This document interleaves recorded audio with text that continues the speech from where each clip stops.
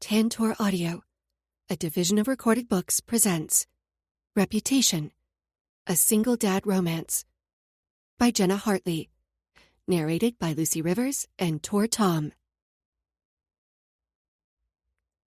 Chapter 1. Emerson. You've got to be fucking kidding me. I stared down at my phone, reading the email a second time. To Emerson Thorne at thehartwellagency.com from Nate Crawford at rainshadowproductions.com. Dear Ms. Thorne, we need to discuss your social media accounts, especially regarding your latest posts. As Brooklyn's nanny, you must realize that your online presence has an impact on my reputation as well. Please confirm receipt of this email and affirm that you will post more appropriate content in the future. Best, Nate Crawford. More appropriate content? I bit out the words. I dealt with my fair share of entitled and eccentric celebrities and pain-in-the-ass parents, but none of them compared to Nate Crawford. He was unbelievable. I sighed and turned my phone on silent before returning it to my bag along with my foam roller. I'd been putting up with Nate's bullshit for months, and I was over it. I didn't care that he was my boss or a billionaire. I didn't even care that he'd been my celebrity crush once upon a time, or that his 11-year-old daughter was quite possibly my favorite human ever. He'd gone too far this time. He'd pushed me too hard for too long, and I was done. More appropriate content? What exactly had bothered him about my content? Was it the fact that I was wearing a bikini in some of my photos? Or was he objecting to my hurdle challenges and technique demonstrations? I mean, really? It wasn't as if I was posting naked photos of myself or hateful speech or anything but encouragement and empowerment.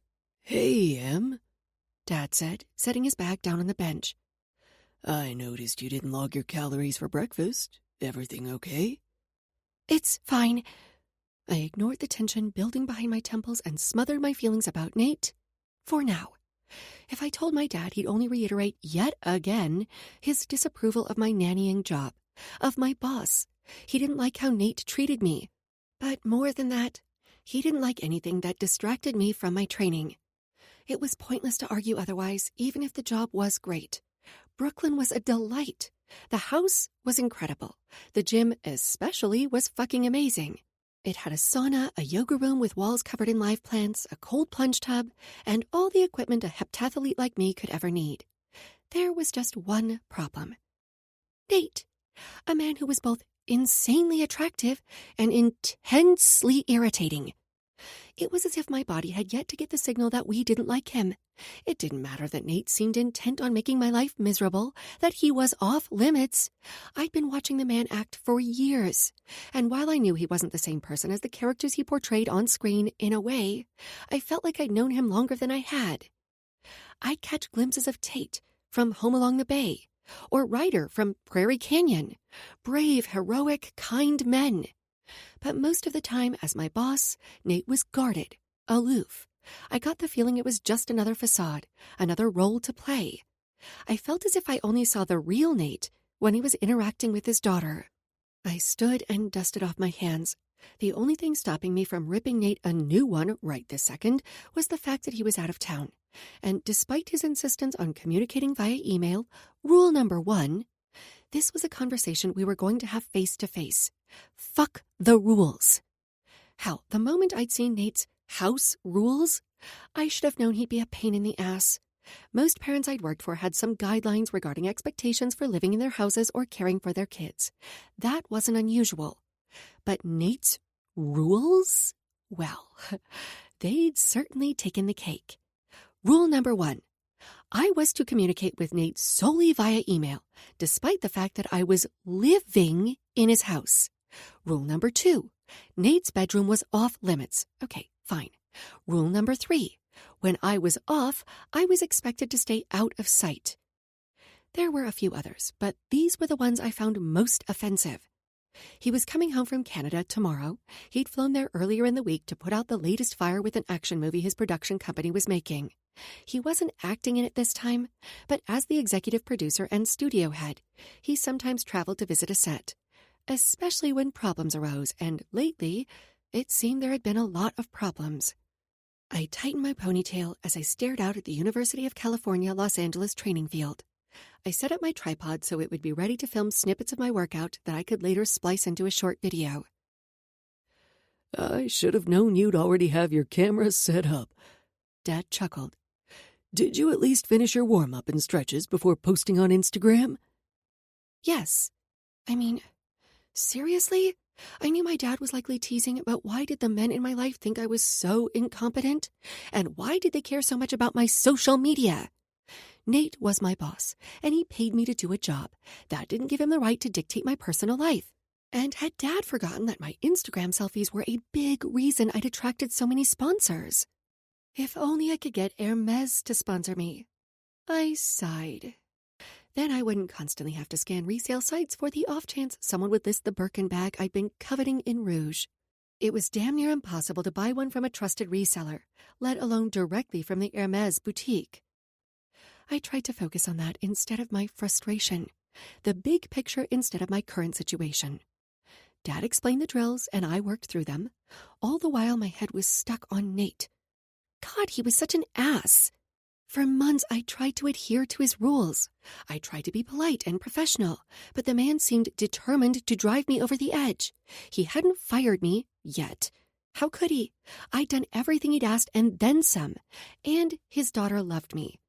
But if he didn't pull his head out of his ass, and soon, I was tempted to ask the Hartwell agency for a different placement. Sometimes I wondered if that was Nate's goal, though I had no idea why. What could I have possibly done to make him dislike me with such intensity? Because even now, 3 months in, Nate continued to act as if he was personally offended by my presence. We were polite to each other in front of Brooklyn. Otherwise, we did our best to avoid each other. I made myself scarce on my days off, rule number 3. But it was difficult, if not impossible, to avoid him completely when my room was just down the hall and I was caring for his daughter. And his emails? Those fucking emails! My hands shook just thinking about them. It was as if he was trying to micromanage me to failure. I'd never had a parent who was so involved, for lack of a better word, and that was putting it nicely. He was so different from the charming man on screen. Nothing like the man rumored to have women dropping their panties faster than you could say Golden Globes. Hell, once upon a time, I'd wanted to play with his Golden Globes. But ever since I'd been hired as his nanny, his demeanor was so chilly, it was as if I'd submerged myself in an ice bath like I sometimes did during recovery. Painfully cold, harsh, and unrelenting. It made me wonder how an asshole like Nate had ended up with such an awesome kid. Brooklyn was funny, sassy, confident, but also kind. Just thinking of her made me smile. Focus, Emmy! Dad called as I headed around the track again. Tap, tap, tap, tap. Inhale. Tap, tap. Exhale. I was so sick and tired of Nate's fucking emails. I clenched my fists. Why couldn't he just talk to me? Was I truly that repulsive? That was how he made me feel. Like I was nothing more than a piece of gum stuck to his shoe. At first I thought it was maybe a staff thing. He wasn't the first rich client I'd worked for, and I got that he was under a lot of pressure. But I also saw the way he treated his chef, Andre, and his house manager, Belinda, and the others in his employ. He was polite, grateful, warm. Even when he didn't like what Jackson or his team from Hudson Security had to say, Nate was still professional. But with me, he was distant and cold, sometimes condescending, and I was over it. Visualize the competition. Instead, I imagined pounding Nate's face into the track every time one of my feet struck the ground.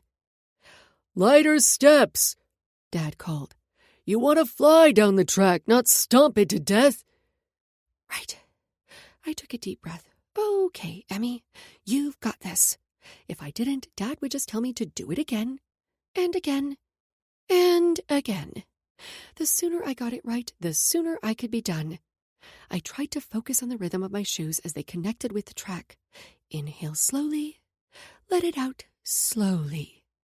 Inhale, exhale. I made another lap around the training field as the sun poured down on me.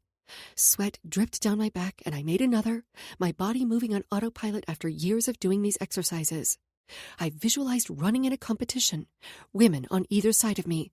I imagined a crowd in the stands. I blocked them out. I shut out everything and tried to focus on the race. I made it a few meters, but then the crowd started laughing, their taunts growing louder and louder as they chanted, "Loser! Loser! Loser!" I squeezed my eyes shut briefly and tried to center myself.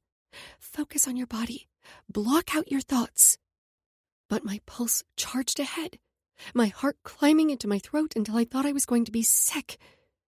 "Now is not the time to back off," Dad said, and I got the feeling he was referring to more than my speed on the track.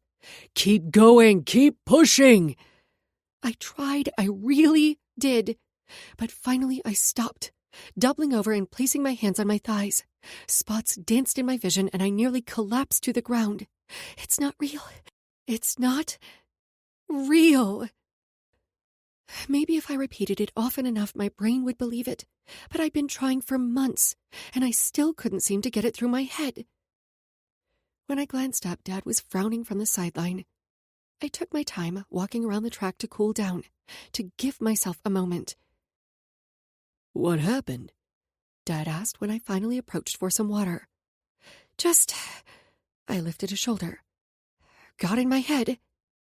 He glanced down at his tablet, making notes. "You mean you let other people's opinions get in your head?" I huffed, drying my face and neck with a towel. Sometimes having my dad as my coach was a blessing and a curse. Like now, when he saw too much and knew me too well. My dads had always encouraged my twin Astrid and me in anything we'd wanted to pursue, but they'd invested a lot of time, money, and energy into my career. Dad especially had devoted himself to it, to me. It was our thing. But lately, I couldn't shake the feeling that I was a disappointment, or worse, a failure. "Come on, Emmy." He lifted his baseball hat with a hawk embroidered on the front, a reminder of the years he'd spent playing pro hockey for the Hollywood Hawks, and scratched his head. "We've talked about this. It was one race. You weren't ready then, but you are now." Was I? I'd torn my plantar fascia nearly a year ago. Since then, I'd rehabbed my body, improved my technique. I should have been at the top of my game. Yet I wasn't. The ironic part was that it wasn't even the fear of pain or re-injury holding me back. No, my mental game was trashed because the first time I tried competing after my injury, I'd had the worst showing in my entire career. I hadn't competed since. "Don't let that one race define you. Define your career." Perhaps sensing I remained unconvinced, he added, "What would Taylor say?" I smiled, thinking of my idol Taylor Swift. "Shake it off," I muttered, shaking out my wrists as if to loosen the bad mojo that seemed to haunt me since that race. "What was that?" Dad held a hand up to his ear, a smile teasing his lips. "I said," I dragged out the word, "shake it off." "You can give me more than that," he taunted. I belted out some of the lyrics, complete with a few dance moves. Dad joined my dance party, and I instantly felt better. Taylor's music might not solve all my problems, but her songs helped me forget, even if only for a moment. "That's right." He nodded as a passerby whistled their appreciation. "You can do this. You can shake off that experience and dominate. I know you can." I appreciated his faith in me, but I wasn't sure I even wanted to compete anymore. I'd accomplished all my goals and then some. 4-time All-American, 2 Olympic gold medals, and enough trophies to fill an entire room. I'd hinted at wanting to retire before, but never outright said it. "I made you an appointment with another sports psychologist," he said. I moved into my stretching routine so I wouldn't have to face him. He'd spent years training me, molding me into a successful athlete. But every day, this felt more like his dream and less like mine. I was honestly happier not competing than I had been in years. Traveling for competitions was exhausting. I had other things I wanted to pursue, like designing an inclusive and adaptive athleisure line. And so many other opportunities I'd had to put on the back burner because they'd take too much time away from my training.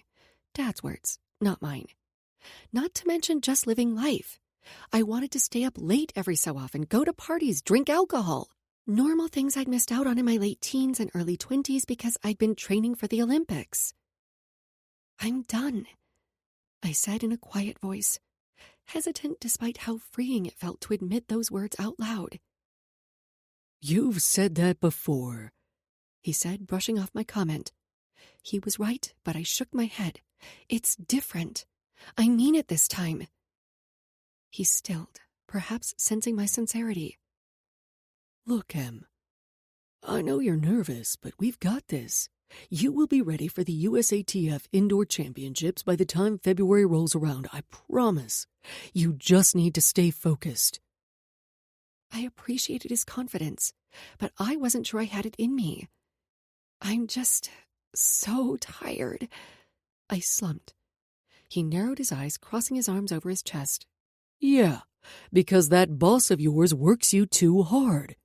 Dad, I chided. We've talked about this. I didn't want to quit. I couldn't quit. My sponsorships brought in some money, but they didn't give me that sense of fulfillment that nannying did. Besides, even if Nate was an ass, I couldn't do that to Brooklyn. But something had to give. He gave me a pointed look, so I said, I'm not quitting my job. But you'll quit on your goals. Ouch. I tried not to wince. I'm not. I'm ready to transition to something new. That's just it. You don't have to, not yet. There will still be time for your clothing line and whatever else you want to do later. I'm tired of waiting, I said. He'd been telling me the same thing for years. I'd put off dreams of traveling, starting other projects, just not being so regimented about every fucking thing. We've worked so hard for this.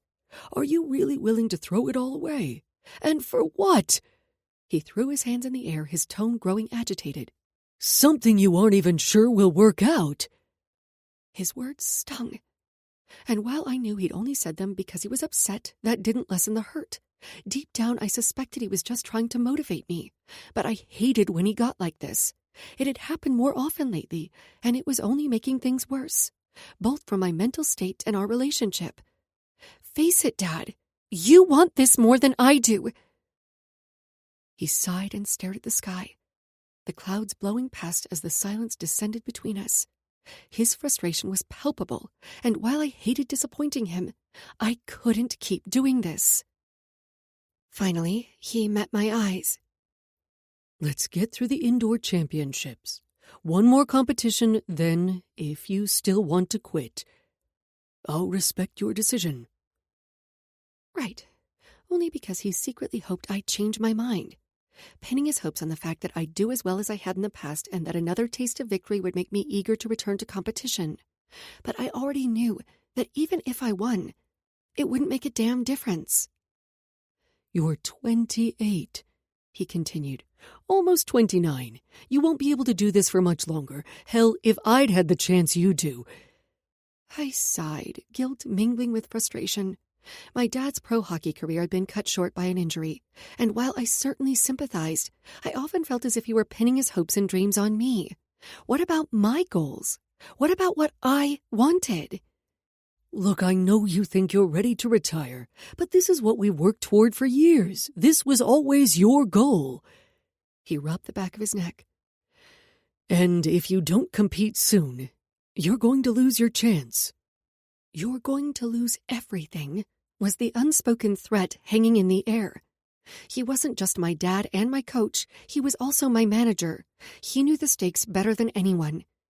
Maybe I'd lose my chance to compete at the level I once had, and if it weren't for the popularity of my tutorial videos and online hurdle challenges, I would have been more concerned with losing sponsors we'd spent years cultivating relationships with.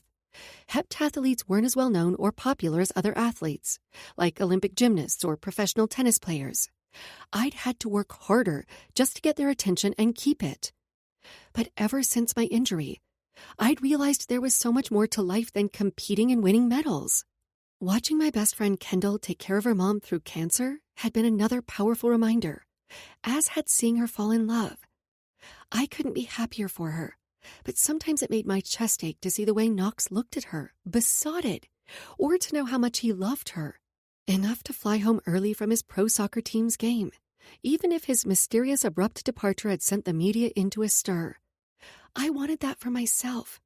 I wanted a man who never made me doubt what we were or how much I meant to him, like my ex had.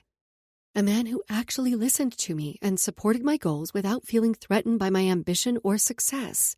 A man who acknowledged me as his equal, a partner who made me feel both protected and empowered. More than that, I wanted a family. Nannying had given me a sense of fulfillment unlike any I'd ever known. It had made me realize that I wanted to fall in love, get married, and definitely have children. But I'd barely had time to date with my rigorous training schedule and the other demands on my time. And I had yet to find someone who seemed worth the effort. Most guys my age weren't ready to settle down, and I was done wasting time on relationships that didn't go anywhere. So while my dad was worried about time running out on my athletic career, I was more concerned with the countdown of another clock entirely. Chapter 2. Nate. "Can I get you a refill, Mr. Crawford?" the flight attendant asked. I shook my head without meeting her eyes. She'd already tried hitting on me once, and I was going to have to ask the employment agency for a replacement.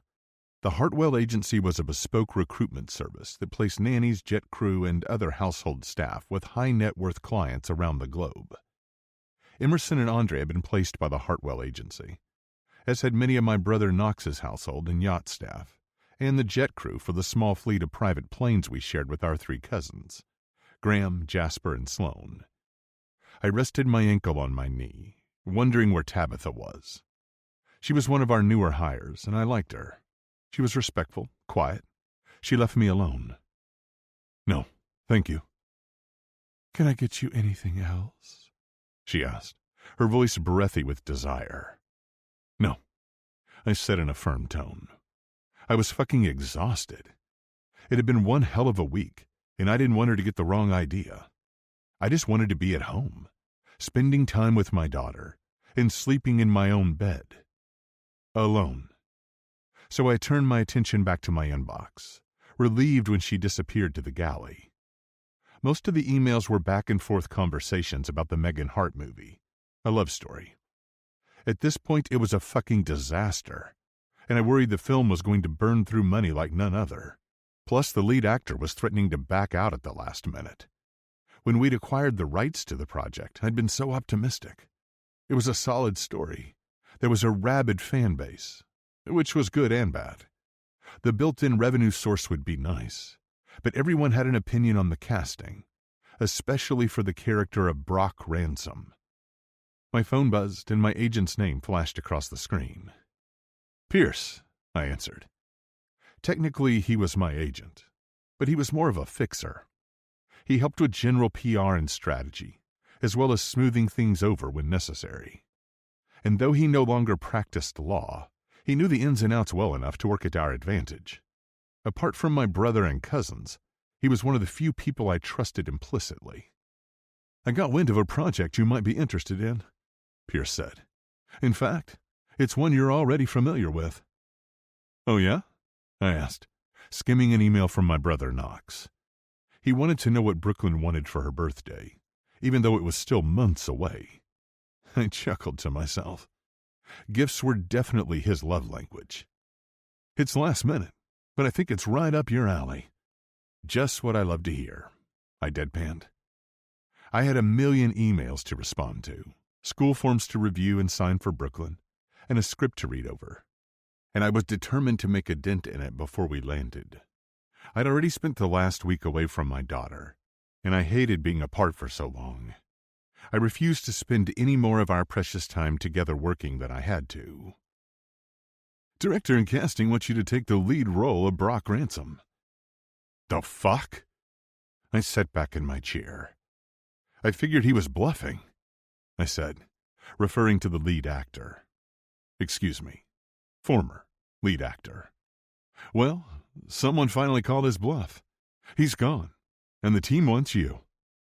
I barked out a laugh. After how much I'd chewed out their asses this past week, I highly doubted that was the case. But they also knew how passionate I was about the project, and the fact that they'd asked me to star in it spoke to their confidence in my ability to carry the film to fruition, their trust that I would bring the role to life. As flattered as I was, I didn't know if I could commit.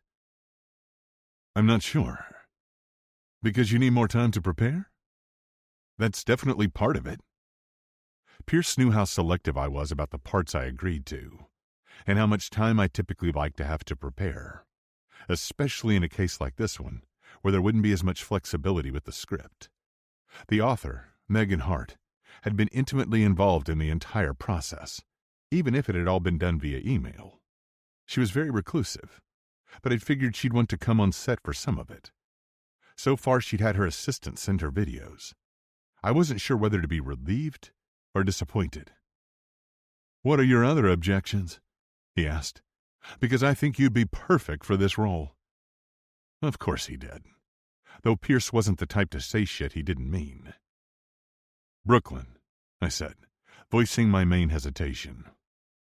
"As you know, most of it will be filmed in L.A., and the Abu Dhabi filming portion will only last for 3 weeks. Hell, part of it's over winter break. You could take her with you." I wasn't sure I had the time, let alone the desire, to take on another project. I was already stretched thin, and I knew it was affecting my daughter. So to ask her to give up part of her vacation to join me in Abu Dhabi for work?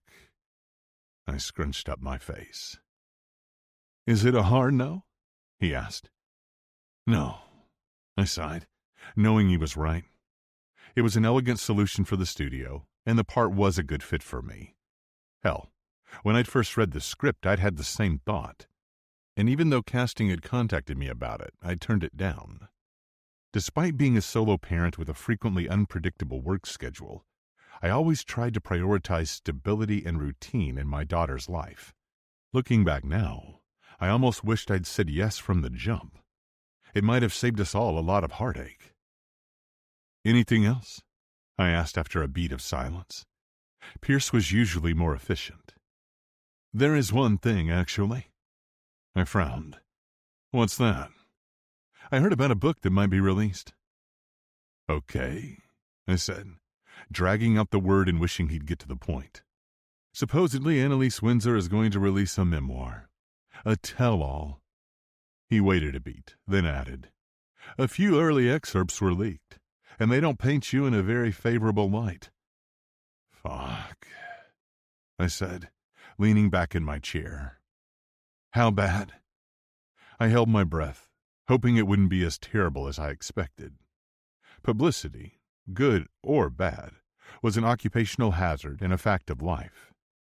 I was even more of a target, since I was one of the billionaire heirs to the Huxley Hotel fortune. My grandparents had started the company decades ago, with one hotel and their entire savings. Today, the Huxley Hotel's empire spanned the globe, ranging from budget-friendly extended stays to high-end luxury resorts. I might not have a hand in the day-to-day operations of the family business anymore like my cousins did, but my time there had taught me some valuable lessons that carried over into my role as an executive producer and studio head. "Bad. I'm sending them over now." As soon as the email arrived, I opened it and scanned the contents. Supposed lurid details of our relationship. Allegations of wild parties, alcohol, illicit sexual acts. Not all lies, but not all truth either. Still, her greedy, attention-seeking behavior reminded me so much of my ex-wife Trinity that I couldn't see straight. I gripped the armrests, wishing I could toss my computer across the cabin. I should have known better. To most people, most women especially, I was nothing more than a meal ticket, a conquest, or a fast track to the Hollywood career of their dreams. Annalise was no different, though she must really be hard up for money if she was trying to cash in on our failed relationship even now, years after it had ended. "Unbelievable," I seethed. How the hell was I supposed to model healthy love and romantic relationships for my daughter when my exes kept pulling shit like this? Fortunately, I had a great kid. And while I'd once dreamed of having more children, I couldn't imagine putting myself in a position to give someone that much power over me ever again. We'll take care of it. I've been in touch with your legal team, and I've already started working on some PR strategy as well. We don't want this to impact award season. Agreed. Let's have a meeting later this week to discuss it more in depth, I said, hoping we could quash this quickly, and with little drama or expense.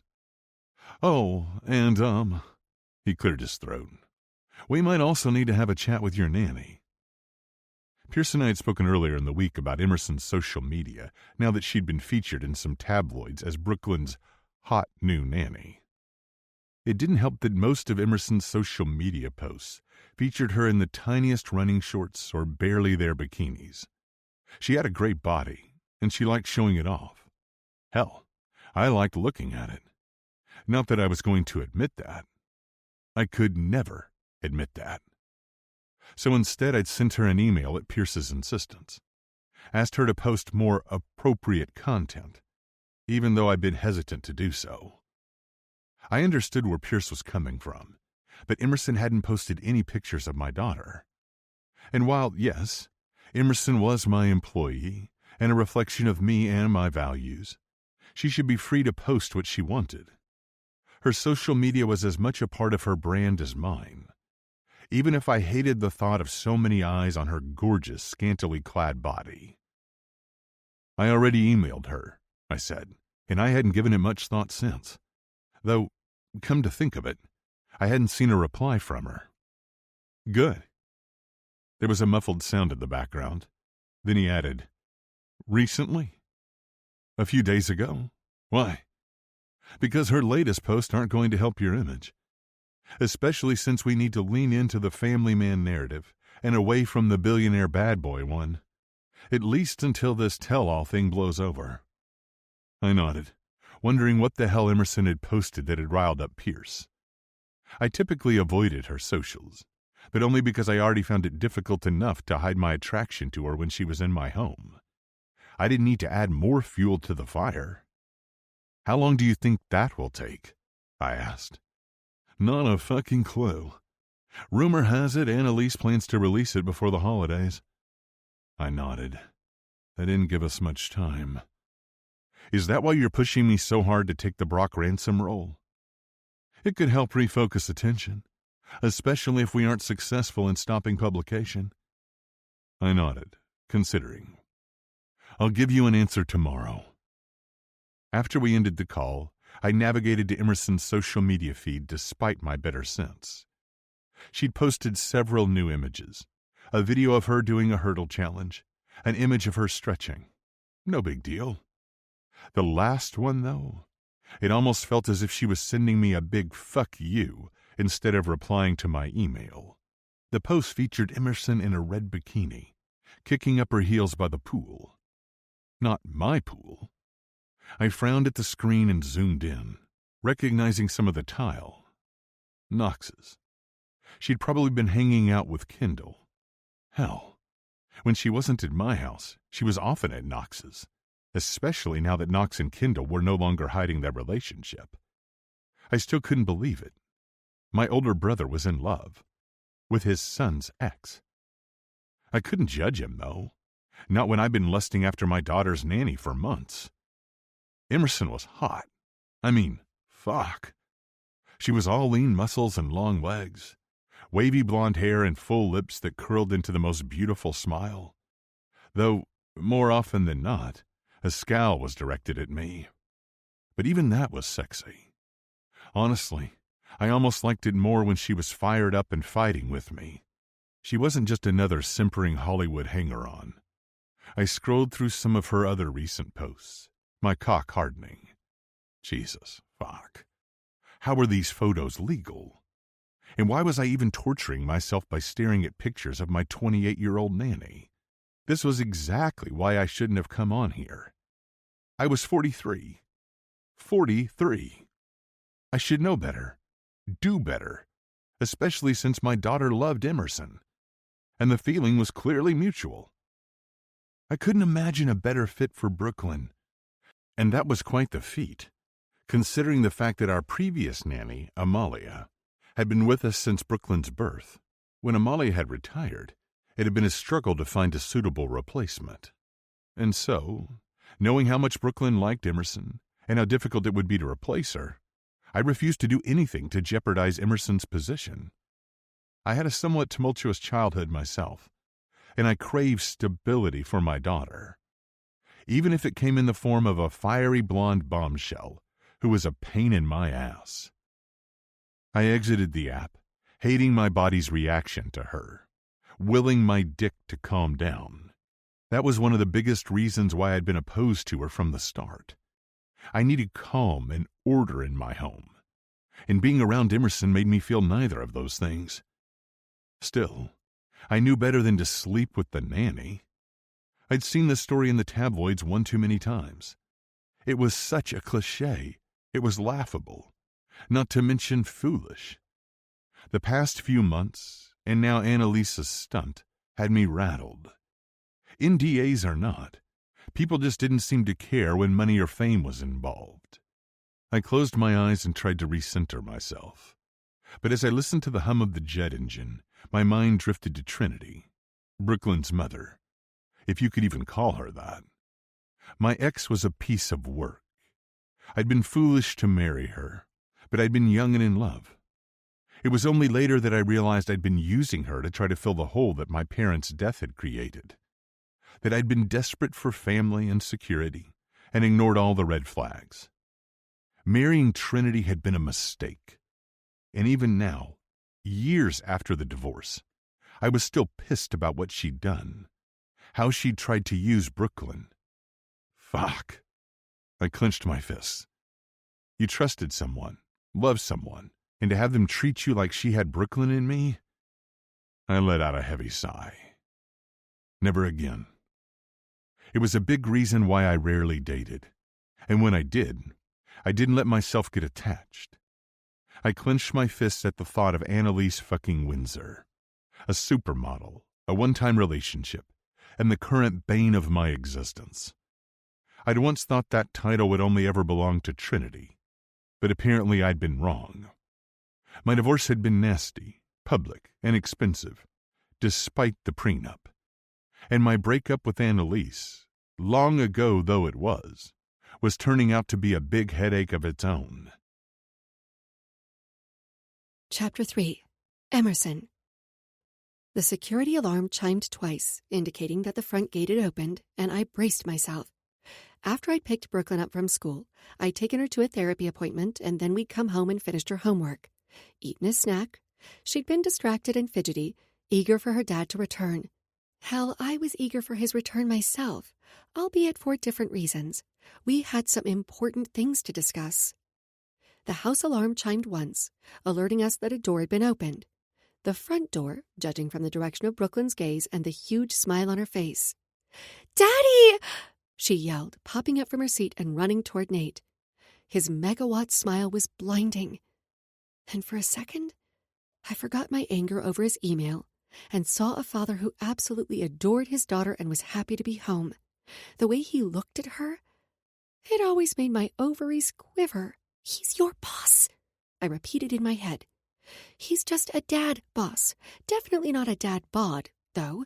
Great. This was so not the time for my brain to short-circuit and focus on the fact that Nate had been my celebrity crush for a decade, while ignoring the way he'd treated me the past few months. Even so, I couldn't help but appreciate his physique. I mean, damn, he looked good.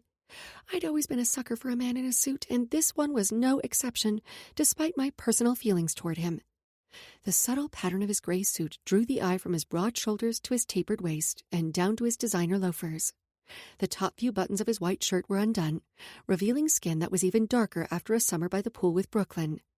Scruff lined his jaw, the rich brown color slightly darker than his wavy hair that looked as if it had been highlighted by the gods themselves. "Dad!" Brooklyn yelled, launching herself into his arms and breaking me out of whatever trance I'd been in. "I missed you so much!" He buried his face in her neck, and I hung back, giving them a minute. The way he doted on her was... Ugh. Sometimes it made it easy to forget how infuriating he could be. Fortunately, between Nate's busy work schedule and my training, we were rarely ever home alone together.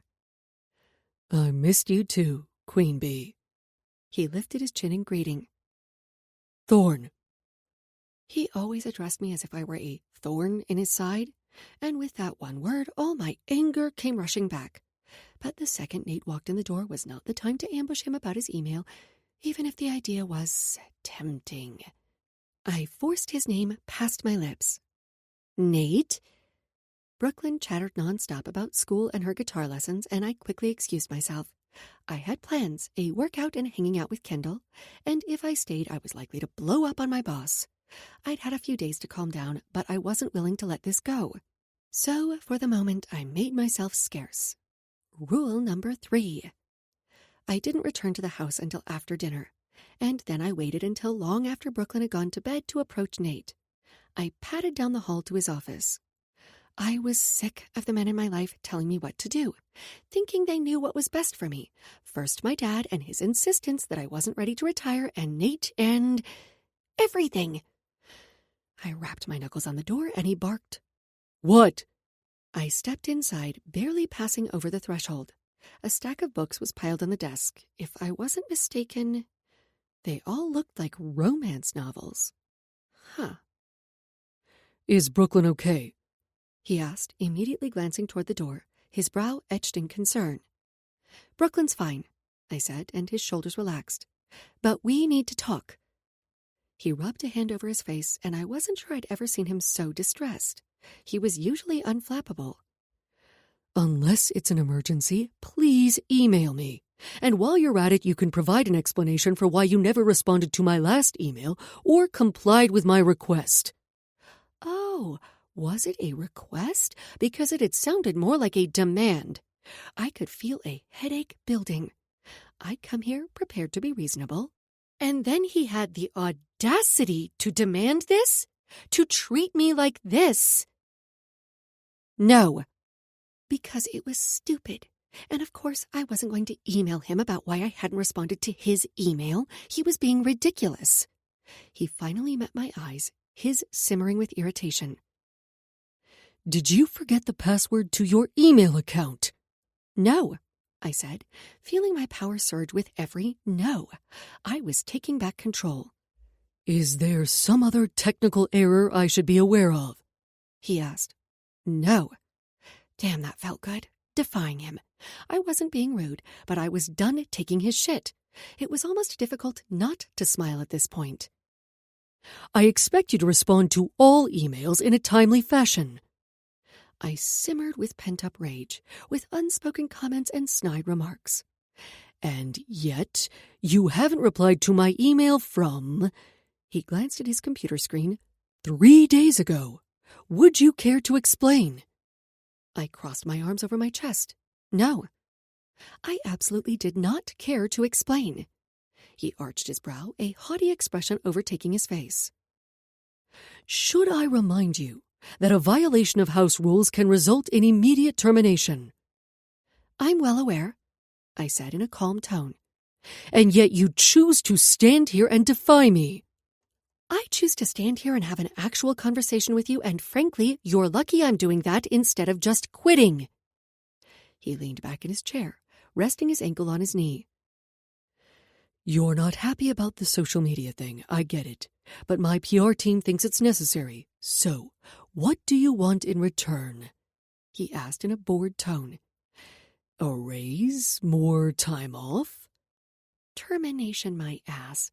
The man wasn't going to fire me. Brooklyn adored me, and Nate needed me. Hell, he was offering me a raise on the heels of threatening to enforce the house rules. He gestured to the chair across from him, but I remained standing. He tilted his head to the side, eyebrow raised. If he was trying to intimidate me, it wasn't going to work. There was no way in hell I was going to let him dictate what I could and couldn't post. It was my profile and it was my body. But that wasn't even the real issue. Some respect would be nice. I adore your daughter, I take care of her and love her, and yet you treat me with nothing but contempt. What will it take? He asked, as if it was a foregone conclusion. 500 extra a week, 1,000. No! I clenched my fists. Hell, maybe I'd come here looking for a fight. This isn't about money. What is it about, then? He asked, clearly exasperated. As if that was the only thing I could possibly want. Did he really think so little of me? It's about having some fucking decency. You've made it very clear that you don't want me here and that I'm not valued.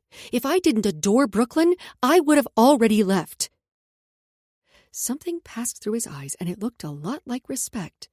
In reality, it was probably just shock. I didn't get the feeling Nate was used to anyone contradicting him. He rubbed his jaw. Part of me was convinced he was going to tell me to fuck off. But then he said, Contrary to what you might think of me, I don't allow many people into my life, let alone into my home. He shifted. And the fact that I've let you anywhere near my daughter... He shook his head. Well, I wouldn't if I didn't trust you. You say you trust me, but you micromanage me, more than Andre or Belinda or anyone else. And while I get that you're entrusting me with your daughter, that doesn't mean you get to dictate aspects of my life that are private. Is it private when you post about it on the internet? I narrowed my eyes at him, prepared to call him out for being a hypocrite, but he had the decency to look chagrined. You're right, He hesitated, then said, overstepped. But this is... new. He seemed to have difficulty with the word. You have to understand that for the past 11, almost 12 years since Brooklyn was born, we've had the same nanny, a woman who was also one of my nannies as a child. I nodded. I understood how difficult change could be, but that didn't excuse his behavior toward me. At least he was finally opening up, finally acting more human. I'm all Brooklyn has, he said, tapping his chest. Me, her mother... He sighed and seemed to think better of whatever he'd been going to say. My daughter means more to me than life itself. I softened at his words, and the vulnerable look on his face. I know. I shifted on my feet, my voice suddenly quiet. I see how much you love her. But you're wrong. He furrowed his brow. You're not the only person in her life, I said. She has her aunt and uncles. She has her cousin. She has Sophia and her family, and she has me. But for how long? He asked. That depends on you. This was it. I was putting it all on the table. He could fire me for all I cared. I adore Brooklyn, but I can't live like this anymore. If things don't change, I will request a new placement. He jerked his head back, clearly shocked. What would it take for you to stay? He finally asked. Since I know it's not more money. You're not going to like my answer. Perhaps, but Brooklyn likes you. She trusts you. He paused, turning more contemplative before he added, And I need you now more than ever. I wasn't sure what that meant, but it definitely piqued my interest. I didn't think you needed anyone, I said, least of all me. I appreciate you. I probably don't tell you that enough. Enough? I wanted to laugh. He'd never told me that, and the timing felt a little too convenient, except for the fact that he seemed sincere. I do, he said, perhaps sensing my surprise at his words. And I know Brooklyn does too, especially when I can't be here, which brings me to something I'd like to discuss. He shifted in his chair. I'm considering a role in a film, but I can't accept unless I know you're on board. I frowned, shocked he'd even seek my approval. Is it a long filming schedule or something? He shook his head. Quite the opposite, but it could be disruptive, considering the location and the fact that I want to take her with me. When? I asked. Late December, after Christmas. We'd be gone for a few weeks. Where? Abu Dhabi. My eyes went wide. Oh my God. Was he going to... Yes, the role is in the Megan Hart adaptation. Ah, so that explained the books. And since I don't want to make Brooklyn's life any more chaotic than necessary, I'd need you to come too. For a moment, my mind got stuck on the words, "need you to come," spoken in Nate's rich voice. A myriad of fantasies threatened to play out in my head, but I quickly shut them down. Sleeping with my boss was out of the question. Not that he was even remotely interested, at least if his disdain for me the past few months was anything to go on. Besides, the Hartwell agency had a firm non-fraternization policy. Breaking that rule would have serious repercussions, at least for me. For Nate, it would probably only add to his allure. I might love to push the boundaries, but even I had some lines I wouldn't cross. I didn't want to be known as the girl who'd had sex with her famous boss. I wanted to be remembered for my accomplishments, my athletic career, and, well, whatever the future might hold. Thorne? He asked, using my last name as he often did. What? I shook my head to clear it. More like, what the hell was wrong with me? Nate had been kicked off my celebrity fuck it list months ago. Abu Dhabi. It was months away, but I knew it would be here sooner than I realized. This was my chance to establish new boundaries, to figure out a path forward with Nate, if that was what I wanted. Part of me wanted to tell him to go fuck himself, but a bigger part of me wanted to stay for Brooklyn. Oh, who was I kidding? I couldn't leave her, no matter how deplorable Nate's behavior had been. First, I said, ticking off a finger, I'm not changing my social media. He huffed. You don't have to stop posting. Can you please just tone it down some? Less, he cleared his throat, sexualized. My eyebrows rose so high I could only assume they disappeared into my forehead. Was he serious? The man who had shirtless photos in his boxers on his own feed was telling me to post less sexualized content? What a hypocrite! No, I said, standing my ground. He could take it or leave it, but this was non-negotiable. I shouldn't have to explain to you that my social media is tied to my career, my livelihood. You're right. He sighed, and I was shocked he'd caved so quickly. I'll talk to my team. What else? I blinked a few times. He really must be desperate. I'll need time to train while we're in Abu Dhabi. I have a competition in late February, and I need to be prepared. We'll make it work. I'll have some free time. And if it's too much, we can arrange for an additional nanny from Hartwell. I nodded. I had faith he'd make that happen. Nate was a man of his word.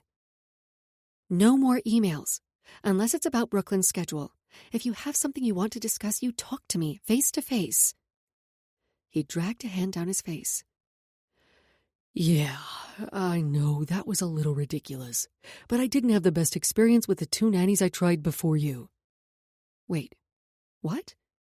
I couldn't believe he'd actually admitted that. What the hell was going on? Instead of questioning it, I decided to question him. Were they irresponsible or something? That would have almost been preferable. I waited for him to elaborate, surprised when he finally said, One was so starstruck, she couldn't seem to speak in my presence. Definitely not something you struggle with. I barked out a laugh, still trying to grapple with the fact that I'd come here pissed, and now Nate was revealing things about himself, putting me at ease. No. In fact, I seemed to have the opposite problem. I said too much. I was too honest. It got me into trouble most of the time. And the second tried to seduce me and sell my underwear on the internet. I started laughing, but when Nate didn't join in, my eyes went wide. You're serious? Oh, yeah. He rubbed a hand over his jaw. That's horrible. He lifted a shoulder as if that type of thing was a regular occurrence. Welcome to my life. I seethed, a fire burning inside me. No one deserves that. He rubbed a hand over his jaw, evaluating me. Most people think it comes with the territory. If you're famous, you're fair game. They feel entitled to a piece of you. Well, I think that's bullshit, I said, feeling as if I understood him better now, as if I... sympathized with him. And I would never violate your trust like that. Even if I hadn't signed an NDA, I'm sorry that happened to you. Thanks. He blew out a breath. So, will you stay? There was hesitancy in his tone, vulnerability too. I considered it a moment before answering. Only if you'll agree to my terms. You'll stop with the emails and the micromanaging, I said, leaving no room for confusion. You'll treat me with respect. You won't pretend I don't exist. He opened his mouth, presumably to protest, and I held up a finger to silence him. If you can do all that, then yes, I'll stay. I adored Brooklyn, and the fact that Nate had heard my concerns and acknowledged them made me more hopeful than I'd been in a long time. So when he said, I will try, with a solemn expression, I was willing to give him a chance. And Abu Dhabi? He asked. I need time to prepare for the role, and there will be studio parties and other events I need to attend before then, so you'd have to miss Christmas with your family. I waved a hand through the air. It's fine. Better than fine, actually. It would give me a break from my dad and all the tension simmering between us. I couldn't imagine spending a week with him scrutinizing my every move. If I was getting enough calories, the right calories. Debating if I was building muscle fast enough, resting adequately. It was all too much. My dad wasn't happy that I wanted to retire, and it was impacting my relationship with Papa J and Astrid. It was affecting everything from my day-to-day life to my holiday plans. Holiday plans that now included spending Christmas with my boss. What have I gotten myself into now? Chapter 4. Nate. Emerson strode into the kitchen, her hips swaying to the beat of the music streaming through her headphones. It had been a week since our conversation, our truce, if you could call it that, and I was trying to be more accommodating, more friendly. Brooklyn was still at school, and Emerson must have just finished a workout. She headed for the fridge without noticing me. It was a good distraction. A dangerous distraction. A necessary one, especially after my latest conversation with Pierce. Not only was Annalise Windsor's tell-all still moving forward, but Trinity's lawyers had been in touch. My ex-wife was contemplating filing for a change in our custody agreement. It was bullshit, but I had faith that it would blow over. It always did. With Emerson's back turned to me, she moved her ass, sinking low to the floor in a move that had my blood thumping and my cock standing up to take notice. Holy. I felt bad for watching, but what the hell was I supposed to do now? I couldn't look away, didn't want her to stop. Her body was beautiful, powerful, but she was also lithe, graceful. She yanked out her earbuds and grabbed some protein powder from the pantry. How was your workout? I asked, knowing I shouldn't let this go on any longer than I already had. She jilted, her back still to me. She seemed frozen for a minute, then asked, How long have you been standing there? In a tight voice. Long enough, I said. Long enough to get a hard-on. Long enough that I should have said something sooner, walked away sooner. She took a deep breath, straightening before she faced me. My workout was fine. Her smile was forced, her voice too bright. I coughed into my fist to stifle a laugh. She tilted her head. What? I asked. You've never once asked me about my workout before. Are you feeling okay? She teased. I rolled my eyes and shut the door to the fridge. I was trying this new thing called talking to her, because even now, nearly a week later, Emerson's words still rang in my head. You don't want me here. I'm not valued. If I didn't adore Brooklyn, I would have already left. She couldn't have been more wrong. And I hadn't realized how close I'd been to losing her. I was still worried she'd decide to leave. And while I'd been determined to keep her at arm's length in the past, that strategy wasn't going to work anymore. I respected her for speaking her mind, even more so for sticking it out for Brooklyn when she was clearly miserable. I made her miserable. I'm fine, I said. And you're deflecting. Her jaw dropped. What? You're joking to avoid having to answer the question. Yes, I know what deflecting means. I should think so too. I leaned my hip against the counter. You're practically a master. She glared at me. Hey, I held up my hands. You're the one who wanted me to stop with the emails. Yeah. She tilted her head. I'm seriously reconsidering that now. I crossed my arms over my chest, gratified by the way her eyes darted to my biceps. Don't me. She wagged her finger at me. Damn, this was fun. She was fun when I allow myself to let my guard down around her.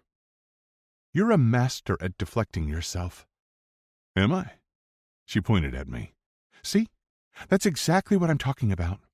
You answered a question with a question. Is that a problem? And again. She threw her hands in the air. Fine, I said, amused by her irritation. Tell me how your workout was, and I'll answer a question of yours. She arched an eyebrow. You'll answer it without answering in a question. If that will make you happy. She rolled her eyes, then said, My workout was fine. I pressed my hands to the counter. You already said that. I'm going to need something more. Was it just fine? She huffed. My legs felt like lead when I started. I barked out a laugh. That wasn't what I expected you to say. So what'd you do? Decided that maybe 100% doesn't look the same every day, but I'd give the 100% I could today. I nodded. That's very astute. Lately, it felt as if my 100% wasn't good enough, that there wasn't enough time or energy to do everything that needed to be done. From running the studio, to parenting Brooklyn, to learning the lines for my new role and working out to maintain my physique. I often dropped into bed exhausted and feeling like I'd fallen short in at least one area, if not more. If not for my team, if not for Emerson, I didn't know how I'd accomplish anything. And I'd done a terrible job of showing her just how much I valued her, which was why I'd made a stop on the way home. I have something for you. You do? She eyed me suspiciously, leaning her hip against the counter. I grabbed the orange gift box from the floor and set it on the counter. Happy birthday, I said, quickly adding, from Brooklyn and me. I'd wanted to do something nice, something to show my appreciation for everything she did for us. For me, really. And her birthday had given me a convenient excuse. For a minute she'd stared at the box with the Hermes logo on it, unblinking. Oh no. Did I screw up? Kendall had assured me that this was the one Emerson would want. And the hoops Jay and Sloan had jumped through to make this happen? Emerson lifted the lid, gasping when she saw the brand new Hermes Birkin in Rouge. The bag cost almost $20,000, which wasn't a big deal, but the waiting list often stretched for months. Even my celebrity status and offer to pay above the asking price weren't enough to secure the bag in such a short time frame. At least, not until I'd called in reinforcements. Sloan, an Hermes collector herself, and Jay, my stylist, had been able to pull some strings, though their assistance had come at the cost of revealing who I wanted the bag for. Magically, 2 days later, the bag was mine, despite the popularity of the color. Wow! She looked at the purse but didn't remove it from the wrapping. It's beautiful. She blinked a few times, then shook her head. Thanks. But I can't. She pushed it toward me. I can't accept it. Why the hell not? I barked before I could stop myself. She let out a heavy sigh. It's too much. If you ask me, I said, pushing it back to her, it's not enough. Her eyes lingered on it, the longing clear even as she looked as if she was going to refuse again. Before she could say anything, I said, Take it, Thorne. You know you want to. She dropped her head. Yeah, but I can't. I stepped closer, ducking to meet her gaze. You can, and you will. Now say thank you and enjoy carrying it. So bossy. She smiled despite herself. After a pause, she seemed to give up the fight. Thank you. I absolutely love it. Good. That filled me with more satisfaction than it should have. I'm surprised you're home so early. I thought you had a meeting at the studio today. I did, but I left early so I could be home in time to get Brooklyn. Is everything okay? Everything is more than okay. I'm giving you the rest of the day off as well as tomorrow. Really? I nodded. Yes, really. Happy birthday. But how'd you... She glanced toward the garage, then back at me. Traffic is awful this time of day. Well, it's L.A., so it's pretty much always terrible. I took the helicopter. Oh, right, she scoffed, affecting a blasé expression. The helicopter. What? Sometimes I still can't wrap my head around your life. Around the fact that you take a helicopter regularly, just to avoid traffic. It's not that unusual. She barked out a laugh. Maybe not in your world. What are you talking about? You're part of my world. She scrunched up her face. No, I'm not. Not really. She'd never outright said it, but I knew her family was well off. One of her dads, Declan Cross, used to play pro hockey for the Hollywood Hawks, and her other dad, James Thorne, was one of the most sought-after plastic surgeons in L.A. They'd had twins, Emerson and Astrid, via surrogacy, an expensive process. And their Aspen vacation home had been featured in a prestigious design magazine. So you've never taken a helicopter to avoid L.A. traffic? I asked. She shook her head. No, I've never taken a helicopter, period. Are you scared? No, she scoffed. I just never had the opportunity. Would you want it? I don't know. I guess. Maybe. Interesting. Most people I knew would have jumped at the chance to avoid L.A. traffic, to take the easy way, the VVIP way. Did Brooklyn tell you about her school play? She asked, and I was grateful for the excuse to continue talking, only that she's excited to play Rumpelstiltskin. Emerson grinned. I love that she went for that part. I busied myself with filling my water bottle. I love that she's taken an interest in acting, but I hope she doesn't make a career of it. Why? Emerson asked. This industry can be brutal, and it can really fuck with your head. She's already going to face enough media and scrutiny for being my kid. Even if she's talented, people will always say she didn't earn it. People could say that regardless of who her dad was, or what industry she works in. I inclined my head. True. And she is talented. We were practicing her lines last night, and she's a natural. I nodded. You don't think her classmates will find it odd that she's performing a traditionally male role? Emerson's expression darkened. Are you referring to that little shit, Randy? I sighed. Is he causing trouble again? Is he ever not? Emerson asked. Touché. Has he done something specific to Brooklyn? Do I need to get involved? It's handled. For now. She let out a sigh, her eyes flicking briefly toward the ceiling. I wondered what that meant, but I trusted Emerson to take care of it. She was just as protective of Brooklyn as I was. I'd never doubted that, not for a moment. But now that I'd stopped avoiding her so much, I'd seen the full extent of just how devoted she was to my daughter. Speaking of Brooklyn, I said, thinking it was the perfect segue, I have a huge favor to ask. Besides going to Abu Dhabi? She teased. Yeah. I rubbed the back of my neck. Besides that.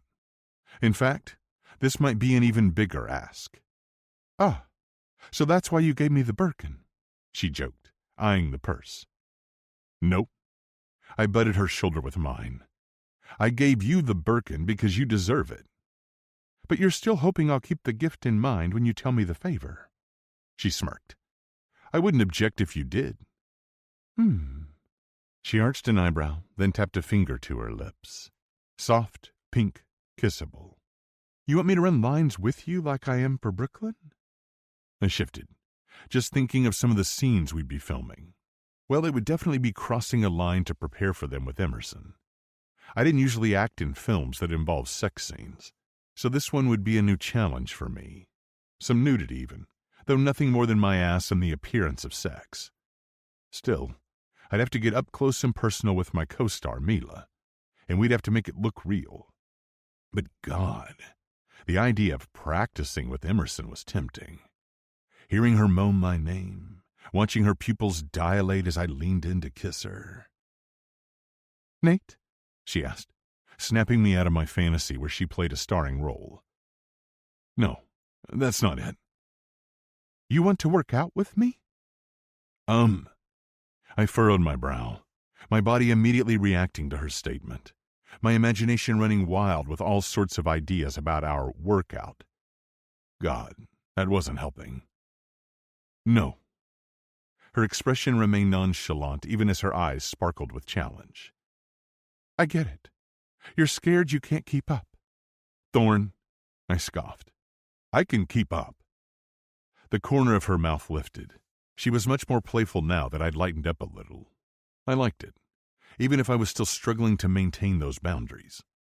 She might live in my home, but I was still her boss. She eyed me with a fair bit of skepticism. "I'm not so sure about that."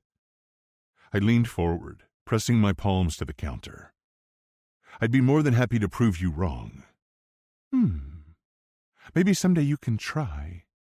Now, back to this favor," she said. "You want me to drive the McLaren?" I barked out a laugh. Also no. Though I wondered if she wanted to drive it. Hell, who wouldn't?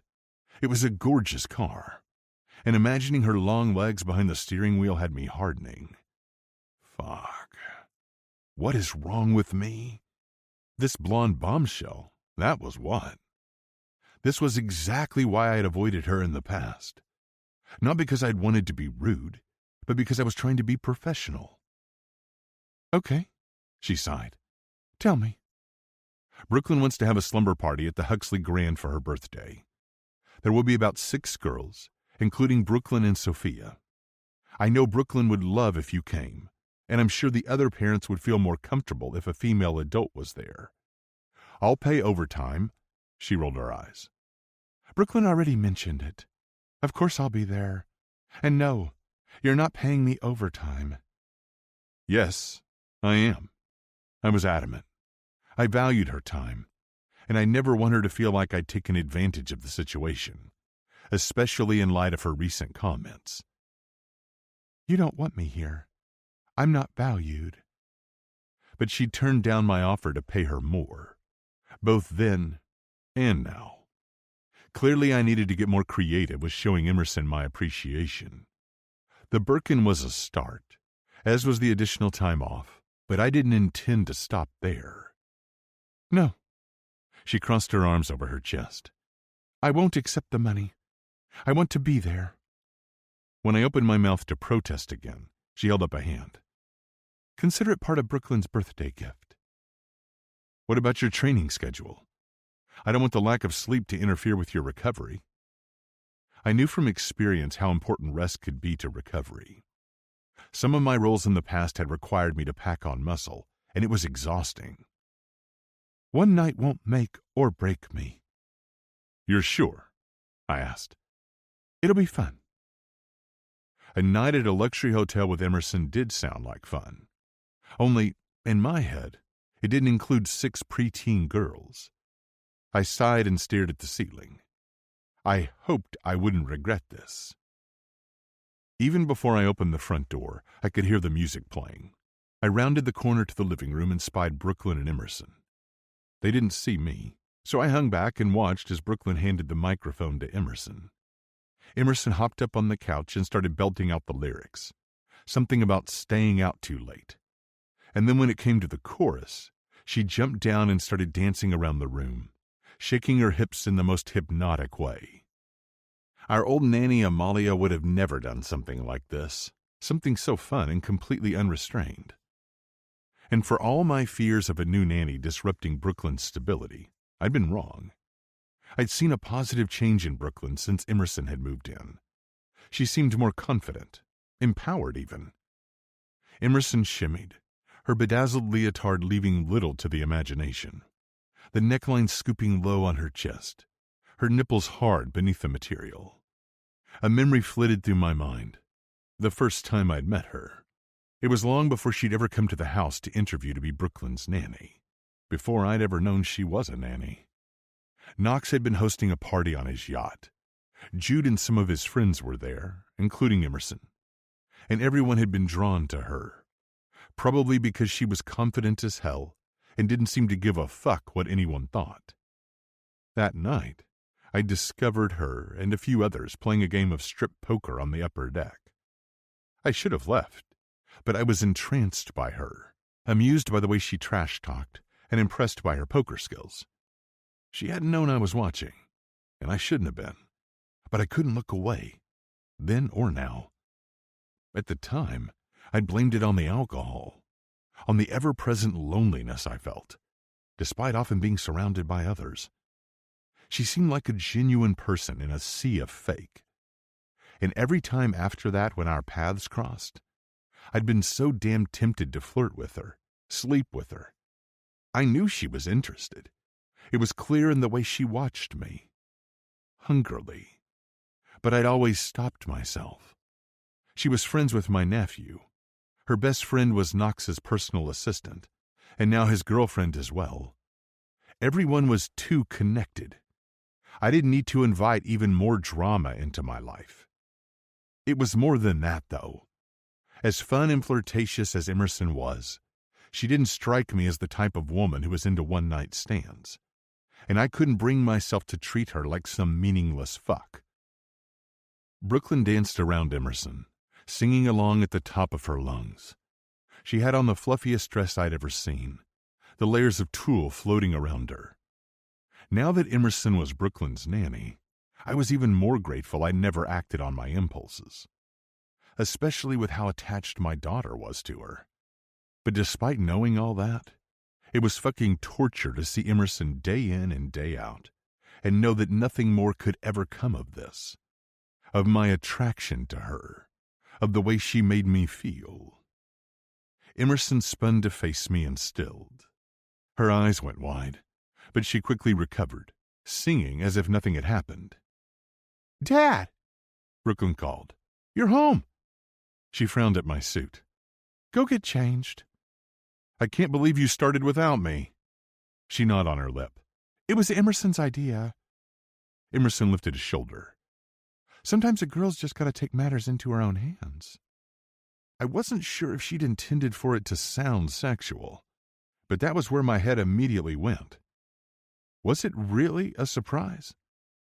The past few months since Emerson had started working for me, it felt as if she was everywhere I turned.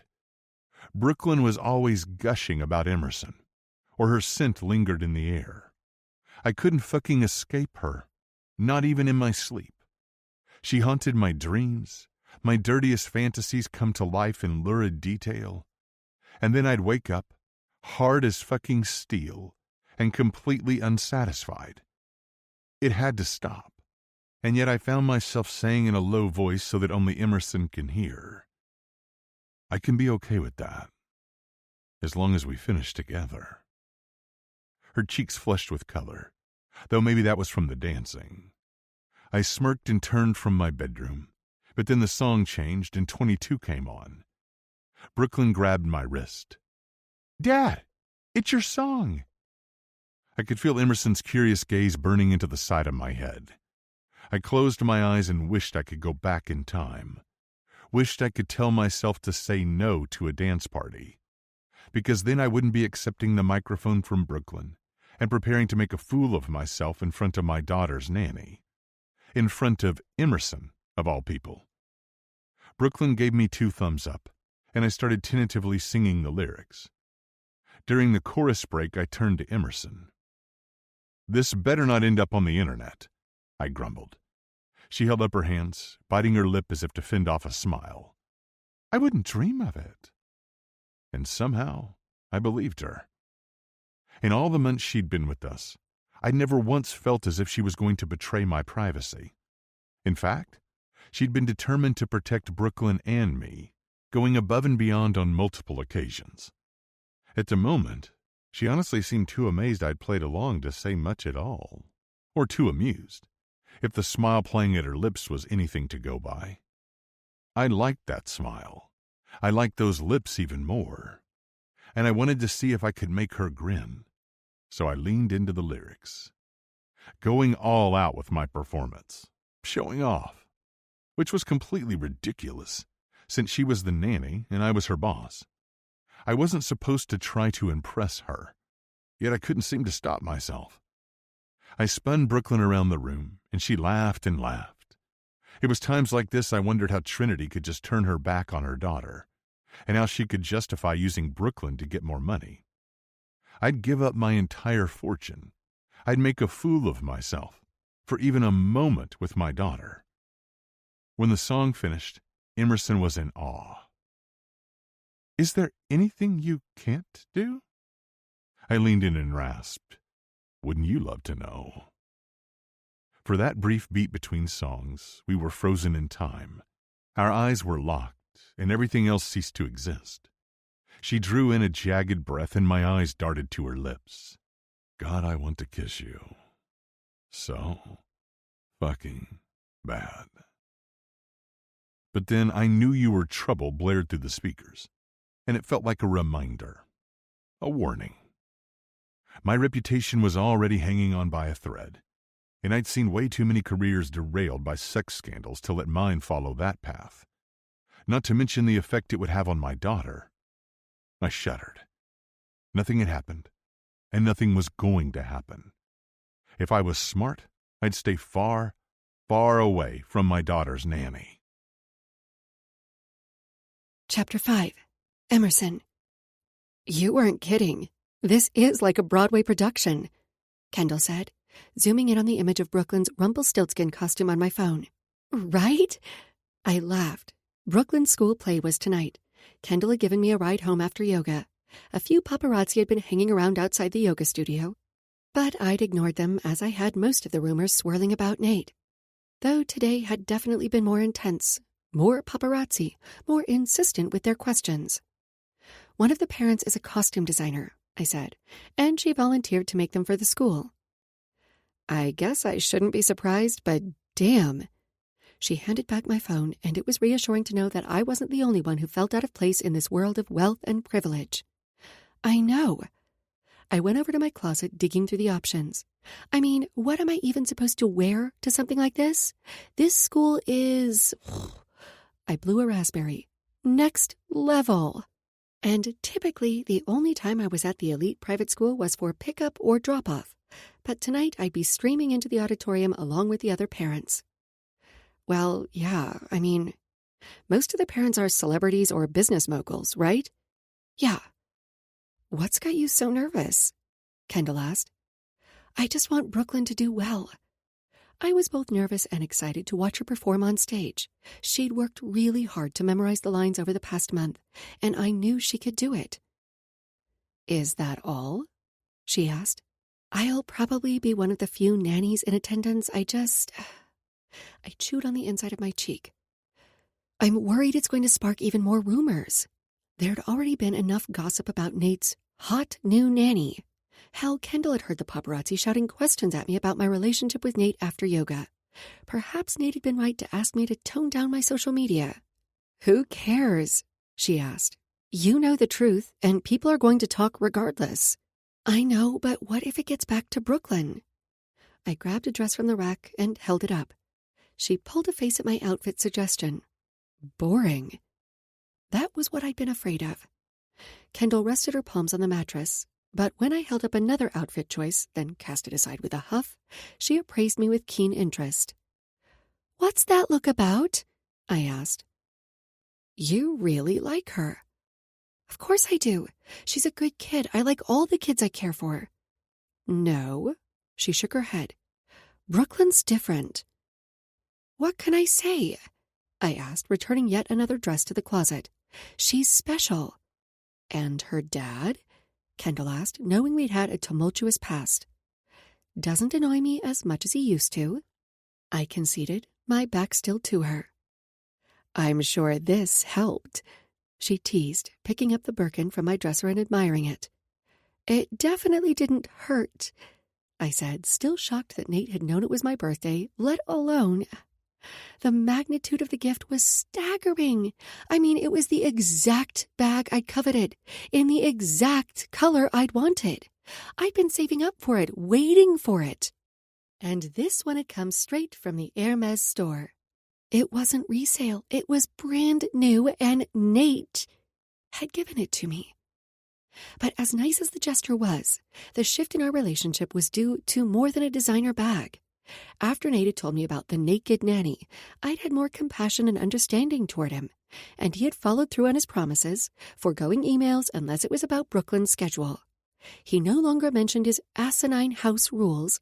It was almost as if they ceased to exist. Though I never went in his bedroom, that was still a rule I adhered to. And while he respected my time off, I was no longer relegated to the guest room like a piece of furniture. He'd invited me to join him in Brooklyn for homemade pizza nights. Just the three of us, and we'd had a dance party or two. Kendall stood, going over to the closet. What about this? She held up a dress, clearly avoiding my question. It'll look great with your Birkin. Everything looks great with my Birkin, I said, studying the dress, but that definitely has potential. I held it up to me. You're going to look hot. You always do. Thanks, but I wasn't going for that. I know, but... She rolled her lips between her teeth. I just figured with all the sexy single dads. I rolled my eyes. Nah, not interested. When was the last time you even went on a date? My life is too hectic right now. She narrowed her eyes at me.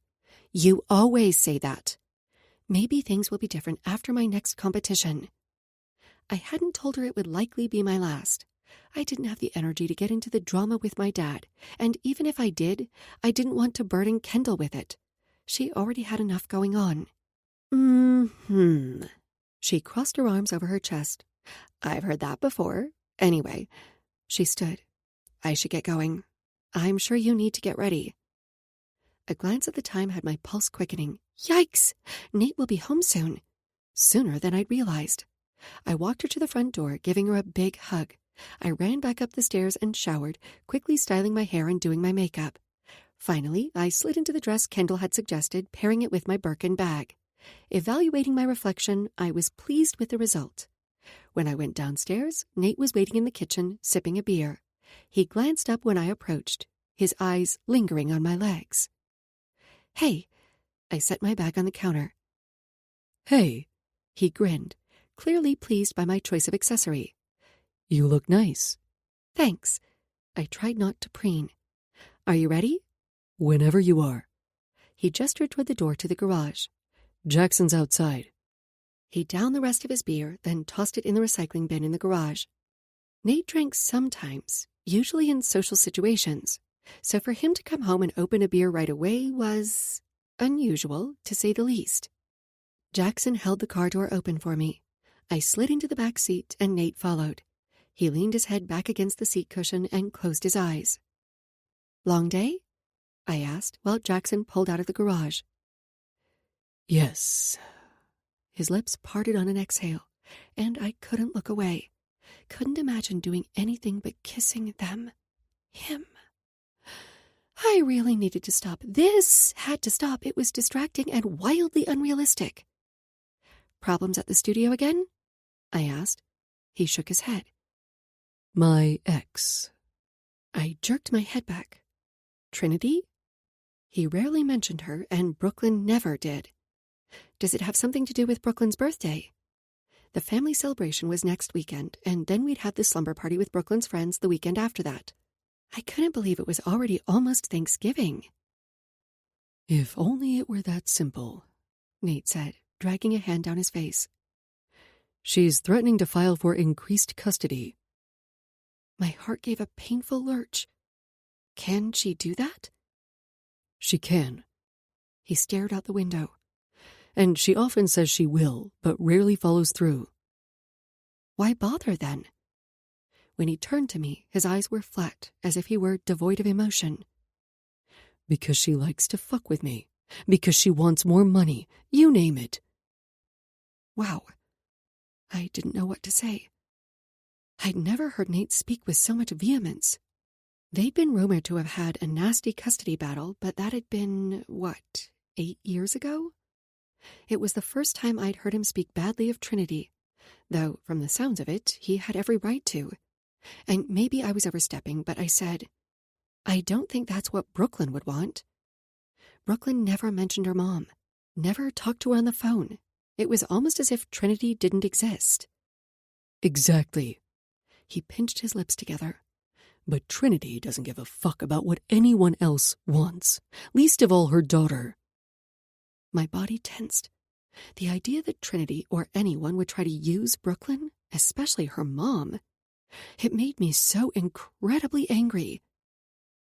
Sorry. Nate scrubbed a hand over his face and then stared out the window. I shouldn't be telling you all this. Shouldn't. The word fell like a hammer, cleaving me apart. Did he not trust me? And could I really blame him if he didn't? I knew it wasn't personal, at least I hoped it wasn't. Nate had been burned countless times by his ex-wife, by former nannies and staff, and I was positive I didn't know the half of it. Nate. I reached out as if to place my hand over his, but then retracted it.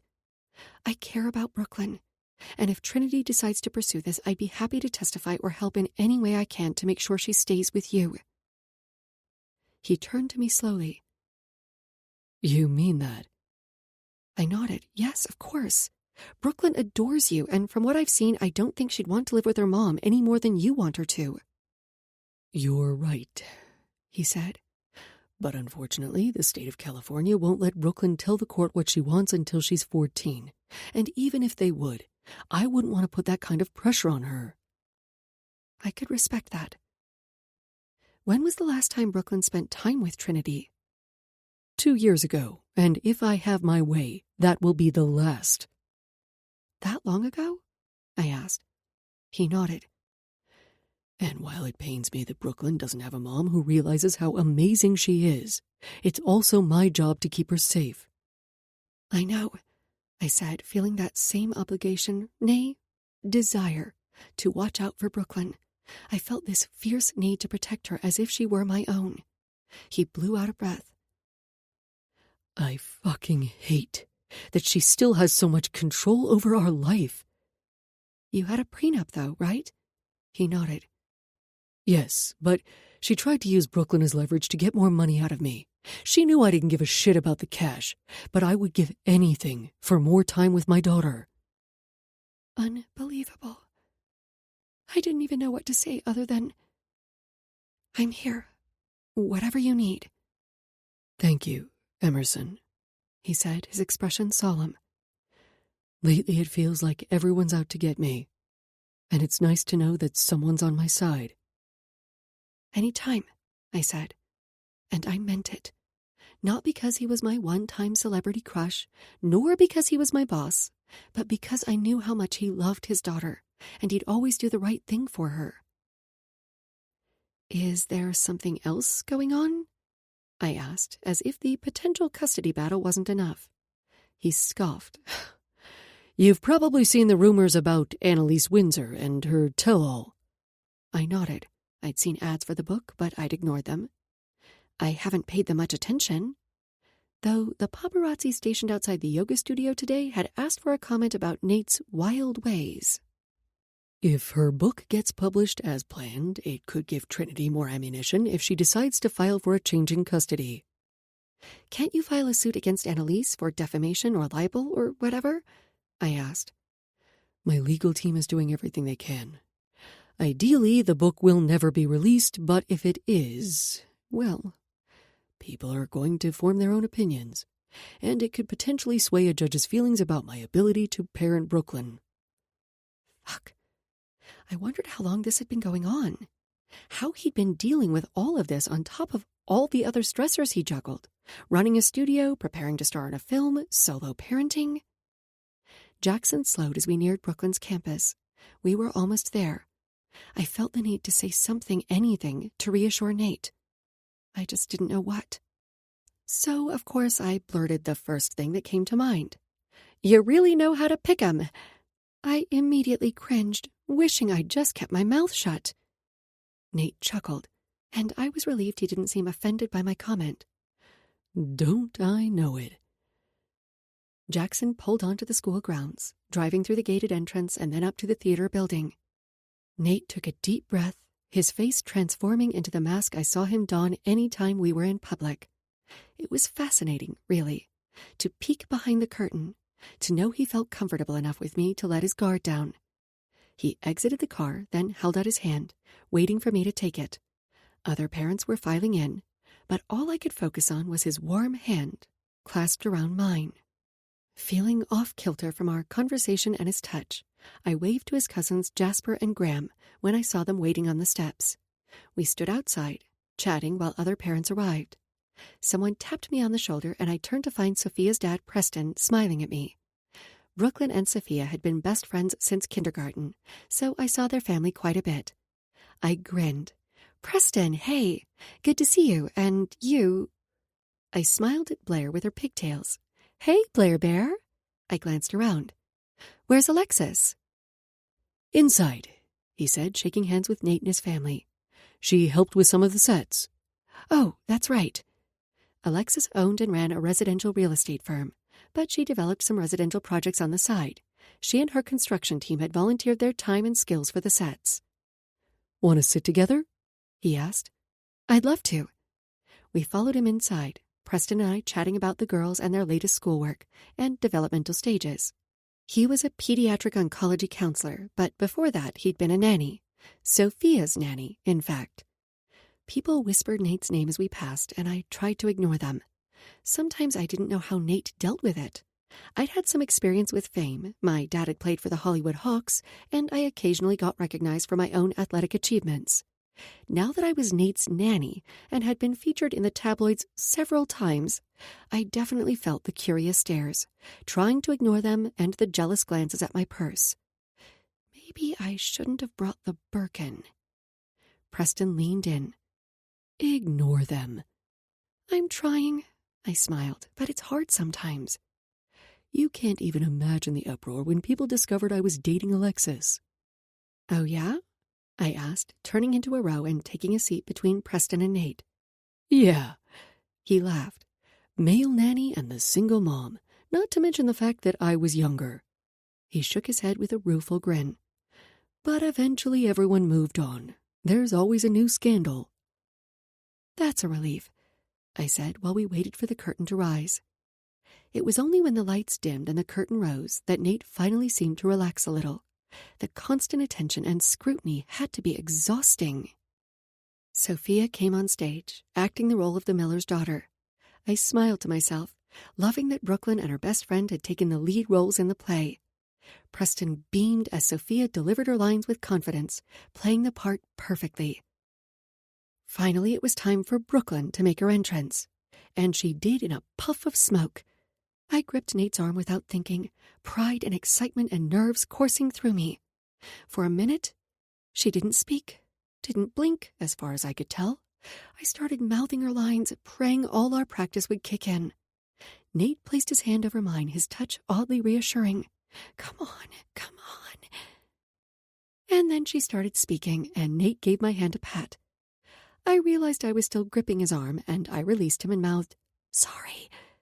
He shook his head as if to wave away my concern, and any awkwardness I felt faded. Brooklyn seemed to embrace her role fully, and I relaxed. When she got to a section that she'd struggled with, I silently mouthed her lines, sending her all my encouragement.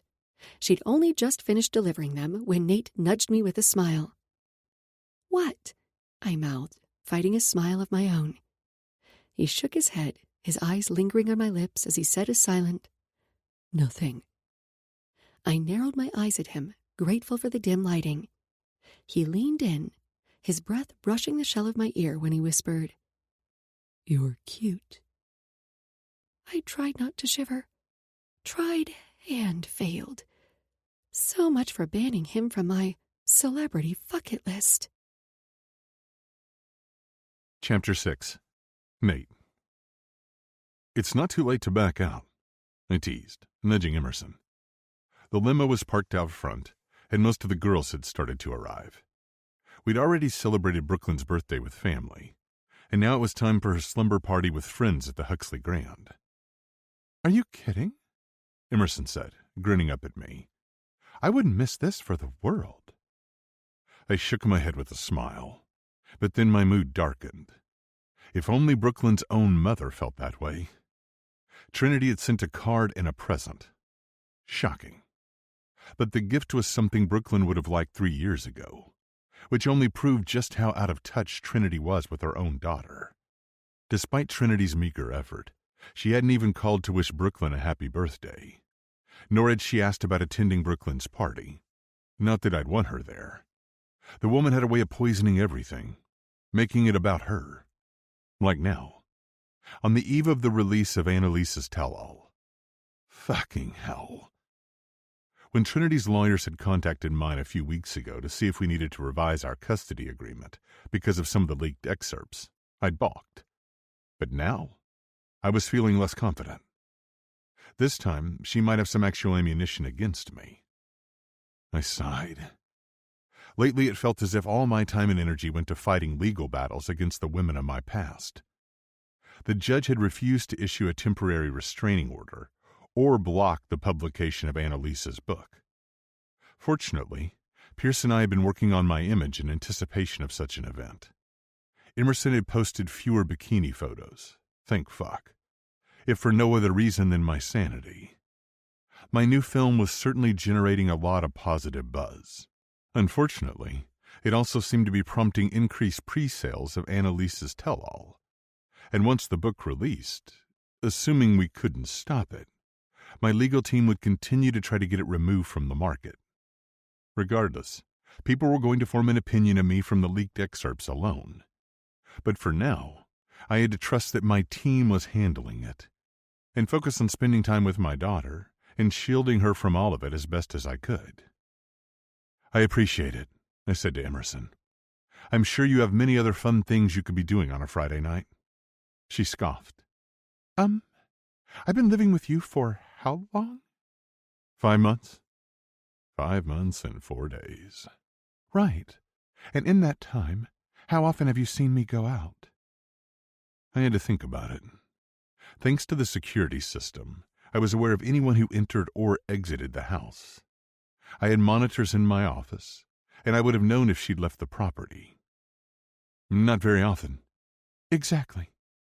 I guess I'm just surprised someone like you is single, I said, immediately regretting it. I backtracked. I shouldn't have assumed that. I'm single by choice, she said with a hint of defiance, because I've yet to find a man worth my time. Oof, I joked. On behalf of all men, I apologize. I'm sorry. She shook her head. I didn't mean to sound so... She waved a hand through the air. Whatever. Bad breakup? I asked. Just disappointing, I guess. We were both very driven. She chewed on her bottom lip. And after I got injured, he decided I was no longer useful to his social media presence. So he dumped me. And since then? She lifted a shoulder. There seemed to be a lack of worthy candidates. I nodded, wondering what Emerson would consider a worthy candidate. Would I make the cut? I pushed away the thought. I shouldn't care. I just figured you might have plans with Kendall, I said, knowing they often hung out, especially since Knox and Kendall had broken up, though I didn't mention their split.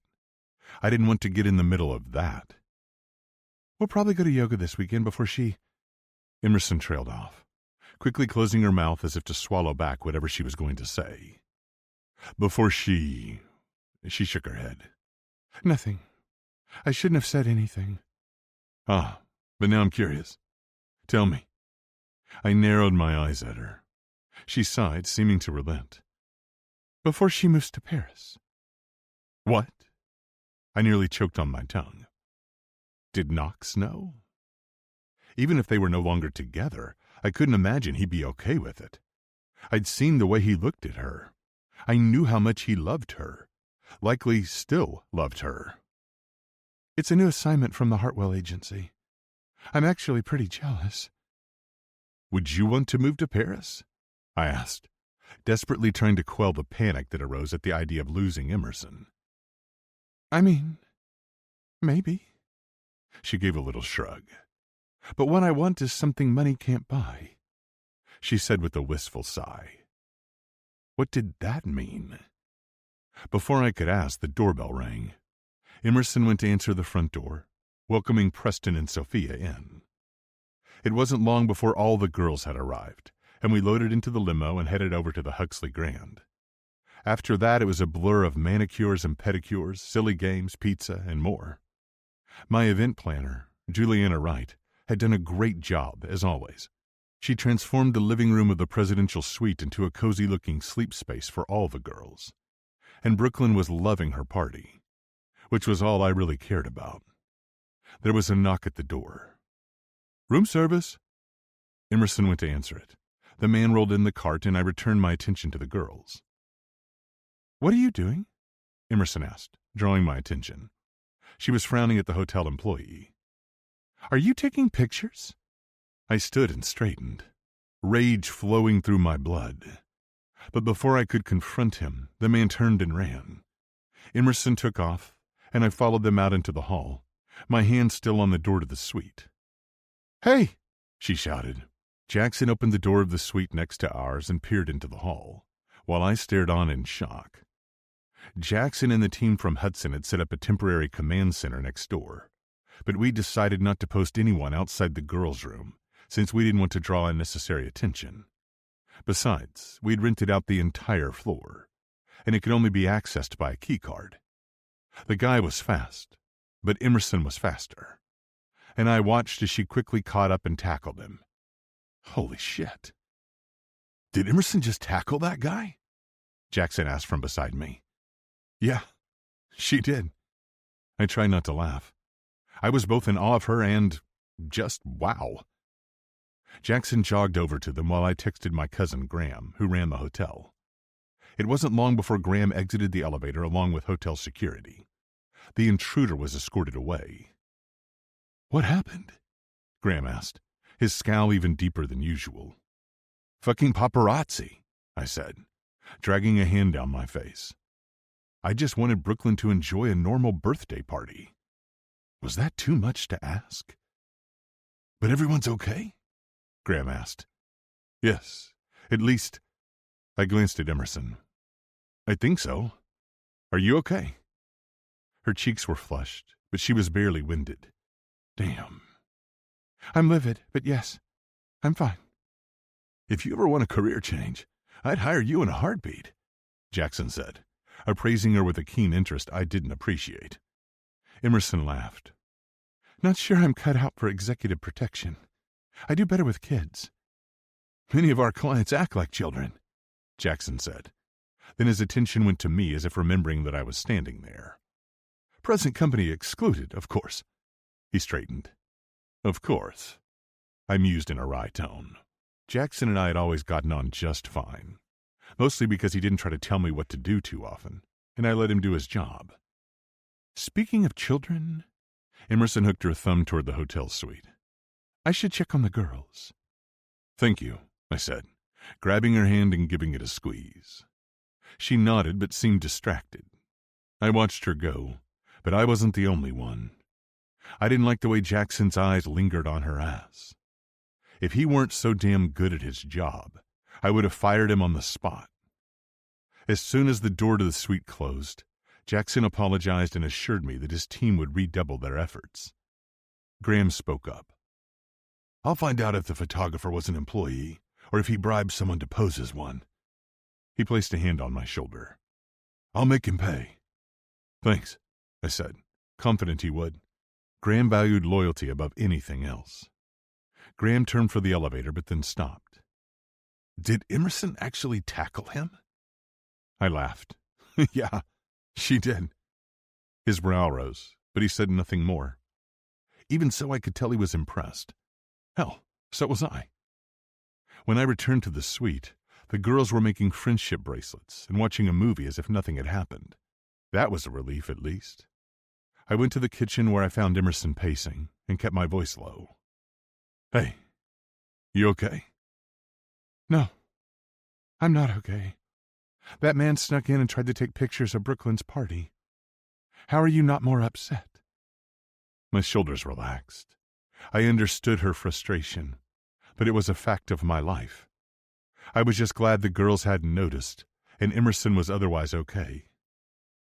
"I'm pissed, but it happens. Besides, the guy hadn't gotten the pictures he'd wanted." "No." Her voice was stern. "It's bullshit." I wasn't sure I'd ever seen her so angry.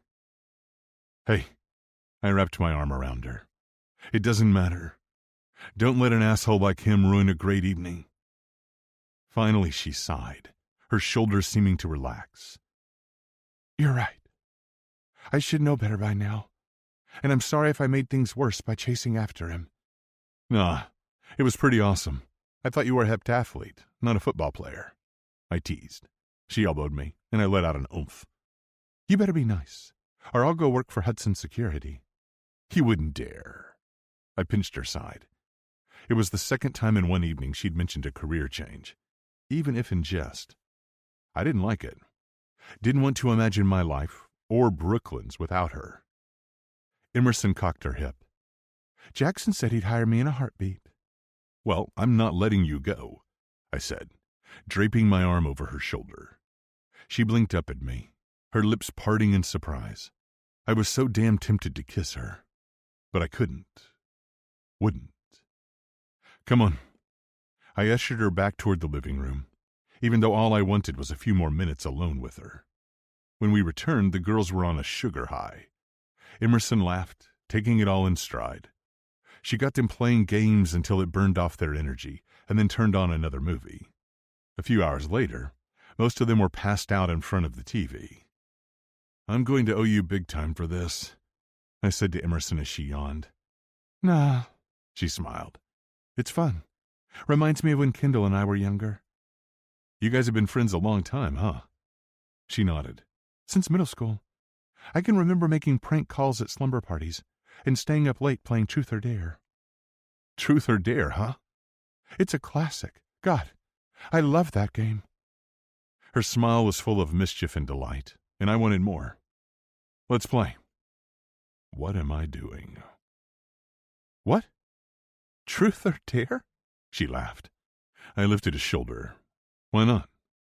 Her smile faded, her expression turning more serious. I expected her to say no, but then she said, "Okay, you first. Truth or Dare?" "Dare." She laughed. "I knew it." She glanced around, tapping her finger to her lips.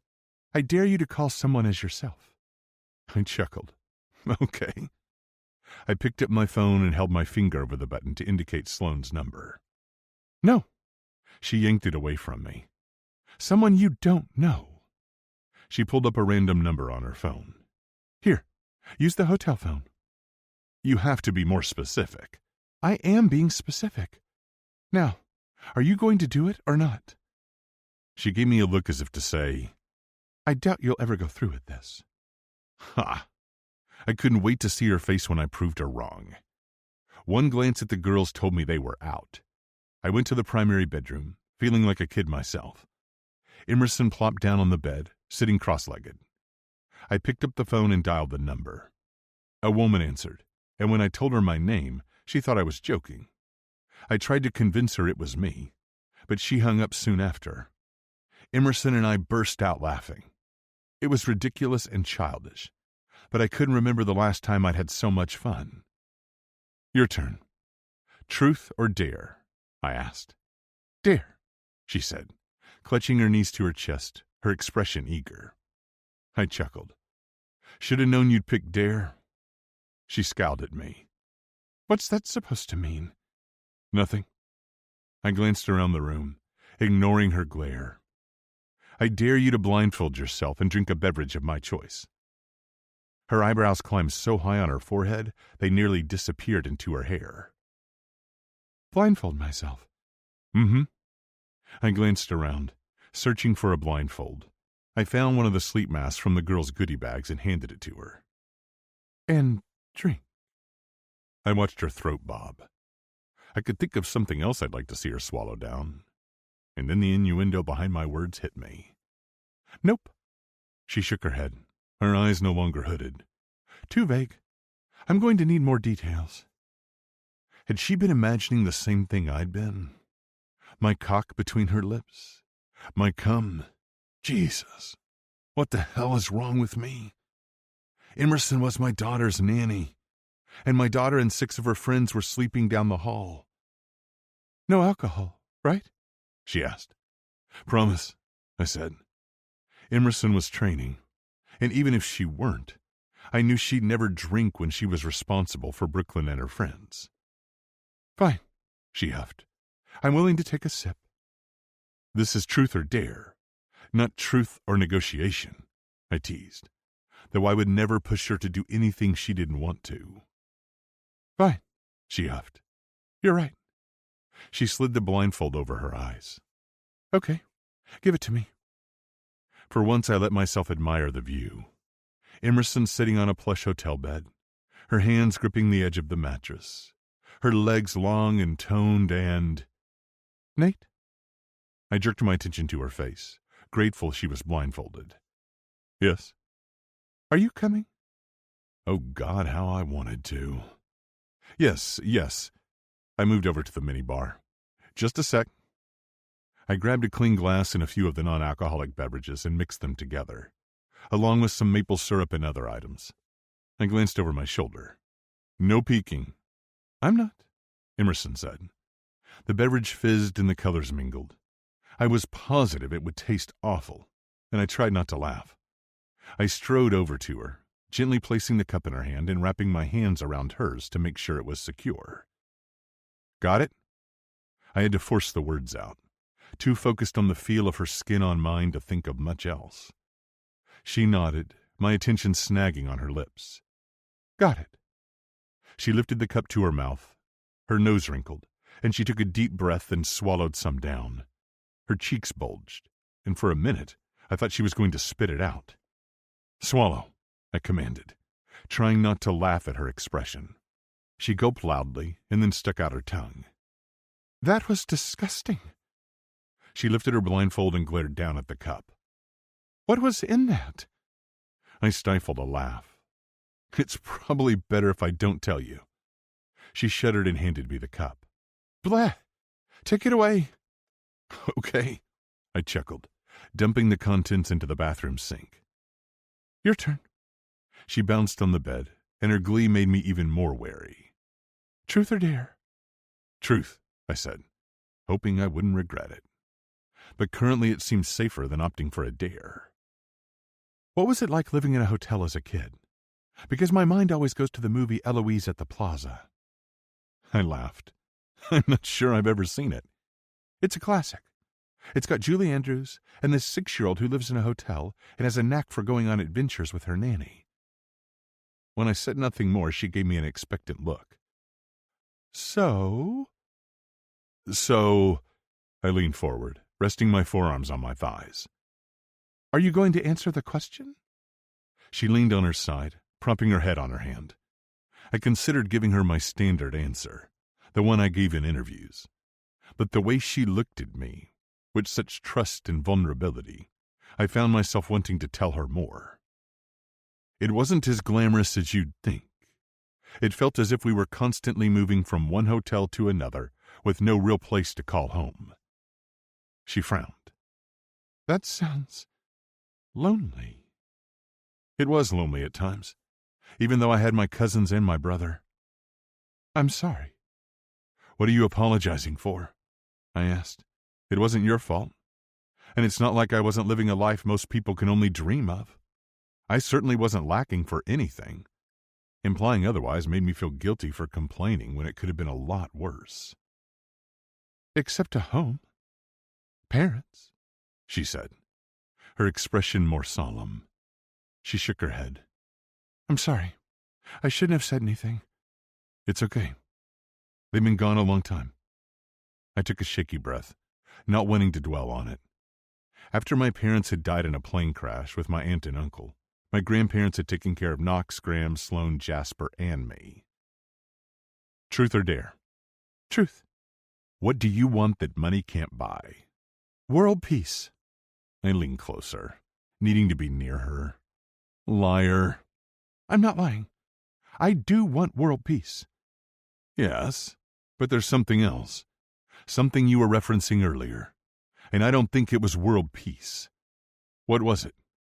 She groaned. Seriously, Nate? I narrowed my eyes at her. Yes, seriously. You did choose truth, after all. She sighed. Fine.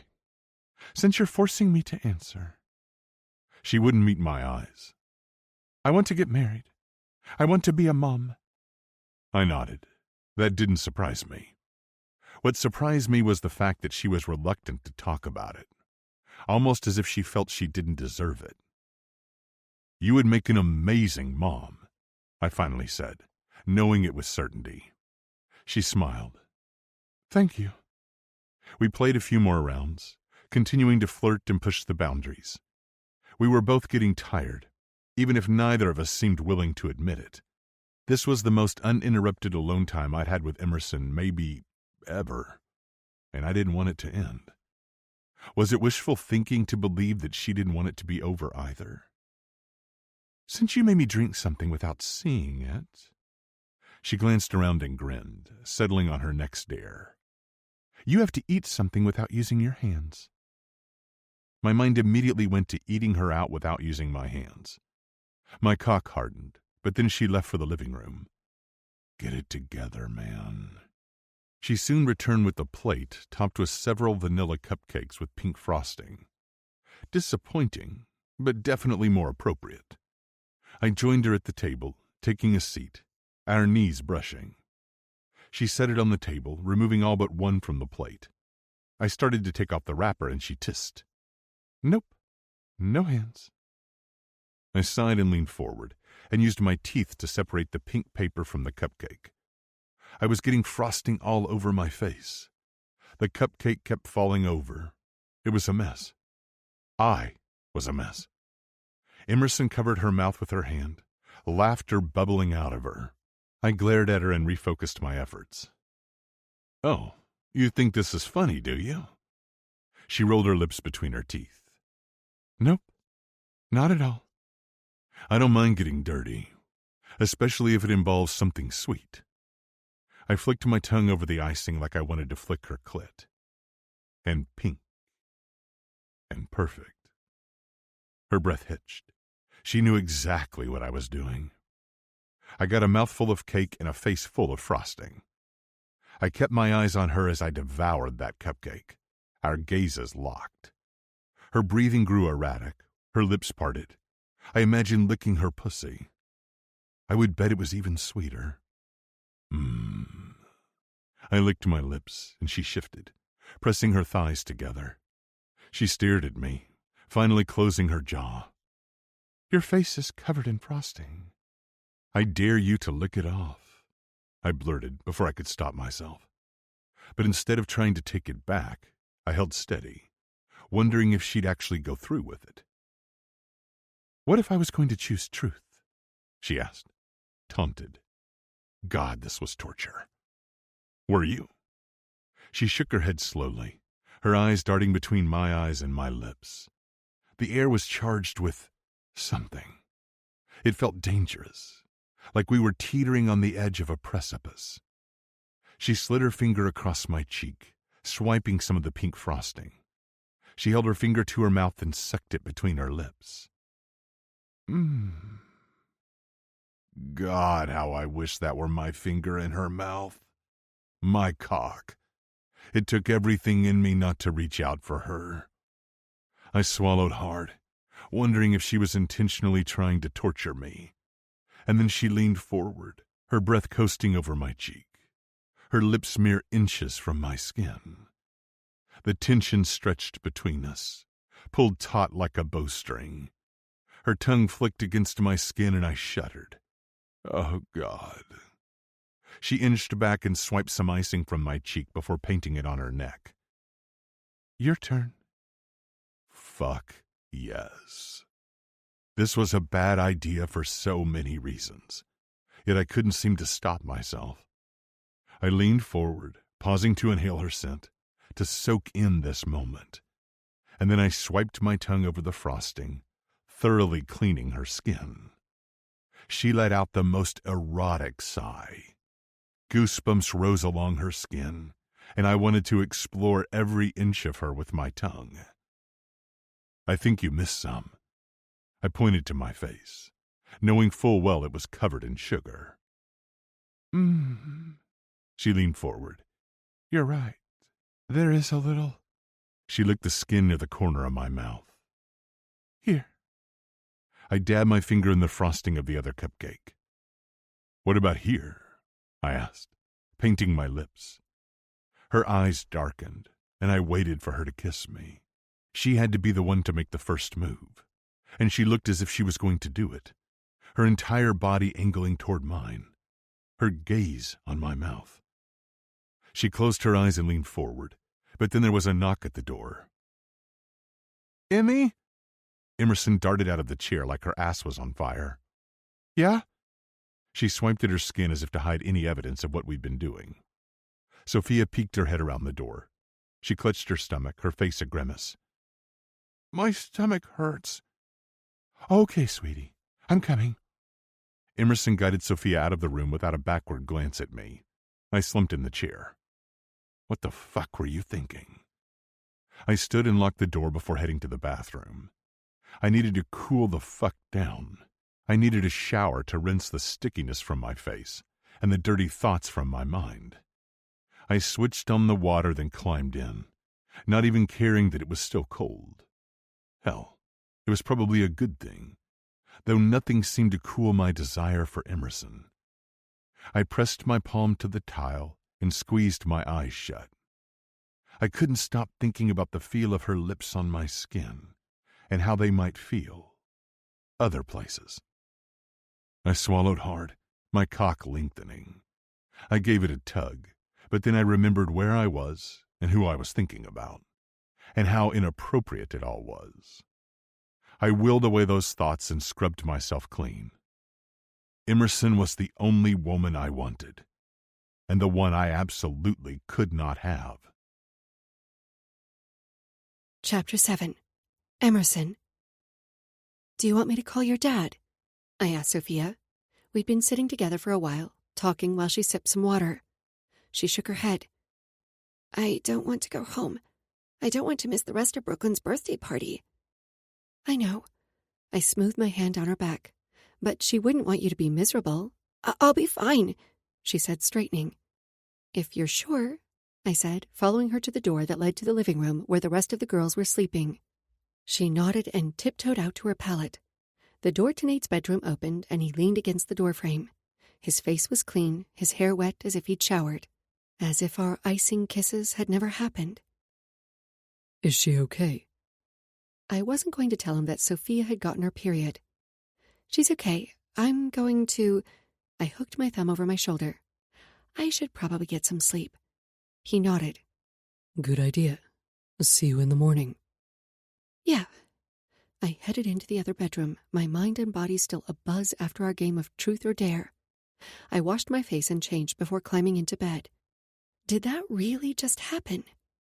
Had Nate licked frosting from my skin and then dared me to kiss him? Our relationship had changed a lot in the past few months, but still, to kiss Nate? He wanted that? Wanted me? I pushed away the thought, forcing myself to fall asleep. It didn't matter. It was a momentary lapse of judgment, and it wouldn't happen again. I stared at the ceiling of my room at Nate's. It was Christmas. Christmas! Weeks had passed as if in the blink of an eye. The night of Brooklyn's slumber party and my almost kiss with Nate was never far from my mind, but I'd been so busy, I'd barely had time to think about it or what it meant. Okay, that wasn't entirely true, but nothing like it had happened since, and I'd filled my time with other activities so I wouldn't dwell on it, so I wouldn't put myself in another situation where I'd be tempted. Oh, who was I kidding? I was always tempted by Nate. But my time had been spent training, researching materials for my athleisure line, developing designs, caring for Brooklyn, celebrating Thanksgiving, arguing with my dad about Abu Dhabi, watching Nate prepare to take on this role, more training. This was the first time in years I'd missed my family's annual ski trip to Aspen. Astrid and Papa J had been disappointed, but Dad had been livid. We'd argued about it, and he'd accused me of purposely going to Abu Dhabi just to avoid training. I'd been so tempted to tell him that maybe I was avoiding him. But I didn't. I was angry, but I didn't want to hurt him. Even so, his words continued to haunt me, our conversation going around and around in my head like my feet on the track. And now, it was Christmas. And while part of me missed my family and our traditions, the other part was fucking excited for my upcoming all-expenses-paid trip to stay in a palace. Well, a hotel that used to be a palace, anyway. And yes, technically, I was going to be working over the holiday, but spending time with Brooklyn never felt like a job. I stretched, glancing at the time on my phone. I chatted with family last night on a video call. Dad hadn't pushed about training, and we'd had a nice conversation. Mostly thanks to Brooklyn. After a Christmas Eve dinner and a movie with Nate in Brooklyn, she joined me for part of the call. My family had been so sweet to her. It was still early. Maybe I could go for a run. I'd been keeping up with my workouts, logging them online, so Dad knew I was holding up my end of the bargain. But considering the increased security from the paparazzi, I'd likely have to do it in the home gym. The media attention had been relentless in the wake of the release of Annalise Windsor's Tell-All. Parked outside the gate, following our every move, even mine, though to a lesser extent. I'd never been more grateful for Jackson and his team. They kept us safe, provided a bubble of protection any time we went out. Nate seemed calm, and I didn't know how he was coping with all of it. I supposed it wasn't the first time he dealt with this level of frenzy, and it likely wouldn't be the last. But I was furious. Enraged that Annalise had tried to capitalize on her relationship with him and succeeded. She may have been required to remove Nate's name from parts of her book, but everyone knew who she was referring to. And in several instances, the judge had let her keep the references to Nate, agreeing with her ridiculous argument that since there were so many people at a few of the parties referenced, it fell within the scope of public knowledge. I almost wished we'd gone to his cabin in Bear Creek as planned. It was about 5 hours north of L.A. by car, but the weather had been treacherous, and power was out in the surrounding area. Still, it sounded so cozy and Christmassy, so far away from Hollywood and all the bullshit currently swirling around Nate. It was probably for the best, considering what had happened at Brooklyn's slumber party. I definitely didn't need a repeat, even if I wanted one. I closed my eyes and relived that memory, as I often did. But instead of being interrupted, I let it play out. I imagined licking the frosting from Nate's lips until he lost control and claimed my mouth. I dragged my fingers down my lips, down my throat, imagining they were his hands, sliding over my breasts and tweaking my nipples, his mouth exploring my body, insistent to touch me through my underwear, to devour me, like he had that cupcake. I shuddered, slipping my hand beneath my underwear to glide over my clit. But in my mind, it was Nate's hand getting me off. Nate's rich voice in my ear, telling me how badly he wanted me and exactly what he was going to do to me. I let out a shaky breath, increasing the pressure until my toes curled. Yes, I hissed. Yes. I could feel the pleasure building. My orgasm was so close. I was on the cusp. I quickened my pace. That's it. There was a knock at my door. Emerson. Nate? My eyes went wide. Oh, shit. Just a minute, I called in a high-pitched voice. Had he heard that? Heard me? There was whispering in the hall, and I realized Brooklyn must be with him. Double shit. I grabbed some hand sanitizer from my nightstand, cleaning my hands before frantically smoothing down my hair. I threw on a robe, then called, "Come in!"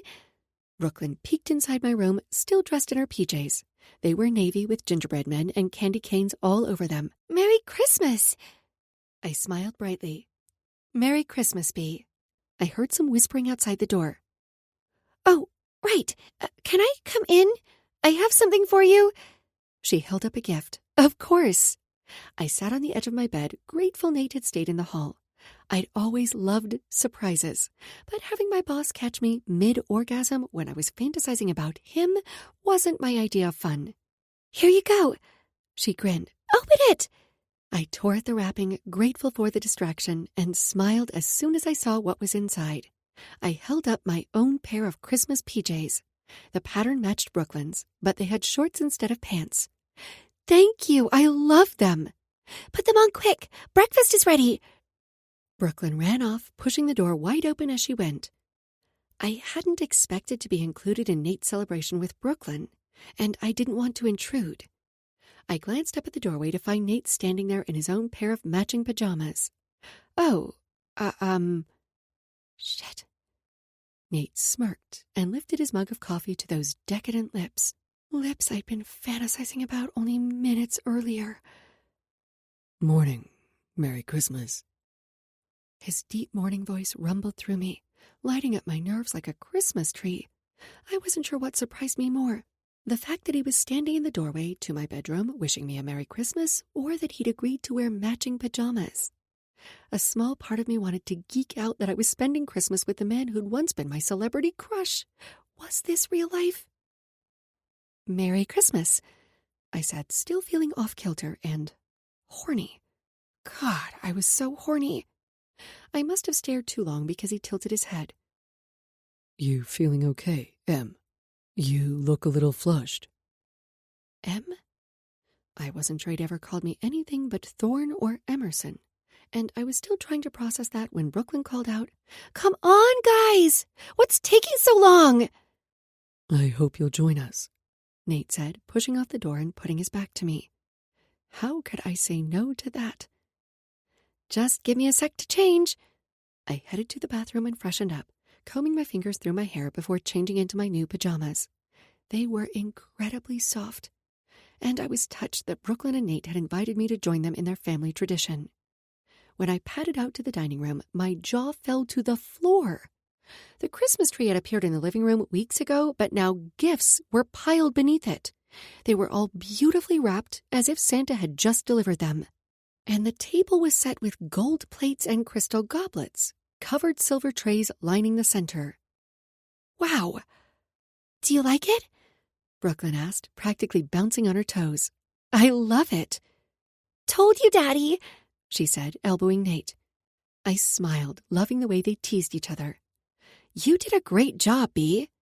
"Oh, no," Brooklyn said. "This was all Dad. He goes all out for the holidays." I met his eyes and smiled, thinking back to the night of Brooklyn's slumber party, remembering Nate's admission that he loved the holidays. He'd always felt displaced as a child. He'd always wanted a home. So ever since Brooklyn was born, he'd insisted they spend Christmas at home or in his cabin in Bear Creek. But when he talked about going all out, as Brooklyn put it, I'd figured he'd have his staff do most of the work, and yes, they'd definitely done their fair share. But Nate had decorated his own tree, with Brooklyn's and my help, and I got the feeling he'd wrapped every single present himself. Well then, thank you, Nate. He smiled and pulled out a chair for me, leaning down until his mouth was next to my ear. "Hungry?" I shivered from his words and his proximity. You have no idea. "I wouldn't be so sure about that," he said, his hand skimming my shoulder. Or at least, that's what I thought I heard before he moved away and lifted the first dome. My mouth watered. "Breakfast tacos? Are you serious?" "Dad's idea," Brooklyn said, and I found him watching me with eager anticipation. I'd once mentioned my love for tacos in passing, not just breakfast tacos, but any tacos, any time of day. They were so versatile, so delicious. I'd had no idea he was paying such close attention, and the idea that he wanted to please me made my skin heat for an entirely different reason. "I thought Andre had the day off," I said, glancing around for Nate's private chef. "He does. Brooklyn and I made them." Nate had cooked me breakfast? My favorite breakfast, no less? I was so touched I nearly started crying. Instead, I turned to him. "Thank you. I cleared my throat. "It means a lot to me." "BRB?" Brooklyn said, seemingly unable to sit still, but her absence meant that Nate and I were completely alone. I appreciate you, Nate said, sincerity ringing through his voice. And I'm really glad you're here. What? I nearly choked on my tongue. Am I dreaming? Boss, he's your boss, Em. He's paying you to be here, and what he means is that he appreciates that you take care of his daughter. When it came time to open gifts, I worried that what I'd gotten Nate seemed silly, but it was incredibly difficult to find something that was both appropriate for my boss and a billionaire. I mean, what was I supposed to get a man who could buy literally anything? Brooklyn went first, gushing over the waterproof camera and temporary tattoo pens I'd given her. Then it was Nate's turn. I chewed on my lip while I waited for him to open his gift from me. It was a daily calendar, each day with a different picture of Brooklyn. He flipped through it and smiled before glancing up at me. Thank you, Emerson. I'd never had the full force of one of his smiles directed at me, and it was... wow. It was like being bathed in sunlight. I felt like I must be glowing in return. Off limits, I reminded myself, even as I fought to deny the attraction I'd always felt toward him. Attraction that had only grown since the night of Brooklyn's slumber party. It was no longer a silly crush based on an idea I'd built of a man I didn't know. It was powerful and potent and real. And perhaps even reciprocated, judging by Nate's behavior that night. I held my breath as he unwrapped the next box from me, hoping he'd like it as much as the last one. Is this a scrapbook? Nate asked, while Brooklyn hopped up from the couch and darted toward the door. She and I shared a conspiratorial smile. I refocused my attention on Nate. I tucked my hair behind my ear, feeling shy all of a sudden. I know how much you hate being apart from Brooklyn, so I filled it with pictures from when you were away. So maybe then you could feel like you were still part of everything. He finally met my eyes, and when he spoke, his voice was clogged with emotion. Thank you. That's the nicest thing anyone's ever done for me. I dipped my head, unable to handle the intensity of his stare. Of course. I shouldn't have worried he'd think the gift was silly or cheap. He turned the pages slowly, lingering on the images with a loving gaze. When Brooklyn returned, she was wearing the costume I designed for this song, for the one she wanted to perform for her dad, and her guitar was slung around her neck. I wrote you a song, she beamed. You did? He grinned, then teased. Nice to know that your guitar lessons are paying off. She focused on her guitar and took a deep breath, and I started recording on my phone. Then she launched into the song. It was upbeat, yet slow, hopeful without being trite. And the lyrics, my God! I'd heard her practice, and yet, seeing her perform it for Nate, and watching him react to the words she said about him and their relationship, well, it had me swiping away a tear. He really was an amazing man and a wonderful father, even if it had taken me some time to realize it, to peel past his controlling bullshit and get to the real Nate, because that's who it felt like I got to see when it was just the three of us. I wasn't falling for Nate Crawford, celebrity billionaire. I was falling for Nate, a man who happened to be famous and rich. Falling for... My eyes widened. No, not happening. Brooklyn finished playing the last chord and looked to Nate. His expression was full of awe and adoration. He stood and pulled her in for a hug while I was still processing my bombshell. That was amazing. I can't take all the credit, Brooklyn said. Emmy helped with some of the lyrics and made my costume. She said it was good practice for her athleisure line. Those lyrics were all you, Bea. You want to design a clothing line? He asked while Brooklyn returned her guitar to her room. Someday, yes. It felt like such a pipe dream at this point. It was laughable. He hesitated, then said, I know someone who could help you with that. I appreciated the offer more than he could know. It was nice to know that he saw potential in my idea. Thanks, but I want to do this on my own. He lifted his chin, and I got the impression my answer surprised him. Before I could say more, Brooklyn skipped back into the room. I loved your song, Nate said, hugging her close. Thank you. Brooklyn busted out her new temporary tattoo markers now that we'd finished opening presents. Okay, we're doing matching tattoos. Awesome! I held out my arm. They'd given me so much, and I couldn't believe how thoughtful and personal all the gifts were. Me first. Brooklyn grinned. Okay, but no peeking. She started drawing on my arm, and it tickled. Stay still! She held my arm more firmly, and I tried not to laugh, both at her expression and the way the marker felt on my skin. Come on, Dad! She waved him over. Help me! You're doing just fine, he said, and I was both relieved and disappointed. Please, Brooklyn added, turning up the charm. It was so predictable I nearly laughed. As expected, Nate sighed and stood, coming over to where we were sitting. What do you want me to do? Can you color this in? She asked him just as her phone rang. The design was a surprise since I'd told her to do whatever she wanted. I figured it'd wash off in a few days anyway. Oh, Sophia's calling. Go, he said, and she ran toward the stairs that led to her room. Nate took her place, picking up where she'd left off. The marker tickled my skin, and I tried not to focus on how close he was sitting to me, or how amazing he smelled. Thank you for the gifts, he said, setting down the first marker and picking up another. What was he doing? Whatever it was, I didn't want him to stop, especially not when his thumb caressed the inside of my forearm, swiping back and forth over the sensitive skin. I hope you're not missing your family too much. I smiled, appreciating his concern, trying to focus on his words instead of the way his proximity made me feel. I chatted with them a bit last night, but honestly, I think this time apart was a good thing. Yeah? I love my family, but my dad has been pushing me hard about my next competition. Is that unusual? He asked, lifting his head to meet my gaze. Yes and no. It's just... I tucked my hair behind my ear. It will probably be my last.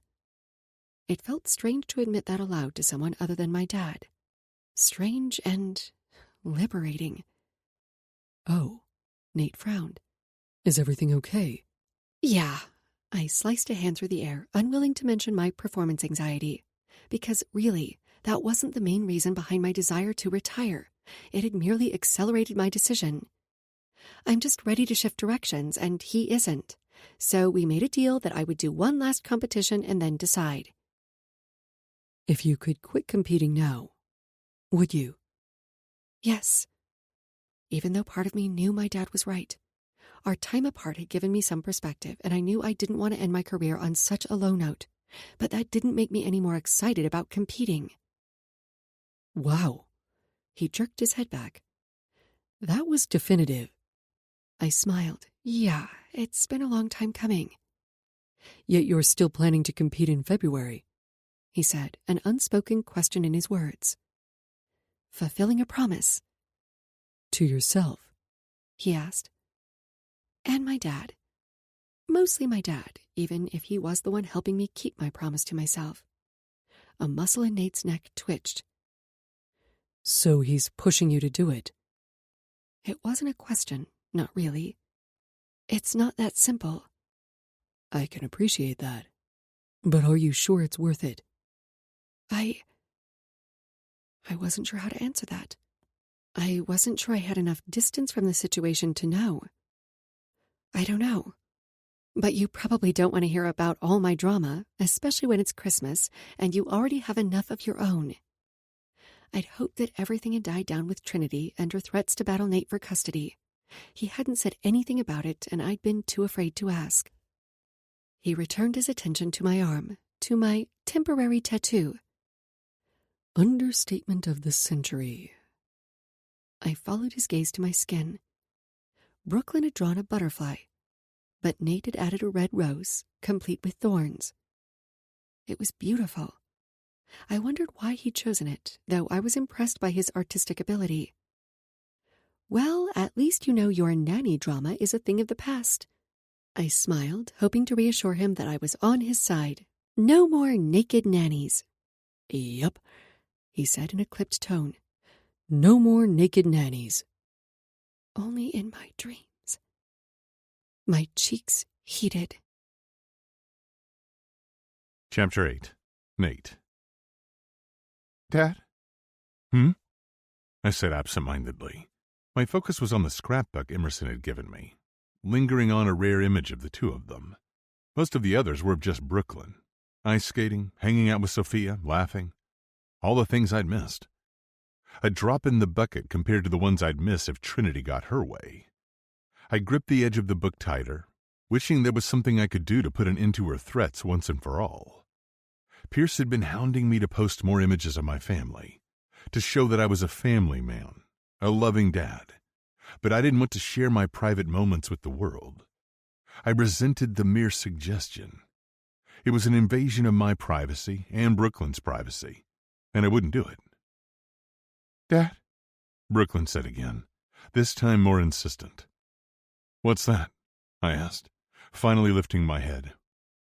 Auntie Sloan wants to know if now's a good time to video chat. Graham and Jasper had gone to spend the holiday with Sloan in London. She'd received a series of threatening letters in the past few weeks, and we were concerned. Well, everyone except Sloan was concerned. She thought Graham and Jasper were being overprotective and ridiculous. But Knox and I had agreed they should go. Knox was in Paris, and Jude was off with friends in Turks and Caicos. Our family was spread out across the globe this year, but unlike years in the past, it didn't bother me as much. Because of Emerson. I stood and pushed away the thought. Yeah, of course, I said, giving Brooklyn's shoulder a squeeze as I passed the bed. She was sprawled out on my mattress, her feet in the air as she peered down at her phone. You can ask her to call on my tablet if you want, since the screen's bigger. I tossed it on the bed. Good idea, Brooklyn said, grabbing the device. But when my phone rang a second later, Brooklyn answered it instead.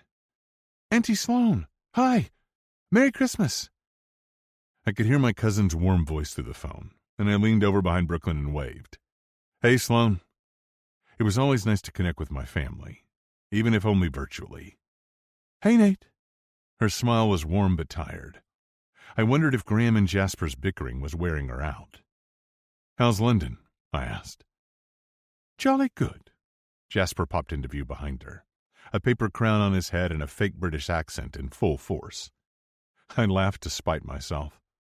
I see someone's having fun. Oh, yes. He grinned wickedly. Now if only we could get Graham to loosen up. He panned the camera over to Graham, who scowled. What's new? Brooklyn narrowed his eyes at him. Uncle Graham, it's Christmas. Don't be a Scrooge. Bah humbug, Graham said, but everyone else laughed. Oh, Uncle Graham, Brooklyn sighed. Are you grumpy because that travel blogger's picking on you again? I raised my brow, surprised that Brooklyn paid that much attention. Not just to our previous conversations, but to a travel blog. I watched Graham for his reaction. Apparently I wasn't the only one. I could see Sloan and Jasper just as anxious to see how he'd respond. Nothing got Graham as fired up as an attack on the hotel empire, especially one from Gilded Lily, a popular luxury travel blogger. When is she not picking on me? Graham muttered. Brooklyn's expression was sympathetic. You just have to do what Emmy always tells me. Hack her site and make it crash? I glared at him, but it was unnecessary. Brooklyn's chiding tone was likely punishment enough. Graham might be a grumpy bastard, but he'd always had a soft spot for my daughter. No, silly, she said. You need to shake it off. She sang the words. Shake it off. He rolled his eyes but grudgingly complied, dancing along with Brooklyn briefly. Where's Prince Albert? Brooklyn asked. And V. Jasper angled the camera so it was pointed at Graham's dogs, who were predictably resting at his feet. He spoiled them rotten. One of the Irish wolfhounds, I never remembered which was which, lifted its head at the sound of Brooklyn's voice saying their names. So, I said, How are things otherwise? I glared at Jasper, and he said, "Flipping cold here," angling the camera so we could see the snow falling on the London skyline. How pretty, Brooklyn said. Now that looks like Christmas. We might go swimming later. That sounds fun, Sloane said. What else have you been up to? We had tacos for breakfast and tried out my new karaoke machine.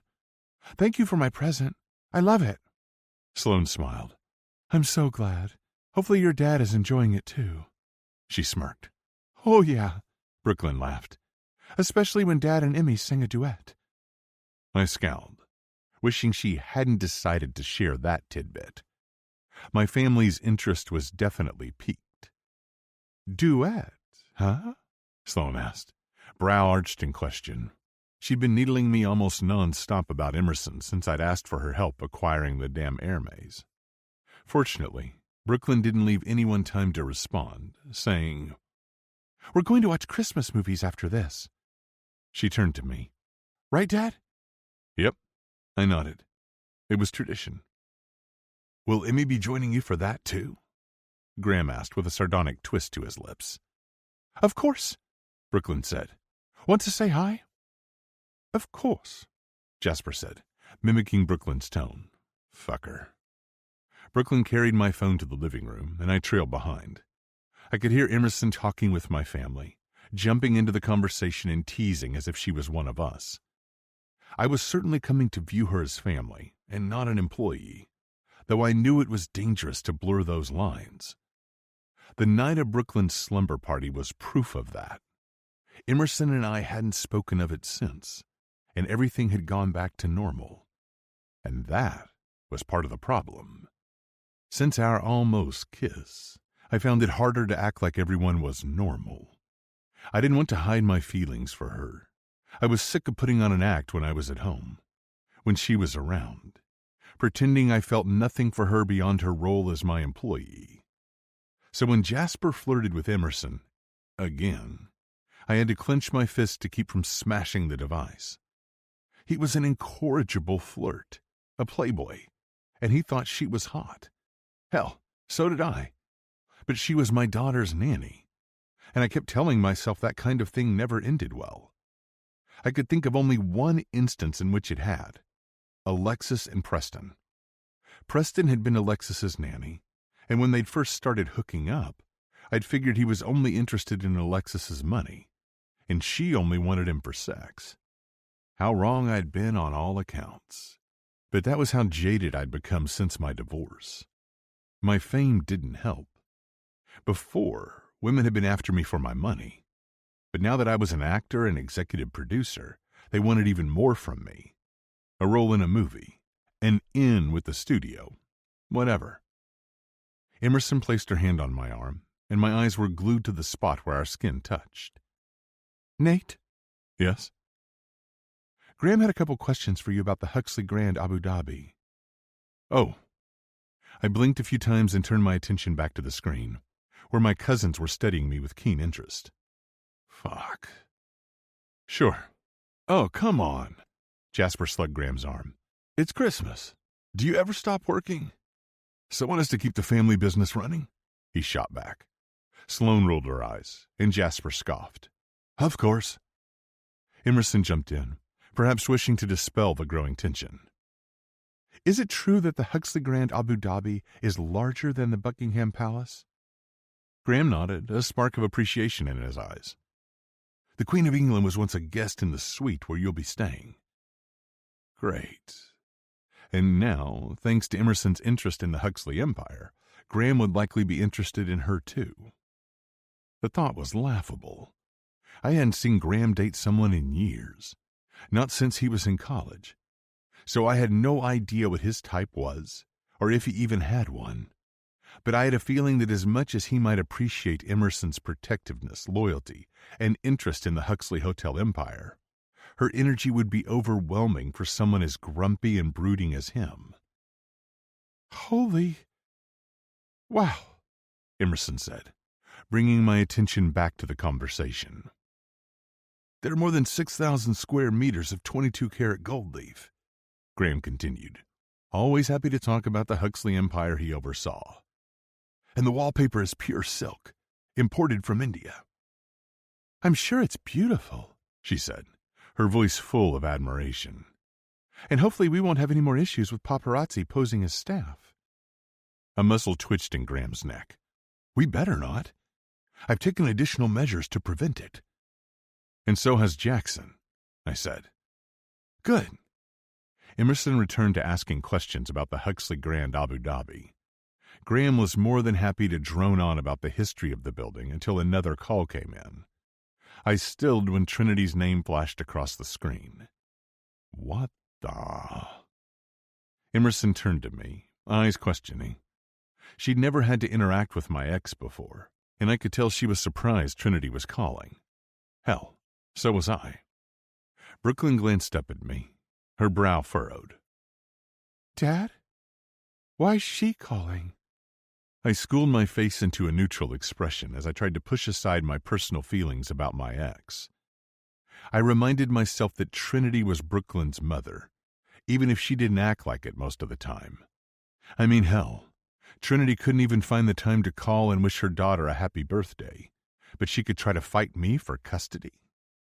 I smiled, hoping it came off as reassuring instead of deranged.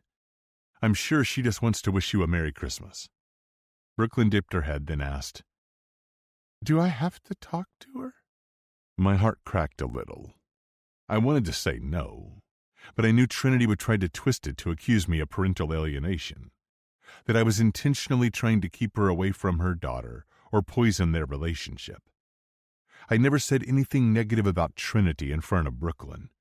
I rarely even talked about her because, for the most part, she didn't exist in our world, except when it was convenient for Trinity or benefited her. Who is it?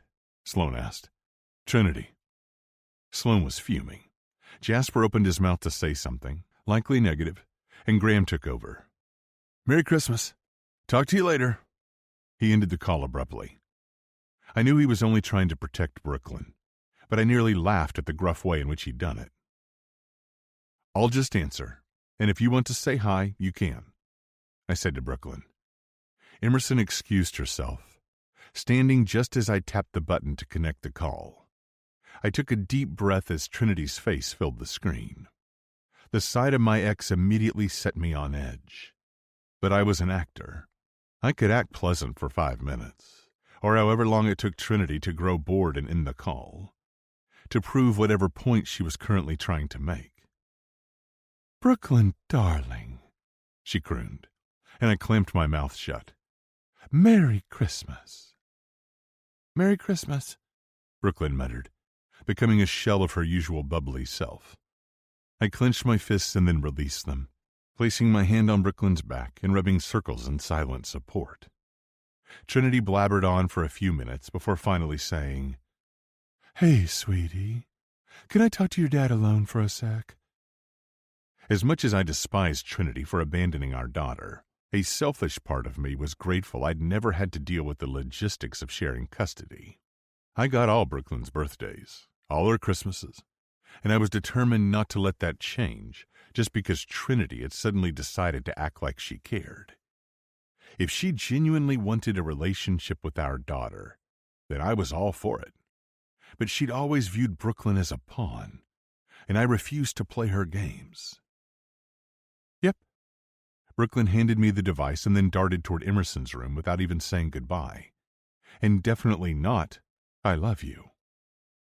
I stood and carried the phone to my office, closing the door behind me.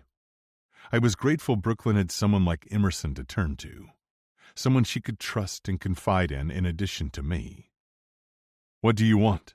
I snapped, unable to control myself after seeing how Trinity's call had impacted Brooklyn. Merry Christmas to you, too, Trinity said in an upbeat tone. If there's a point, you better get to it. She sighed and studied her perfectly manicured fingernails. Oh, Nate, always in such a rush. If only you could have slowed down and stopped being so controlling, maybe we would have had a chance. I tried not to let her see how her words affected me. Even if there was a kernel of truth to them, they didn't tell the entire story. We would have never had a chance because she'd never been authentic about who she was. And by the time I had realized it, it was too late. That said, I knew my ex well enough to know she was baiting me, but I refused to stoop to her level. It wasn't worth my time. Fine, Trinity said in a snarky tone. be that way. I gripped the device so hard I was surprised I didn't crack the screen. She could be so immature sometimes. I honestly wasn't sure what I'd ever seen in her. I just thought it would be nice for us to talk, she continued. You know, without involving all the suits. Because this doesn't need to be that complicated. If only I'd talked her into relinquishing her parental rights when we'd divorced. Then I wouldn't have had the threat of another custody battle hanging over my head all these years. But at the time, I just wanted to be done. And initially, naively, I'd thought maybe Trinity would want to have a relationship with her daughter. Besides, I couldn't do that to Brooklyn.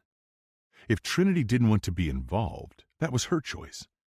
But I wasn't going to be the one to cut Brooklyn's mother out of her life. You're right. It doesn't, I said, cutting her off. Why don't you just tell me what you really want, since we both know it isn't more time with Brooklyn? Of course I want more time with my daughter, she said in an indignant tone, as if I'd somehow offended her, when I could count the number of years she'd sent birthday gifts to our daughter on one hand. You have a funny way of showing it, I said, growing more and more agitated.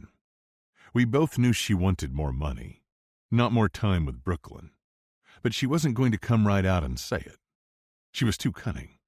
Hell, she probably suspected that I was recording this conversation, and maybe I should have been. Oh, someone's testy. Having trouble learning your lines again?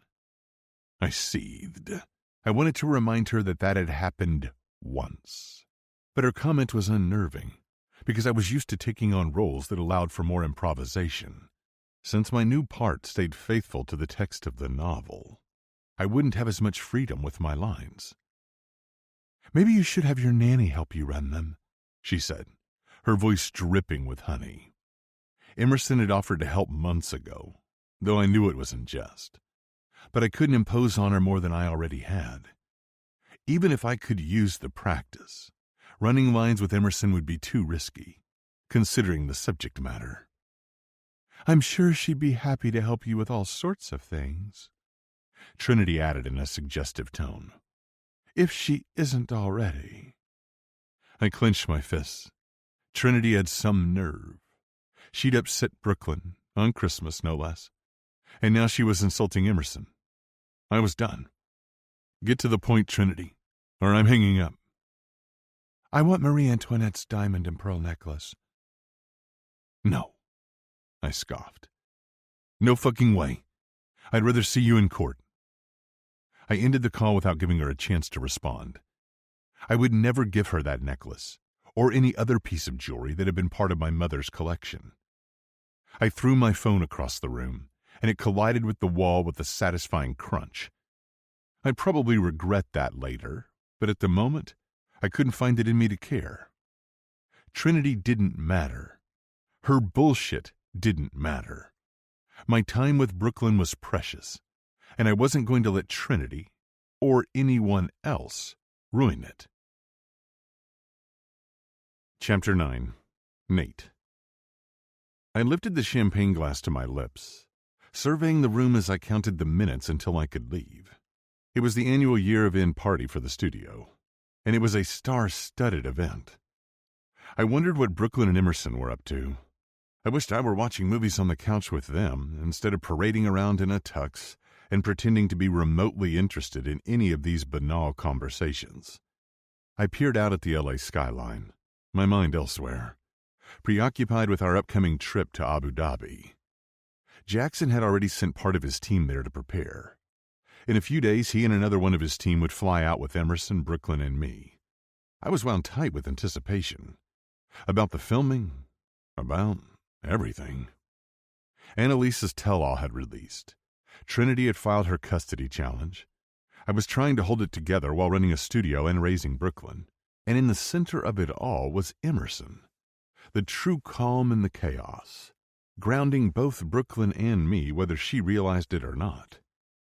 The past few months I'd come to rely on her, trust her, and not just with things that pertain to my daughter. I asked Emerson for fashion advice, business advice, her thoughts on my workout. I'd made excuses to spend time with her. I couldn't stop thinking about her. It was a problem. My phone buzzed, and I removed it from my pocket to see Brooklyn's name flashing on the screen. I furrowed my brow. She wouldn't have called during a work event unless it was important. Maybe she'd called by accident. I stepped into the hallway. Before I could even say hello, Brooklyn was talking at full speed. Something about Emmy and an ambulance. Panic zipped through me. I wasn't sure whether her words were garbled with tears or my ears were full of blood. The stuff whooshed through my head, and my heart was racing. "Brooklyn," I said, heading straight for the parking garage. Since I'd only planned to attend the party and then go home, I'd asked Jackson to stay at the house. "Take a breath, sweetie." I waited a beat, then asked, "Are you okay?" "Yes, but Emmy—" She started crying harder, and I fought to stay calm despite my rising panic. "Something happened to Emmy," I said, trying to understand, trying not to freak the fuck out. Losing my cool wouldn't help. I heard some noise in the background, and then Andre, our chef, said, "Emmy had some kind of allergic reaction and was taken to the hospital. Brooklyn did the right thing, calling 911. I was so proud of my daughter, staying calm, calling for help. "How's Emerson?" I climbed into my car, yanking off my tie and unbuttoning the top 2 buttons of my shirt. I'd hoped that would help me breathe easier, but it hadn't made a damn difference. "She was conscious when they took her," Andre said. "I think." His voice wavered, though I could tell he was trying not to scare Brooklyn. "I don't know. There was so much going on." "Daddy, I'm scared," Brooklyn whispered, and it damn near broke me. Where was she taken? My only thought was of getting to Emerson, of making sure she was okay. Andre was too upset to relay the details, so Belinda took over, filling me in and assuring me she would take care of Brooklyn. I promised to call Brooklyn as soon as I had an update. We ended the call, and I punched the gas, speeding toward the hospital. I kept picturing Emerson in the back of the ambulance, her body limp and lifeless, her warmth and personality just gone. Fuck. I slammed my hand against the steering wheel, filled with regrets for how I'd treated her in the past, for all the things I'd left unsaid. I can't stop thinking about you. I don't know what I'd do without you, and not just because of Brooklyn. When I pulled up to the hospital, I grabbed the baseball hat I kept in my glove box and climbed out of the car. The valet's eyes went wide when he saw my McLaren, and I was grateful he seemed more interested in my vehicle than its owner. I jogged inside, stopping at the nurse's station despite my every instinct telling me to keep moving. Don't make eye contact. Don't let them recognize you. "I'm here for Emerson Thorne," I said in a rush, careful to keep my head ducked and my hat pulled low. "Unless you're family, you'll have to wait," the nurse said without giving me a second glance. So far I'd been successful at concealing my identity. I glanced around, desperate to see Emerson, to know she was okay. I cleared my throat and slid a Benjamin across the top of the counter. Her eyebrows nearly rose to her hairline, but otherwise she didn't react. "I'm going to pretend I didn't see that." I debated slipping her more money, but I got the feeling she wasn't going to budge. Fuck. Maybe I would have had more luck offering her a selfie. I walked away from the desk and stood in front of the vending machines, feigning interest in their contents while debating my options. Brooklyn had already texted me a handful of times, and I knew she was freaking out. I didn't know what to tell her. I didn't know anything. I could feel the curious stares of several people in the waiting area. There was a whispered hush of interest, and I heard my name uttered once or twice. They talked about me as if I weren't even there, as if I weren't a real person. I had about 10 seconds before someone approached for an autograph. Fuck. Fucking fuck. What had I even been thinking? Coming to the hospital, hoping I could go unnoticed. I hadn't been thinking. That was the problem. When I'd heard that Emerson was hurt, my first thought was to comfort her. Now I was at risk of causing an incident, and I was still no closer to seeing Emerson. My blood pressure skyrocketed, even as I ducked my head, trying to hide behind the bill of my hat. It didn't matter what I did. I was running out of time. I sighed and pinched the bridge of my nose. If only she'd been taken to Cedars. I'd had some pull there since I donated enough money to have an entire pediatric wing with my name on it. Fuck. The first nurse left, and another one, a more friendly-looking one, took her place. I sidled up to the counter once more. I'm here to see Emerson Thorne. Your relation? Her monotone voice did not inspire much confidence. I'm her fiancé, I blurted, immediately kicking myself. Why couldn't I have said I was her brother, her cousin? Anything but her fiancé. She lifted her head, and when her eyes met my face, I saw them light up with recognition. Fuck. Should have gone the selfie route. Is that so? She stood and planted her hand on her hip, skepticism written across her face. Yes, I said, knowing I was stuck now. I couldn't back down. All I could do was sell it. I know who you are, she said, wagging her finger at me. And I haven't heard anything about you being engaged. I could have laughed at that. Most of the stuff printed about me was bullshit. But that wasn't the point. Not right now. I was lying, but I needed her to believe it. Also, she peered down at her computer. You weren't listed as her emergency contact. It only happened recently, I said, assuming her dad was her emergency contact. But Declan was still in Aspen with the rest of her family. I doubt she thought to change it. Besides, I leaned in, and I could see that eager look in her eyes. She was just waiting for me to share something juicy. We wanted to keep it private as long as possible. Just enjoy being engaged a little while longer without the world knowing. What the fuck is wrong with you? The lies just keep spilling out of me.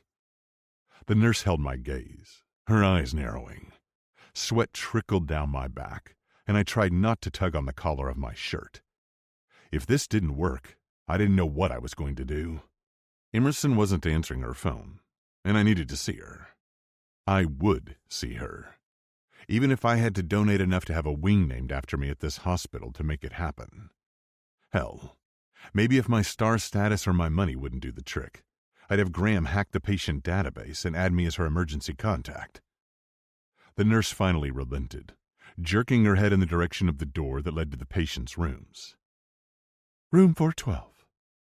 Thank you, I breathed. I rushed down the hall and entered room 412 without knocking. Emerson was lying in the bed with her eyes closed. She had on a hospital gown, an IV pole connected by a tube, and some wires strapped to her. Emerson. I nearly choked on her name. Her skin was so red, so puffy. Her lips and cheeks and eyes swollen to the point that it looked painful.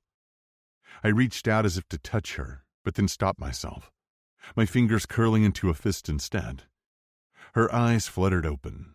Well, open as much as they could in her current state, and she blinked a few times.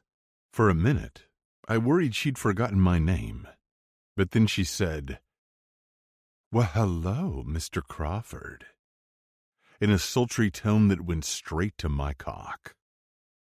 I cleared my throat. Emerson? That's my name. Don't wear it out. I had whiplash from her quick change of tone and my body's reactions.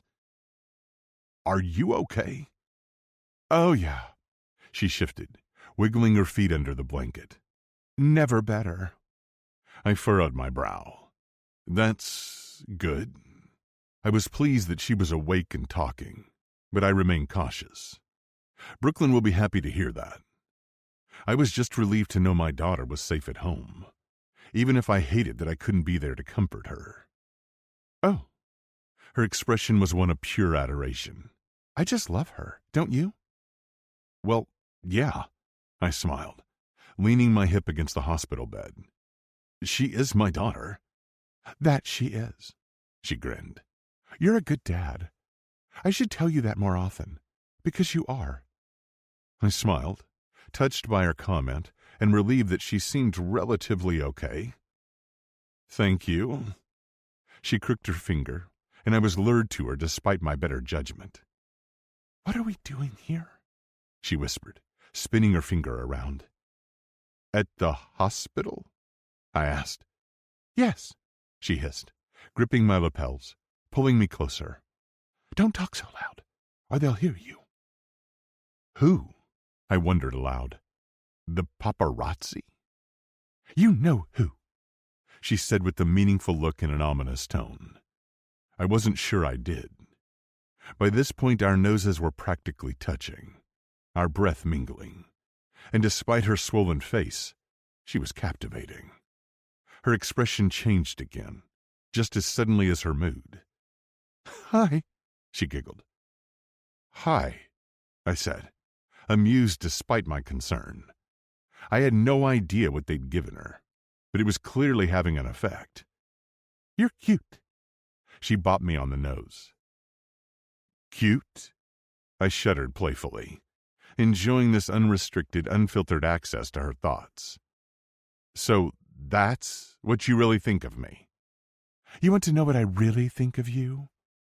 I nodded, completely captivated by this woman. I rarely allowed myself to get this close to her, and her eyes were striking.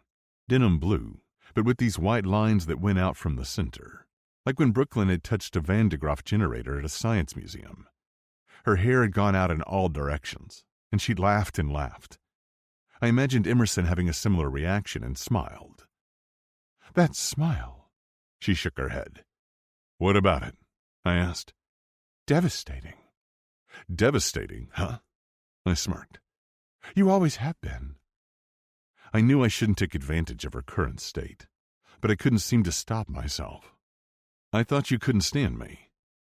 Maybe in the beginning. She loosened her grip on my lapels, but she'd pin me in place with her stare. And now? Meh, you're okay. Okay. My tone darkened, and I took a step back. Just okay? Yeah, well, you can be aggressive and overbearing at times.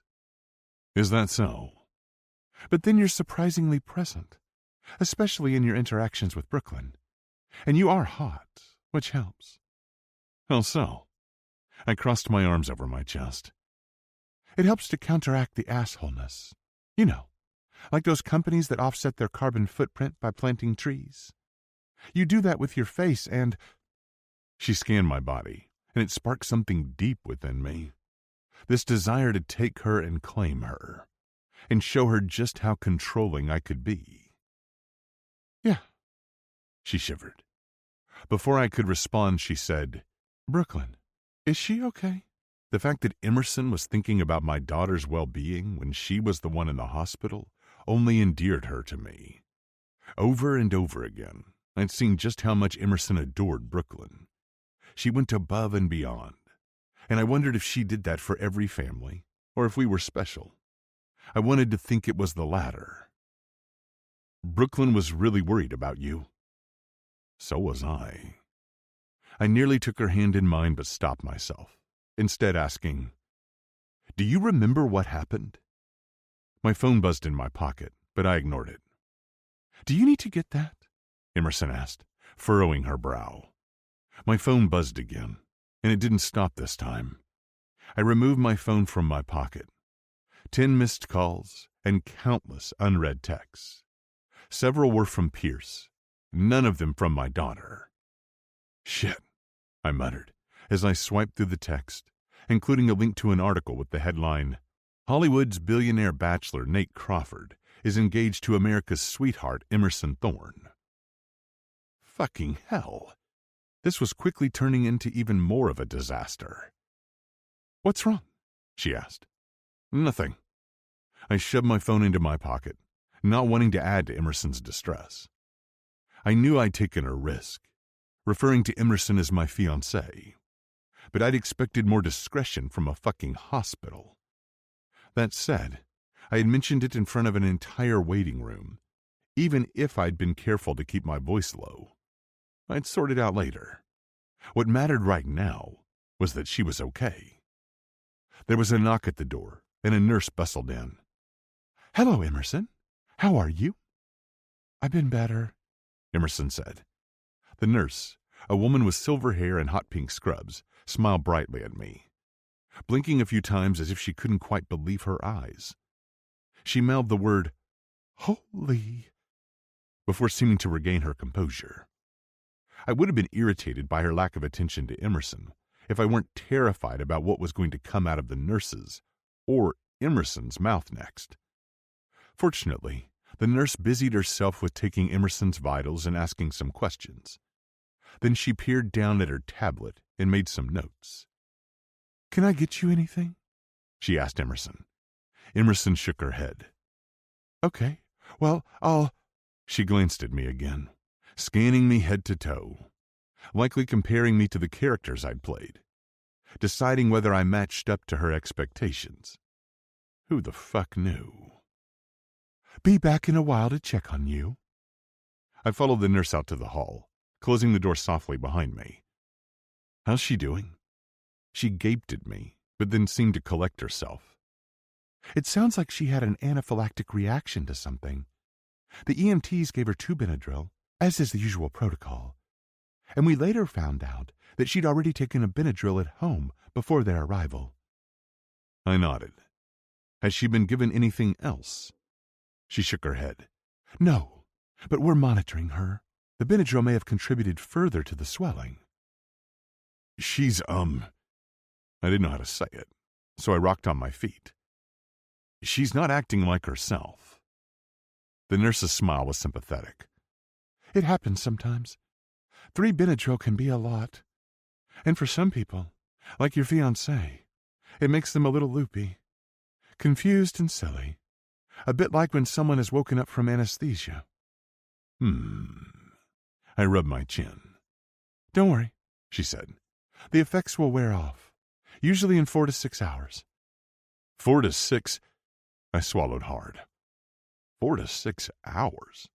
I have to check in with my other patients, but I'll be back in a little while. In the meantime, did you need anything else?" I shook my head. "No, thank you. I appreciate you taking such good care of her." "Of course. She's lucky to have such a caring fiancé," the nurse said with a look that could only be described as adoration. Down the hall, someone had her back to us, but I could see exactly what she was doing, taking a selfie with me in the background. I tried not to outwardly react, even though I was anxious to duck back into the room, to hide.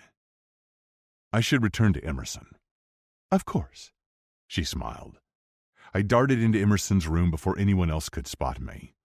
I leaned against the door, feeling like a hunted animal, when I wanted to focus on what the nurse had told me. This wasn't about me. Or at least, it shouldn't be. The news about Emerson was both encouraging and frustrating. But I didn't have long to dwell on it, because I was distracted by the sound of Emerson's voice. She was singing "You Belong With Me."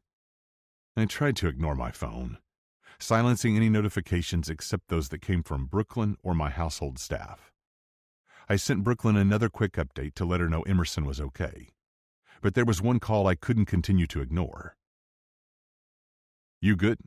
I asked Emerson. "Yeah, but I have to pee." She winced. I pinched the bridge of my nose. I would have carried her if she'd let me, but I knew she'd throw a fit. "Come on." I held out my arm. When she hesitated, I bit out her name. "Emerson." She rolled her eyes. "And here we go again. Just when you were being so nice." "I am nice," I growled. She had no idea how nice I was, how hard it had been, how hard I'd been these past few months, how much restraint it had taken to keep her at a distance, to keep myself in check. And now, everything was spiraling out of control. I was worried about Emerson. I knew Brooklyn was concerned despite my attempts to reassure her, and my phone was blowing up with news of our engagement. It's a good thing you have carbon offsets. Emerson wagged her finger. Maybe you should smile again. I pulled a face and smiled. She immediately started laughing so hard she plopped back down on the bed with a snort. It was quite adorable. Did you just snort? I offered her my arm, concerned she'd fall. No. You so did, I said, gently guiding her toward the bathroom. After today, we shall never speak of this again. I wanted to agree, but judging from all the texts rolling in, that might be difficult. I stood just outside the bathroom, scanning the messages from Pierce and promising to call soon. She'd just flushed the toilet when I heard a shriek. I nearly dropped my device. Are you okay? I called. No. Yes. What the hell was going on in there? I placed my hand on the knob. You have 2 seconds to tell me what's wrong, or I'm coming in. One, I said, my impatience growing along with my concern. I pulled open the door, not even bothering to wait. 2. Oh my God. She covered her face with her hands. Oh my God. You can't be here. You need to go. Now. What? I jerked my head back. Why? Because I look like Shrek's bride, and you're you. And please, just... She groaned from behind her hands. Haven't I endured enough embarrassment for one lifetime? Emerson. I stepped closer, my tone gentle. She kept her face covered, and I hated that she was embarrassed. Emerson, I said in a more commanding tone. What? It's not that bad. Not that bad, she scoffed, finally removing her hands. Not that bad? I look like a freaking pufferfish. She glanced at her reflection and cringed. If puffers could sunburn. I wanted to tell her that she'd always be beautiful to me, but instead I said, What matters is that you're okay. The swelling will go down. She nodded, but it was clear she remained unconvinced. Wash your hands, I said, so I can get you back to bed. Get me back to... Her eyes widened. Bed? Now that she'd mentioned it, I couldn't stop thinking about it. Her. Us. Ugh. Why do you always look so pissed off around me? She asked. I didn't respond. What could I possibly say? Because I want you. And it's distracting and infuriating and inappropriate. I can't have you, and yet I can't stop thinking about you. So, yeah. She sighed. Fine. Don't answer. It's not like I expected you to anyway. She leaned on me as we walked back to bed, and then I got her settled once more. You good? I'm great. You're great. We're all great. Oh, boy. She was all over the place, but at least physically she seemed fine. I excused myself to the bathroom and called Pierce. He didn't even say hello, merely launched into a tirade of, What the fuck were you thinking? Engaged? You can't drop a bomb like that without running it by me. I know. I dragged a hand down my face, the fluorescent light and the square beige tiles setting me on edge. I know. It was sort of spur of the moment, and it was probably only going to make matters worse regarding the situation with Trinity. God, what if this gave Trinity even more ammunition against me? What if... I wish you could have at least given me a heads up. Something. But fuck, I can't say I blame you. She's gorgeous, and the media's lapping this shit up, calling it a modern-day fairy tale. Seriously? I jerked my head back. I hadn't expected that. Yeah, seriously. A billionaire playboy falling for the all-American girl. An Olympic athlete, no less. Nimmy is trending big time, my friend. Nimmy? I frowned at my reflection. You know. I heard shuffling in the background. Nate and Emmy. Only the hottest celebrity couples get a moniker. Damn, I wish I'd thought of it myself. I cleared my throat, hesitating. That would be great, but we're not engaged. He was quiet a moment, but when he spoke again, his tone was lethal. Explain? I explained what had happened. Pierce listened quietly on the other end and finally said, What's the big deal? We can work with this. Fake engagement, publicity stunt. It's brilliant, and people do it all the time. He was right, but I never dated someone for a publicity stunt. It had always seemed distasteful. Plus, I hadn't cared that much about my reputation. My films spoke for themselves. My stature was solid as a billionaire Hollywood star, or at least it had been until fucking Annalise Windsor. Besides, I wasn't sure if Emerson would go along with this, even if Pierce was all for it. I never thought I'd say this, Pierce continued, but your nanny could be just what you needed to finally quiet the rumors surrounding Annalise's tell-all and show the public and any judge that you really are a family man. Plus, it's going to be great publicity going into award season. I should have said no. I should have shut it down. The risks were too high. I was too attracted to Emerson. Brooklyn was too attached to her. But instead, I found myself thinking of the possibilities. I found myself thinking back to the night of Brooklyn's slumber party and the way it had felt to touch Emerson, to almost kiss her, and all the stolen moments, the promises of intimacy since. Yeah, maybe, I said, then added in a hushed whisper, but you forget that I have to get her to agree first. He scoffed. Everyone has their price. I wanted to tell him that he was wrong, that Emerson was different. But time and time again, I'd seen it play out the same way. Anyone could be bought for enough money, fame, or whatever. I wondered what Emerson's price would be. I wondered if I really wanted to know. I should go, I said, praying she hadn't overheard any of my conversation. Go. We'll talk more soon. We need to discuss what interviews and photo shoots you guys want to do. My phone's been ringing non-stop with requests for exclusive engagement photos. I swallowed hard. This lie was so much bigger than I'd even anticipated. It was on the tip of my tongue to tell him to put a stop to it, but instead I found myself saying, I'll have to get back to you on that. We hung up, and I slumped against the wall. How the hell was I going to get Emerson to agree to this? And did I even want her to? Chapter 10. Emerson. I stretched beneath the sheets and frowned. They were rough, and my room was freezing. I opened my eyes and glanced around. A heart rate monitor beeped beside me, and a man slept in a chair beside the window where the sun was rising over the city. I did a double take. Nate? Surely I was hallucinating. His cheek rested in his hand, his eyelashes dark against his tanned skin. His white shirt was unbuttoned at the collar, the jacket of his tux thrown over the back of the chair.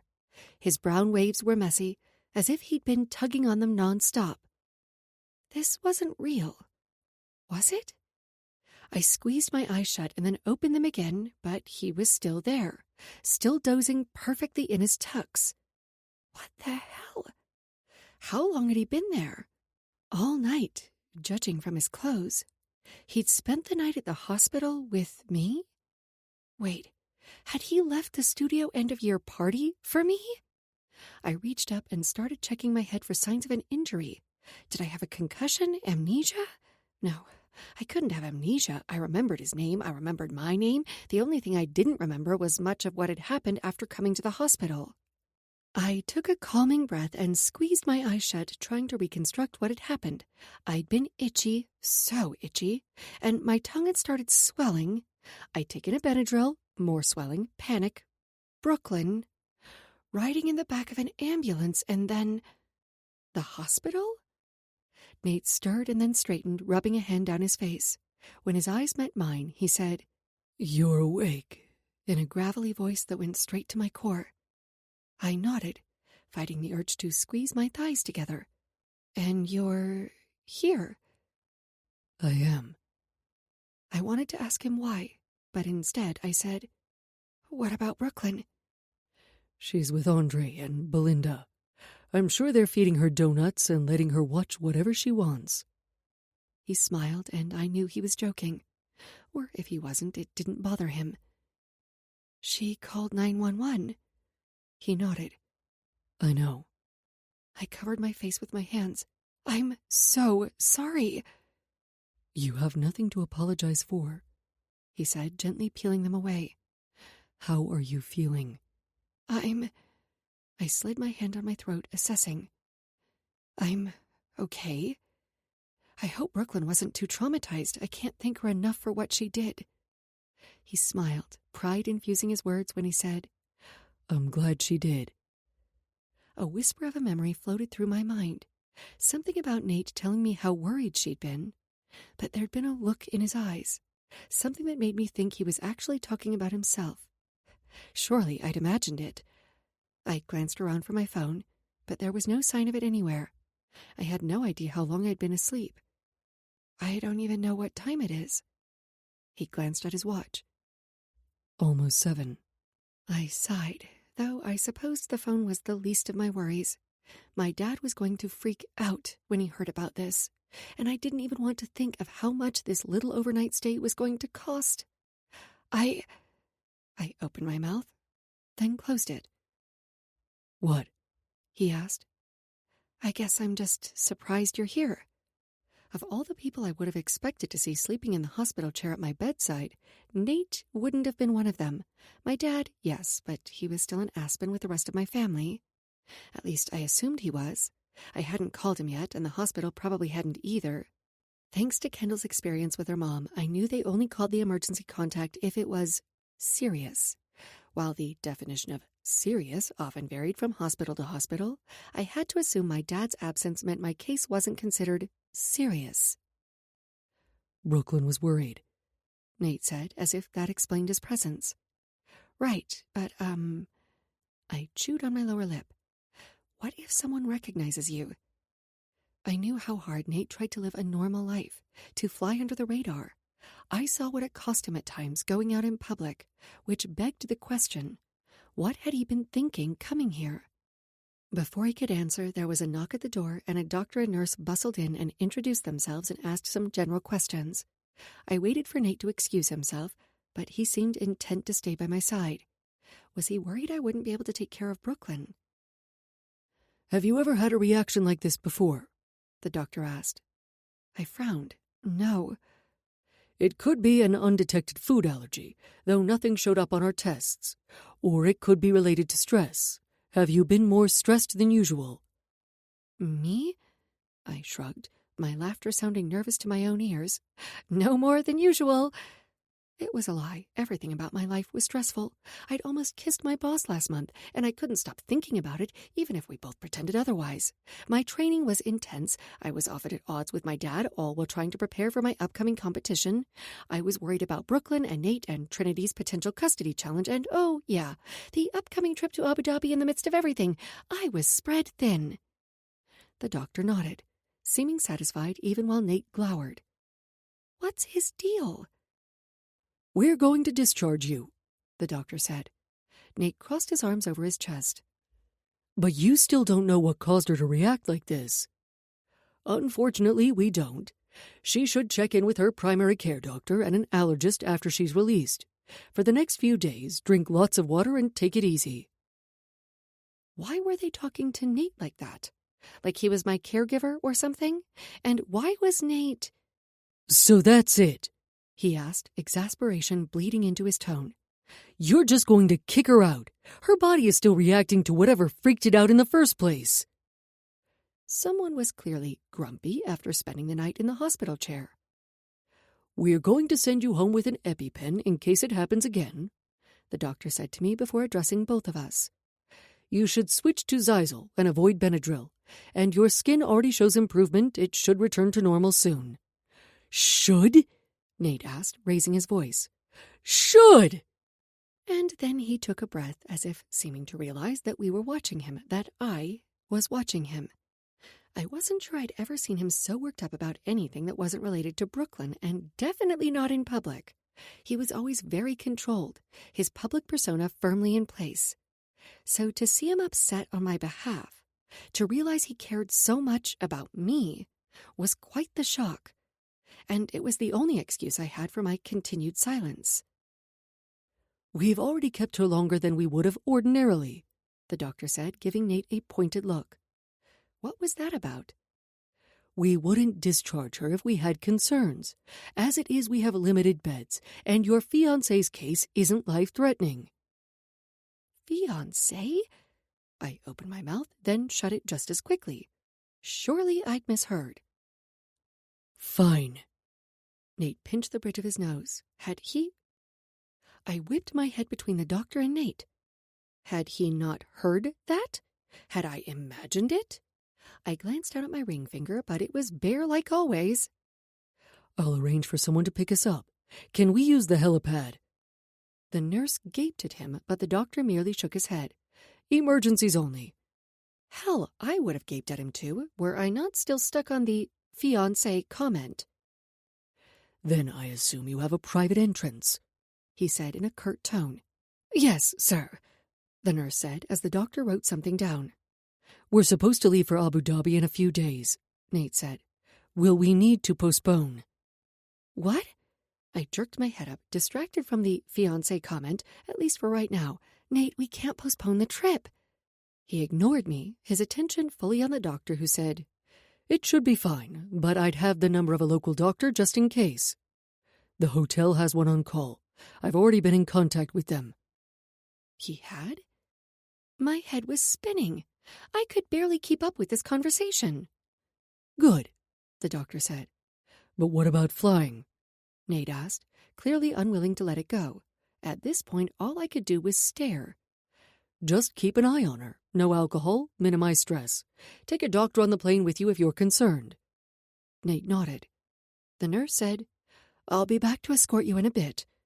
And then the two of them left. As soon as the door closed, I expected Nate to say something. Anything. But after a minute, I couldn't take it anymore. "Funny thing." "What's that?" "I think I'm hallucinating because the doctor just referred to me as your fiancé." I expected Nate to laugh it off, to tell me I was crazy, but instead he started pacing, stopped and pinched the bridge of his nose, started again. I wasn't sure I'd ever seen Nate so flustered. "Nate?" I asked, concern creeping into my voice. "Why do they think I'm your fiancé?" "Because..." He blew out a breath. "Because I may have told them we were engaged, so they let me see you." My eyes went wide. "You did what now?" My voice rose with every word until the last one came out as more of a shriek. "And now everyone thinks we're engaged." "What do you mean by everyone? Who thinks we're engaged?" My tone was low, lethal. "Just the hospital staff, right?" He glanced around, looking anywhere but at me. "Nate?" He dragged a hand down his face. "It's sort of spiraled out of control." "Oh, holy shit." "Explain," I said, and stood from the bed, gathering my hospital gown around me. "Explain to me exactly what that means." I glanced around, wishing I had my phone. If the world truly believed we were engaged, it would be buzzing nonstop. And where the fuck is my phone? "Emerson," he said in a commanding tone as I continued searching. It was a small room. There were only so many places it could be. "Look at me." My heart rate was skyrocketing. I couldn't focus, couldn't breathe. "Emerson." He grabbed my arms and forced me to still. "Hey, take a breath. Breathe. Calm down." His calm tone did anything but put me at ease, and his touch, I shook my head. His touch felt like being struck by lightning, electric, consuming. "Calm down," I said. "Calm down?" My family was probably freaking out, and Kendall? She had to be worried sick about me being in the hospital. "It was a mistake, and I will make it up to you. Yes, you will. And you can start by telling everyone the truth. I can release a statement or whatever, and we can coordinate our response. It was a silly joke, a misunderstanding. I sliced a hand through the air dismissively. Blah, blah, I mean. I started laughing, practically doubling over at the prospect. Could you even imagine the two of us engaged? Why not? My eyes went wide. Think about it, he said. We get along great, and anyone can see how much you adore Brooklyn. Yeah, but there's a difference between getting along and trying to convince people we're in love. I can pull it off, he said, undeterred. Can you? Oh, no. I know what you're trying to do. I wagged my finger at him, and it's not going to work. What am I trying to do? He wore an expression of innocence. You're trying to goad me into agreeing to this ridiculous charade. What I don't understand is why. He rubbed the back of his neck. As you may have noticed, I haven't had the most favorable press lately. Maybe not, but it will blow over eventually. He shook his head. This time, I'm not so sure. I'd never experienced this level of intensity from the press, and I knew I wasn't the only one feeling suffocated. I mean, damn, they were relentless, harassing. I couldn't even imagine how Nate felt. Even so, it was his life, not mine. I crossed my arms over my chest, and that's my problem. How? It's not. But I think you understand how frustrating it is to have people focus on your shortcomings or meaningless drama instead of your accomplishments. He was right. I did, and it sucked. But agreeing to be his fake fiancé would have people doing just that, focusing on my romantic status instead of my achievements, thinking I'd been secretly dating my boss for God knew how long. Oh my God! The Hartwell agency is going to fire me! And if I'd had any idea where my freaking phone was, I had a feeling they'd probably already called to do just that. And my dad... the competition... I'll pay you, Nate said as I turned my back on him and pulled on my pants. $1 million. His voice came out strangled. 10, I blurted, just so he'd realize how completely ridiculous this entire conversation was. I finished dressing and turned back to face him. He considered it a moment, then shrugged. Fine, 10. What? I sputtered. He couldn't possibly be serious. I was joking, not negotiating. You heard me, he said, his voice gravelly. I blinked a few times. It wasn't every day I was offered $10 million to be fake engaged to a famous actor, to Nate Crawford, of all people. The 17-year-old girl inside me was freaking out. But the 29-year-old knew better. For the first few months I'd worked for him, Nate had seemed to despise me. He'd barely tolerated me, and it was mostly for the sake of his daughter. Yes, our relationship was 1,000,000 times better now, and we definitely had chemistry, but still... You vowed never to marry again. He arched an eyebrow, cocky smirk lifting the corner of his mouth. Someone's been reading up on me. I rolled my eyes. Everyone knows that. True. After what my ex did, I don't want to get married again. But the way you love and care for Brooklyn, well, that would go a long way to making everyone believe I'd changed my mind. Obviously, we'd both know this is a business arrangement, nothing more. One hell of a business arrangement, I muttered, thinking he might be better off getting engaged for real. It'd be cheaper than giving Trinity what she really wants. I was still processing that statement when he said, You can still help out with Brooklyn if you want. Or I'll hire a new nanny so you can focus on your training or your clothing line or whatever. And... His eyes were wild yet calculating. It was exhilarating and terrifying all at once. I'll cover any expenses that arise in the course of being my fiancé. A stylist, designer gowns, personal... care. What he was offering was staggering. A real-life Cinderella story. But I shook my head. No, I was done entertaining this idea. It feels wrong, especially when I thought of what it would mean to Brooklyn. People do it all the time. Right, I scoffed. So that makes it okay? Where's my damn phone? I muttered, stomping back to the bathroom. You can have it back after we finish discussing this. I turned slowly, my jaw dropping as anger rippled through me. Wait, you knew where it was all along? He had the decency to look chagrined. I stepped closer, and to his credit, he held firm. You knew, and you didn't say anything? I seethed. Yes, but... I narrowed my eyes at him. I want my phone, now. He rubbed the back of his neck. I'll give it back. When I glared at him, he added, I will. I just wanted to be able to talk to you first, to explain. I held out my hand expectantly. Give it. After you've made your decision. I don't want other people's opinions clouding your judgment. Oof. Had he been talking to my dad, or was I truly that transparent? Nate, my voice was deadly. Give me the phone. Trust me, you're better off not looking. I swear to God, I marched over to him. If you don't give me my phone in the next 10 seconds, I'm going to march out front and tell all the paparazzi likely camped there the truth. He crossed his arms over his chest.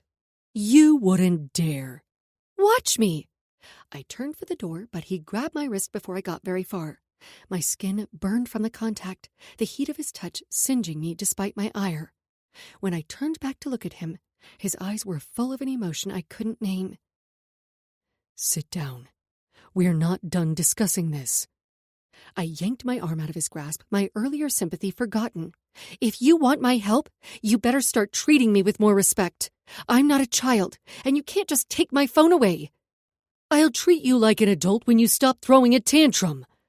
Unbelievable. And you think we could make people believe we're in love? I scoffed. No one would buy it.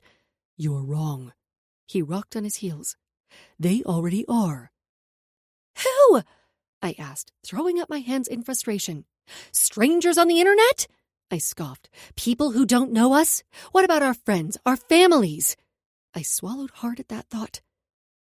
I can be convincing, he said, his voice a low rumble of dark promise. Trust me. He inched closer, but I refused to budge. Despite my bravado, my heart started pounding faster and then faster still. He wrapped my hair around his finger, then tucked it behind my ear. He leaned in, our breath mingling. And I forgot about everything else. Everything but him. Can you? Chapter 11. Emerson. Can I? I whispered, feeling as if I'd been sucked into a vortex where only Nate existed. What? He held my gaze, grazing my cheek with his nose. It didn't matter that I was wearing yesterday's clothes or that my face was still swollen. Nate looked at me as if I was the most beautiful woman in the world. He looked at me as if... Oh my God. Nate Crawford is going to kiss me. His lips brushed my cheek, and I shivered. Holy fuck, holy... But then he backed away. Everything else came rushing into focus once more, but my body was still buzzing from his touch. From the reminder of what we'd started the night of Brooklyn's slumber party and what I'd spent weeks trying to forget. What we could finish now that people thought we were engaged. Not bad, he said in a haughty tone. It felt as if he'd doused me with a bucket of ice water. We can work on it. I crossed my arms over my chest.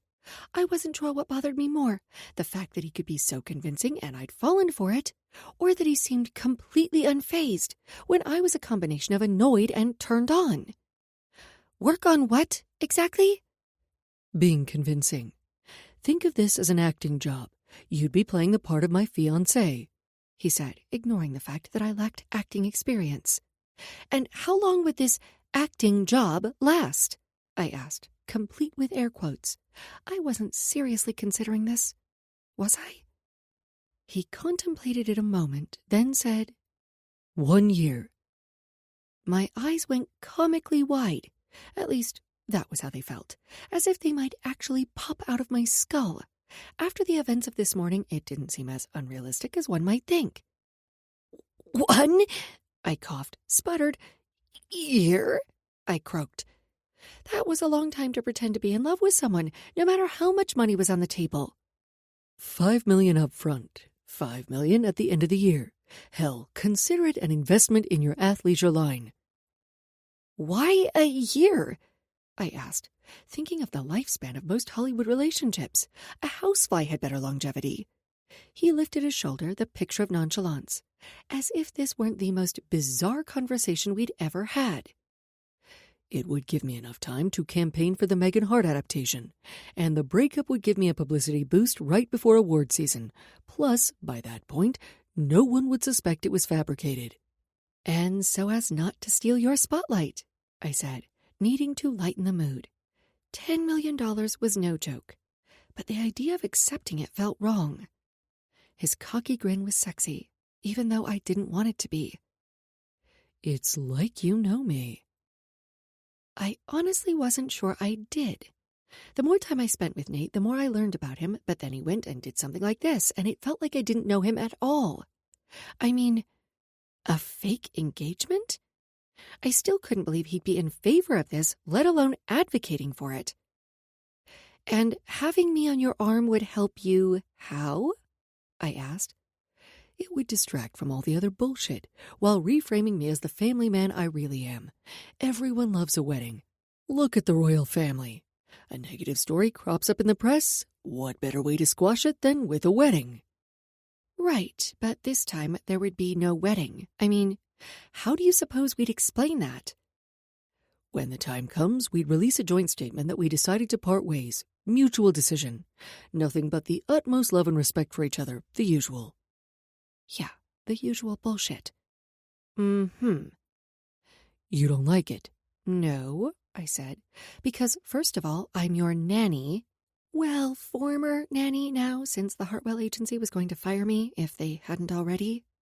So I'm not sure that lends itself to respectability. And secondly, everyone will know you dumped me. Yes, it would be better if we'd met a different way, but this makes the story more believable. We spent so much time together. I saw how wonderful you were with my daughter, and it only made me fall harder. For a minute, even I believed him. And then I remembered who he was and what he did for a living. As to the breakup, he waved a hand through the air. That's how everyone does it. Gwyneth Paltrow and Chris Martin, Reese Witherspoon and Jim Toth. When he saw I wasn't budging, he said, Look, we have plenty of time to figure that part out. And Brooklyn? I asked, voicing one of my biggest concerns. Yeah. He sank down in the chair and cradled his head in his hands. I don't like the idea of lying to my daughter, but if we do this, everyone has to believe it's real, especially her. And how's she going to feel about the engagement? He chuckled. Are you kidding? She'll be ecstatic. I didn't doubt that. I adored Brooklyn. And the last thing I wanted was to hurt her. And when we inevitably break up? I'm sure she'll be upset, he said. Even in the time you've been with us, she's grown very attached to you. I don't like it. I hedged, thinking about the impact on Brooklyn more than anything. I appreciate how much you care about my daughter. It would only make our fake engagement seem more believable. Wow. He had an answer for everything. It almost made me wonder if he'd planned this. Surely... I'm just saying, he continued. I think we could turn this into an opportunity, a mutually beneficial way to improve both our careers. I nodded slowly. Even though I didn't want to admit it, still, that didn't mean that I should pretend to be engaged to Nate Crawford. I mean, was he out of his mind? No, he said, making me realize I'd said the last part aloud. Look. He moved closer, his expression softening. I know it sounds crazy, but I think this could work. Right, I scoffed, clinging to my humor, my armor. He'd gotten too close earlier. I'd nearly fallen for his act.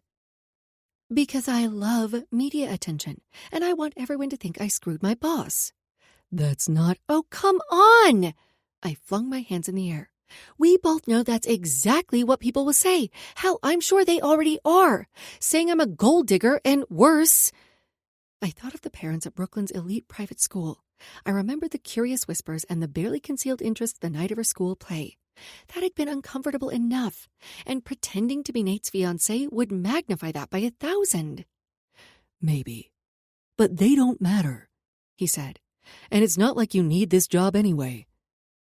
I jerked my head back. What's that supposed to mean? Nothing, he said. No. I moved closer. If you have something to say, say it. He sure as hell hadn't held back earlier. You're so fucking talented. And not just as an athlete. You could do anything. Design your athleisure line, coach, whatever. But I get the feeling you're using your job as a nanny as a crutch, as an excuse so you don't have to face your fears and find out what you're really capable of. Oh, yeah? I asked, feeling his words as if they were a slap to the face, probably because they'd hit a little too close to home. And what about you? First, you're a bad boy, now a family man. You seem to care a lot about your image for someone who acts like he doesn't give a shit what anyone else thinks. I don't. Then why do this? I asked, hung up on the fact that Nate would be willing to lie to Brooklyn, especially when I knew their relationship meant everything to him. You know why, he said more softly. I gnashed my teeth as the answer came to me. Trinity. He nodded. She filed an order asking the judge to reevaluate our custody agreement. The lawyers are working on setting a court date. What? I gasped. How had I not seen anything about this in the news? And why the hell hadn't he told me sooner? When did this happen? Yesterday. I'm doing my best to keep it out of the press for Brooklyn's sake, but I'm running out of time. Fuck. I sighed. I thought she was going to back down. He shook his head, his expression downright murderous. Not this time. You know, he huffed. The most infuriating part is that she doesn't actually want more time with Brooklyn. She wants something that's almost as priceless to me as my daughter. So, you're right. I don't care about most people's opinions, but I do care when it could affect my relationship with my daughter. That's... I clenched my fists, my nails digging into my palms. I didn't even have words for how wrong that was, how angry Trinity's behavior made me, mostly on behalf of Brooklyn. We're not going to let that happen, right? I asked.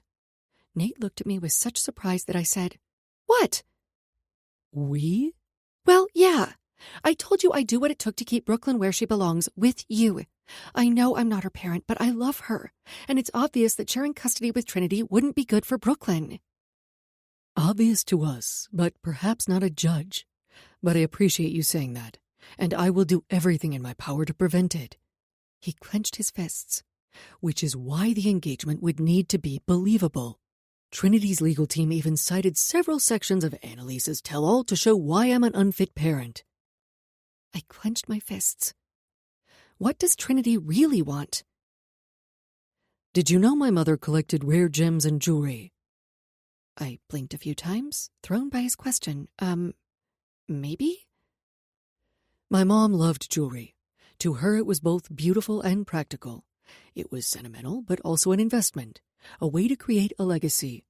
I can remember watching her pore over auction catalogs when I was little, or she'd drag me along to a private showing.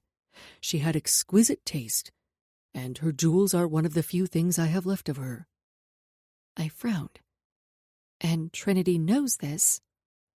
Yes, and she wants a piece my mom owned.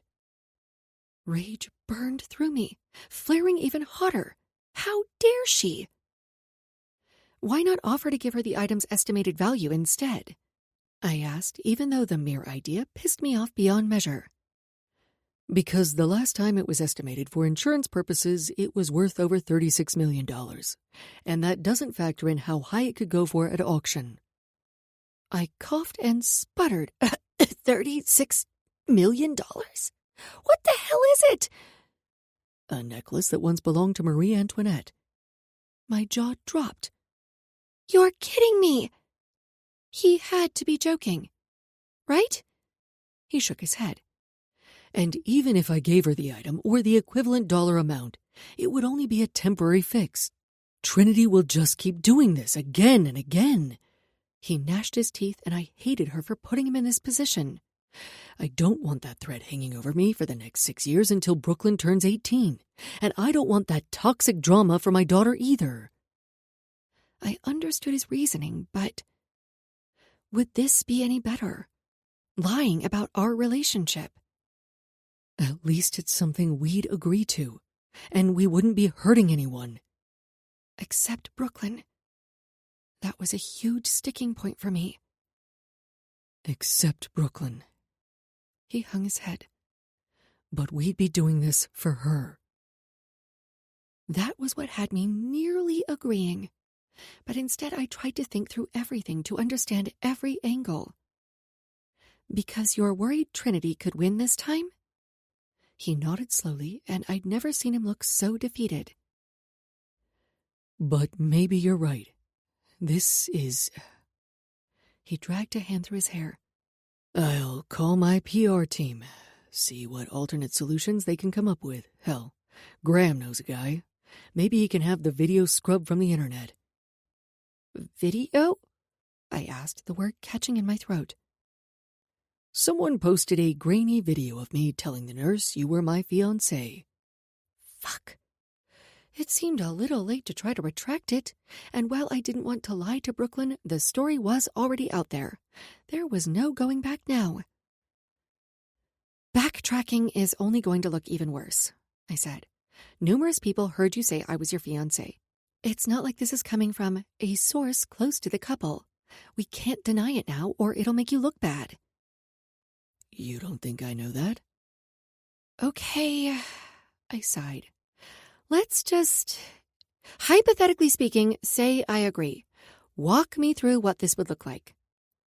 Okay. Hypothetically speaking, we would only have to act like a couple when we're in public. When we're at home, nothing has to change. What about Jackson and the guys from Hudson? What about Belinda and Andre? I asked, thinking of how it would feel to lie to them. They weren't just my coworkers, they were my friends. What were they going to think about me? True, he conceded. We would need to act like a couple around them as well. I scoffed. So pretty much everything would change. Only when we have an audience, he said. I threw my hands in the air. Which is all the fucking time. Not all the time, he said. Besides, if they believe we've been hiding our relationship from them all along, then it's not like we'd suddenly switch to a ton of PDA, especially not when Brooklyn's around. Okay, true, I admitted. Maybe we could work with that. But what about your private life?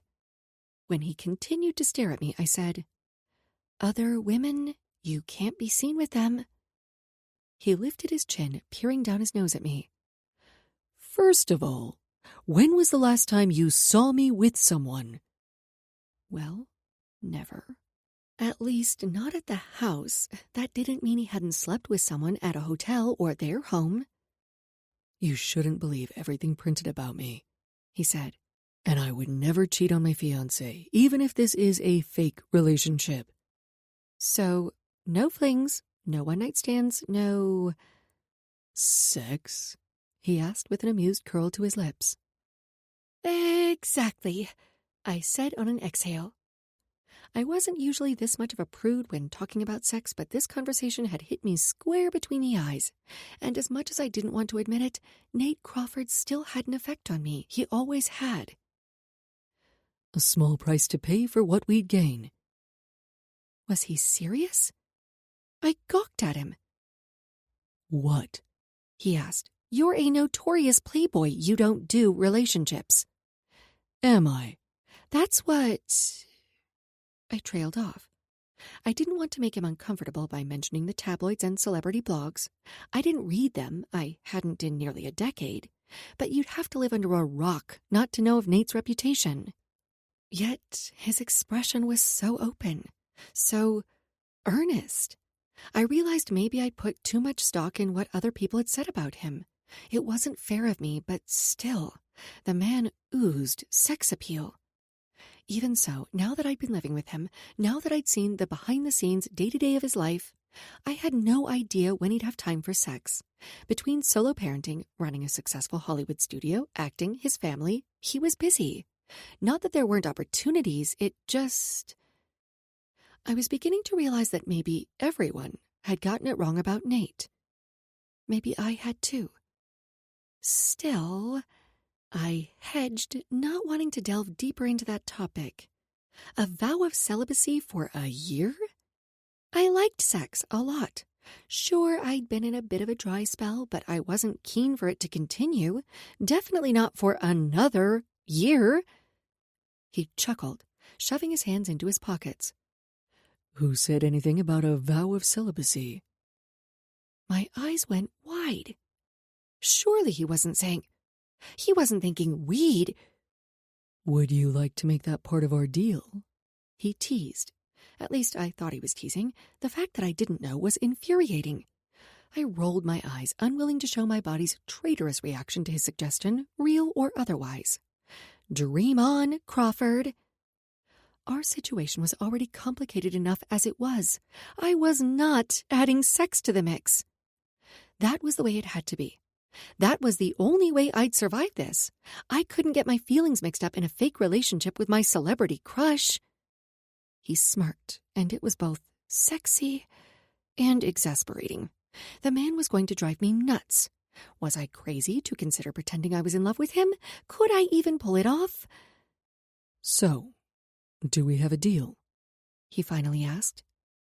I knew Nate would do anything for his daughter. Apparently that now included pretending to be in love with me. I need to think about it. He seemed surprised, though I supposed a man like Nate was used to getting what he wanted when he wanted it. Is there anything else I can do or say to convince you? He asked, and I imagined him in a boardroom closing a deal on one of his films.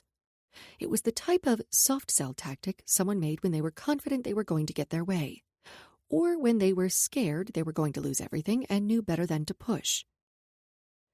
You can give me back my phone, I said. Trust me, it's better this way. I scowled at him. I need to update my family. He shook his head. I already took care of it. Besides, you heard the doctor. We need to limit your stress. I crossed my arms over my chest. Too bad you're the cause of all my stress. Now, sweetheart, he chided, I could also be the answer to all your prayers. If you're trying to convince me to agree to your plan, you're going about it all wrong. Okay. The corner of his mouth twitched as if he was holding back a smile. Then tell me what you want. Something you can't give me. I thought of my desire to get married. For real. To have children. This would only set me back even further, and yet I knew I couldn't say no, not if it would help Brooklyn, help Nate. So instead I said, I told you, in an exasperated tone, my phone. Something else, he said, standing firm. Hell, part of me was afraid he could read my thoughts. Fine. Answer one question. What is it? Why did you sleep in that chair last night? I hooked my thumb in the chair's direction. He rubbed the back of his neck, his earlier bravado evaporating in the face of surprise. Then he finally said, What kind of fiancé would I be if I left you while you were in the hospital? Talk about bad publicity. He tisked. Talk about deflecting. His non-answer was infuriating. We both knew he was lying, but why? And why had he lied about our being engaged in the first place? I wanted to ask him, but I was afraid to know the answer. This situation was already complicated enough. Before I could open my mouth to push him on it, someone knocked on the door. God, how I wished Kendall were here. I needed her to tell me this was a bad idea, the worst. 12 months, $10 million, and one big fat fake engagement. Was I actually going to say yes? Did I really have another choice? Chapter 12.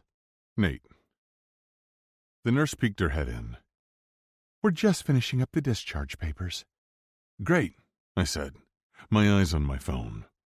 My team had reached out to a few physicians about Emerson's case. I'd already spoken to the hospital billing department and taken care of all charges. And Jackson was in place and ready to pick us up. Our driver is waiting by the service entrance. My phone buzzed. A text from Pierce with a link to some of the latest coverage of my surprise engagement. He was right. There was a hum of excitement, a flood of positive stories. This was good, wasn't it? Then why did I feel so bad? Maybe because I knew it was all a lie. I tried to console myself with the idea that it wouldn't be the first time a celeb had pretended to date someone for publicity. And it wouldn't be the last. I just never thought it would be me. Pierce had wanted us to make a big splash, come out the front entrance and be photographed, but I insisted on a private exit. Emerson needed time to adjust to the idea of our engagement, but more importantly, she'd just gotten out of the hospital, for Christ's sakes. "Give me just a few," the nurse said to Emerson with a wink, "and then we'll get you out of here." "Thank you," Emerson smiled, but it was tinged with fatigue and anxiety. Hell, I was exhausted, and it had little to do with sleeping in an uncomfortable hospital chair. My family was blowing up my phone. Jasper was surprised but happy for me, perhaps begrudgingly so. He had questions, as did Sloan and Graham, who were both incredulous. Knox had promised to call soon, and I needed to get my shit together before then. My brother knew me better than anyone, so if anyone was going to catch me in this lie, it would be him. I couldn't imagine how Emerson was feeling at the moment. Shock, dismay, disgust, pity. I still couldn't quite explain what had possessed me to tell the nurse we were engaged. I mean, seriously. Emerson and I had developed such a good rhythm. She made my life run smoothly. She was important to Brooklyn. She was important to me, and not just because of her role as my daughter's nanny. Whether I wanted to admit it or not, I liked Emerson, trusted Emerson. And while I didn't have to fake my attraction to her, I knew this was a recipe for disaster. She was nearly 15 years younger than me. She was my daughter's nanny. Well, at least she had been until about 24 hours ago when I'd imploded her career without her knowledge, without her consent. And now she was my fake fiancé. I mean, how did she even really feel about me? About this engagement? I kept thinking back to that night at Brooklyn's slumber party, in our game of Truth or Dare that had almost gone too far. Then there was last night, and what she'd said to me. How she'd looked at me when she told me my smile was devastating. But then I remembered she'd been loopy from the Benadryl, and she probably hadn't meant a word of it. Hell, I wasn't even sure she remembered it. Part of me was dying to ask, and the other part was afraid to know. An even bigger part of me worried she'd resent me forever. The door shut behind the nurse with an audible click, leaving us alone once more. I stood and faced Emerson. This was it, the moment of truth. "Before we step out of this room, we need to know how we're going to handle this," I said. "So, you tell me, what do you want?" It was her choice. Did I want to have to retract my announcement? No. But would I if that was what Emerson asked of me? Yes. I just really hoped she didn't. We both knew I could give Trinity what she wanted, the jewelry or the money, but it was the principle of it. That necklace had belonged to my mother, and my daughter belonged with me. Emerson glared at me, but the dark circles beneath her eyes spoke of exhaustion. I felt as if I might burst out of my skin while I awaited her answer. Even so, I remained silent.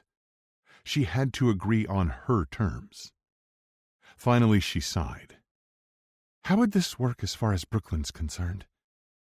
We discussed our options. I offered to hire a full-time or part-time nanny, but Emerson refused.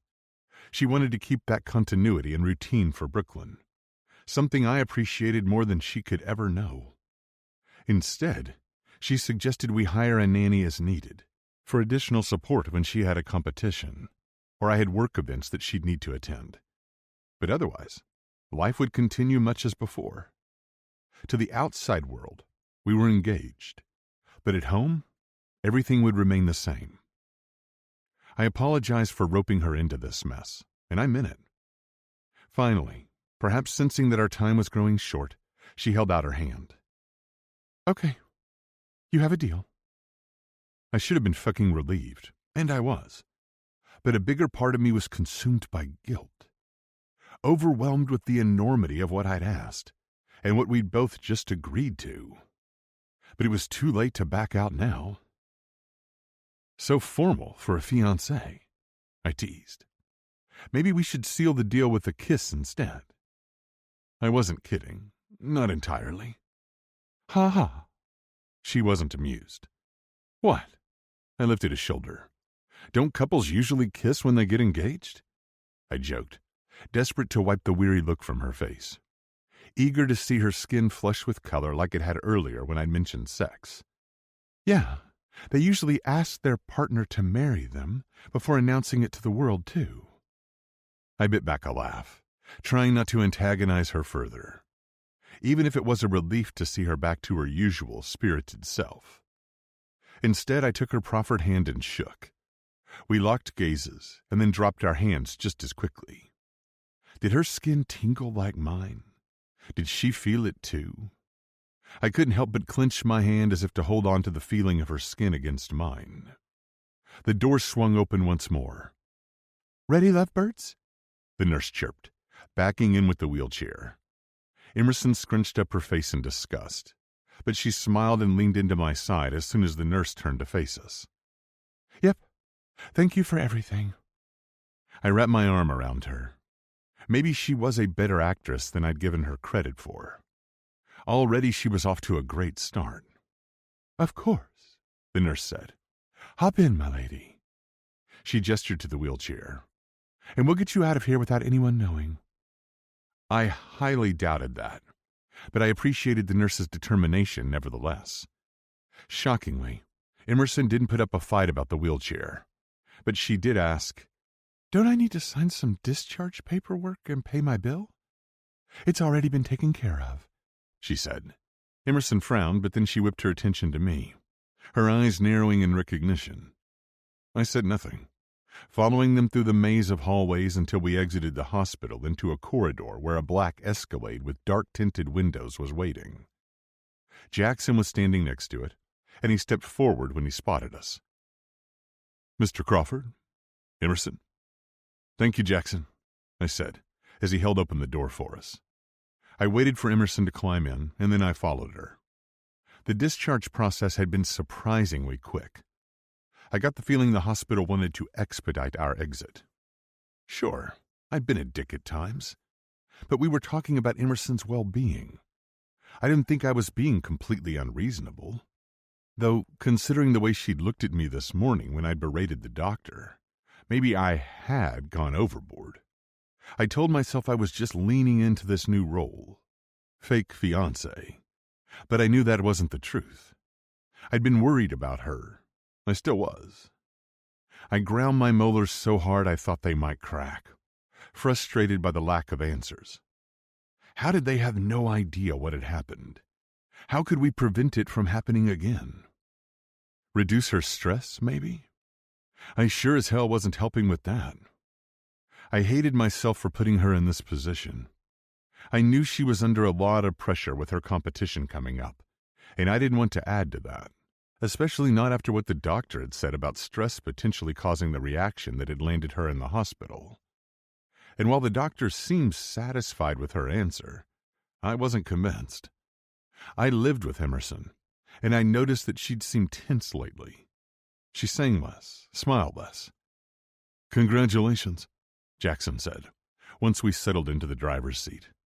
Thanks, I said, appreciating his support. If he had his doubts about the true nature of my relationship with Emerson, I trusted him to be smart enough to keep them to himself. It would be relatively simple to make Brooklyn believe this was real. I had a feeling she was going to be too excited to question it. But Emerson was right. The rest of my household staff might take more convincing. more proof of our love. Emerson and I had some work to do. I studied her from the back seat of the Escalade. She'd given no hint as to her thoughts, even if she'd agreed to go along with the charade. Instead, she peered out the tinted windows, her silence putting me even more on edge. We needed to talk about Brooklyn and so many other things, but I sensed Emerson needed a moment to collect herself. I'd thrown a lot at her in a short amount of time. Hell, it had been my idea, and I was still reeling from the shock of it all, from how quickly my life had spiraled out of control. Holy shit, she whispered as the front of the hospital came into view. Her attention snagged on the army of paparazzi flanking the front entrance. Please tell me they aren't waiting for us. I didn't want to lie or sugarcoat it. They are. So, this is my life now. She didn't sound happy about it, and I felt even worse for dragging her into this. She hadn't asked for the media attention. She didn't even seem to want it, unlike other women I'd been with. I placed my hand over hers. Hey, you okay? She shook her head slowly, her attention focused on the frenzy outside the window. You're sure they can't see us? Yes. I did mention that they would have already swarmed the car if they'd known we were in here. I didn't want to give her even more cause for alarm. Hell, I'd offered her $10 million to play the role of a lifetime, my fake fiancé. $10 million to pretend to be engaged to me for a year. Any other woman would have leaped at the prospect, even without the additional offer of a princely sum of money. But Emerson wasn't just any other woman.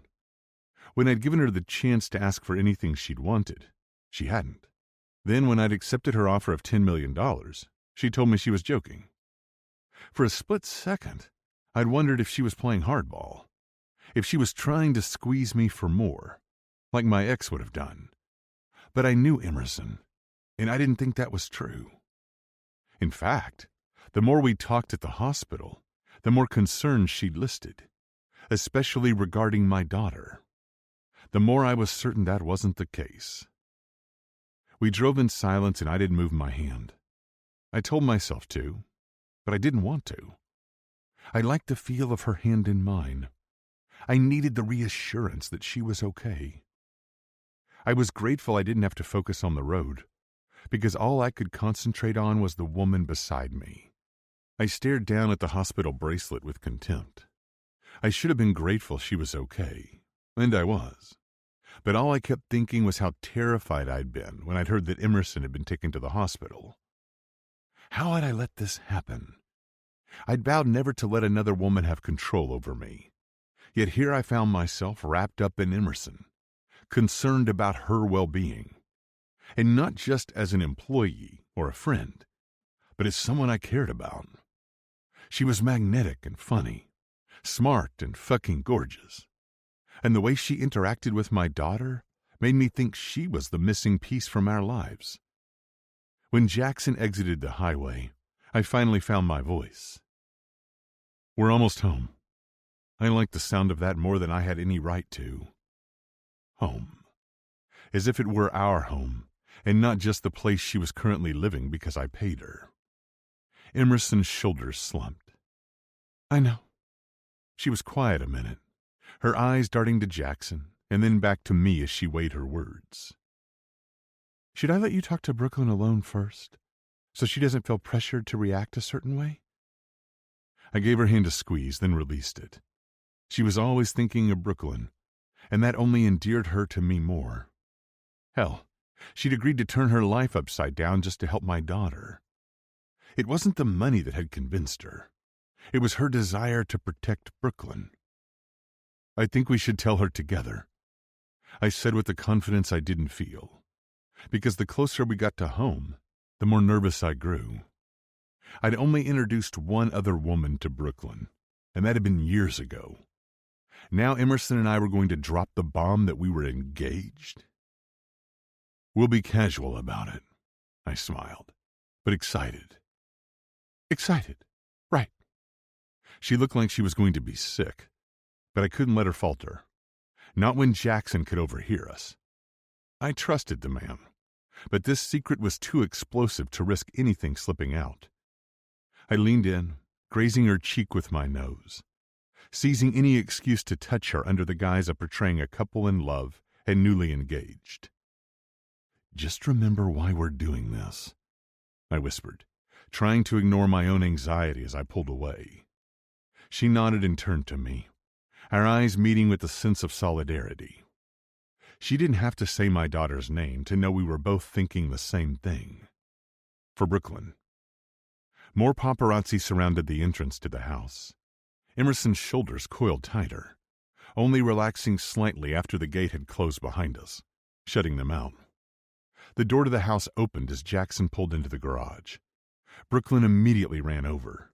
I didn't dare glance back at Emerson, afraid of what I'd see on her face.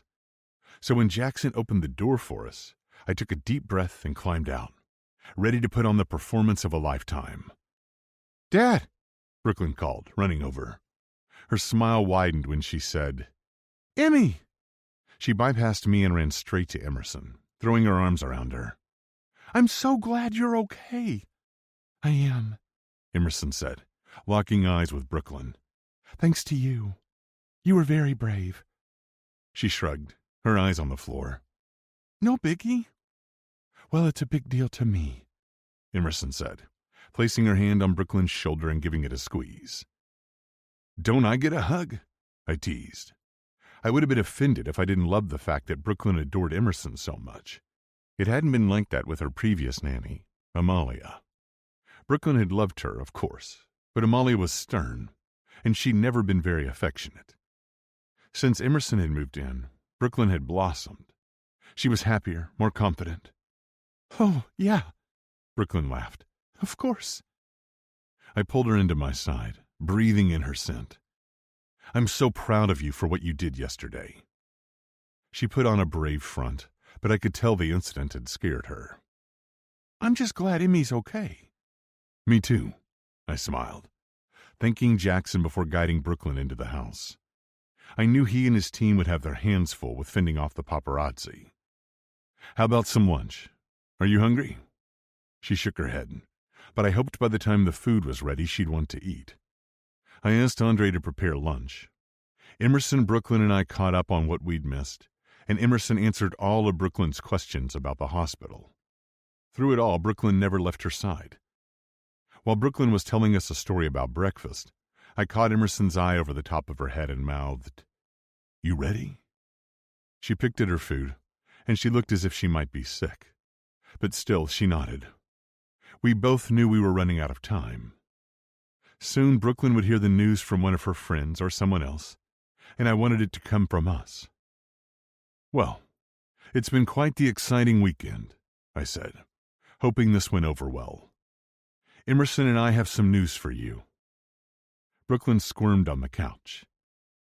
"Good news or bad?" "Hopefully good." I smiled at Emerson, knowing it was showtime. "We think it's a good thing, and we hope you will too." Ideally, I would have had this conversation with my daughter before proposing to someone. But since this was fake, and I'd opened my big mouth, well, here we were. I took a deep breath and said, "I asked Emerson to marry me, and she said yes." "What?" Brooklyn looked from me to Emerson and then back again.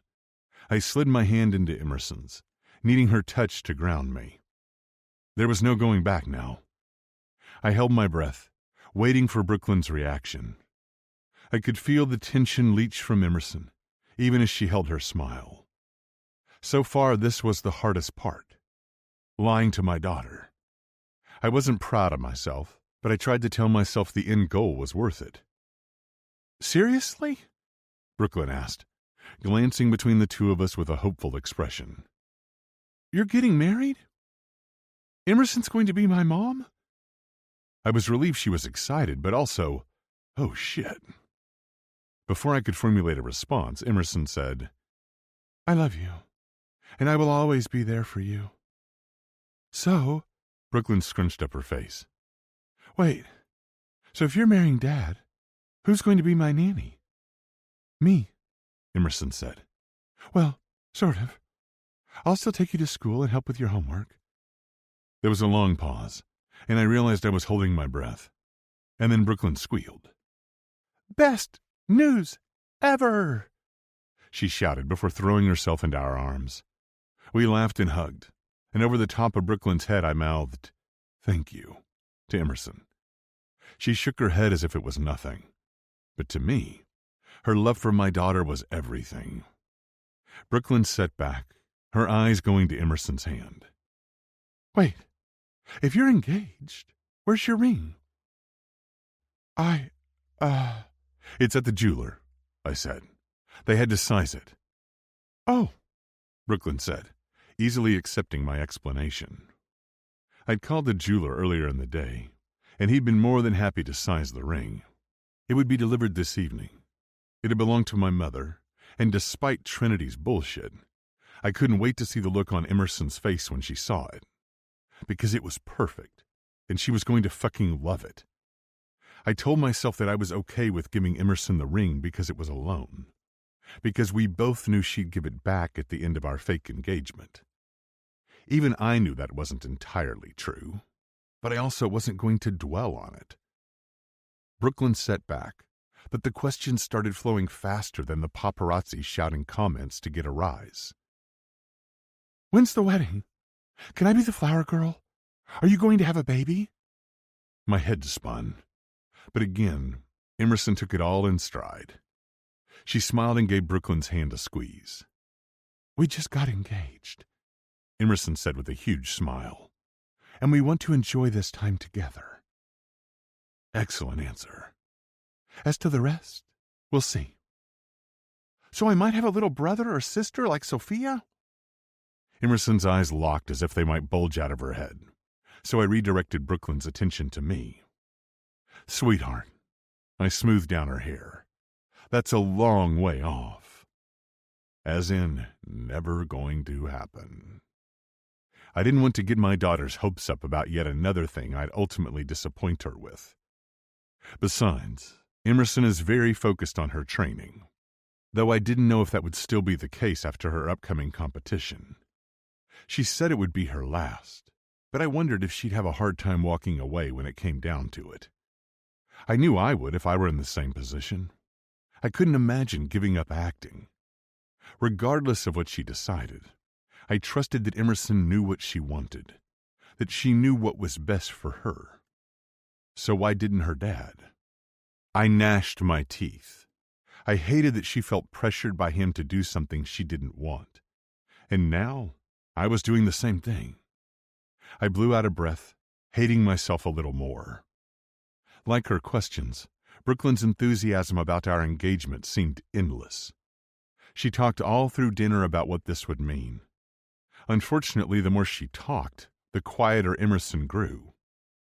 As she had at lunch, she pushed her food around her plate even though I'd asked Andre to prepare her favorite, tacos. After dinner, Brooklyn skipped upstairs to shower and change into her pajamas. It was nice to have some normalcy in what had otherwise been a crazy 24 hours.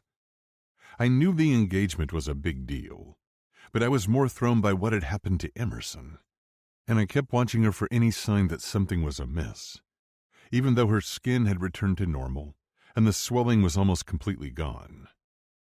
Andre talked with Emerson, congratulating her on our engagement and asking if she was okay. He apologized for anything he might have done to cause the reaction, and Emerson reassured him it wasn't his fault.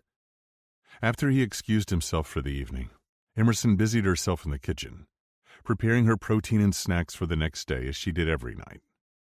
I brushed my shoulder against hers and lowered my voice. Are you okay? Of course, Emerson said in a chipper voice. She sealed her reusable snack bag and headed to the fridge. I didn't buy it, but I also wasn't going to push, for now. Emerson had never seemed so fragile, breakable. I didn't like it. Brooklyn bounded downstairs. Can we watch a movie?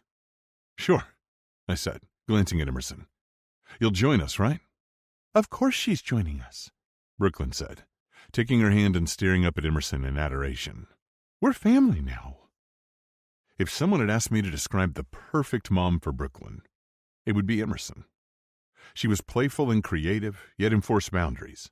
Brooklyn trusted her, loved her, and while I wished I could give my daughter the world, including a mom who would love her and be there for her in a way my ex hadn't, I had to remember that this was all just an act. I only hoped Brooklyn wouldn't be too crushed when it inevitably came to an end. Chapter 13. Emerson. Well, that went well, I said, yawning. We'd just put Brooklyn to bed, and she'd been bubbling over with excitement and questions about the engagement. It made me feel both better and worse about the situation, about lying to her.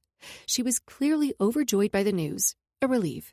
She didn't seem to suspect or question that it had come out of the blue, also a relief. But her enthusiasm only made me feel even worse for perpetuating the lie. It did, Nate said. You must be exhausted. I nodded. If tonight was any indication, this whole charade was going to be even more difficult than I'd expected. My shoulders slumped. I am. But I still need to finish packing for our trip. He pursed his lips. Maybe we should push our departure back. When my eyes flashed to his, he added, just by a few days. You need that time to help combat jet lag before you start filming, and check in with the crew. I couldn't believe he was even considering it. Plus, Brooklyn's looking forward to spending that time with you. Delaying the trip by a few days wouldn't be that big of a deal.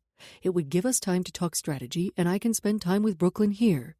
Where? Cooped up at the house? There was no way we were going outside, not with the paparazzi still parked at the gate and helicopters and drones buzzing overhead. We should just go. I'm fine. I didn't disagree about the need to discuss our strategy, but I didn't think it was going to take days. At least, I hoped not. He eyed me with no small amount of skepticism, but before he could open his mouth to protest, his phone vibrated. He pulled it from his pocket, and I recognized my bejeweled phone case. I'd been so caught up in telling Brooklyn that I hadn't pushed for Nate to give back my phone, and honestly, it was almost easier to ignore reality if I didn't have to deal with the missed calls and messages that were sure to be piling up. It's your dad, he said, arching an eyebrow. He's called a few times. Do you want me to talk to him? I shook my head and held out my hand for the phone. I knew I needed to answer it. I didn't want Dad to worry. You sure? He asked, clearly hesitant to hand over the device. I swiped it from him. Yes. I headed down to the gym for some privacy before I connected the call. Hi, Dad. I closed the door. The large space was soundproof, and the yoga room was one of my favorite places in the house. The walls were covered in a mix of pothos, ferns, and other greenery that added dimension and texture, and there was this amazing skylight that went up to the first floor, flooding the room with natural light during the day. On the wall next to me was a hidden keypad that led to the panic room. I hadn't used it, and I hoped I'd never need to. What the hell, Emmy? I've been worried sick. I wanted to ask if he'd been worried about me, or how this would affect my chance to compete, but I bit my tongue. You should have called, he said. I'm sorry. I dropped my head. I would have, but things have been crazy. No shit. You're engaged to your boss of all people? His questions came fast, too fast, each word laced with judgment and disappointment. What the hell are you thinking? I didn't ask for your opinion, I said, hating that I felt the need to defend myself to him. All my life I'd looked up to my dad. I'd sought his approval, his praise. And I could really use your support. My voice cracked. Why wasn't my best ever good enough? Look, kiddo, he sighed. I get it. You can't control what they print about you, and I'm sorry if I was harsh, but I'm worried about you. Really? I wouldn't have guessed that.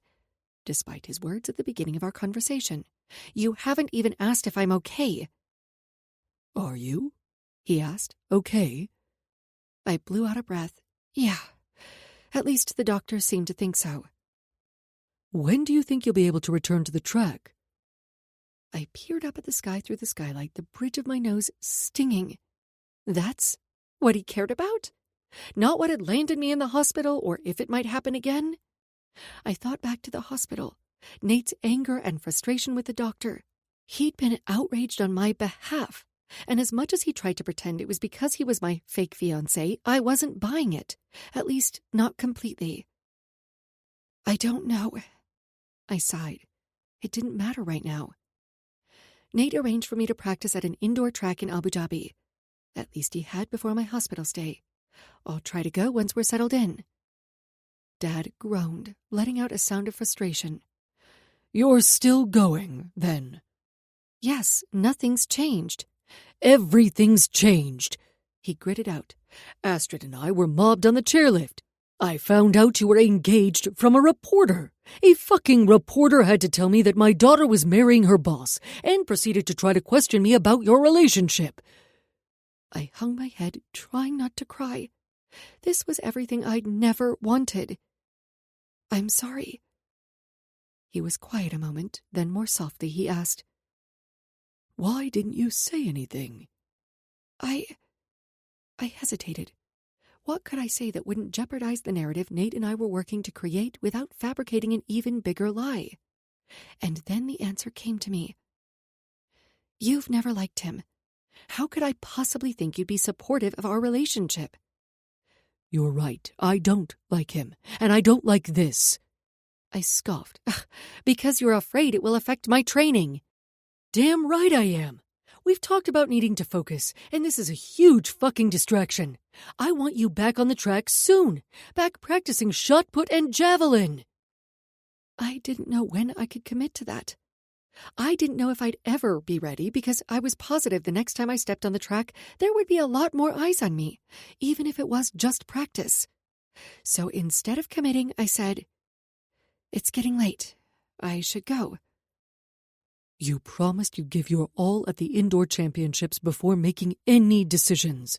And I will, I huffed, still regretting that I'd ever made that promise. What's the point? If you're not going to give it 100%, you might as well retire now. I sighed, sick of having this argument, sick of feeling guilty over a decision that I knew deep down was best for me. You know what? Maybe I should.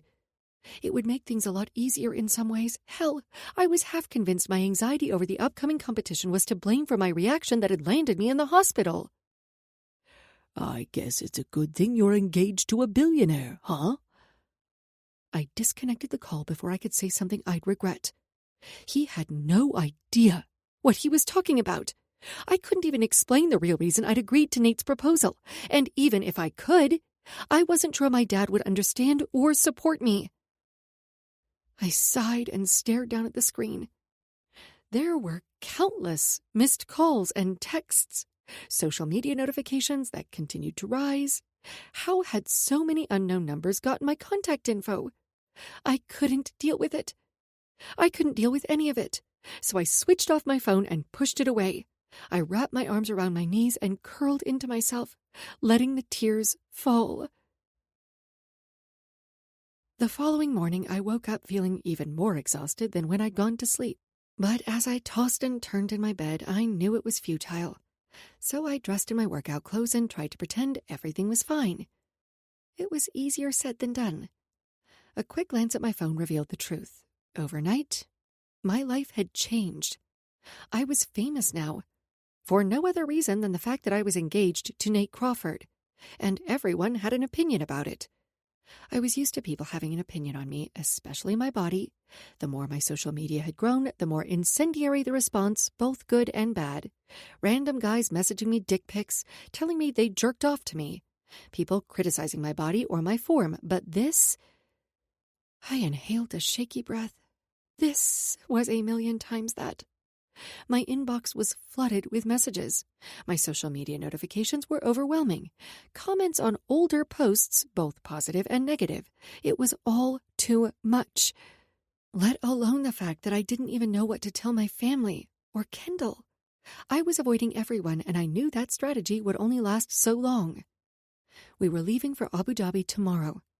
I sighed and opened the door to the gym, hoping a workout would help me clear my head. But I stopped short when I spotted Nate filling his water bottle. His navy athletic shirt flowed like silk over his sculpted shoulders. He turned to face me, frowning. Emerson? Morning, I muttered, heading for the treadmill to warm up. He stalked over to me. What the hell are you doing? What does it look like? I barked back, not appreciating his tone. Warming up for my workout. He shook his head, his lips forming a line. You can't be serious. Of course I'm serious. I placed my hands on my hips, annoyed that he thought he knew what I did or didn't need. I have a training schedule. My coach is expecting me to log my workout. Don't you think your dad would want you to take the day off, considering you were just in the hospital? Doubtful, I muttered. Nate didn't know my dad. We should at least talk to a doctor first. He hedged, concern tinging his expression. I was still trying to reconcile Nate's words with his actions, starting with visiting me in the hospital. Maybe it had been partially motivated by Brooklyn's worries, but Nate didn't have to go to the lengths he had. Then staying the night at the hospital with me, sleeping in a chair no less, and now his continued apprehension. While part of me was annoyed with him for being overbearing and pushy, I couldn't deny that another part of me liked it. Liked that he cared. I'll be fine. Besides, it'll help flush my system, purge whatever caused my reaction, and hopefully my desire for you. Nate narrowed his eyes and stepped closer, closing the distance between us. Emerson, you need to... No! I cut him off. I swear to God, if he tried to tell me what to do, I was going to junk punch him. I'd had enough of that from my dad. You were in the hospital less than 24 hours ago, he growled, his tone sending a tingle down my spine. We still don't know what landed you there in the first place. I'm just going to do a light workout, I said. Nothing strenuous. I don't like it. You don't have to. I seethed. If he'd just keep his mouth shut, this would be so much better. You aren't actually my fiancé, and even if you were, I'd still make my own decisions. Like you do with your dad? He asked, our faces mere inches apart. Enough! I placed my hands on his chest and shoved. I'd had enough. I have a workout to do, and I'm done arguing with you about it. Fine. He crossed his arms over his chest. Fine? I clenched my fists, my annoyance growing with every second. For a fake fiancé, he was awfully overbearing. I scrutinized him, trying to decipher the reasons behind this sudden change of heart. You can't stop me. You're right. He softened. I can't stop you, but I would feel better if you'd let me join you. What do you have planned? I laughed, but he didn't. Oh, you're serious? Very. He stepped closer, placing his hands on my hips. What are you doing? I asked, again keenly aware of just how close he was standing, the way he was touching me, looking at me.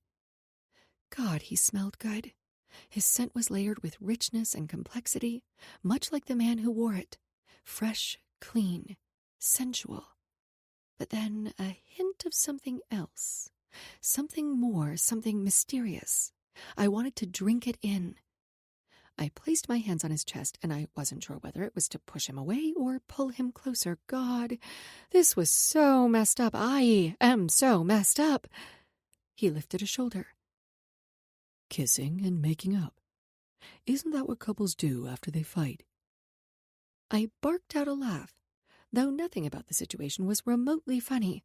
It wasn't the first time he'd suggested kissing, and since nothing had ever come out of our almost kiss at Brooklyn's slumber party, I figured he was only doing it to mess with me. Maybe if we were a real couple... To the rest of the world, we are. His eyes danced between my eyes and my mouth. Which brings me to my next point. We should practice. My mouth went dry. Practice what exactly? Touching. Kissing. At least if we want this to be believable. Right. I nodded slowly, my breathing turning ragged. Nate Crawford is talking about kissing me. Me? Believable. He slid his hand into my hair. Using his other hand, he gripped my hip and pulled me even closer. With painstaking slowness, he traced my jaw, my chin. I was practically panting when he used his thumb to drag down my lower lip. My heart raced, beating against my lungs, as if I were running a full-out sprint. How many times had I imagined kissing him? And yet none of my fantasies could ever compare to this, to the intensity with which he looked at me, to the way our breath mingled, the air sparking with electricity, to the feel of his lips as they finally, slowly, brushed against mine for the first time. Soft, gentle, sensual. I melted beneath his touch, his lips, even as I burned for him. He slid his hand down my back, cupping my ass, pulling me into him, and I couldn't help it. I moaned.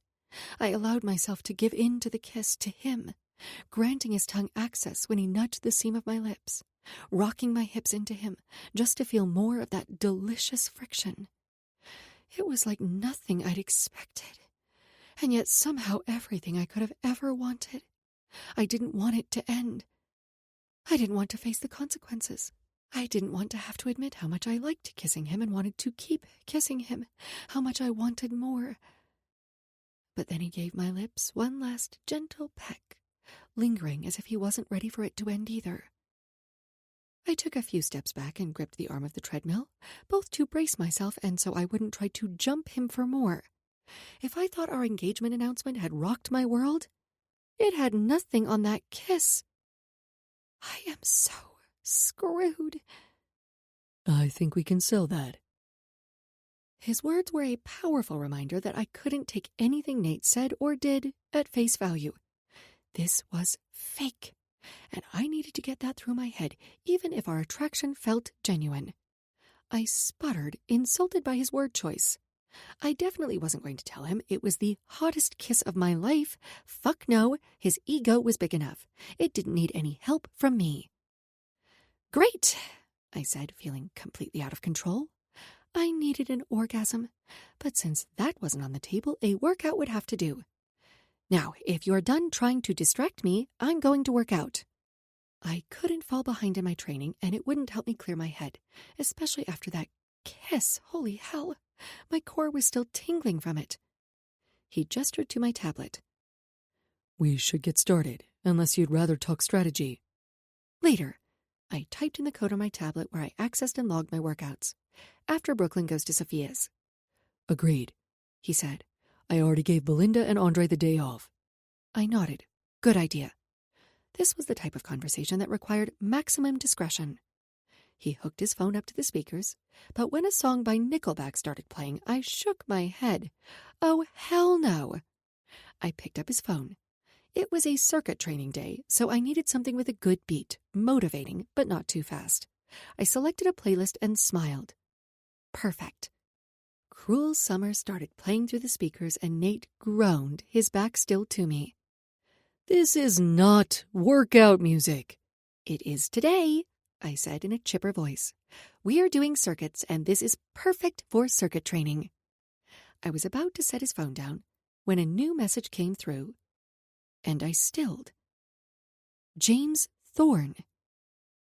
Would the 26th work for dinner? James Thorne. Our house.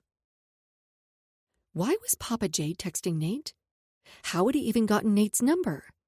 I scrolled back up, seeing messages between them while I was in the hospital. Nate had given my parents updates, and it hadn't taken long for Papa J to invite Nate and Brooklyn to join us for family dinner. When were you going to tell me about this? I asked, flashing him the screen where the messages were displayed. That was part of the strategy I wanted to discuss. I scoffed. Discuss? What is there to discuss? You said we'd be there. You didn't even ask me. I wasn't aware I needed to. Was this how our engagement was going to be? Him steamrolling me every time, expecting me to fall in line because I was his fiancée? Let's get one thing straight, I said. We may be engaged, but you don't get to make decisions for me, especially not without consulting me first. I was only trying to help. It's I jabbed my chest, family. Why wasn't he getting this? What else did you do on my behalf while I was in the hospital? Did you talk to Hartwell, my sponsors? Fuck, Nate. You had no right to do that. How did you even get my dad's contact info? James was listed as your emergency contact in your paperwork for the Hartwell Agency.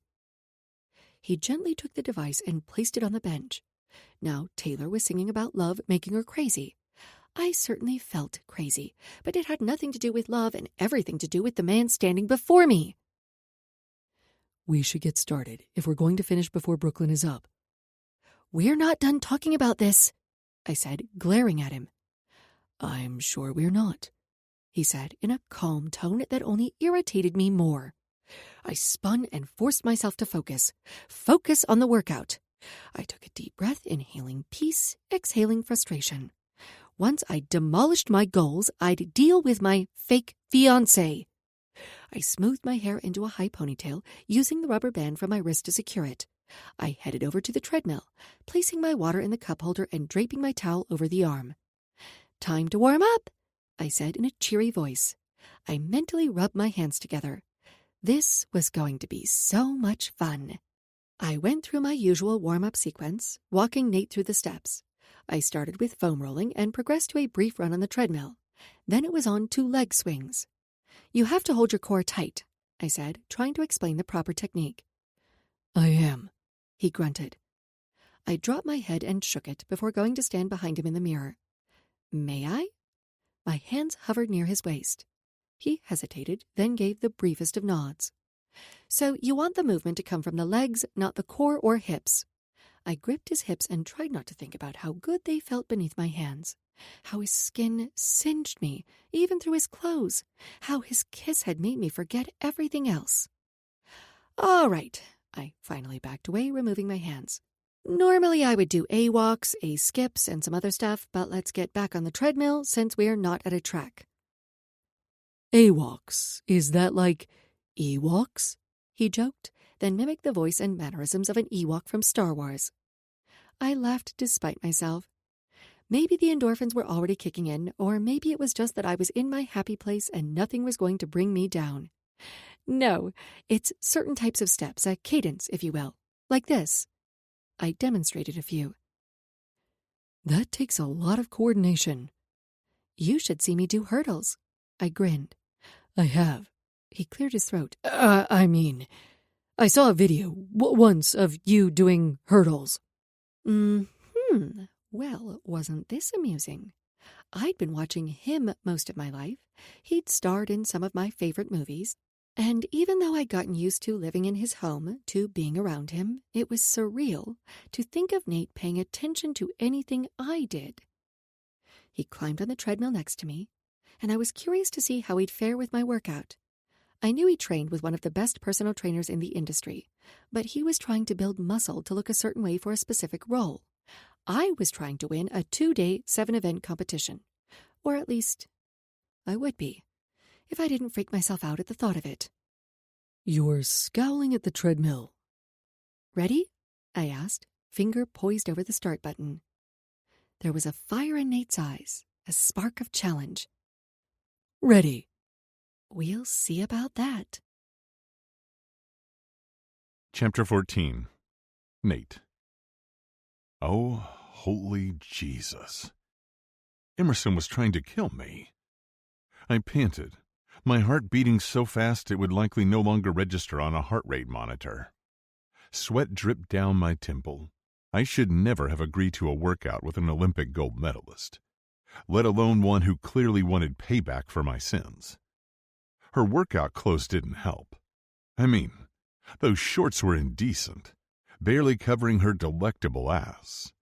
And the way her sports bra pushed up her tits, it was fucking distracting. I mean, that kiss. I couldn't get that kiss out of my head. Her lips parting in surprise, the feel of her hips beneath my hands, and her mouth. God, her mouth. Fucking amazing. Even better than I'd ever imagined. But then the workout had started, and I was so focused on surviving, it didn't leave time for much else. I wondered if that was her intent, because there was no way this was a light workout. None. I couldn't help but think she was taking her aggression out on me. But damn, she was strong. And even though my energy was flagging, I sure as hell wasn't going to show her any weakness. She was a beast. She'd barely been discharged from the hospital, and part of me wondered if she attacked all her workouts this hard. "Time for a water break," she said. Thank fuck. I trudged over to my water bottle and sank down on the floor, trying not to flop down pathetically like a fish. Was this what the next year would be like? Painful, punishing? "You done?" she asked, cocking her eyebrow. I scoffed, though my body said otherwise. "Not unless you are." She smirked, the devil dancing in her eyes. A drop of sweat traveled down a path between her breasts, disappearing beneath her sports bra. Fuck me. The woman was hot, even if she was intent on killing me. I thought my trainer pushed me hard, but the infamous Dirk Steele had nothing on Emerson. Nope. She hopped up from the bench with renewed vigor, and I tried not to groan at her enthusiasm. How the hell was she doing all this? "Come on." She held out a hand, and it drew my eye up her long legs, past her core.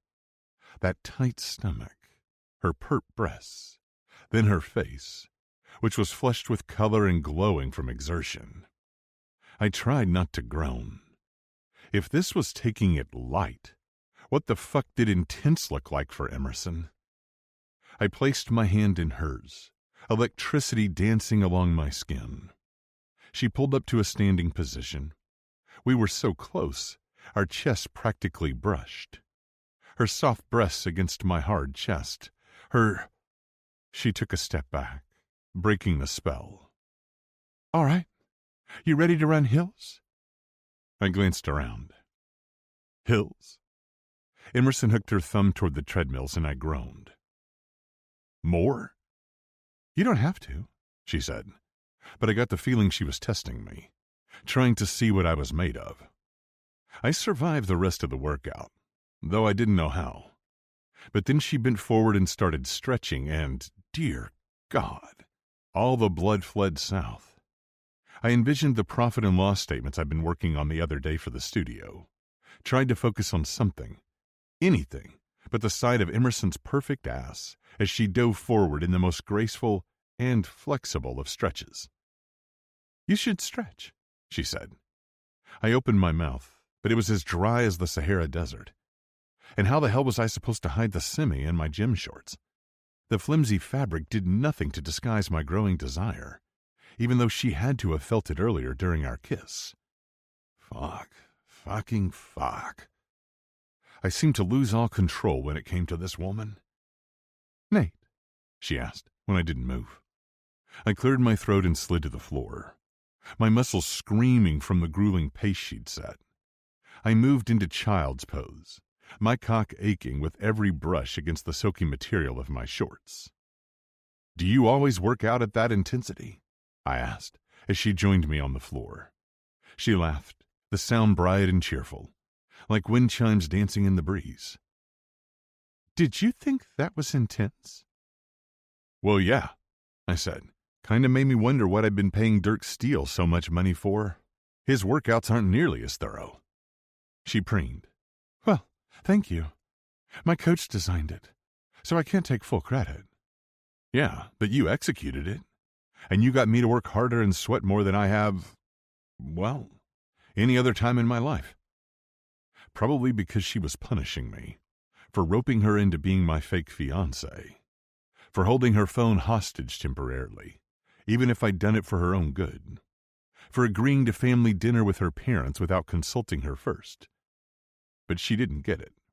I'd done those things for her, to shield her from the publicity storm I'd started by telling the world we were engaged, to try to limit her stress when I knew it was already too high. I had decades of experience with living in the public eye. Emerson didn't realize what was coming. "I love working out. It's my happy place." I turned and gawked at her. "Seriously?" "Yeah, seriously. I love challenging myself. I love pushing past what I think I can do.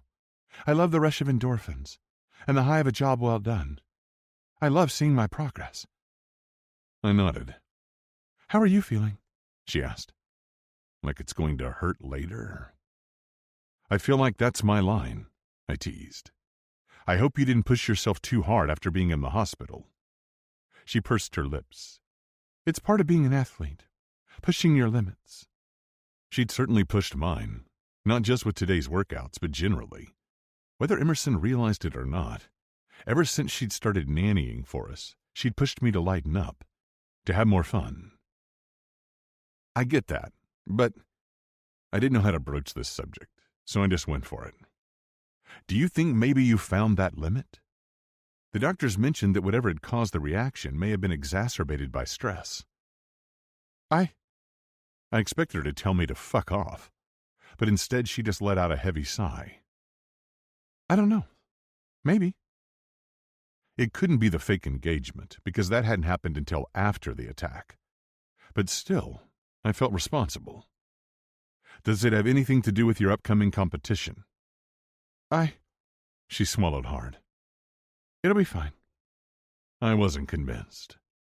Emerson, I growled, don't bullshit me. Everything is not fine. You blew up like a balloon.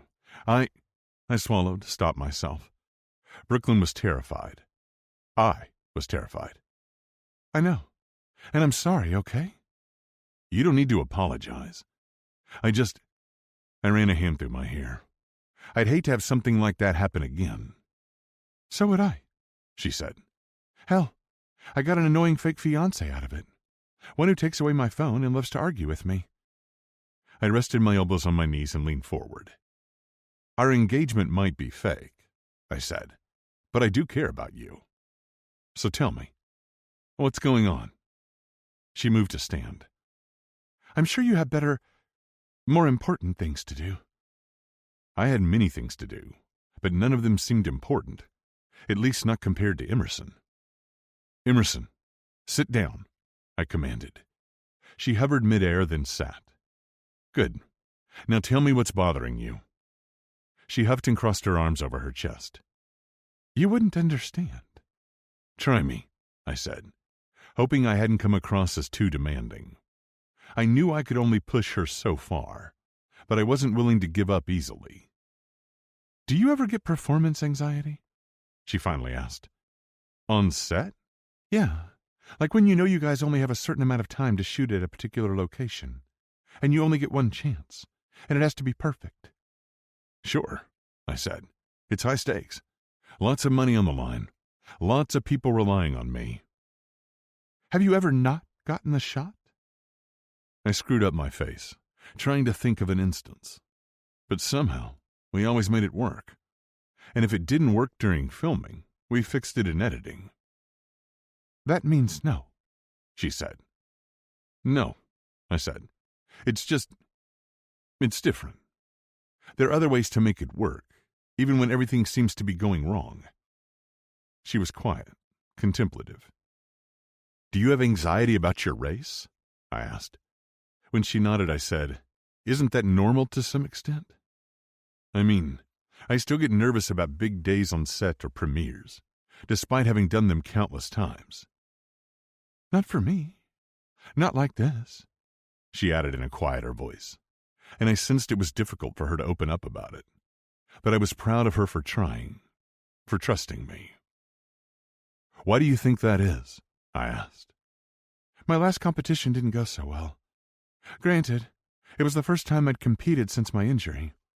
But every time I think about stepping back onto the track, she glanced away. I start to panic. I frowned, hating that she was struggling, wanting to wipe that scared look from her face. Yet relieved she told me. I'm sorry you're dealing with that.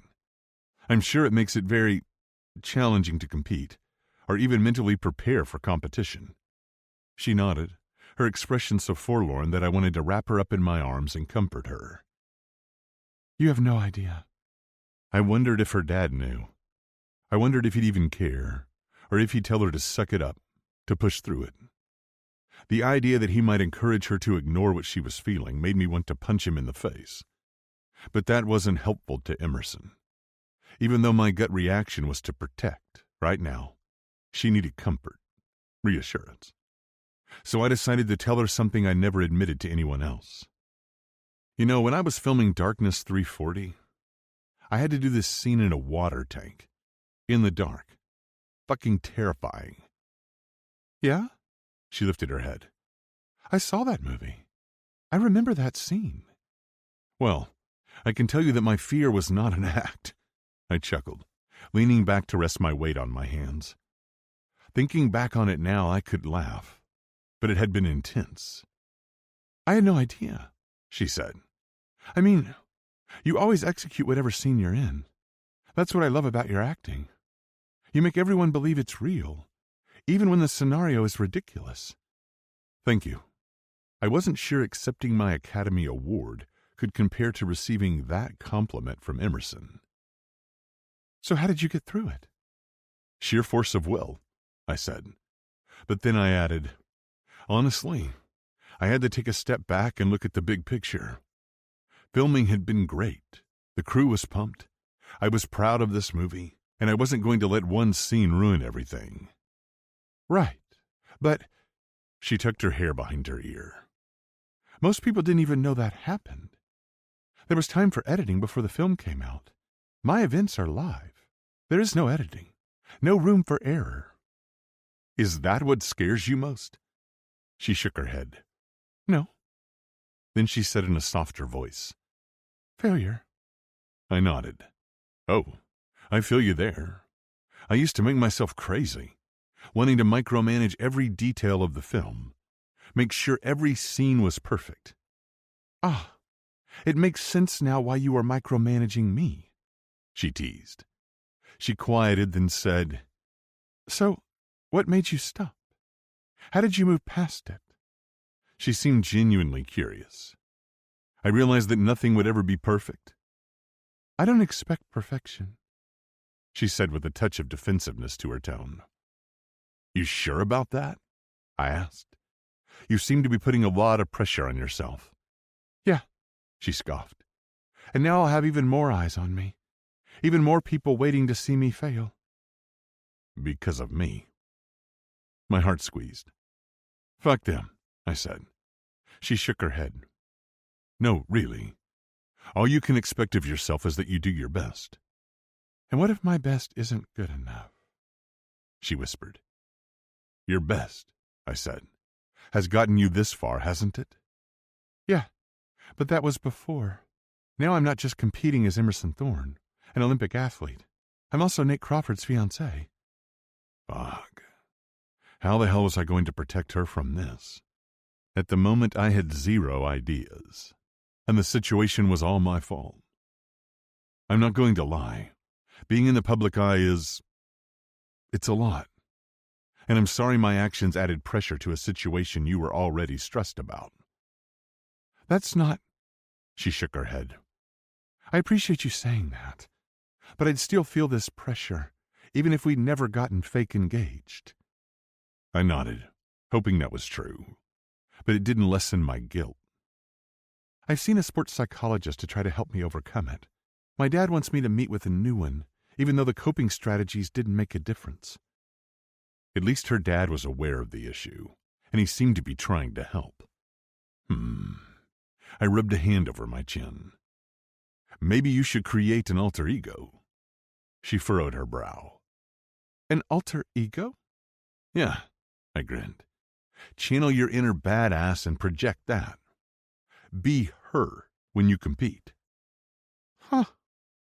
She appraised me with newfound interest. That's not a terrible idea. Is that what you do? Sometimes. I've never admitted this to anyone, but I found it easy to confide in Emerson. Sometimes it's easier to don a mask, to never let them see the real you. She nodded. So that when they criticize Nate Crawford, they're not attacking you, because they don't know you. My attention snapped to her. Yeah. How did you know that? She gave me a sad smile. Because I've watched you do it, even if I couldn't quite articulate the reasoning behind it until now. I scoffed, trying to hide my surprise. Maybe I'm not such a great actor after all. Maybe people just aren't paying enough attention, she said. She paid attention, and for a moment I was sucked into her gaze. transfixed by this woman and the fact that she cared enough to see me.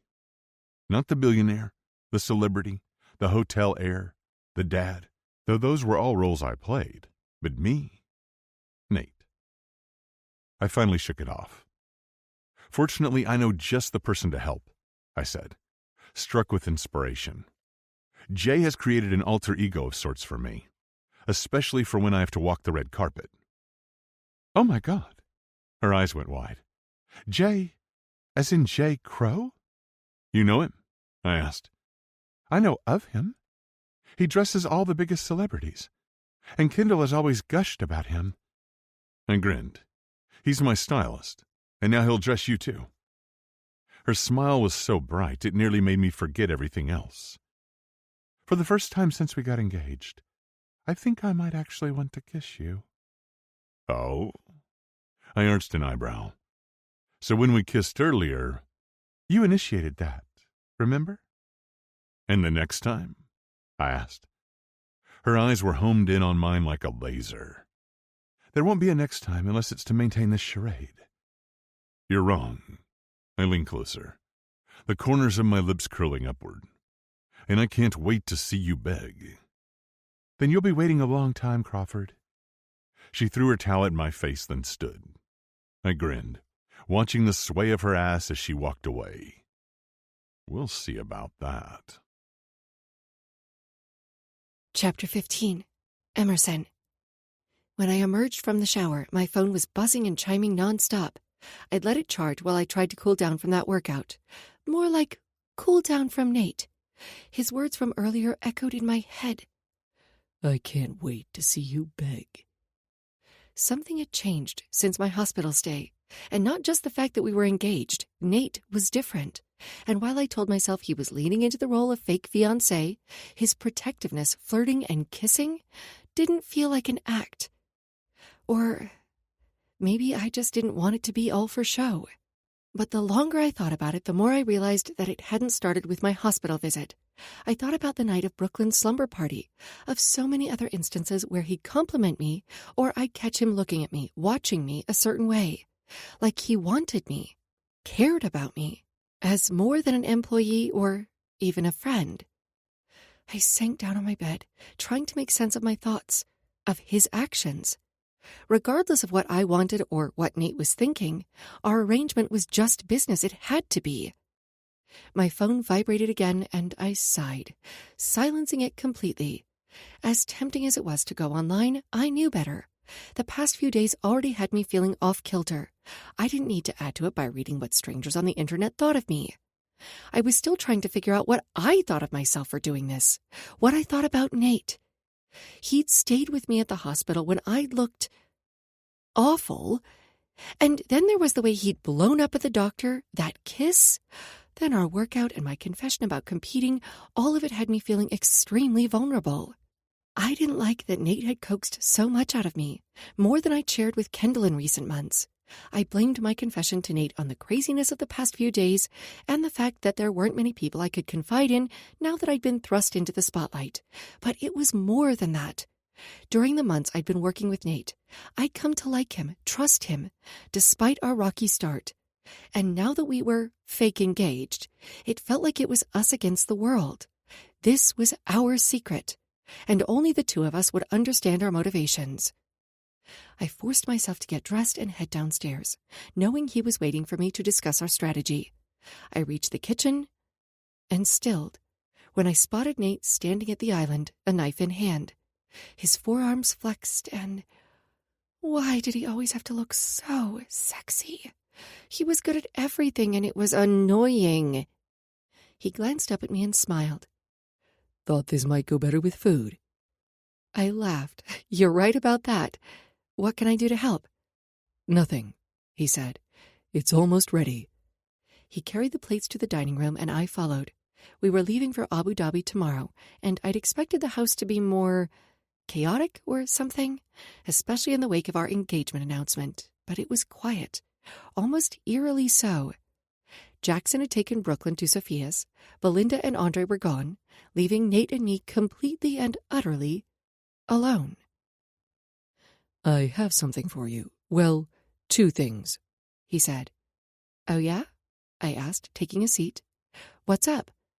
He slid a packet across the table. Contract and updated NDA. I skimmed the contents of the contract. 1 year. $10 million. I frowned. What? Nate asked. It feels wrong to take your money, especially when I know I'm going to get a shitload of visibility as your fiancé. He shook his head. It would be wrong not to take it. I trapped you into a situation that ended your nannying career and turned your life upside down.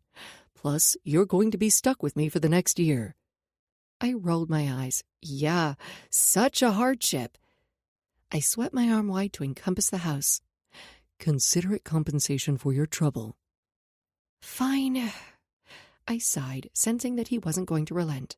Besides, he was right. I was technically out of a nannying job now, and I could use the money. I resumed scanning the contract. The ring was on loan and would be relinquished. Public appearances required. All of it conformed to what we'd agreed to already, and none of it seemed like a big deal, at least until I got to the section on breach of contract. In the event of disclosure by either party, I continued reading, arching my eyebrow the more I read. So if either of us tells anyone, we have to pay the other $10 million? Yes. I scoffed. What? He asked. You know what? You have a significant economic advantage over me. This is more to deter me from violating the contract than you because I have more to lose. He shook his head. Do you realize what this could cost me if the secret got out? He shook his head. Brooklyn. Okay, fine. He made a good point, and when I thought about it that way, I realized he had even more at stake than I did. I continued reading, grateful for all the contracts I'd reviewed in the past for my sponsorships and endorsements. It made it easier to parse through some of the boilerplate language, to feel at least moderately confident about what I was agreeing to, even if this was the most unconventional contract I'd ever signed. What's this section about an extension? I asked. Oh. He waved a hand through the air. It's fairly basic. It merely leaves open the possibility to extend our arrangement, should we find it advantageous. Okay. I skimmed the terms, and they looked reasonable, though I assumed they'd be unnecessary. And what if we want to end it before the year is over? Is that... He paused, then asked, Is that something you foresee happening? I lifted a shoulder. I don't know. I just think if you're going to go to the trouble to outline the terms for extension, you should also spell out early termination. I believe it's detailed on the next page. I flipped the page, and sure enough, there it was in black and white. This agreement shall terminate 1 year after the date of execution, unless the parties agree otherwise. Blah, blah, blah. Early termination of contract. If all the terms are fulfilled and the parties agree. Then it spelled out any changes to the compensation and terms for material breach of contract. Any other questions or concerns? He asked. Nope, I think that about covers it. He slid a pen to me. I took it and signed my name before I could back out. Great. He took the contract and turned it face down. His shoulders seemed to relax. Thank you. Now, he pulled something out of his pocket, a small box. Catch. He tossed it to me. Red leather, gold details. It was clearly an engagement ring. So romantic, I teased, though my heart was racing at the prospect of what the little red box might contain. If I remembered correctly, Trinity's engagement ring had been an emerald-cut diamond worth $2 million. It was beautiful, tasteful, and classic. I wondered what Nate had selected for me. That reminds me, we need to come up with a proposal story. Uh-huh, I said, still staring at the box. When had he had time to do this? Last night? I guessed when you were a billionaire, you could have whatever you wanted, whenever you wanted it. Hell, he now had a fake fiancé at his disposal.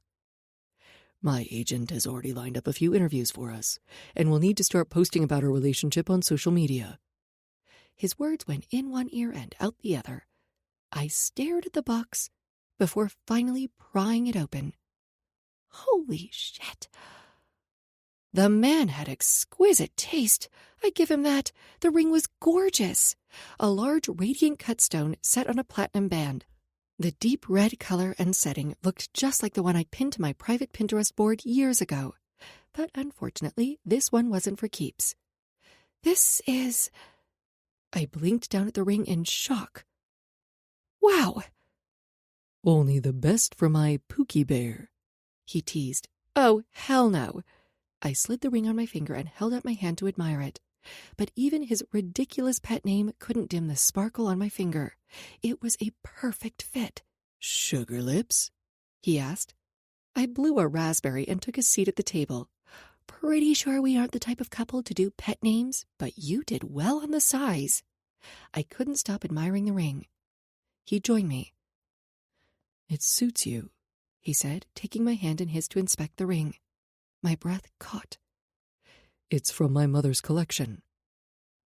Considering how important her pieces were to him, well, I glanced at my ring again. No, not my ring, the ring. You sure you wouldn't rather pick something less sentimental? I asked, even though I couldn't take my eyes off it. You don't like it? He asked, and the hesitancy in his tone caught me off guard. A red diamond seemed like you. It's perfect. Too perfect, that was the problem, but this was all pretend anyway. But... he prodded. But nothing. I shrugged, trying to play off my discomfort. I guess I'm just surprised you give me something from your mother's collection, considering the situation with Trinity. Even if it was merely a loan. I wanted you to have it, he said. Besides, this is the type of ring everyone would expect me to give the woman I'm going to marry. I get that, I said, but still, it was his mother's ring. Appearances or not, he could have selected something else, something with less personal meaning. But I don't want to damage it working out, or washing my hands, or breathing. So take it off for workouts, or don't. He shrugged, as if it were replaceable. Replaceable? Ha! What a joke. Red diamonds were incredibly rare, and it was from his mother's collection. Just how vast was this collection? I was dying to know. I stared down at the ring, enjoying all the facets. Are you sure? He took my hand in his, and I met his gaze, feeling as if we'd been sucked into a vortex where only the two of us existed. Nate had a way of making me feel as if I was the only person in the room, the only person who mattered. Yes, I'm sure. I held my breath, feeling as if he was referring to more than just the ring. But then he drew a jagged breath and said, "Let's talk strategy." And it burst whatever ridiculous bubble I'd been living in. I followed him over to the couch. We discussed some basic logistics, our proposal story, interviews, and things his team wanted us to do. Awards shows coming up, my head was spinning, especially when he mentioned the ones we'd be attending. Do we need to talk about your family? He asked. What about them? Are they going to buy our story that we were secretly dating? I rolled my lips between my teeth. Honestly, I tilted my head. Papa J is probably so overjoyed that he's not going to look too hard at it, and Astrid is so busy living her life most of the time that she won't either. She was nearing the end of her residency, and she worked non-stop. What about that whole twin sixth sense thing? Aren't you concerned she'll realize you're lying? I shook my head. Even if she did, she wouldn't say anything. And your other dad? He asked. Declan. My stomach churned with unease. Is going to take some convincing. About our relationship or me? Both, I said. How did it go when you talked to him last night? I scrunched up my nose, wishing he hadn't asked. That bad? He prodded, and I nodded. What did he say? He wasn't happy about it. He's afraid it will affect my training. Jesus, he spat. Is that all he cares about? Sometimes it certainly felt that way, but I wasn't going to admit that to Nate. He's right to care. He's invested a lot in me and my career. Yeah, he scoffed. He also has a vested interest in you continuing to compete. What? I furrowed my brow, understanding dawning on me. No. Think about it. As your manager, he gets a percentage of every deal you sign. Yeah, but that's industry standard, and he's never taken a salary as my coach. True, but what do you think happens if you stop competing?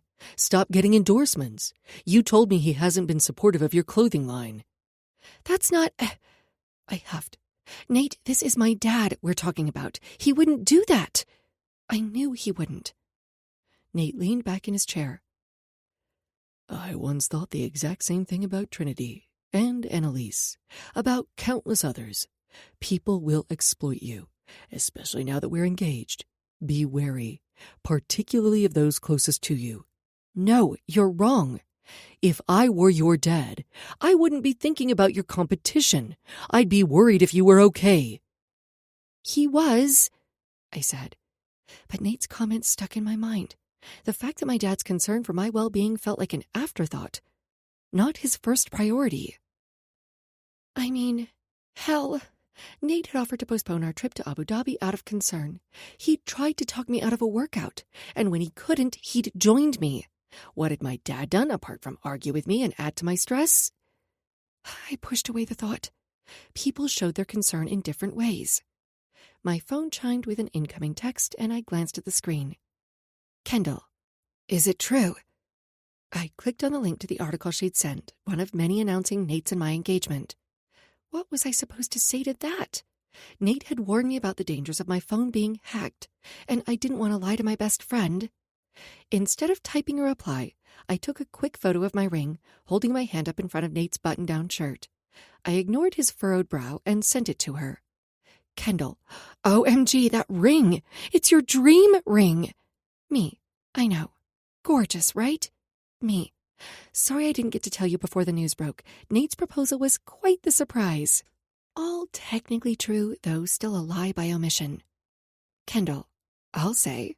Sounds like we have a lot of catching up to do, but I'm glad you're feeling better. Are you still going to Abu Dhabi? Me. We leave tomorrow. When are you back from Paris? Kendall. Friday. Ugh, I'm so sad that our time in LA won't overlap. I really wanted to celebrate with you because it looks like we'll both be ringing in the new year in style. Winking smiley. I wanted to ask what she meant, but before I could, a picture came through. Knox and Kendall were standing on a balcony with the Eiffel Tower in the background, and I zoomed in.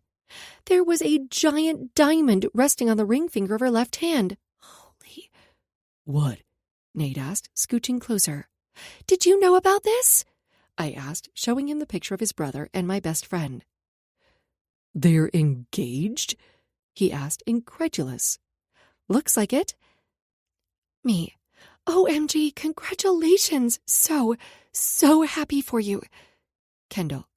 I'm sure you're busy with everything going on, but we clearly have a lot to catch up on. Me. Clearly? LOL. Kendall. Meet up for yoga when you're back? That sounded like heaven. A chance to stretch, to do something normal with my best friend, to get out of the house. But then I frowned, remembering how impossible something as simple as attending a yoga class would be now that I was engaged to Nate. Me. I wish, but I don't see how. The paparazzi are relentless. Kendall. I bet. Everyone's abuzz about your engagement. I can't wait to hear all the details. Fortunately, a new message came in, saving me from responding. Kendall, let's pick a date once you're back. You can come over to our house. I hired a private teacher so we could relax in peace. Me. You did? That didn't sound like her. Kendall might be engaged to a billionaire, but she usually eschewed spending money. Kendall. Yes, well, sort of. It was a gift from Knox. Ah, that was more like it. Me. I bet he likes that you're flexible. I added a winky face emoji, then sent it off. At least I had a few weeks until I had to deal with that mess.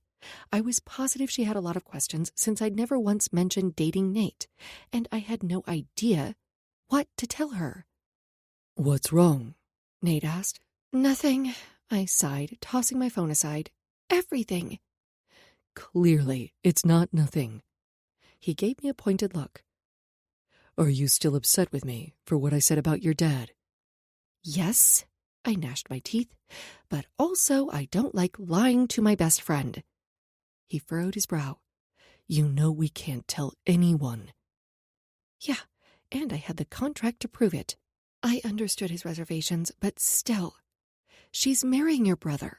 Surely if there was someone we could trust with this secret, it's Kendall and Knox. No. His lips were drawn in a firm line. It's too big a risk. I flopped back on the sofa, knowing he was right even if I didn't like it. It was hard enough to lie to my parents, my twin, but Kendall? What am I supposed to do? Avoid her for the next year? Even if I wanted to, which I don't, I can't. I'm pretty sure she's going to ask me to be her maid of honor. And I had a feeling Knox was going to ask Nate to be his best man. I sighed. It'll get easier, he said. We'll get more comfortable playing these roles, especially if we remember why we're doing this. Right. We were doing this for Brooklyn. I wasn't sure I'd ever be comfortable lying to the people I cared about, but I didn't say that. Instead, I tried to focus on Brooklyn. I felt a little calmer already. Well, he said, at least we don't have to lie to my parents. I frowned. I'm glad I don't have to lie to even more people, but that makes me sad. Don't be. He took a sip of his water. It was so long ago, it feels like a different life. Even so, I said, studying him. I'm sure you still miss them. He tucked his arm behind his head and stared at the ceiling. I have some memories of them, especially my mom, but I was still so young when they died. I think... He sighed. Sometimes I wonder if it's the idea of them I miss more than who they actually were. Does that make sense? Yeah, it made complete sense. Like you're mourning the idea of what you missed out on. Exactly. Yes. He turned and stared at me, as if he was seeing me for the first time. You forget. No, Mom. I'm sorry. I should have. It's fine, I said. Really. I know how much my dad's wanted Astrid in me, but sometimes... You can't help but wonder. Yeah. I said on an exhale. It was so nice to talk to someone who got it. I wasn't sure I'd ever admitted that to anyone, even my twin. Tell me more about your childhood, he said. It was... I hugged a pillow to my chest. Well, I always knew my family was unique. It didn't help that people used to ask the rudest, most intrusive and insensitive questions. That's shitty. I get it. It was, and I bet you do. But it also made us stronger, more of a team. Even if most people were well-meaning, it was still us against the world. That's how it was with Knox and me, and our cousins. Though the 5 of us have always thought of ourselves as siblings. I nodded, considering. Maybe we were more alike than I realized. Don't you think they'll question our engagement? Nah, he said casually. Too casually. I crossed my arms over my chest. I imagine Knox is too blissed out with Kendall to care about anything else. Graham is too much of a workaholic to give a damn unless it concerns the Huxley Hotel empire. Jasper is... He trailed off. Jasper is... I prompted. Lazy, a shameless flirt. Agreed. I laughed, at least to the flirting. But his expression darkened. And Sloane? I asked, concerned that Nate's cousin might be a sticking point. I'd only met her a few times since she lived in London, but she and Brooklyn had always been very close. Fortunately, we won't have to see her very often. Be that as it may, I remained unconvinced. If all the people closest to us are going to buy this, I said, gesturing between us, we're going to need a good story.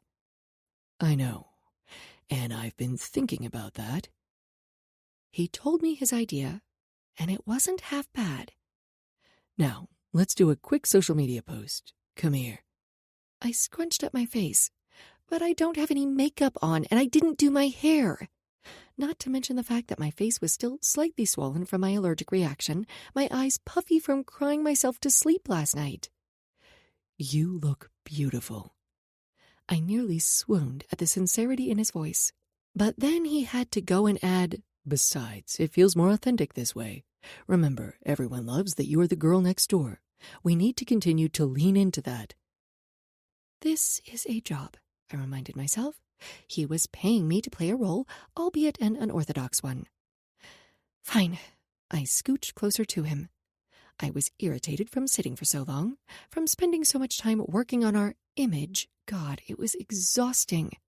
I was definitely earning my $10 million, not that I had big plans for it. $5 million had already been deposited into my account. My bank had called to ask if there'd been a mistake. I still didn't know what I was going to do with the money, or if I was even going to keep it. It felt wrong.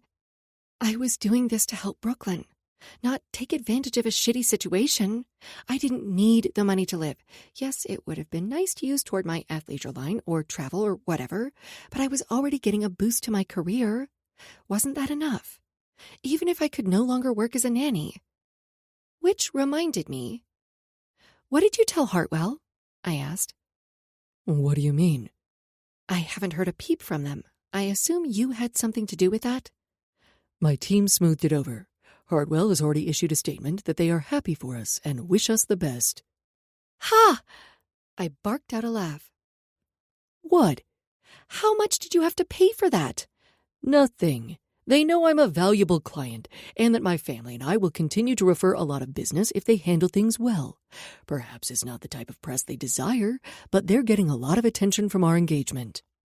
True, and we'll use them to find my replacement. Replacement? He jerked his head back. What are you talking about? Well, I twisted my hands together, hating the idea of leaving Brooklyn or Nate.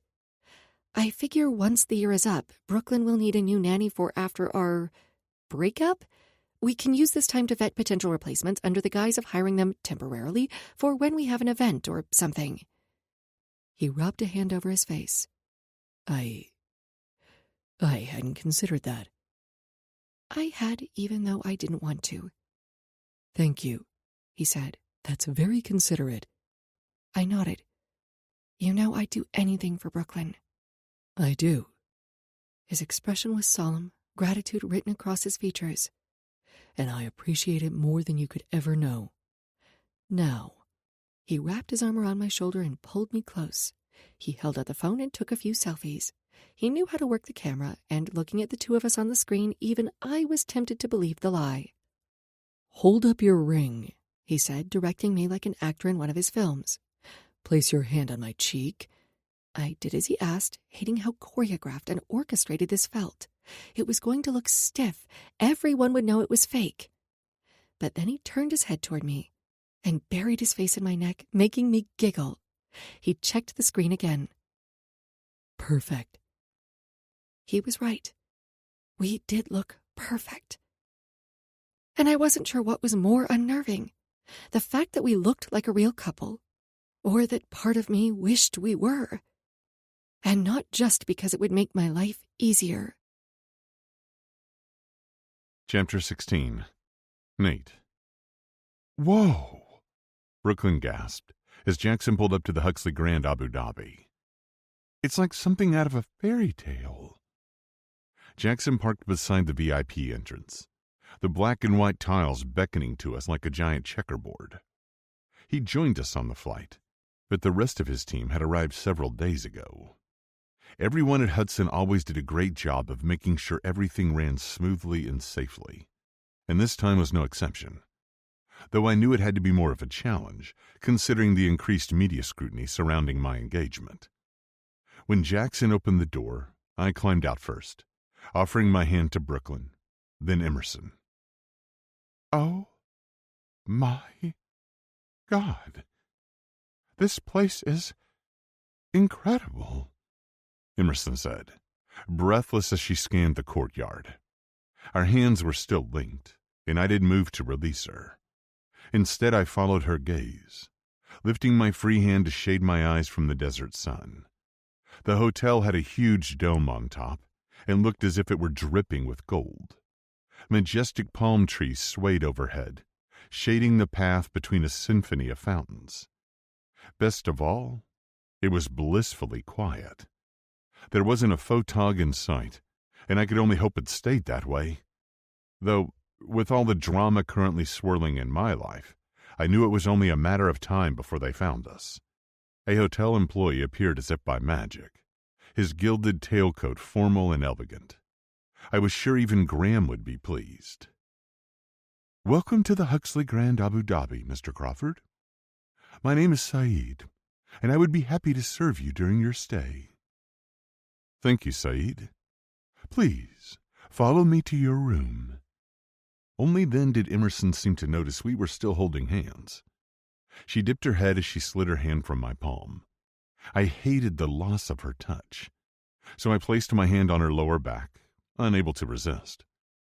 For the first time in my life, I didn't mind having so many staff and other people constantly surrounding me, giving me an excuse to touch Emerson under the guise of perpetuating the story of our engagement. It was pathetic, and yet I couldn't stop myself. We passed through shaded courtyards with tranquil fountains, where Emerson stopped to smell one of the large, colorful flowers. She was radiant, and I couldn't stop touching her now that we were engaged.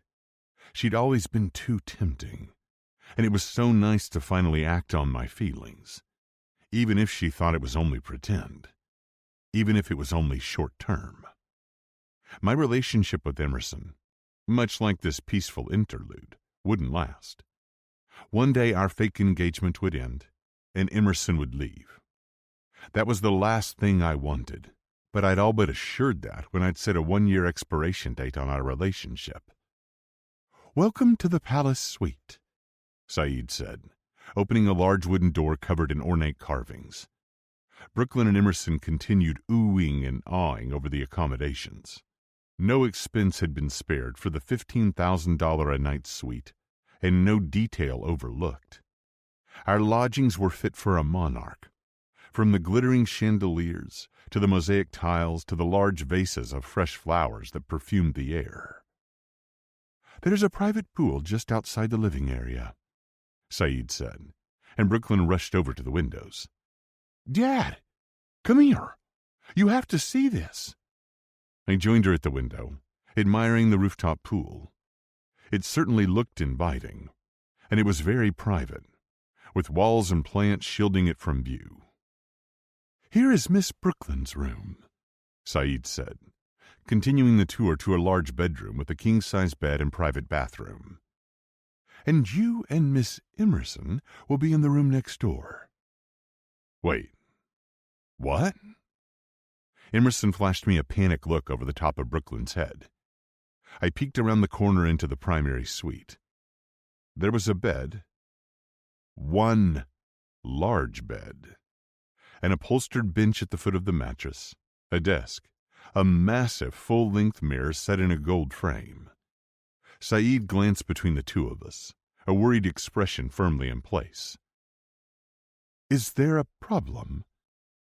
"No," I said, because, of course, everyone would expect that we were sharing a room, including my assistant, who'd arranged the travel. Emerson and I were engaged, madly in love. "No problem." "Great. Can I get you anything else?" Saeed asked, still wary. "That will be all," I said, walking over to the balcony. It boasted uninterrupted views of the Arabian Sea. "Thank you." "Excellent. Please do not hesitate to call should you need anything.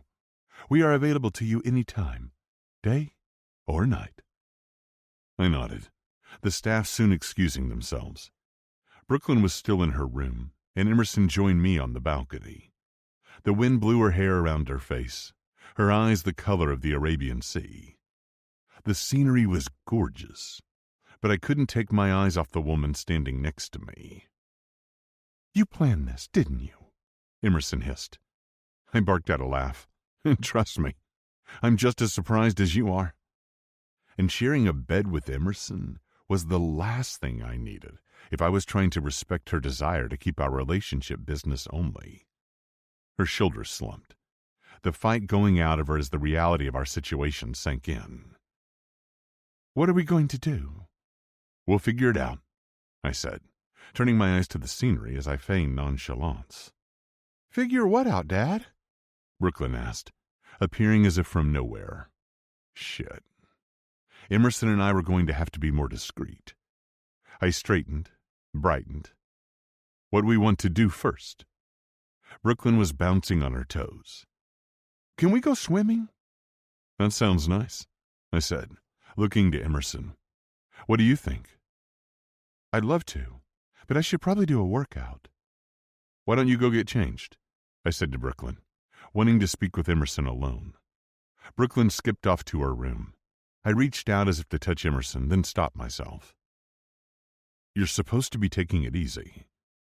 Aw, you do care about me, she teased. How did she not realize that by now? Or perhaps she did, but she wasn't interested. She returned her attention to the view, as if dismissing me.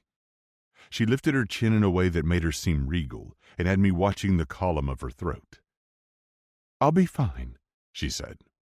When I said nothing, she added, I will. Just a light workout. I barked out a laugh. Based on our workout the other day, I'm not sure you know what a light workout is. She rolled her eyes. Okay, so maybe I got a little carried away. A little? I chuckled, but then sobered. Please, just be careful. Nate, she sighed. I appreciate your concern, but I'm done talking about this. Fine, I said, sensing I wouldn't make any more headway at the moment. My only consolation was that she hadn't shown any signs of another reaction, and I had the resort's doctor on call. But I have something to show you first. I held out my hand. Something that might take the sting out of having to share a bed with me, I joked, trying to get a read on the situation. So much for rule number 2, eh? She teased. I couldn't help myself. I laughed. I'm never going to hear the end of those rules, am I? Nope. She placed her hand in mine. Quit stalling and close your eyes. She hesitated, then did as I asked. I took a minute to study her, the way her lashes fanned out, the pout of her lips. And then, realizing I'd paused long enough, I took her hand in mine and led her into the bathroom, then through to the closet. Okay, I said. Open. She peered around the space, wide-eyed. What is all this? My stylist Jay sent over some clothes for you. Holy shit. Seriously? Her eyes were wild with excitement. Is this why you told me to only pack workout clothes? I nodded. She released my hand and immediately went over to the rack, flipping through the options. Oh my God. These are incredible.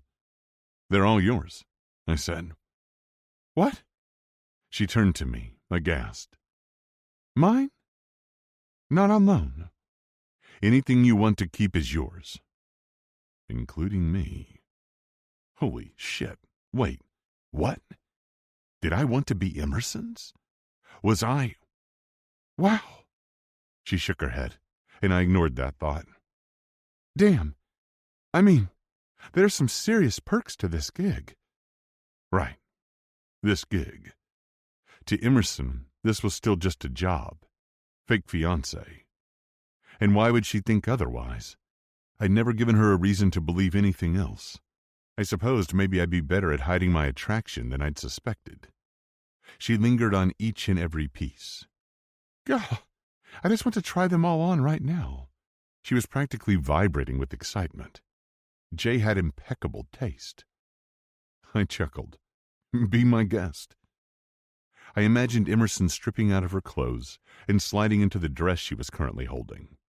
It was backless and had a slit up the thigh. I held back the urge to groan. I'll leave you to it. I couldn't get out of there fast enough. I grabbed my swim trunks and raced toward the bathroom. Nate, Emerson called. Wait. I turned back to face her. Thank you. You're welcome. I smiled, genuinely pleased by her reaction. I spent the rest of the afternoon in the pool with Brooklyn. I left my phone inside, and it was nice to get away. Escape L.A. and all the pressures I faced there. I so rarely got to spend so much uninterrupted time with my daughter, and I treasured these moments. She was growing up way too fast, and with the threat of the custody battle looming, I felt even more determined to make my already limited free time with Brooklyn count. I wouldn't start filming for a few more days, but now that Emerson and I were engaged, my team had lined up some interviews and press ops. I was dreading them, but I told myself it was necessary. Brooklyn passed out soon after dinner, leaving Emerson and me alone. Neither of us had made a move for the bedroom, opting instead for the living room. It seemed safer somehow, even if I knew that was ridiculous. I ran a hand over my face. It had been a long day of travel, and swimming with Brooklyn all afternoon had worn me out. I'd been attempting to review my script for the last hour, though my eyes had glazed over long ago. Being in Emerson's proximity was too distracting, especially with the way she draped her long legs over the couch. She seemed to have more luck concentrating than I had. She'd been busy with something on her computer for a while, but she kept yawning. When I looked over again, her eyelids were drooping. "You're tired," I said. "You should go to bed. I'll take the couch." And what's Brooklyn going to think when she comes out and finds you here? Or the staff when they bustle in the morning? She shook her head, then paused. Wait, maybe I could sleep out here. Blame it on your snoring or something. I gave her a flat look. I don't snore, and Brooklyn would know it's a lie. Okay, then. She glanced around as if a solution would magically appear. What if we say you sleep better alone, and you need your rest while you're filming? I chuckled. It was certainly creative, but it feels like a stretch. We're supposed to be madly in love, newly engaged. Everyone probably thinks we're fucking all the time. Her breath caught, eyes flaring with heat. True. She gnawed on her lip, and damn if my cock didn't start to harden. Fuck. Fine. It's fine, she said, as if trying to convince herself. We're adults. I'm sure we can manage to share a bed. Besides, we're both so exhausted, we'll probably pass out almost immediately. I could only hope she was right. Do you want to use the bathroom first? Sure.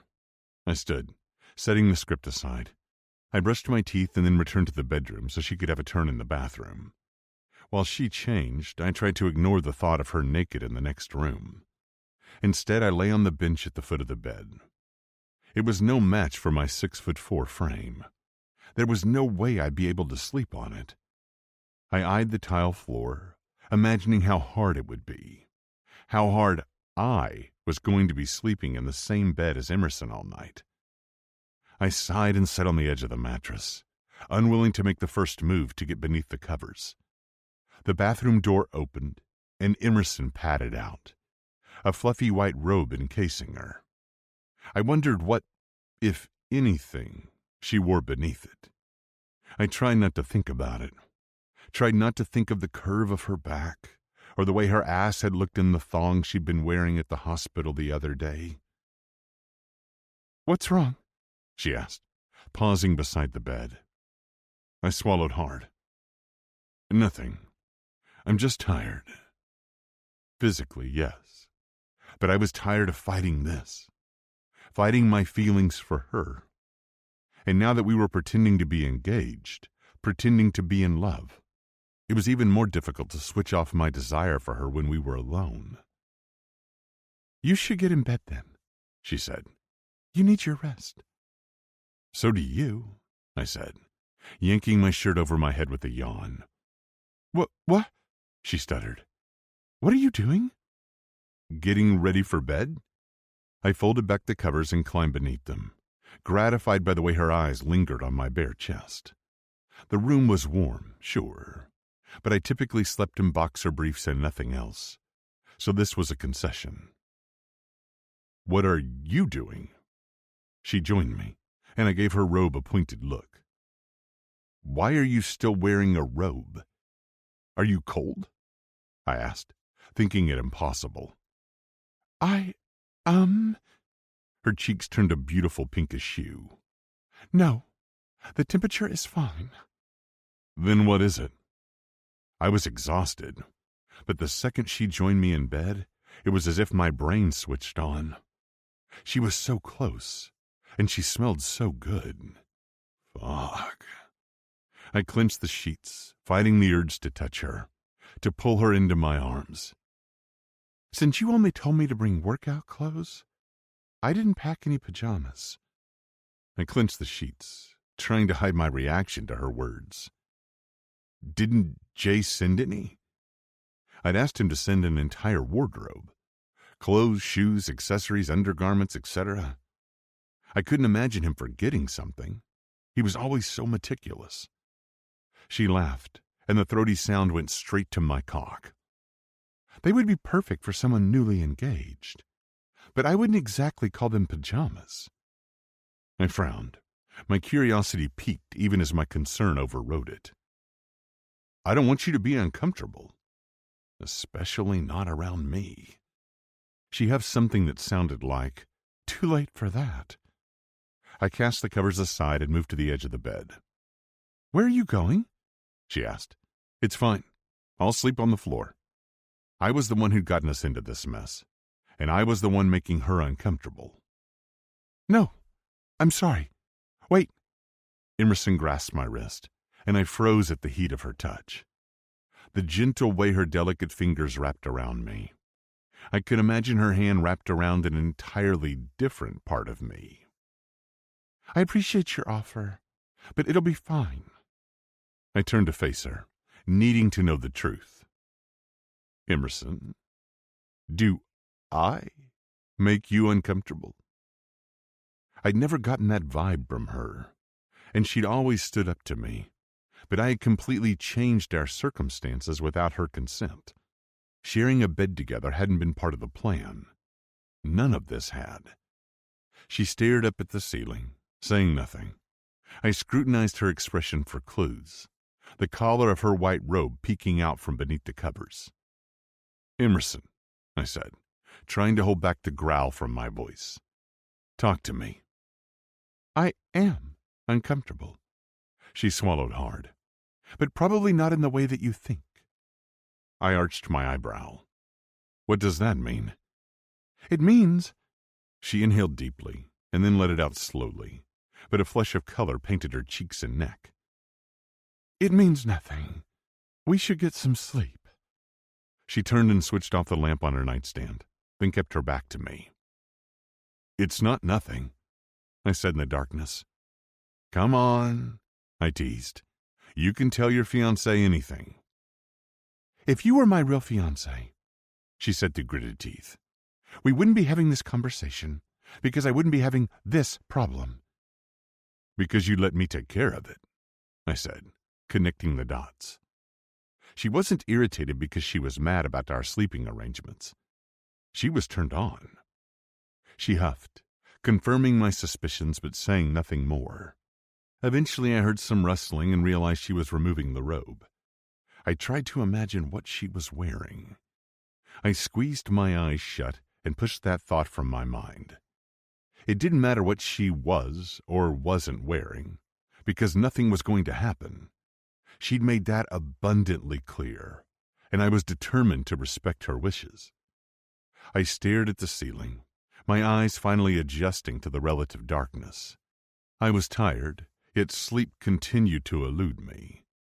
Meanwhile, Emerson had been quiet for so long, I'd assumed she'd fallen asleep. Nate, she whispered. Yeah? Are you nervous? About what? I took my hand behind my head, and then the answer dawned on me. The interview. We had our first interview as a couple tomorrow, the first big test of our relationship and how convincing we could be in public. She blew out a breath. Yeah. I stared at the ceiling. Was I nervous? Yes, but I couldn't let it show. It'll be fine. Just follow our plan and stick to the truth as much as possible. I hope you're right. After a beat, I asked, would it help to practice? Her breath hitched, every sound magnified in the dark. Kissing? The interview. Though I certainly wouldn't be opposed to kissing. Oh, right. Of course.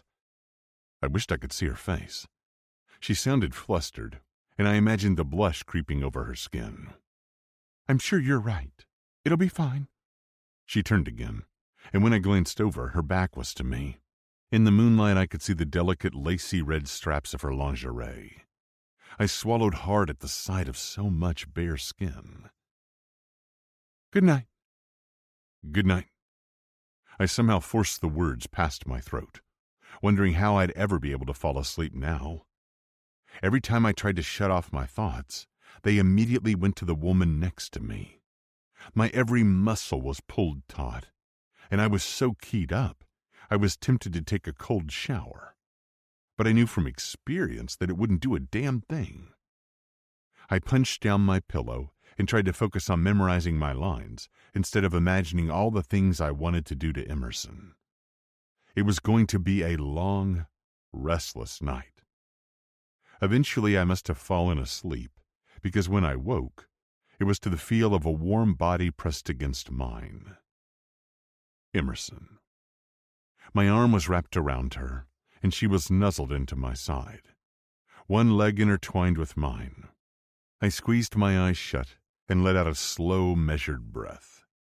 I was really trying to respect Emerson's wishes, but she was not making it easy.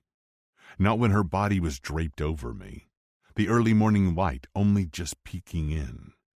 Not when my dick was already hard and aching to be inside her. And then she pressed her core against my leg, her breath coasting across my chest, a moan on her lips, a plea. I froze. For a second, I was positive I'd imagined it, but then she moaned again. "Nate." "Yes." I slid my hand down her back, which was mostly bare.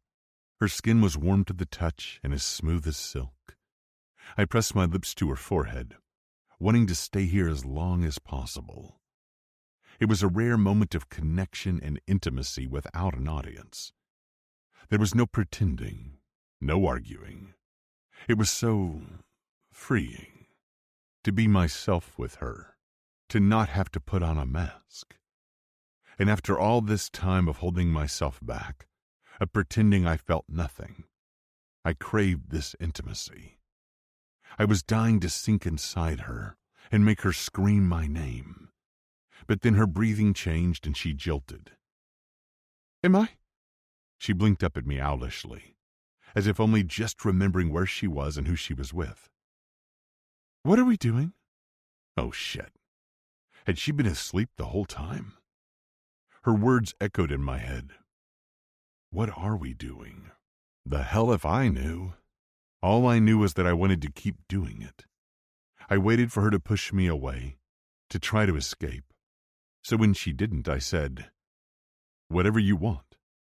I nuzzled her ear, her thighs warm against my body. She'd been dreaming of me. Fuck yes. My chest puffed with pride, and I wondered if that was a frequent occurrence. "Tell me about your dream, Em," I whispered, trailing my hand over her shoulder, down her arm. "What were we doing?" "How?" "You moaned my name." I smoothed my hand down the same path once more. "What did I do to have you moaning my name?" She hesitated, rolling her bottom lip between her teeth. "You were kissing me." "Where?" I asked, brushing my lips against hers. "Here?" She swallowed hard and nodded. "Yes.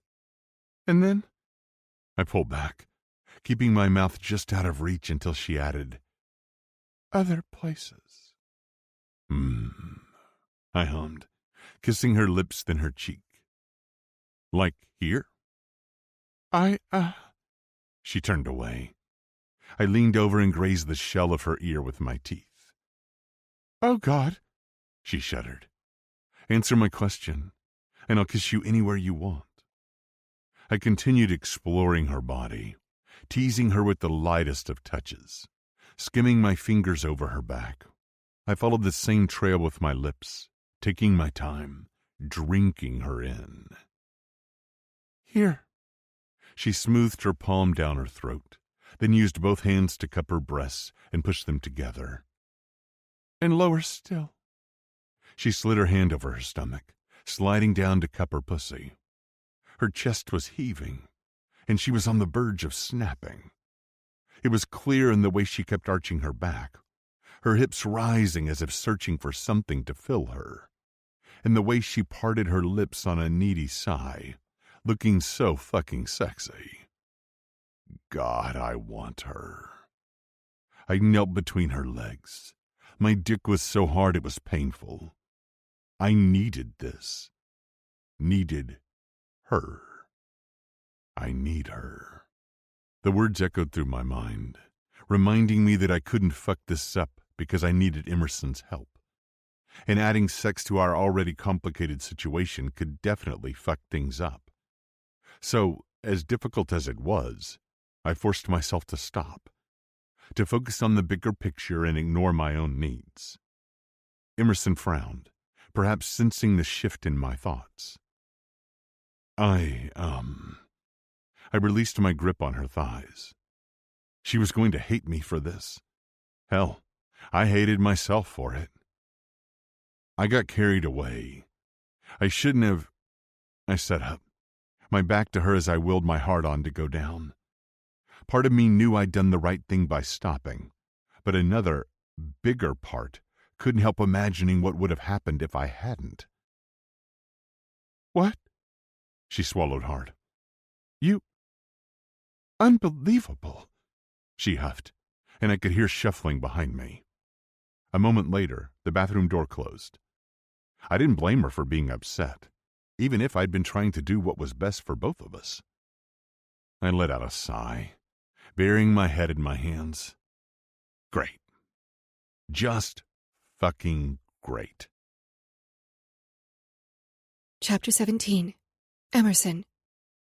I pressed my palms to the bathroom counter, concentrating on the intricate pattern of the tiled floor. What a mess. What a fucking mess.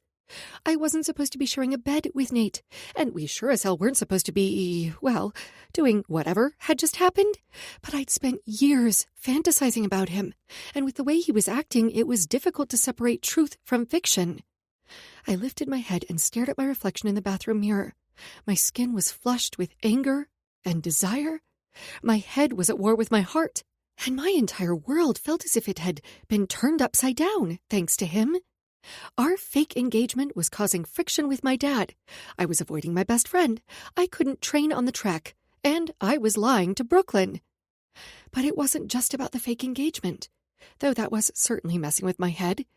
It was about the way Nate treated me, especially in those rare moments when no one was watching and he didn't have to put on an act, like this morning. Waking up tangled in his arms, his breath warm on my skin, his desire evident, my own overpowering, nearly causing me to make a huge mistake. My phone lit up, blinking at me the entire time as the number of unread messages and social media notifications continued to rise. I hadn't checked it since posting our engagement photo, and I pushed the thought from my mind. Checking my phone would be a mistake, just like sleeping with Nate. But boy, was it tempting. He was tempting. Mussed hair, hooded eyes, bare chest. For the first few seconds after I'd woken up, I'd been convinced I was still asleep, convinced this was all just a dream. I'd been so turned on that I was damn near ready to give in. At least until he'd shut it down. I covered my face with my hands. Talk about mortifying. This might be worse than when he'd come to the hospital and I looked like a sunburned pufferfish. Did the universe have it in for me? I was seriously beginning to wonder, because now I was going to have to sit with him and pretend we were in love while being interviewed. My stomach clenched at the idea of facing him, let alone lying to a journalist while she scrutinized our every word, our every move. I groaned. Why had I ever agreed to this? Right. Brooklyn. My phone screen flashed again, taunting me, tempting me. Maybe I'd just check, see how my post announcing our engagement was doing. But from the second I opened the first app, my eyes nearly bugged out of my head at the number of new followers, the number of comments on my post. It was nuts. Most of it was good, but some people were questioning why Nate would want to marry me. debating whether I was hot enough for him, others arguing that I was too hot for him, discussing our relationship, our future. It was stupid. I knew it was stupid, but I couldn't seem to stop myself. I also couldn't imagine dealing with this level of scrutiny for as long as Nate had. Sure, there were perks to being a celebrity billionaire. He got invited to the hottest parties, he got the best tickets and free stuff, and often rode in a freaking helicopter to avoid traffic, but was it worth it? Was the invasion of privacy, the attacks on your self-worth, worth the fame? I was about to respond to one of the comments when Nate snatched the phone from my hand. I hadn't heard him come in until I felt him at my back, peering over my shoulder. His breath tickled my neck, and I could feel the heat radiating off him. Excuse me. I planted my hands on my hips, my annoyance flaring hot and hard. That's my phone? I didn't want to do this whole song and dance again, especially after he just rejected me. I held out my hand expectantly, grateful he'd at least put a shirt on. Instead of returning the device, he switched it off and slid it into his pocket. I frowned. Nate? I all but growled. Phone, now. Just. He held up a hand, and something in his expression halted me. You shouldn't read things other people say about us. I was reading the comments on my post. I can hire someone to handle that for you, to manage your social media and your brand. I like doing it myself. I want it to feel personal. I can understand and respect that, but most celebs hire someone, he said in a placating tone. Yeah, but I'm not a celeb. You are now. He leaned his hip against the counter. He typed something on his phone. My social media manager will call later to discuss strategy. Just like that? Ha! He willed it, so it was done? What if I wanted to hire my own person? I asked. Trust me, she's the best in the business. You want her. Fine. I sighed and turned my back to him so I could start preparing myself for the interview. Now, can you please let me get ready? I didn't have the energy to argue, especially not if I was going to make it through our interview. Dad had already been hassling me about my splits for yesterday and suggesting ideas for improving my times. I was jet-lagged, and I couldn't deal with any more drama. Nate sighed and placed my phone on the counter before turning away and heading for the bedroom. The tension between us was so thick, I worried we wouldn't be able to pull this off. But that wasn't an option, so I needed to find a way to shift my thoughts. Nate was pissing me off. But I wasn't doing this for him. I was doing it for Brooklyn, and like anything in life, the pain would be temporary. I kept my thoughts on her as I got ready. I focused on Brooklyn and all the reasons we were doing this as the film crew set up in the living room. And when it was finally showtime, I smiled and it felt genuine. Sweetheart, Nate called loudly, probably for someone else's benefit, as he entered the bedroom. M, he said, and I was taken back to this morning in bed, when he'd whispered my name in the darkness and promised me the world, only to take it away from me, to embarrass me. They're ready for us. I nodded and smoothed my hands down my pants. Is this okay? You look perfect. He held out his hand. I told myself he was only saying that because someone might overhear, just like he called me sweetheart earlier. It was all part of the act. I nodded and allowed him to lead me out to the living room, where the space had been transformed. There were lights and camera equipment, and the furniture had been moved. I'm sure Graham would love this, I mused. Nate chuckled. Actually, I'm sure he will. He's such a publicity whore when it comes to the Huxley empire. A woman in a pale blue suit stood as we entered, smiling at our joined hands. Brooklyn was hanging out with Jackson and his team from Hudson. I was glad she was relaxing and having fun, even if I'd rather be hanging out with her than suffering through this interrogation. Emerson, she said, it's so nice to meet you. I'm Bridget with Vogue. Vogue? Nate hadn't told me that. I mean, holy shit. This was Vogue we were talking about? I knew they'd branched out into video, but I thought it was limited to their popular 73 Questions series, where they asked a celebrity 73 questions rapid fire. Nice to meet you. We'll take a few pictures and then move on to the interview. The photographer posed Nate and me, telling us to look into each other's eyes. Having us move different ways, it all felt so stiff. so choreographed, and I couldn't possibly imagine how everyone didn't see right through us. As if this situation weren't stressful enough, I was embarrassed about what happened with Nate this morning. He knew I'd wanted him, and he'd gotten me all... My body heated just thinking about it, the build-up, the anticipation, and then... Well, it was as if someone had let all the air out of a balloon. "Smile for the camera," Nate murmured. "Act like you like me." "Maybe it would be easier," I gritted out, "if you stopped bossing me around. And if I weren't horny as well. So much for focusing on my reasons for doing this." We moved into a different pose, his grip tightening on my waist. The lights were hot, and a makeup artist jumped in to touch up our faces. It felt as if we'd been here for hours, but it could have been minutes for all I knew. In the background, the photographer said something to Bridget.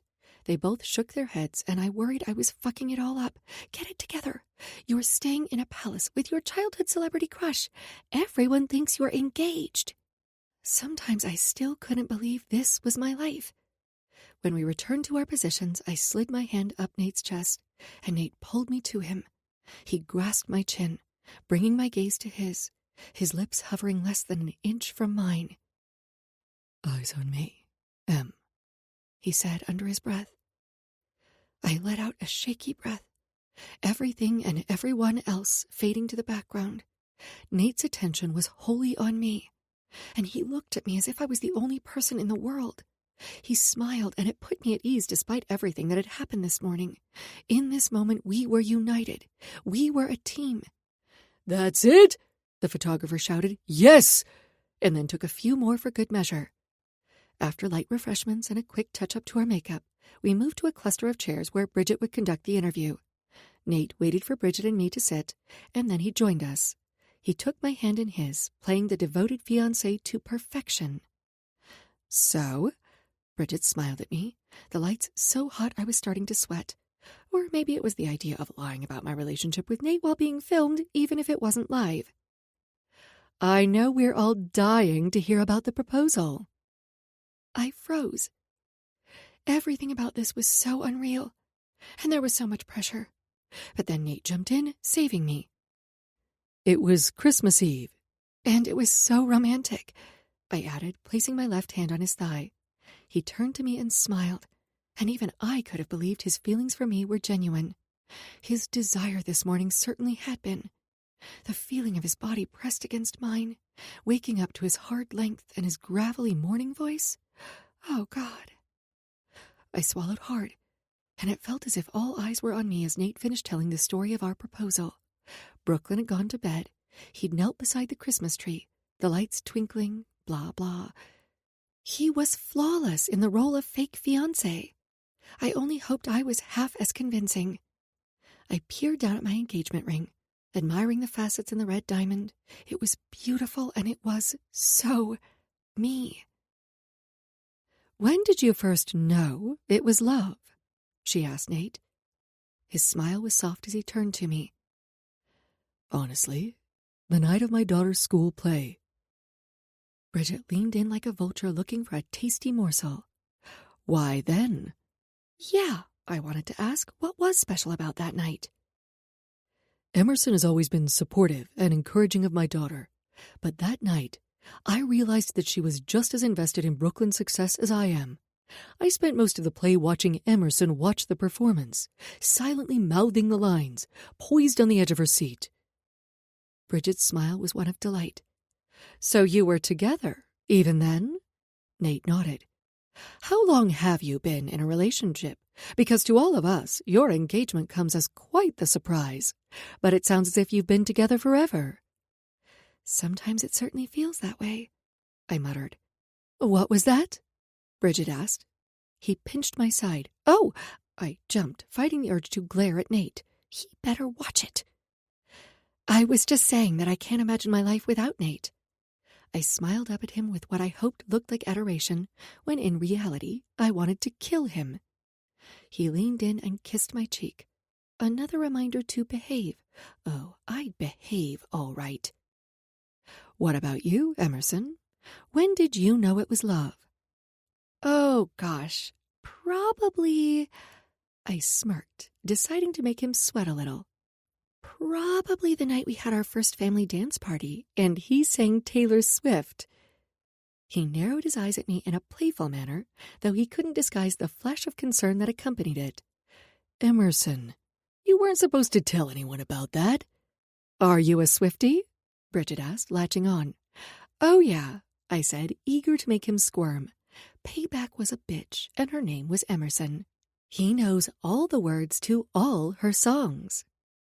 Only because you in Brooklyn listened to her on repeat. He shook his head with a rueful grin.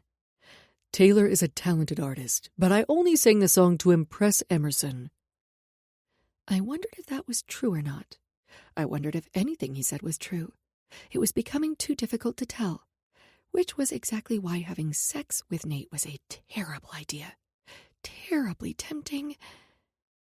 When did you first realize you were attracted to your daughter's nanny?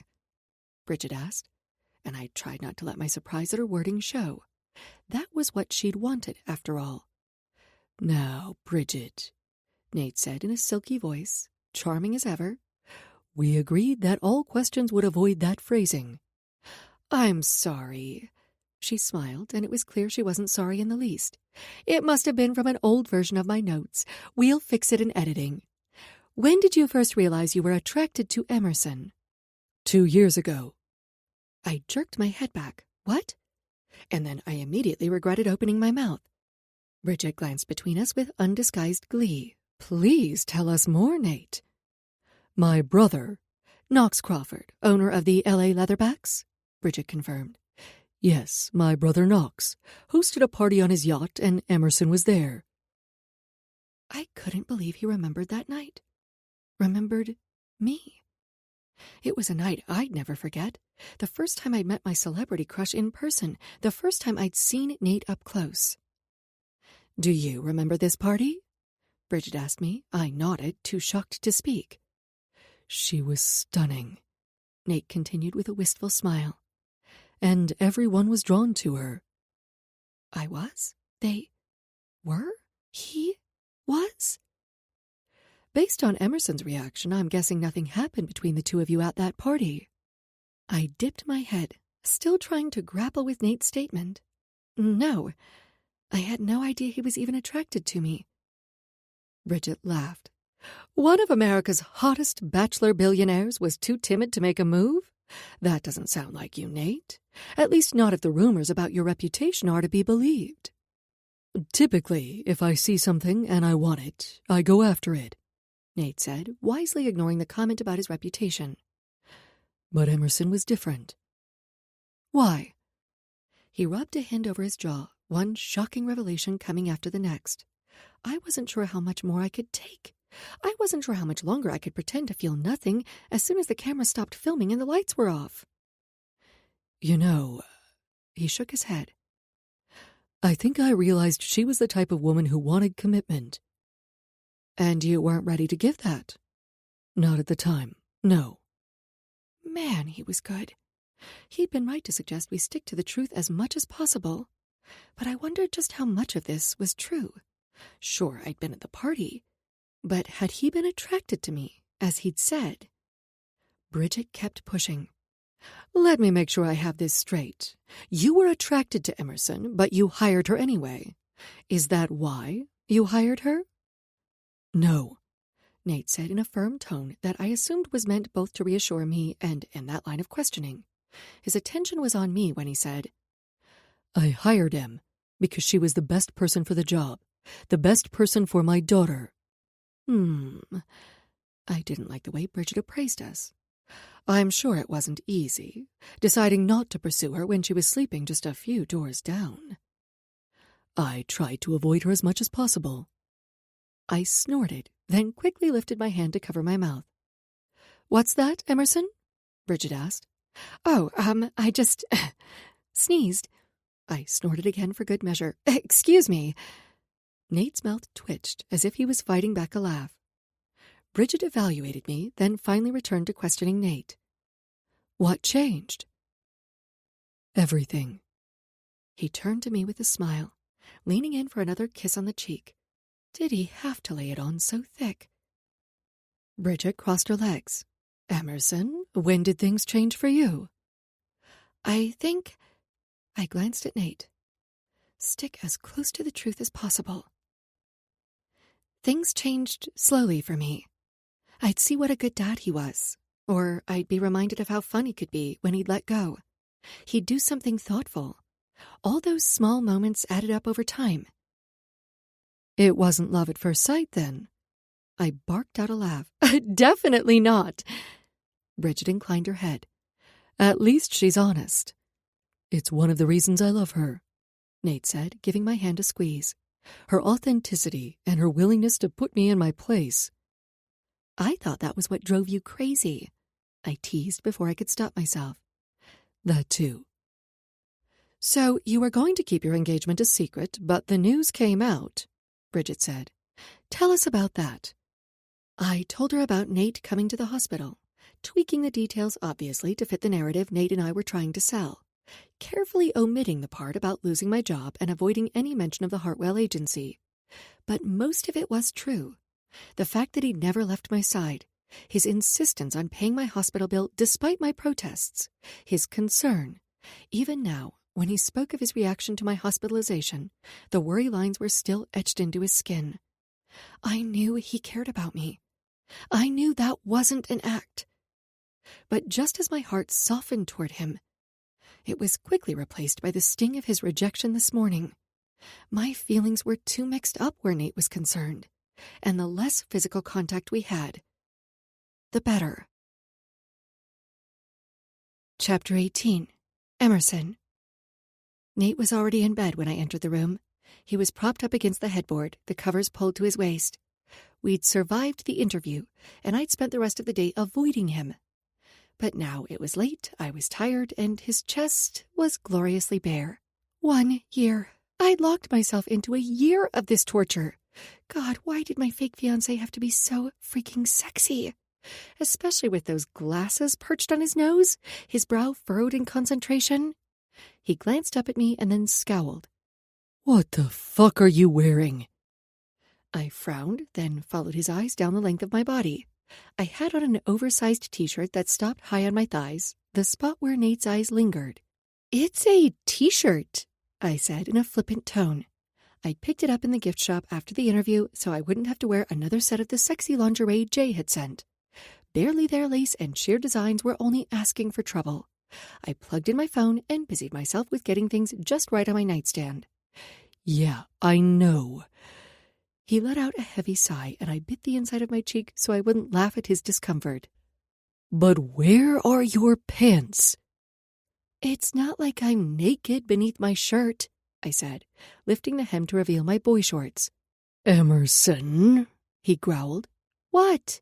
I paused. Oh, are you concerned you won't be able to keep your hands off me? I hadn't meant to say that. But now that I had, I was curious. Did he regret this morning? Regret waking up together? Or regret stopping us? Hell, I didn't know how we'd ended up tangled together. I just knew that it felt good, more than good, amazing. But he'd been right to stop us, even if I'd never been hornier or more embarrassed. Pretending to be engaged in public was one thing, but this was... Well, it felt as if the lines were blurring between real and pretend. My heart and my head were getting confused, and we were playing a dangerous game. I shouldn't have... He cleared his throat. I'm sorry. Sorry? He was actually apologizing? I wasn't sure whether to be happy or not, considering the context. Instead of responding, I went over to the pile of pillows on the floor and started gathering them up. What are you doing? He asked. Making sure you stay on your side of the bed, mister? I said in a playful tone as I laid the pillows in a line down the middle. I didn't want to fight with Nate. He'd apologized, and he was sincere. Besides, I had enough drama in my life, and I needed us to be a team. Seems a bit juvenile, if you ask me, he said. Well, I didn't ask you. I stood back to admire my handiwork. There. I dusted off my hands. This is... He started kicking at the pillows. Ridiculous! He took one and tossed it on the floor. You're ridiculous, I said in a huff. Why couldn't he just leave it? I was trying to make peace with him. "We're not sleeping with a wall of pillows," he said, taking another and chucking it across the room. I scrambled to retrieve it, growing more and more annoyed. I put it back on the bed, back in place, only for him to throw it again. When I bent forward to seize it, another pillow hit my ass. I scowled and turned to face him, but when I did, he was biting back the sexiest grin. "Oh, you're going to pay for that." I lobbed a pillow at his gorgeous face, but he caught it. "Am I?" he taunted. I grabbed another pillow just as he threw the first, hitting me in the side. Motherfucker! I jogged over to him and kept my pillow in hand, using it to swipe at him. But he was quicker than I'd expected, and he was already on his knees, moving across the bed. "We'll see who's going to pay," he said. He stood on the other side of the enormous mattress, pillow in hand. Ready to battle, I debated my next move. But when he lunged to get me, I jumped onto the mattress to give myself a higher vantage point. I swung my pillow and clipped his face. But my satisfaction was short-lived. He chuckled darkly, and it ignited my core in the most delicious of ways. "You're going down, Thorn." "Am I, Crawford?" I shifted from one foot to the other, ready to leap from the mattress. I loved a good challenge, and Nate was definitely giving me one. When he lunged at me, I jumped to the floor and scrambled away, laughing. I was fast, but he was cunning, and before I knew it, I'd taken 2 hits from the pillow. Bastard! He was fast. I was laughing so hard I bent over to catch my breath. I held up my hand, but he didn't take any mercy on me, instead coming at me again and again with the pillow. Sensing that he wasn't going to relent, I dug deep, donning my alter ego as he had suggested.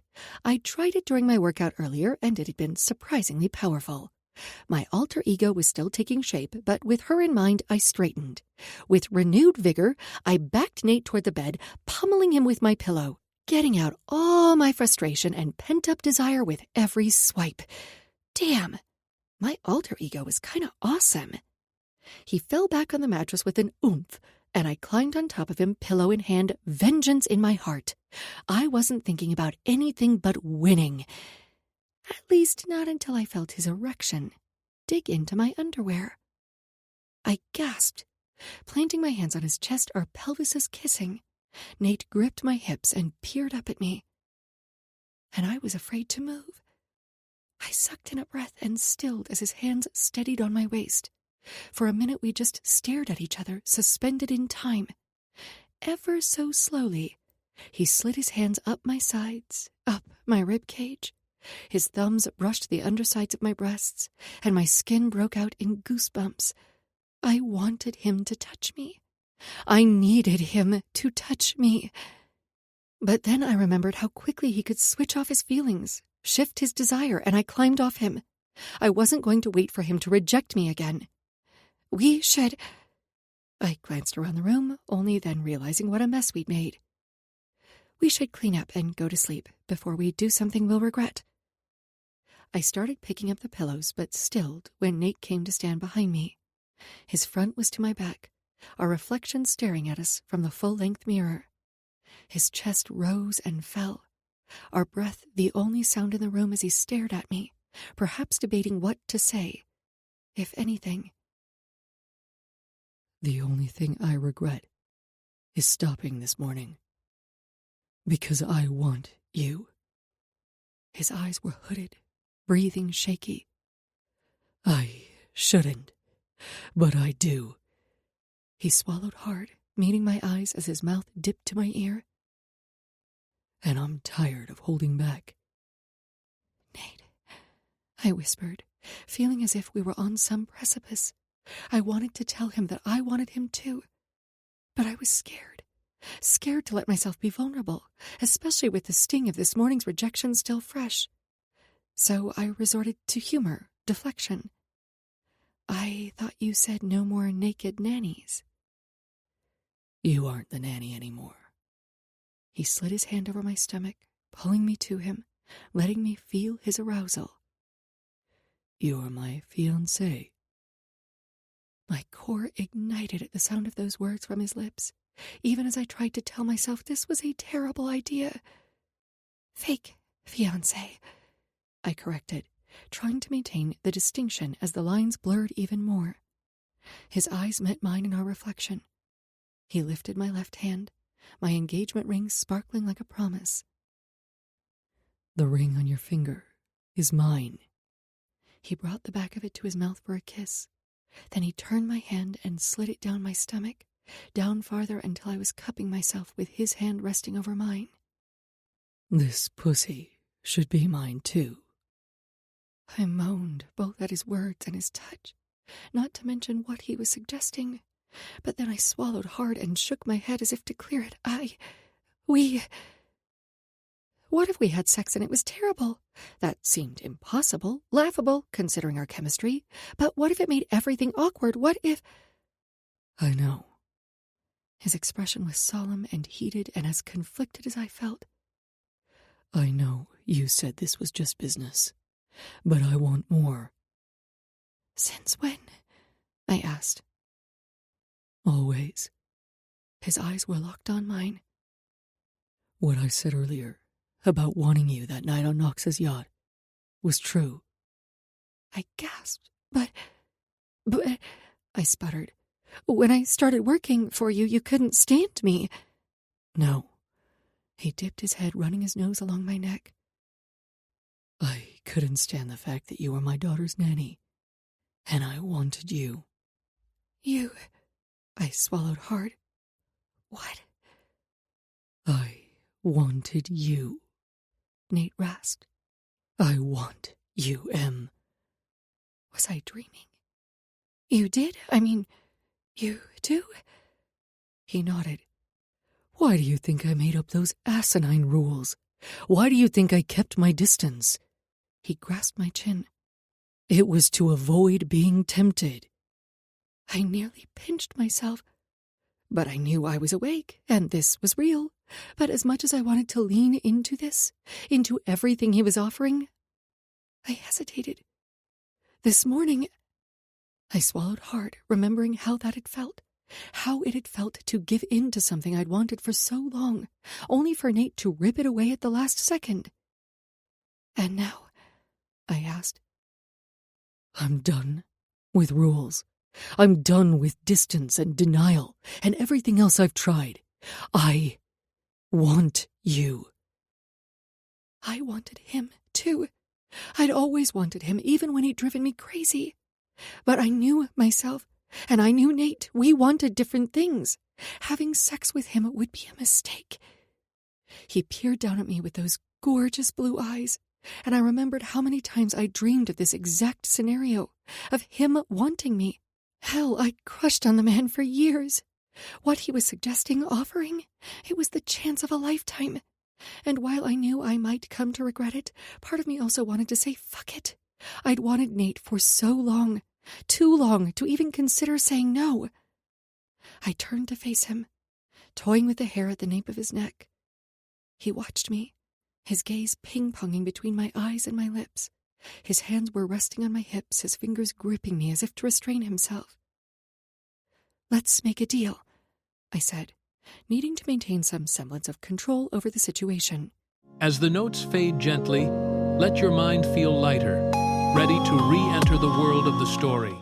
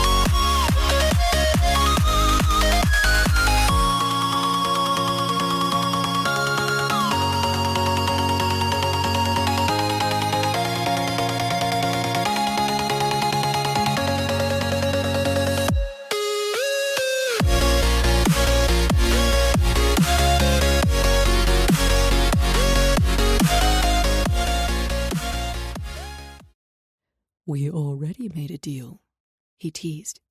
An amendment to our deal, then, I said, then took a breath, steeling myself. What if what happens in Abu Dhabi stays in Abu Dhabi? Like a vacation fling, he said. Exactly. I'd had a vacation fling once, years ago. It had been fun, easy. There had been no expectations, no complications. Something that looked like disappointment flashed through Nate's eyes, but then he studied my expression, his gaze more neutral. Except it's not a vacation fling, because we'll be going home together. This was infinitely more complicated, and we both knew it. But as ridiculous as it might sound, putting a deadline on the physical aspects of our relationship felt like a way to protect myself, to stop things before they could get too out of hand, before I was in over my head. Oh, who was I kidding? I was already in way over my head. I huffed, pushing away that thought. Regardless of the consequences, I wasn't sure I had the strength to turn him down. You know what I mean, I said. I do. His expression was solemn. Are you sure that's what you want? My mind was racing. Yes, no, I don't know. It's what I need, I said honestly. Okay, he said. Then there's something I need in return. What's that? I asked, afraid to know the answer. I need you to promise me that no matter what happens between us, Brooklyn will always come first. Of course, I said without thinking. Of course I would always put Brooklyn first. But right now, all I could think about was his lips. Thank you. He nodded, and my breathing grew shallow as he cupped my cheek. Oh, my God. Were we really doing this? We were. He was. He caressed my lips with his touch gentle. There was no hesitation in his kiss, more that he seemed to be taking his time to savor this moment. Or maybe I was reading into the situation, wanting it to mean more than it did, despite everything I tried to tell myself. But damn, what a kiss. I groaned at the feel of his lips on mine, his mouth exploring mine. The kiss was a dance, our mouths gliding and grazing, grinding and claiming. As with everything else when it came to Nate and me, there was a push and pull, entice, retreat, sample, spar. I have dreamed of little else but these lips. He traced my bottom lip with the pat of his thumb. For months. I smiled, loving this insight. Is that so? Yes, and these legs. He reached down and picked me up, wrapping my legs around him. God, Em, he groaned. You have the most gorgeous fucking legs. He carried me over to the bed, kicking aside one of the pillows from our fight with a huff. He placed me gently on the bed, standing back and rubbing a hand over his chin. Fuck me. You are something. His cock tinted his boxer briefs, and I swallowed hard at the sight. If I hadn't already been aroused, I would be now, aroused and impatient. I crooked my finger. I was tired of looking. I wanted to touch, to play, to feel, to kiss, to suck. What's that look? He asked, prowling closer. I want you naked, I said, figuring it was the quickest route to getting what I wanted. He pushed his boxer briefs over his hips, his cock springing toward his stomach. My mouth went dry at the sight, and I was so focused on him, the beauty of his chest, the deep V that led to his cock, which stood proud and at attention. If you keep looking at me that way, this is going to be over before it even gets started. I laughed, but his expression was downright serious. Clothes off, he ordered, and I was more than happy to comply. I stripped off my shirt, then my underwear. Nate's eyes tracked all that bare skin, searing me with the heat in his gaze, sheer want nearly overpowering me. I slid my hand down my stomach as if to touch myself, but Nate shook his head. Don't you dare touch that greedy little clit. He kneeled between my legs. Your orgasms are mine. It was almost as if he was taunting me to do just that, to defy him. I squirmed beneath his attention, impatient for his touch. And then he placed his hands on my thighs and gently pried them apart like it was his goddamn right. And I forgot about anything else but letting him devour me, own me. And did he ever? The man was possessed, licking and sucking and teasing me. Oh, how he teased me, holding my orgasm just out of reach, not just once, again and again. He brought me to the edge, my body aching for release, until I was writhing on the sheets, close to begging him to let me come. And I never begged. "Something wrong, Em?" he taunted.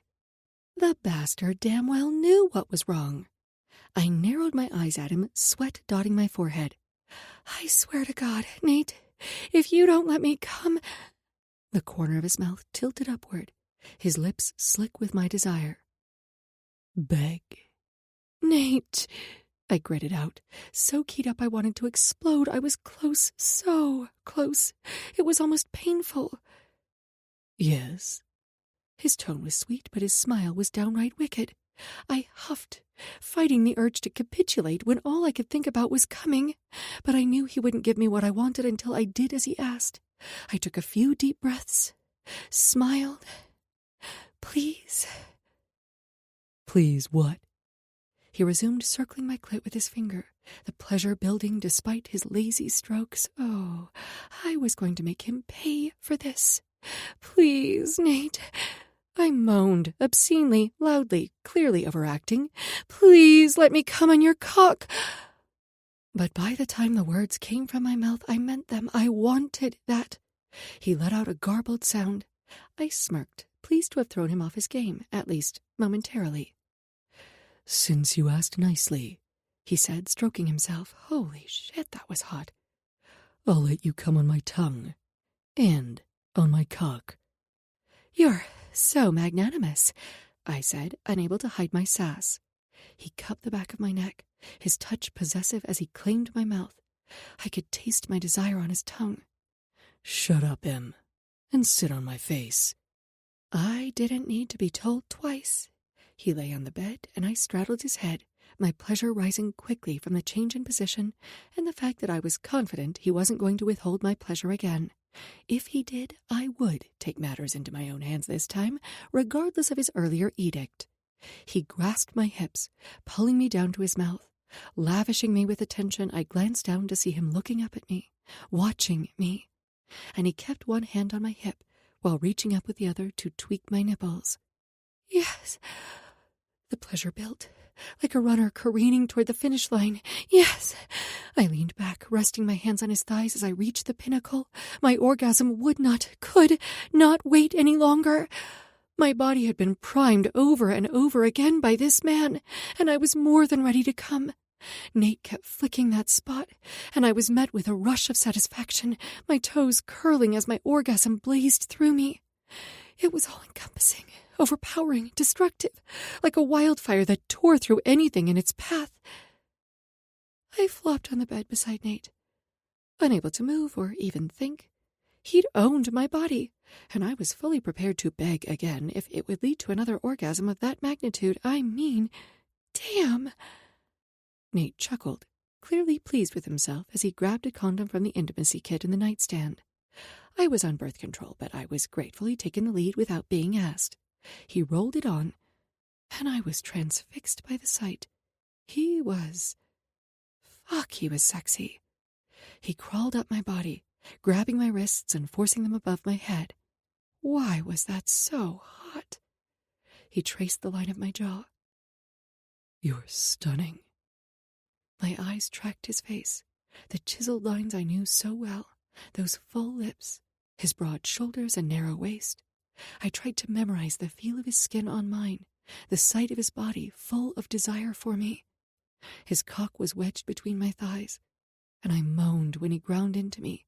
The friction was almost enough, but not quite. "Why do you love to torture me?" I asked, arching my hips, seeking more. "Me?" he asked, rolling us up so I was on top. "You're the one who prances around my house in those barely-there workout shorts." I smoothed my hands down his chest, distracted by all the bare, glorious skin beneath my hands. "I'm an athlete," I know, he said, and I love that about you. But do you have to wear so little clothing? I laughed, sliding along his length. I didn't realize it bothered you. I didn't realize you even noticed. His breathing was erratic, the grip on my hips tightening. Fuck me, Em. I thought you'd never ask. I sank down on his cock. He gasped, squeezing his eyes shut in pleasure when he was buried deep inside me, and when he opened them again, his gaze was intense as he cupped my cheek. I notice everything about you. I always have. He wasn't supposed to say things like that. Not when we'd agreed this was temporary. But I couldn't bring myself to remind him of that. Not when he was so deep inside me that I didn't know where I ended and he began. Not when he was looking at me as if I was his entire world. And not when he began to thrust, stealing the air from my lungs. Holy... I shuddered, overwhelmed by the riot of sensations. That's it. He rested his hand at the base of my throat. God, you feel so good, Em. Just like I knew you would. I still couldn't get over the fact that he'd wanted me. All this time, Nate had wanted me. I shuddered. He used his other hand to play with my clit, driving up into me with slow yet forceful movements. Despite his seeming control, I knew he was close to snapping. It was clear in the way he clenched his teeth, a bead of sweat forming on his forehead. I smoothed my hands over his chest, then leaned back to fondle his balls. He froze, and when I looked back at his face, his eyes were closed, his mouth pinched shut. Did I... He grabbed my wrist and pulled it around to place it on his chest over his heart. Your pussy is gripping me so tight, and if you keep doing that, I'm going to come. Good, I smirked. No. He shook his head, grabbing my hips and pulling me down onto him harder, faster. Not until I make you come at least one more time, if not two. The determined set to his jaw told me not to argue. And it wasn't like I was going to anyway. If the man wanted to give me 3 orgasms, who was I to complain? I basked in his attention, in the way his eyes locked on mine, our bodies connected and in sync, my own racing toward my next orgasm with every swivel of my hips. That's it, Em, he rasped. Ride my cock. Oh, God, those words from his mouth. This was better than any of the fantasies I'd had about Nate. He was so engaged, so in tune with my needs even now, using his thumb to circle my clit. There was a rush of sensation, and I convulsed with pleasure. His stomach tightened, as did his grip on my hips, almost to the point of pain. But then his face contorted, and he shattered. Of all the looks I'd seen on Nate's face, this one was my favorite. I wasn't sure I'd ever seen anything more beautiful than the sated, dazed expression he currently wore, especially since I knew I was responsible for it. He held me close, running his hand down my spine. It felt so normal, so right. He kissed the top of my head, then went to dispose of the condom. When he returned to the bed, he immediately pulled me into his arms. And as I lay there listening to his heartbeat, I didn't know how I'd ever be the same. How I'd ever walk away when this inevitably ended. Chapter 19. Emerson. That meal was delicious, I said as Nate slid his hand into mine. The hallway was empty, no one was around to watch, but he'd taken my hand all the same. Thank you. Nate and I had gone to dinner to make a public appearance. It had been strange to feel like I was on display while eating dinner. People gawked, whispered, tried to sneak photos. That had been the point, but still, it was invasive. Nate held the door to the suite open for me. Brooklyn was already asleep. The Tempt nanny from the Hartwell agency gave us a quick rundown of their evening, and we thanked her before she headed off to her room. I liked her, I said about the nanny. I like you, Nate said. His hands were on my hips, rushing me toward our bedroom. Fuck, you're sexy. I kissed him, tugging on his lapels, kneading him closer. The nanny forgotten, for now at least. At some point we'd have to find my replacement, but I didn't want to think about that. Not right now. So are you. I tugged on his jacket, kneading him naked, now. everyone in the restaurant was staring at you. No. He dipped his head and kissed the skin where my neck met my shoulder. They were staring at you. My skin heated at his praise, and I stripped off his jacket, tossing it on the chair. He gripped my hip, then he was sliding my dress up my leg, but the material made it difficult to get very far. He groaned in frustration and moved to his knees. This dress is sexy as hell, but if you don't show me how to get it off in the next 2 seconds, I'm going to tear it. He searched the material. Don't you dare! I glared at him, knowing it wasn't an idle threat. Jay would have a fit. I don't fucking care. He grunted, trying to get it off. I laughed and stood. Well, I do. I slid the zipper down my side, tugging the dress over my head and laying it gently on the desk chair. When I came face to face with Nate again, he growled, his desire evident in his eyes and the hard-on tinting his pants. You were naked under there the whole time? I bit back a smile. I couldn't help it. Sometimes it was just too fun to provoke him. Yep, he growled, narrowing his eyes at me. Relax, caveman. I patted his chest. Jackson was with us. That seemed to incense him even more. His nostrils flared. I'm having him reassigned. I laughed. No, you're not. He looked downright murderous. Thorn? He chided. Oh, I smirked. I haven't heard that nickname in a while. I must really be in trouble. He slid his hands into his pockets, the picture of calm, cool elegance. On your knees. Why? I cocked my hip, loving the way his eyes tracked my every move. Are you going to punish me? I'm going to fuck that feisty mouth, and then I'm going to remind you who that pussy belongs to. Heat gushed to my core. Yes, please. But I didn't say that. Instead, I held his gaze, defiant to the very end. Nate said nothing, but his look said everything. Obey or suffer the consequences. Slowly, ever so slowly, I lowered myself to my knees, determined to suck him off until he was the one begging for mercy. Crawl to me, he rasped. What? My eyes darted to him, my breath catching. He was fully clothed, and I was completely naked, completely at his mercy. And I realized that I trusted him implicitly. Maybe not with my heart, but I trusted him to make me feel good, to take care of me. You heard me, he said. I debated telling him no, solely to see what he'd do, but the idea of prowling over to him had a fresh wave of arousal washing over me. With painstaking slowness, I started moving in his direction. The tile was cold and hard beneath my hands and knees, but the entire time he lavished me with compliments and praise. You're so beautiful, he rasped. I inched closer, and he issued another. Look at that lithe, strong body. Instead of making me feel demeaned, Nate made the act feel powerful, regal even. I was a queen, even if I was the one on my knees for him. Yes, he encouraged. That's it. It wasn't even that big a distance, but I'd taken my time getting to him, giving him the show he so clearly wanted. And when I brushed against his legs, he reached down to caress my hair. Good girl, he cooed, smoothing his hand down my cheek until he was cupping my chin and guiding me to look at him. Pull out my cock. I unzipped his pants with painstaking slowness. When I pushed them down over his hips, his cock bobbed toward his stomach.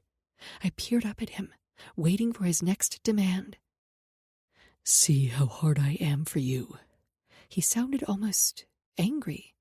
How hard I am for you all the damn time. He cupped my cheek, his caress both possessive and gentle. The look in his eyes spoke of adoration and told me that I was completely in control, despite his commanding language. As soon as my tongue hit his skin, he hissed. I licked him from root to tip, and my name came out as a strangled sigh. I peered up at him, loving the array of expressions that flitted across his face as I took my time licking and sucking and pleasuring him, taking him in my mouth as deep as I could go. Surprise, desire, agony, anticipation. I gripped the backs of his legs, urging him on, begging for more. He cradled the back of my head, gently thrusting into my mouth. I could sense him losing control. He was getting close. It was clear from the way he hissed with nearly every breath to the tightening of his grip on my hair. "That's enough," he said abruptly and pulled out. "Hate to tell you this," I said, wiping my mouth as he stripped off the rest of his clothes, "but you'll never be able to fuck the feisty out of me." His dark chuckle made my core quiver with need. "Maybe not, but I'll certainly have fun trying." He picked me up and tossed me onto the mattress. I blinked a few times, then laughed, loving how physical and playful he could be when it came to sex. As an athlete, I craved movement and play, and I appreciated his strength. He yanked on my legs, pulling me closer to the edge. He grabbed something from the pocket of his pants, and I assumed it was a condom. I propped myself up on my elbows, curious, when he removed the cap from one of Brooklyn's temporary tattoo markers. "What are you doing?" He held down my thigh with one hand and started writing on the skin near my bikini line with the other. I kept trying to get a good look at what he was doing, but he wouldn't let me. Finally, he stood back, immensely pleased with himself. "There." On my thigh in Nate's scrawl was Nate's version. I couldn't help myself. I laughed. Nate was claiming his ownership in a way a Swiftie like me would love. Taylor Swift had fought a very public battle to regain the rights to her songs, designating the ones she re-recorded and owned with Taylor's version. So Nate was saying that I belonged to him, and the idea that he'd want to proclaim that we belonged together made me giddy. And then he knelt to the floor and pushed my thighs apart, bearing me to him. My breath caught when I realized what he had next. I said, eagerly awaiting his mouth on my clit. His hands on my body. God, I loved when he touched me, kissed me. If only this were more than just physical for him, because it was definitely becoming more for me. He licked my clit and I shuddered, wishing it were true, but knowing it was impossible. He roamed my body with his hands, touching, grabbing, caressing, pinching, as he sucked my clit. It was sensory overload, and I was here for it. He slid a finger inside me, driving me higher and higher. I clenched the sheets, my toes curling from pleasure and anticipation. This was exactly what I needed. My body wound tighter and tighter, like my muscles when I was preparing to launch the shot put. I was so close to release. I was about to come when he slowed, stopped. I clenched and unclenched the sheets, lifted my head and glared at him. "Nate!" "Yes?" His tone was sweet, but his expression was wicked. I narrowed my eyes at him, gritting out, "Why'd you stop?" He slowly, gently, started rubbing my clit again. "Who does this pussy belong to?" He dipped his finger inside, then swiped the juices over my already slick nerve endings. "Me," I said, feeling extra defiant. He slapped my pussy. I was so shocked I just blinked at him. But if he'd intended it as a punishment, it had backfired because all the blood came rushing back, along with an overwhelming wave of arousal. "Try again," he said, giving my new tattoo a pointed look. I was tempted to defy him again, if only to see if he'd slap my pussy another time. God, it felt so good. How had I lived all my life without experiencing that before? "Emerson." His voice rumbled over me like thunder from an approaching storm. Nate pushed me right up to the edge again until I was begging for him to fill me, to let me come. "Answer me." His eyes were wild, his body taut with tension. "You," I said. "Only you." "Damn right." He settled himself against the headboard, sliding a condom down his length. "Now, come ride my cock." I'd had no idea Nate would have such a filthy mouth, but I was here for it. I loved it. Loved hearing his barely restrained control. Loved the way he seemed ready to snap because of me. Me! Part of me had worried that it would be a mistake to sleep with him, and not because he was my boss or because I'd agreed to be his fake fiancé for a year, but because he'd been at the top of my celebrity bucket list for so long.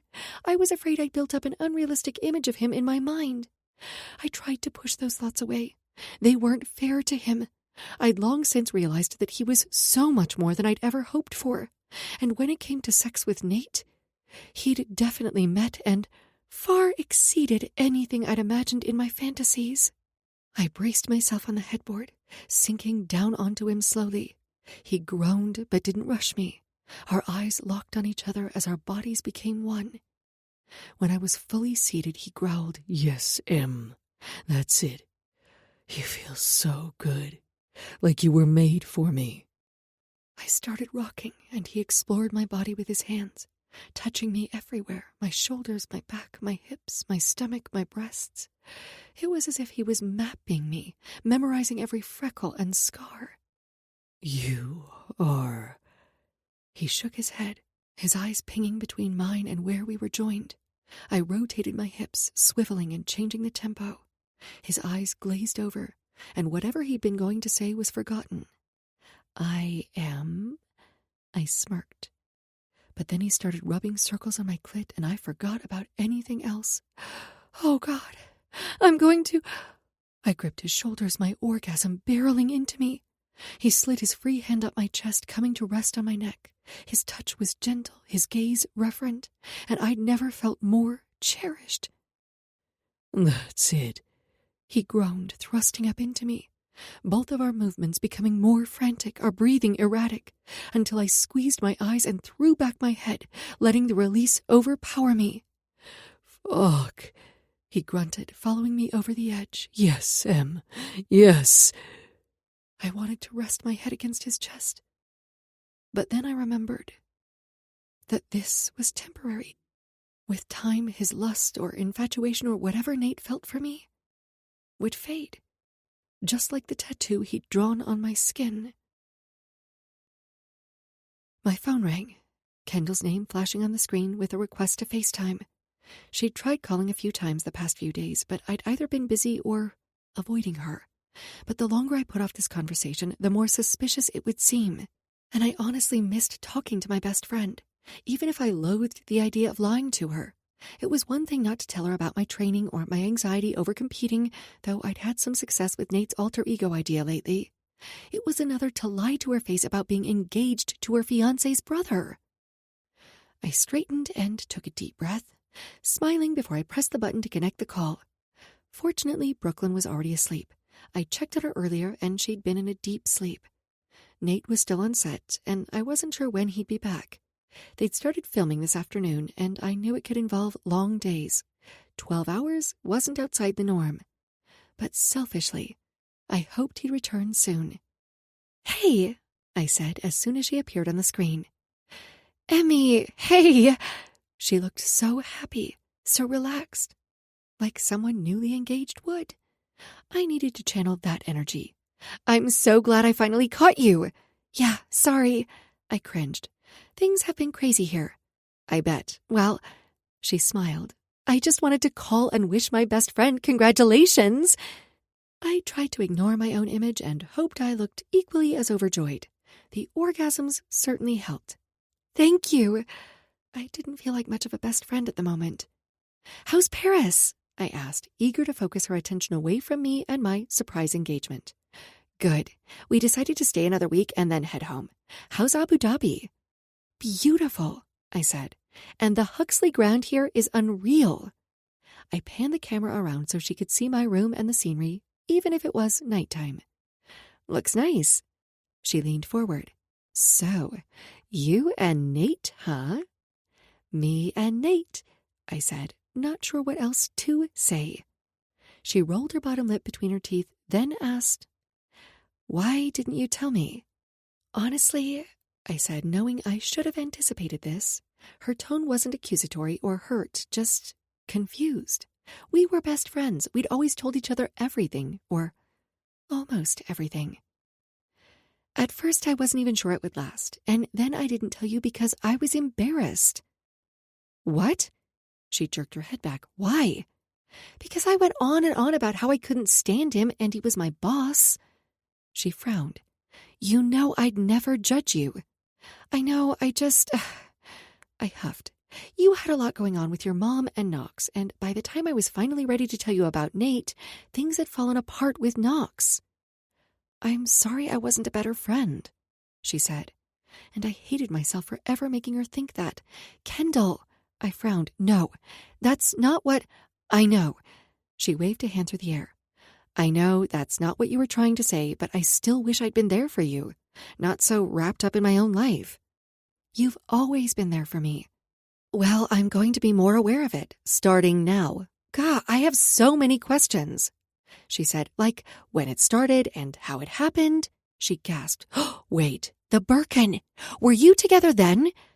I nodded, sticking to the timeline Nate and I had agreed to, letting Kendall fill in the blanks. I was so tempted to tell her the truth, to just blurt it all out and be done with it. But I couldn't. Even though I knew Kendall would never judge me for what I'd done, She'd always been such a rule follower that I wasn't sure she'd understand my decision, or, worse still, be disappointed in me. But it was more than that. I couldn't break my promise to Nate. I couldn't risk jeopardizing Brooklyn's future. She smirked.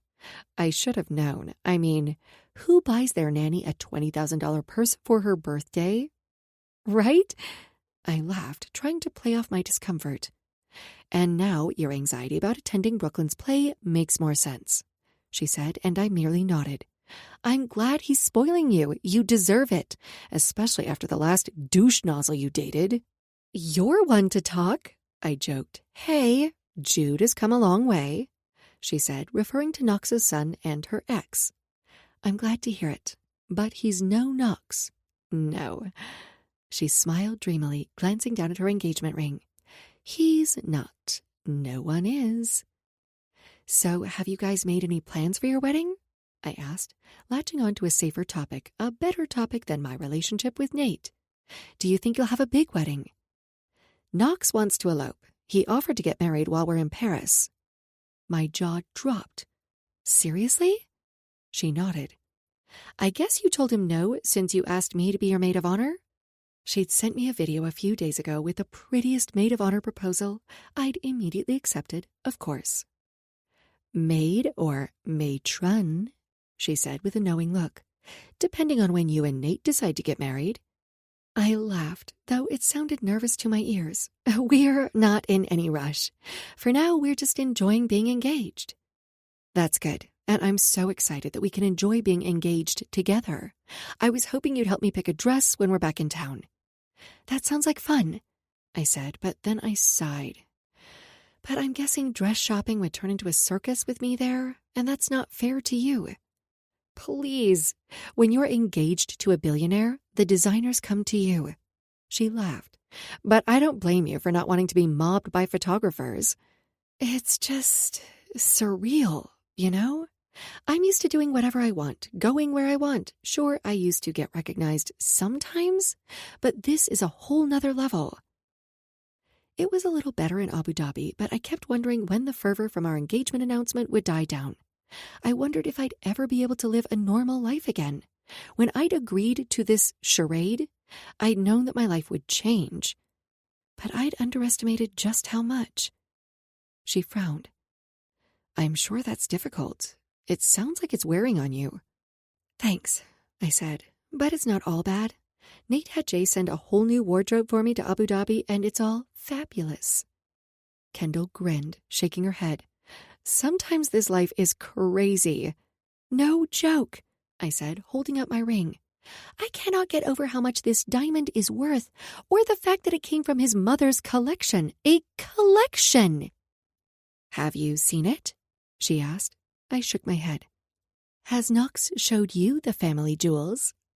And then we both burst out laughing. We were laughing so hard tears were streaming down my cheeks and I had to clutch my stomach. Sorry, I said between fits of laughter. Sorry. We finally calmed down and she said, Knox has given me a few pieces, but it's my impression the bulk of it was left to Nate. Really? I asked. Yeah, When it came to the money, all the kids got equal shares of the hotel fortune, but the personal items were designated in their parents' wills. Nate got the majority of their mom's jewelry collection, and Knox got the sports memorabilia. Interesting, I said. Let me see the ring again. I held up my hand, allowing her to inspect it through the screen. Nate chose well for you. The ring is gorgeous, and you've always wanted a red diamond. I know, and the crazy thing is, I never told him. Seriously? She asked. I nodded. I would have asked Kendall if Nate had reached out to her for help selecting my engagement ring, but I knew that wasn't possible, considering the circumstances of our engagement. Still, it was the only thing that made sense. I guess he really does know you. She grinned. Guess so, I said, still stuck on the fact that he'd picked my dream ring all by himself. What were the chances? Emmy, she said in a softer voice. How are you really? I was terrified when I heard you'd been hospitalized. I'd forgotten that I hadn't talked to Kendall on the phone since then. We'd only texted, and it had been brief. The whole incident felt like so long ago, and yet it had barely been a week. A week ago. And a world away. I'm okay, I said, hoping to reassure her. She'd been worried about me. The concern was written across her face. Her mom's cancer was now in remission, but even minor health concerns still put Kendall on edge. What happened? I told her what I could, which wasn't much because we still didn't know. Hell, the tabloids and bloggers seemed to report with more certainty than my medical team. I Googled myself once, briefly, the other day, and I'd immediately regretted it. It was strange to read theories about myself and my hospital stay. They had some of the most outlandish ideas. Everything from plastic surgery to a secret pregnancy. All bullshit, of course. And how's Nate? I'm so glad he could be there with you. I nearly laughed because, of course, that's what had started all of this. But then I remembered how he'd spent the night at my bedside, how he'd argued with the doctor advocating for me, how concerned he'd been then and since. He's been very protective. Like sweet or overbearing. I gave her a look that said, "What do you think?" and then told her, "He took away my phone." She rolled her eyes. "At least he seems to have given it back, and he hasn't had your car towed." "No, he just has his bodyguard drive me everywhere." Kendall smiled, dragging a hand through her hair. Oh, Lord, these Crawford men. We both started laughing. But seriously, she said, resting her elbow on the table, which had the effect of flashing her engagement ring at me. Can you believe it? We're going to marry brothers. Yep, I chirped, popping open my water bottle and taking a large gulp. I might be having fun with Nate now, but we were never going to walk down the aisle together. I mean, I'm still trying to wrap my head around the fact that you're engaged, and to Nate, of all people? Her expression turned more contemplative. Though, I guess it does make sense. Oh, yeah? I asked, trying not to give too much away, trying to play it cool. I could always tell there was something there. Yeah, I laughed. You mean, like we couldn't stand each other? No, she shook her head. There were definitely sparks, electricity. I had a feeling she was reading more into the situation than there'd been, but whatever. If that's what she believed, all the better. It would make our relationship seem more authentic. How's Knox? I asked, desperate for a change of subject. After that, we talked about the upcoming MLS Superdraft and my qualifiers. Kendall said she and Knox were planning to come. Considering the frenzy since the announcement of our engagement, I imagined there'd be increased media attention at the event as well. Fuck. Just what I didn't need. More attention when I was already feeling the pressure to compete. At least my dad had backed off a little the past few days. Either he was too busy enjoying Aspen, or he realized I needed a more gentle hand. But whatever was responsible for it, I was grateful. Hang on for a sec, Kendall said, putting the call on mute briefly before returning her attention to the screen. Sorry, Emmy, I've got to go. Knox is taking me out for a surprise. I smiled. Have fun. You too. Love you, Em. Love you too, I said before disconnecting the call. Well, that had gone better and worse than I'd expected. I caught up on my emails, perusing Brooklyn's lesson plan for tomorrow and my dad's workout. I washed my face and climbed into bed, planning to read some of my book. But I could barely keep my eyes open, and I soon fell asleep. The mattress dipped behind me, Nate's warm body coming to cradle mine. I sighed and snuggled into his arms. "Hey," I said with my eyes still closed. "How is filming?" "Shh," he hushed. "Go back to sleep." Now that he was here, I didn't want to sleep. I backed into him, wiggling my ass.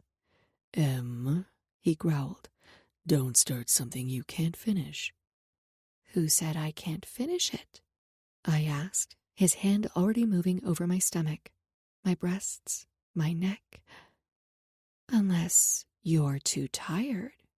"Fuck no," he rasped, and then he flipped me over and showed me just how much energy he had as we competed to outdo each other with pleasure. Chapter 20. Nate. I pressed my lips to the hollow of Emerson's throat. I was due on set in a few hours, but all I wanted was to spend the day in bed with her. This was quickly becoming a problem. My addiction to her. My need for her. And not just in my bed, in my life. "Fuck, you smell so good." I inhaled her scent. Was it her skin, her hair, or just her? Whatever the cause, her scent drove me crazy. Like a field of flowers on a summer day. It was fresh and full and lush, just like her presence in my life. "Did you just sniff me?" she asked. "Yes." I did it again, this time closer to her nape. She giggled.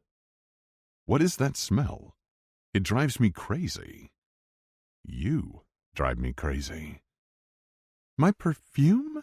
she asked, as I continued kissing her skin, using my lips to shower her with affection. "No." I continued my descent, kissing the tops of her breasts, over the silk of her sleek camisole. It was so tempting to peel the fabric aside, but I wanted to draw this out as long as possible. She arched her back, thrusting her breast towards me. "Oh, God," she moaned. "That feels so good." I kissed her stomach over the shirt. I was happier than I'd been in a long time, and I couldn't imagine giving this up. Giving her up. Especially not when it felt as if I'd finally just gotten to be with her. "My soap?" she asked, as I kissed the sliver of stomach between the bottom of her shirt and the waistband of those fucking shorts. No. I reveled in the feel of her skin beneath my hands. It's unique to you. "Wah, ah." She bucked her hips when I peeled her shorts down and kissed her near her hip bone. "Why do you say that?" Because I'd smelled her shampoo, body soap, and perfume. And while they each reminded me of her, they weren't her scent. It was like the sum of them was greater than the parts, and it required her unique body chemistry to bring them to life. "Dad," Brooklyn called. "Emmy?" I groaned and dropped my head to Emerson's stomach. I thought for sure she'd sleep another hour, or at least long enough for Emerson and me to finish what we'd started. Apparently I was wrong. "To be continued," I said, wishing we didn't have to get up. Emerson laughed and pushed out of bed, grabbing a rope and pulling it on. "Coming," she called to Brooklyn. "I should probably get up," I said, knowing I had an inbox full of emails to review. Contracts waiting for my signature. I pushed out of bed, my cock tinting my boxer briefs. Emerson gave me a pointed look. "You should probably do something about that." I was about to, if we hadn't been interrupted. I wrapped my arms around her waist, pulling her to me and letting her feel my arousal. "Don't tease me, Nate." But she was the one rocking her hips against me. I wouldn't dream of it. "Later." Her voice was husky and full of want. "Yes, I gave her another kiss, not wanting to let her go. Later. After a quick shower, I joined Emerson and Brooklyn for breakfast, then caught up on emails and reviewed the section of the script we'd be working on today. The rest of my day was spent on set, and by the time I got back to the Huxley Grand, I was more than ready to relax with Brooklyn and Emerson after a long day. I was hoping for a quiet dinner, a chill evening with my two favorite girls. I opened the door and set down my bag in the foyer, pausing when I heard a familiar voice. Sloane? I frowned. What was she doing here? I continued through to the living room where Sloane, Emerson, and Brooklyn were making friendship bracelets while listening to music. I watched the three of them as they threaded their beads with great concentration. And for a moment, I could imagine this was our life. Our real life, and not just an act. The song Endgame came on, and as I listened to the lyrics, I realized that I wanted to be Emerson's Endgame, because she was certainly mine. I loved her. I had for a while now. I just had been too scared to admit it. Brooklyn said something that made Sloane and Emerson laugh, and as I watched Emerson, smiling and laughing with two of my favorite women, I felt a pang in my chest. I'd roped her into this. I'd convinced her to lie to everyone. But the biggest lie I'd been telling was to myself. Because this might be a fake engagement, but I had developed some very real feelings toward my fiancé. Dad! Brooklyn jumped up, startling me. Look who came to visit. Emerson smiled, and it seemed genuine. I wondered how long she'd been entertaining my cousin. I wondered if Sloane had pushed for details about our relationship or our plans for the wedding. Shit. I leaned down to kiss Emerson's forehead, whispering, "Missed you," before I could think better of it. To her, this might be a business agreement, a vacation fling, a fake engagement, whatever the hell you wanted to call it. But to me, it was so much more. I'd never really let anyone in, not like I had Emerson. And the idea of returning home and pretending as if none of this had ever happened seemed impossible, laughable even. Surely she no longer wanted that, right? Hey, I said, giving Sloane a hug when she stood to greet me. I didn't realize you were going to be in Abu Dhabi. Just that I'd pop over on my way to Singapore. Just pop over, my ass. Sloane's unexpected visit had a purpose, and I didn't think it was solely motivated by seeing Brooklyn. Singapore? I asked. Visiting some of our hotels there? She said. I nodded. Did Graham come too? She laughed. He's too preoccupied with the Mexico launch. Ah, right. Enough boring talk about hotels, Brooklyn said. It's not boring, Sloane insisted, wrapping her arm around Brooklyn's shoulder. And one day, it may be your job to run the Huxley empire. Brooklyn groaned, and I interjected. Only if that's what Brooklyn wants. I gave Sloane a pointed look. I wasn't going to coerce my daughter into taking over the family business. Hell, I didn't want her to turn out like Graham. My cousin might love running the hotel empire, but it was his life. It consumed him. Someday, she may not have the choice, Sloane said in an ominous tone, unless you're planning to have more children. She gave Emerson and me a pointed look. I think you're forgetting about Jude, I said quickly, though we all knew that Jude's passion was in working with Knox and the LA Leatherbacks. Right, Sloane blew a raspberry, as if to say, that's not happening. Knox and Kindle, I suggested. Sloane barked out a laugh. He's even older than you. Do you really think he wants to have another kid at his age? What about you? I asked, annoyed that she kept acting like this was somehow solely my problem, or my fault. Or Jasper, or Graham. Any one of you could have your own children, instead of relying on Knox and me. I'm sorry, Emerson interjected, but I don't understand. Can't you just sell the company if there's no one left in the family who's able or willing to run it? Sloane cut me off. That's a family secret. And Emerson's family, I insisted. Sloane shook her head, glaring at me as if to silence me. Before I could protest Sloane's statement or answer Emerson's question, there was a knock at the door. Jackson peeked his head in. "Hey, Queen Bee," Jackson said to Brooklyn. "the car's ready." I turned to Brooklyn. "Where are you going?" "We," she grinned, "are going on a kayaking tour." I groaned. Seriously? I was exhausted from our filming schedule, and the idea of kayaking in the hot sun after a long day of work sounded awful. But my attention snagged on Sloane. Her eyes were wide, and she was looking at Jackson as if she'd seen a ghost. When I turned back to Jackson, he was stiff. His expression shuddered. "Come on, Dad." Brooklyn tugged on my hand, distracting me from whatever the hell was going on between Jackson and Sloane. I wasn't sure I wanted to know. "It's going to be so cool. Emmy researched it, and it looks amazing. We'll learn all about biodiversity and the mangroves, and we'll get to watch the sunset from the water." She was so excited I found it impossible to say no. "Fine," I sighed. "Let me get changed." "Yay!" Brooklyn jumped up from the couch and ran off to her room. "My room's just down the hall," Sloane said, hooking her thumb over her shoulder. "I'll be back in 10. "Sounds good," I said, knowing I needed to get moving, before I fell asleep on the couch. Once everyone had left, Emerson straddled my lap. "You okay?" "I'm exhausted," I admitted, unable to pretend any longer. My role was emotionally demanding, and I was still running the studio while acting in the film. The work never stopped.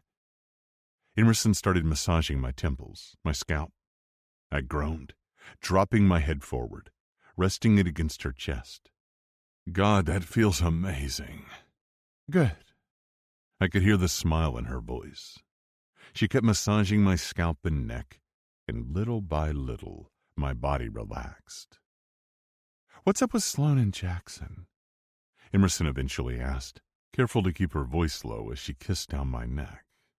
"I don't know." I glanced toward Brooklyn's room, confirming the door was still closed. But I was wondering the same thing.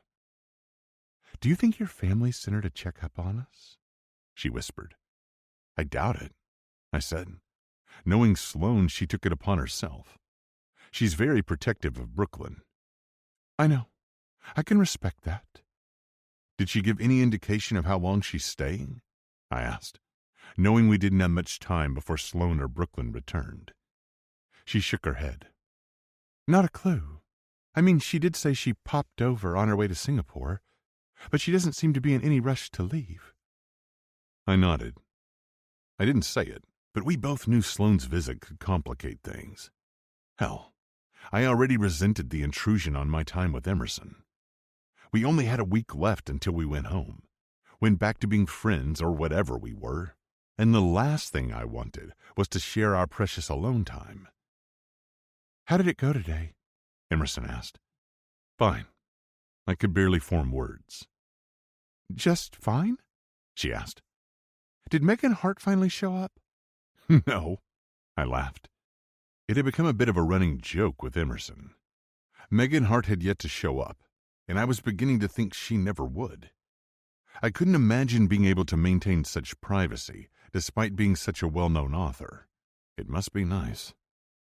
"You should come visit the set," I said, knowing that Emerson had read the book the movie was based on. "Seriously?" she asked, but then she shook her head, her excitement fading. "I don't want to be a distraction." "Are you kidding?" I pulled back to look at her. "I'd love to have you there." I should have thought to invite her sooner, but I knew she was busy with her training and taking care of Brooklyn. "I suppose people would expect your fiancé to visit you on set." "Exactly," I said, hating that she felt the need to mention our fake engagement to validate her visit, instead of just wanting to come see me. Brooklyn bounded into the room, and Emerson slid off my lap to sit at my side. "Where's Auntie Sloane?" She frowned at us. And why haven't you changed? Emerson stood, patting my thigh as she did so. Your dad's going to stay here. I peered up at her, furrowing my brow. I am.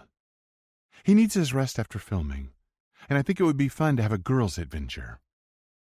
Brooklyn perked up at that. Okay. Can we go shopping too? And get mani-pedis? She turned to me and batted her eyes. Please, Dad?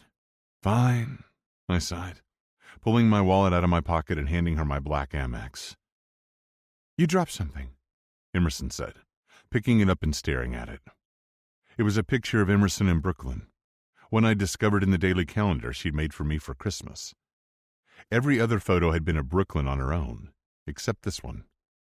As soon as I'd seen the photo, I'd torn it out and stuck it in my wallet. You keep this with you? Emerson asked. Since Christmas, Brooklyn said, as if the answer was obvious. As in, before we were fake engaged. Emerson's eyes remained on mine, questioning. She handed it back without saying a word. Did she know how I felt about her?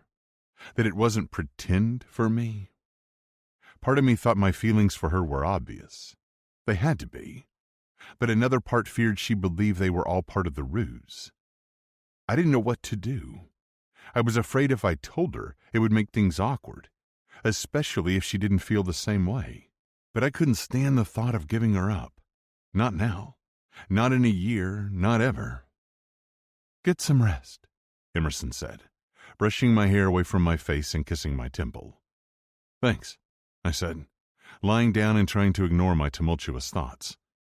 Have fun.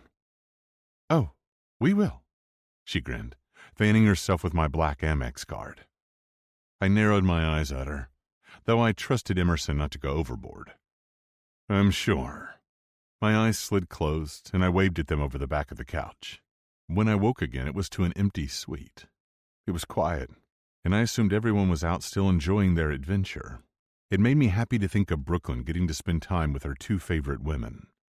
Two women who were strong and independent and, well, I only hoped things were going well between Sloane and Emerson. I pushed myself off the couch, glancing at the time on my phone. I had a missed call from Pierce. I changed into my workout clothes and headed to the gym for a run. I placed my phone on the treadmill and hit the button to connect the call. Pierce, hey, what's up? Just checking in on how things were going. Checking in? Pierce never called just to check in. Fine, I said, furrowing my brow. Why?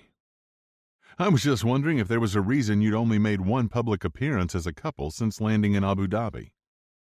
I frowned, increasing the speed on the treadmill. We've been busy. I'm filming. She's training. We both went to spend time with Brooklyn. Those all sound like excuses. You just announced your engagement. You need to get your ass out there and sell this relationship, not hole up in your hotel room. Ha, what a joke. Emerson and I did that Vogue interview. We went out to dinner. We posted on social media. Besides, we're busy. And don't you think that our absence only adds to the allure? No. I think it has people questioning what you're trying to hide. Is she giving you pushback or something? No, not at all. Quite the opposite. I was the one who didn't want to be so public about our relationship. You know that I like to keep my private life private. Nate, he sighed. I get that, I do. I honestly wasn't sure he did.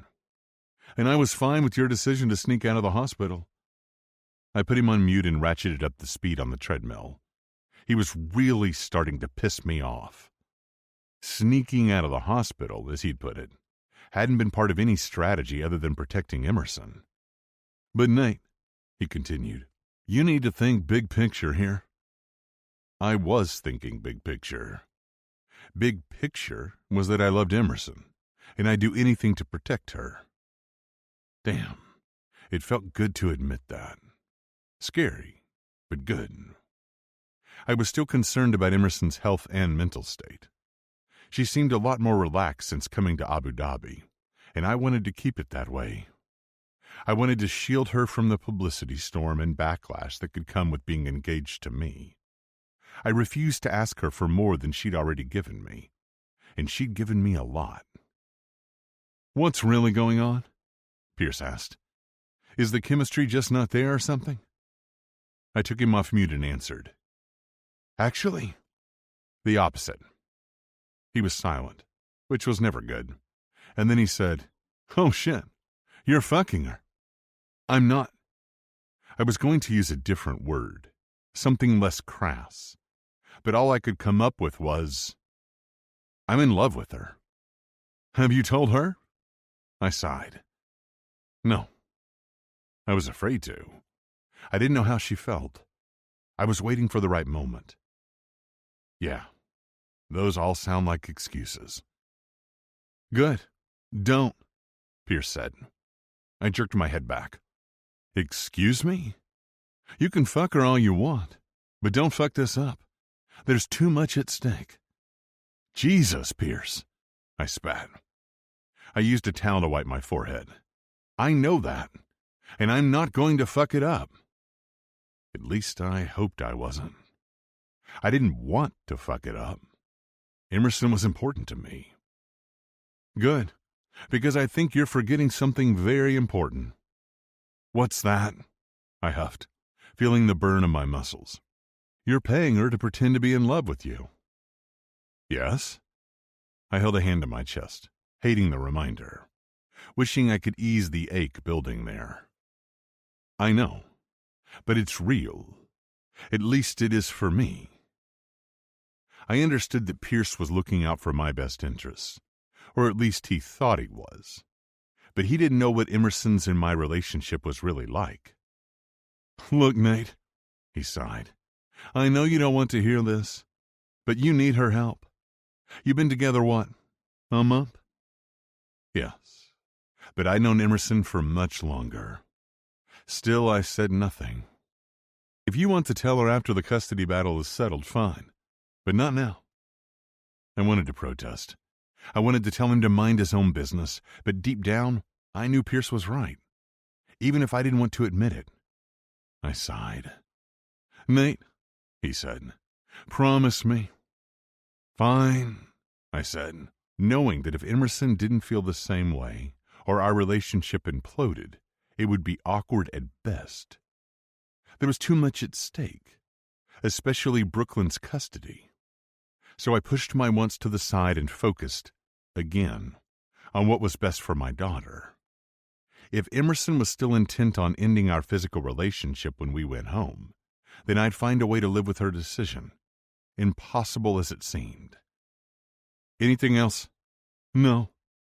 "Good." I ended the call without saying goodbye and pushed myself to run as hard and as fast as I could. Pierce was right. I needed to remember that this was a business agreement. Nothing more. In a year, this arrangement would end, and Emerson would leave. Everyone always did. Chapter 21. Emerson.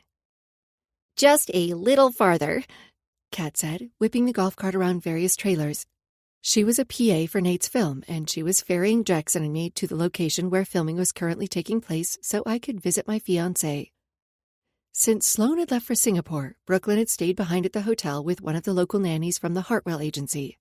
The nanny had seemed nice enough, but it was difficult to think of letting anyone take my place in Brooklyn's life.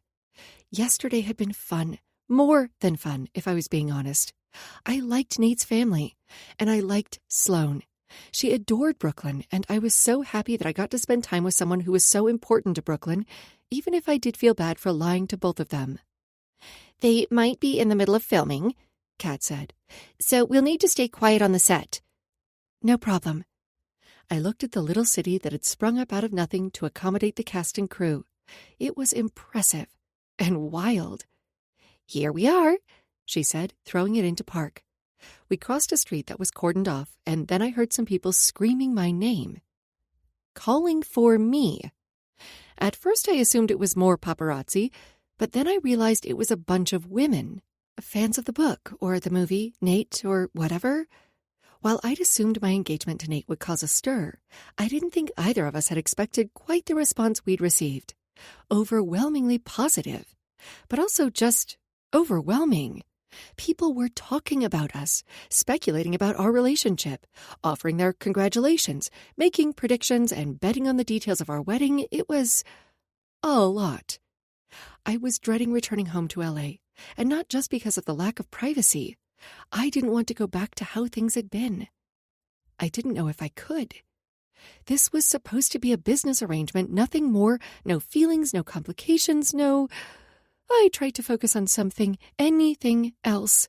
Like the fact that I was on a movie set for one of the hottest films, a film that was an adaptation of a Megan Hart novel I'd read and loved. Part of me secretly hoped I'd get to meet the elusive romance author, but I knew it was unlikely. Even Nate hadn't met her in person, and he was producing and starring in the film. That said, I'd never imagined I'd be fake engaged to Nate Crawford, sleeping with Nate Crawford, falling for Nate Crawford. I supposed if all that could happen, anything was possible. Kat held her finger up to her lips, and I followed her, stepping over cords and other filming gear. I wasn't sure what to expect. I knew I wasn't going to watch Nate and his co-star film a sex scene, which was a relief. I had no real claim to Nate, and even if I had, pretending to have sex with a co-star was part of his job. Yet it pained me to imagine Nate with anyone else. I watched as Nate strode toward his co-star, emanating charisma. He was magnetic, and everyone on set was attuned to him, glued to his every move as if under a spell. I could see why. He'd always captivated me, and he definitely did the character of Brock Ransom justice. Then again, Nate had always been the star of my every romantic fantasy. I thought of all the times I'd watched a movie with Nate starring in it, all the times I'd fantasized about him, all the other countless fans who had done or would do the same thing. But it was different. Now that I was with Nate, now that I shook my head. Sex scenes, fans, it all hit differently. This was exactly why I'd wanted to avoid sleeping with him in the first place. I told myself I'd gotten caught up in the moment, in the idea of being his fiancé, in the way he looked at me, treated me. Hell, maybe the sex had turned my brain to mush. Nate cupped his co-star's cheek, and I felt a twinge of jealousy. I'd known this was a possibility. The film was based on a steamy romance, after all. The characters were going to have to be intimate. It's his job, I reminded myself. He's just playing a part. I didn't want to distract Nate or any of the performers from their work, even if I did want to smash something. Jackson nudged me and mouthed, "You okay?" I smiled brightly and nodded, giving him a thumbs up in return. God, could I be more obvious? But it was difficult to ignore that hum of jealousy. Watching Nate and his co-star Mila, I could see how easy it would be to fall for your co-star. Nate had even dated a few of his in the past, and I could understand why. You spent a lot of time together on set. You were going through an intensely emotional experience, and it would be difficult to separate truth from fiction. But when he leaned in, resting his forehead against hers, my jealousy was replaced by something more painful. Recognition. Because he was looking at her the same way he looked at me. Was that all I was to him? Another co-star, another actress in his ongoing performance? I clutched myself as if to stem the pain that accompanied this crushing realization. I'd fallen for it. Him. Oh my God. I loved him. I froze, feeling as if my biggest secret had not just been revealed, but broadcast to the world. I glanced around to confirm I'd only uttered the words in my head, and everyone else was looking at the actors. Shit. This wasn't supposed to happen. They continued filming, and I clenched my fists so hard my nails were going to leave a mark. I was fine. I could do this. Nate might be the award-winning actor, but I was beginning to think I could be too, with the performance I was giving. It wasn't even about lying to friends, family, strangers, the whole world. This was becoming almost second nature, scarily enough. It was the fact that I loved him. And I had to act like it was pretend while we were both simultaneously pretending it was real. What a mess. And I wasn't fine. Watching Nate pretend to fall in love with his co-star merely reminded me that his feelings for me were just as believable. Oh, God. My heart lurched painfully in my chest, and here I convinced myself that I was different, that what we had... The urge to run became nearly overwhelming. To ground myself, I tried to visualize my favorite running route. Something. Anything. God, how long was this scene? And why had I ever thought I could handle this? What happens in Abu Dhabi stays in Abu Dhabi? Ha! Talk about wanting to have your cake and eat it too. I'd been a fool to suggest that. A bigger fool to think I could separate emotions from sex when it came to Nate, real from pretend. What the hell am I supposed to do now? And cut! The director finally called. The entire crew seemed to release the collective breath they'd been holding. Nate shook his head as if awakening from a trance. I couldn't imagine how emotionally taxing it was to perform his role, though I had some idea considering the fact that I'd been pretending to be his fiancée. When the crew sprang into action, Kat leaned over. That was amazing. They got it on the first take, though we'll still have to do a safety take. Oh, God. Another round? I wasn't sure I could put myself through that again. Once had been torture enough. What did you think? Kat asked. Nate's performance had definitely provoked a reaction in me, even if I wasn't happy about it. I smiled, trying not to betray just how flustered I was. Impressive. I was impressed. I'd been on commercial sets and photo shoots myself, and getting the shot in one take was incredible, and with how demanding this scene was, I could understand why the actors might be motivated to complete it in one take, even if they'd still have to shoot a safety. But I was too preoccupied with my own feelings to process anything else. I unclenched my fists, told myself to get it together. I was supposed to be happy to see Nate. He was my fiancé, for fuck's sake. Nate smiled, coming over to give me a hug. All eyes were suddenly focused on us. Hey. When he leaned in to give me a kiss, I turned my head at the last second, giving him my cheek instead. It was an unconscious move, but his expression betrayed surprise. He quickly covered it. I made a show of looking around. The location and everything look amazing, I said, trying to recover before I did something totally stupid, like tell him how great his chemistry with his co-star was, how believable. He leaned in, and it probably looked like he was kissing my cheek as he whispered, "What's wrong?" I shook my head. Nothing, not a damn thing was wrong, except for the fact that I'd allowed my feelings to get mixed up. How could I not, when he did things like tattoo my skin with his name, when he claimed my body with power and passion, when... Good, he gritted out, because people are watching. Then we better put on one hell of a show. I forced a smile, hating his unspoken reminder that this was all an act. It was part of the job, right? This entire trip, I'd been preoccupied with thoughts of waking up in bed with Nate, with the words he'd said, with the things we'd done, but coming to the set had been a wake-up call. Nate was a good actor. He had the awards and accolades to prove it, and I'd been kidding myself that whatever we were could be something more. Wanting more was foolish and destructive. He'd asked me to be his fake fiancé for a reason, Brooklyn, and falling for Nate had never been part of the plan. Nate introduced me to some of his co-stars and the crew, and while my body moved on autopilot, my mind had checked out. This was his world, and I was merely visiting.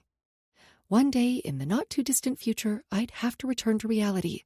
A reality where I wasn't Nate's fiancé, where I'd fallen for someone who would never love me back, and where I'd invested my heart and soul into a family that would never be mine. With filming done for the day, everyone headed back to their trailers to clean up and rest. Kat ferried Jackson, Nate, and me back to Nate's trailer.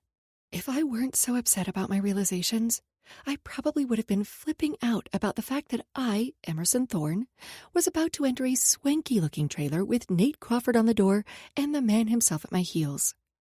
Jackson assumed his post at the bottom of the stairs. Nate held the door open for me, waiting until I climbed the stairs to the trailer.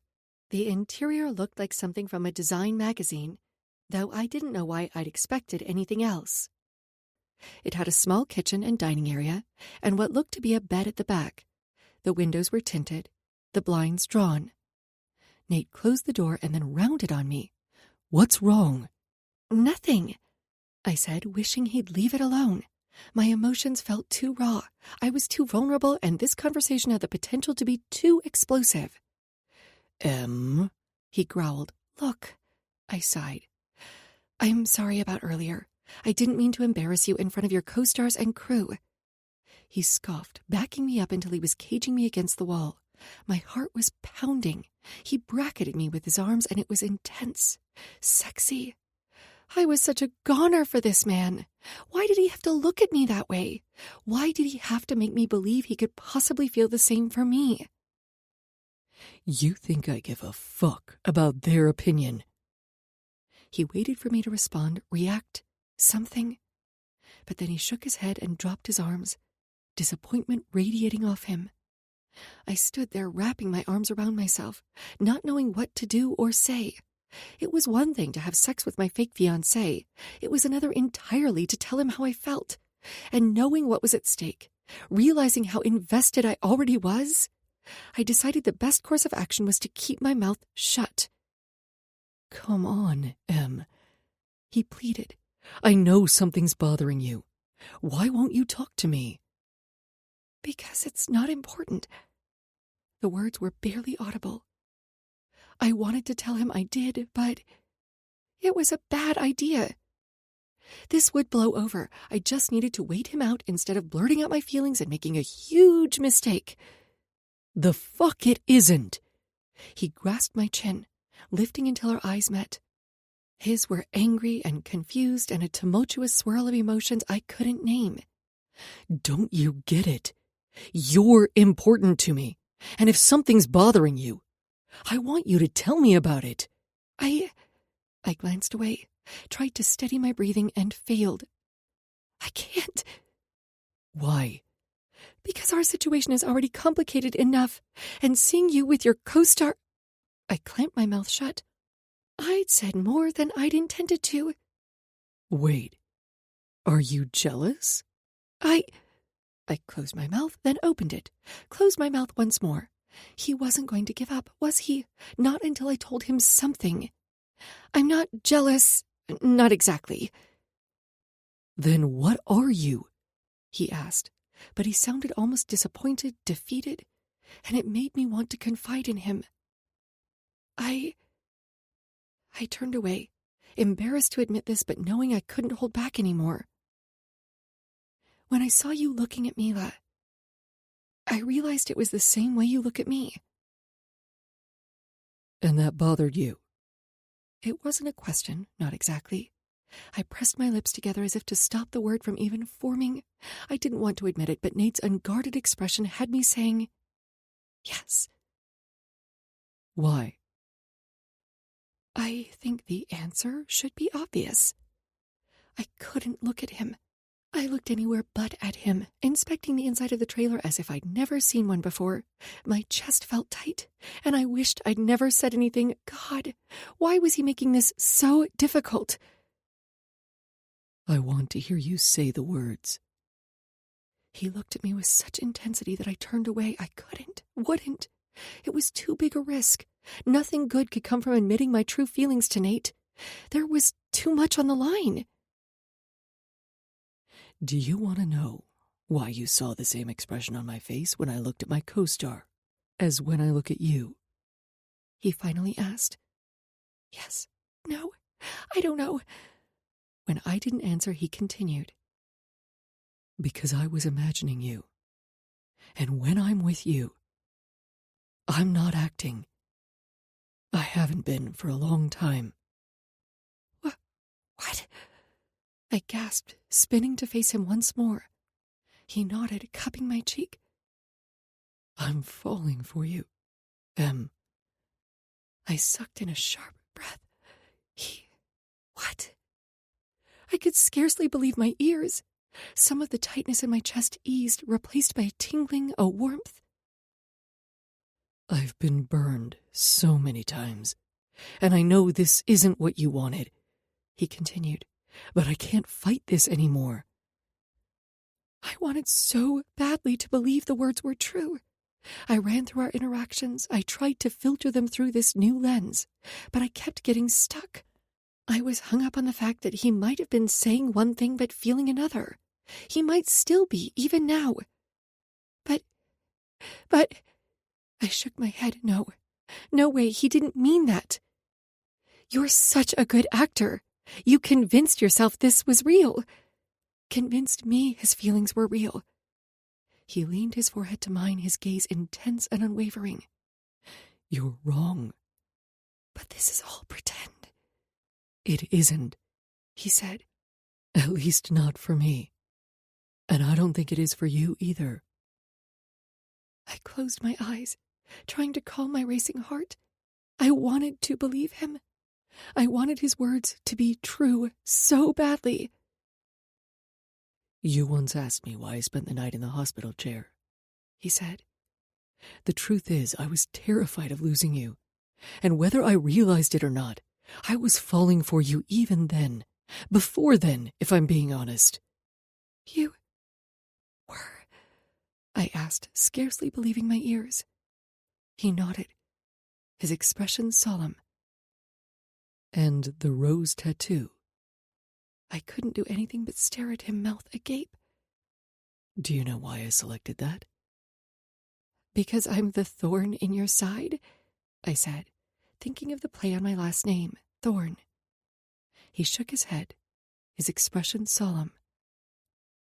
Have you heard the quote by Rumi that a rose's rarest essence lives in the thorn? No. What does it mean? Basically, just as a rose isn't complete without its thorn, a human isn't complete without trials and tribulations. I lifted my head. To appreciate beauty, you have to understand pain. Exactly. He smiled softly. And you, Emerson, he cupped my cheek, are the beauty, the rose. And all this time I thought, well, I'd been wrong. So very wrong. About him, me, us, all of it. I don't think you realize just how much you mean to me, he said with a sincerity that stole the breath from my lungs. And just when I didn't think I could possibly handle any more, he said, I love you, Em. I love you. He smiled then, and it was filled with hesitancy and hope. So damn much. I blinked a few times, then pinched myself for good measure. He furrowed his brow. What are you doing? My cheeks flamed with heat. Just trying to reassure myself this is real. He chuckled, tucking my hair behind my ear. It's real. What I feel for you is very real. And it was never an act. Except when I pretended not to like you. I rolled my eyes, but I couldn't hide the smile forming on my face. Relief and euphoria nearly overwhelmed me. I wasn't a fool. I wasn't alone in my feelings. Nate loved me, and I loved him. Nate, I said. Yeah? He asked.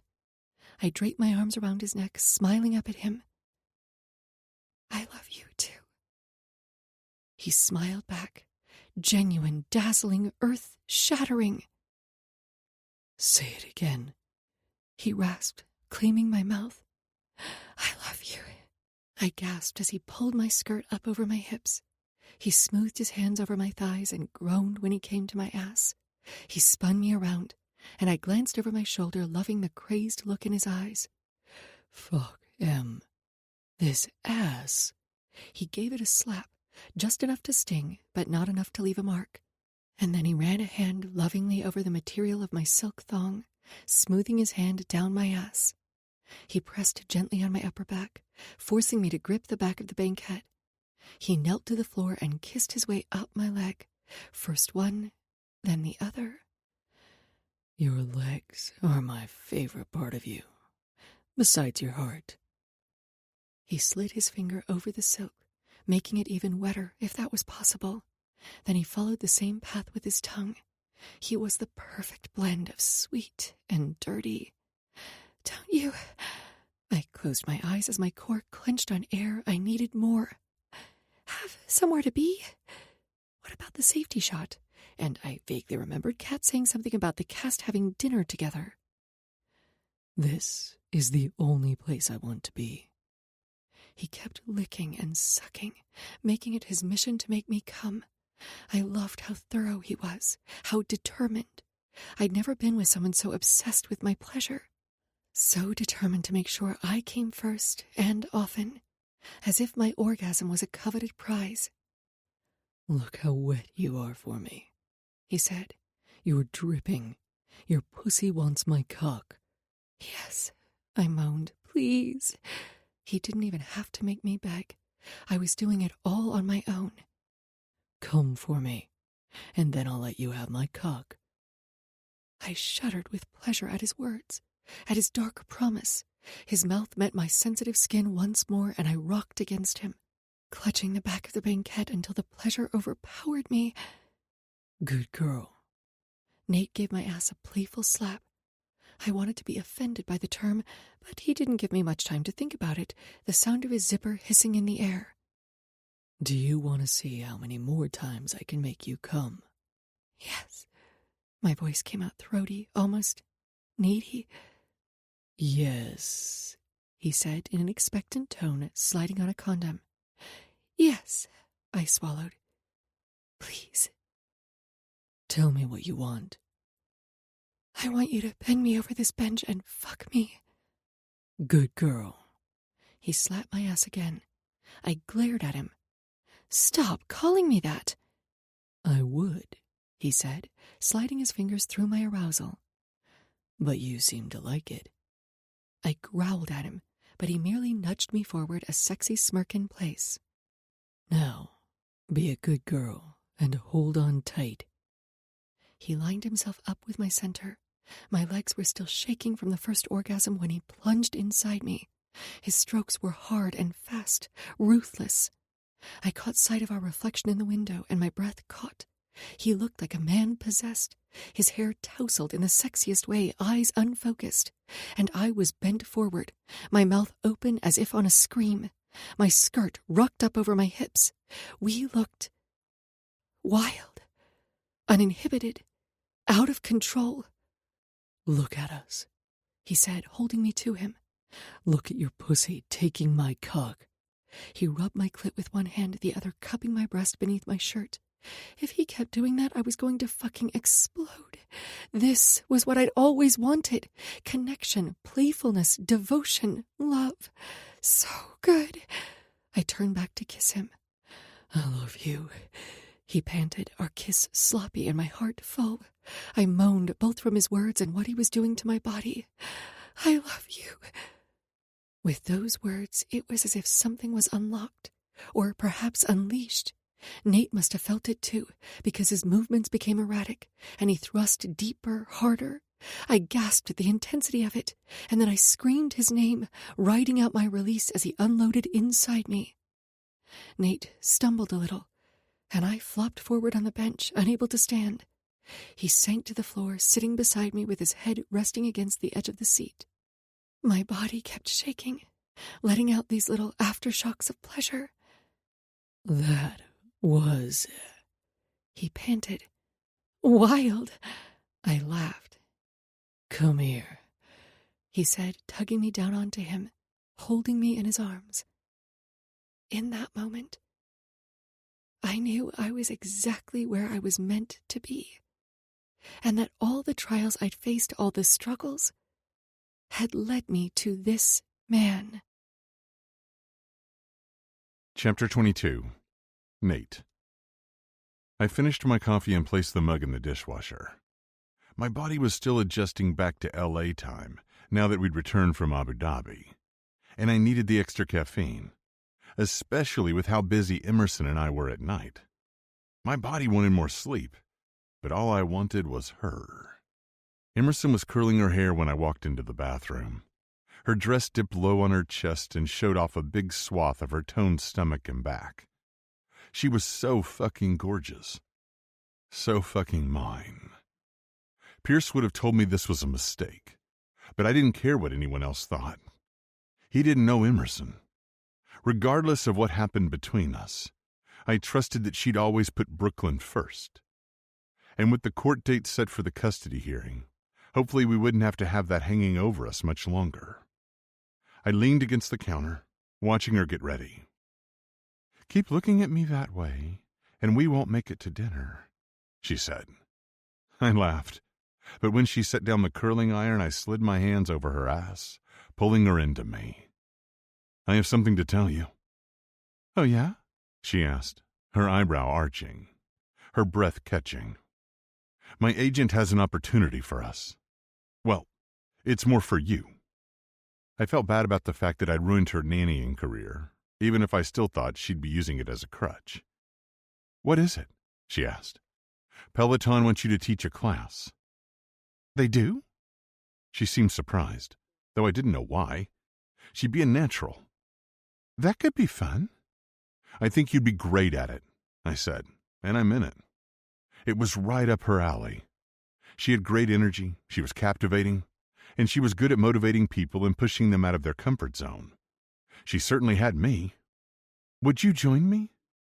Her question surprised me. "Would you want me to?" "I think it could be fun. I mean, I'm guessing that's what people would tune in to see, to watch our relationship dynamic." "You mean to watch you punish me?" I joked. "That too," she smirked. I chuckled, releasing her so she could continue getting ready. She gnawed on her bottom lip. "I should probably talk to my dad about it first." I appreciated her loyalty, but I knew he'd most likely say no. That said, I didn't want to argue with her about it, not when we were about to leave for dinner at her parents'. She was already stressed enough, and I refused to add to it. So I simply nodded. "Also, these are for you," I said, removing a small velvet box from my pocket. "A gift." She arched one eyebrow. I opened the lid to reveal a pair of earrings in the shape of roses, and she gasped. "Those are stunning." She reached out but didn't touch them, almost as if she was afraid to. They were custom designed by a viscount for his wife in the late 19th century. "Wow, they're so intricate and detailed." I nodded. "They're Burmese rubies and diamonds. My mother loved how unique they were. They seem as if they were made for you." I held them out to her. I... She shook her head and backed away. "They're beautiful, but I wouldn't feel right about accepting her jewelry." I could tell Emerson loved the earrings, and I couldn't imagine anyone else wearing them. "You wear her ring." "Yeah, but it's one thing to borrow a piece. It's another entirely to keep it." "I want you to have them." I held them out to her, all but begging her to accept my present.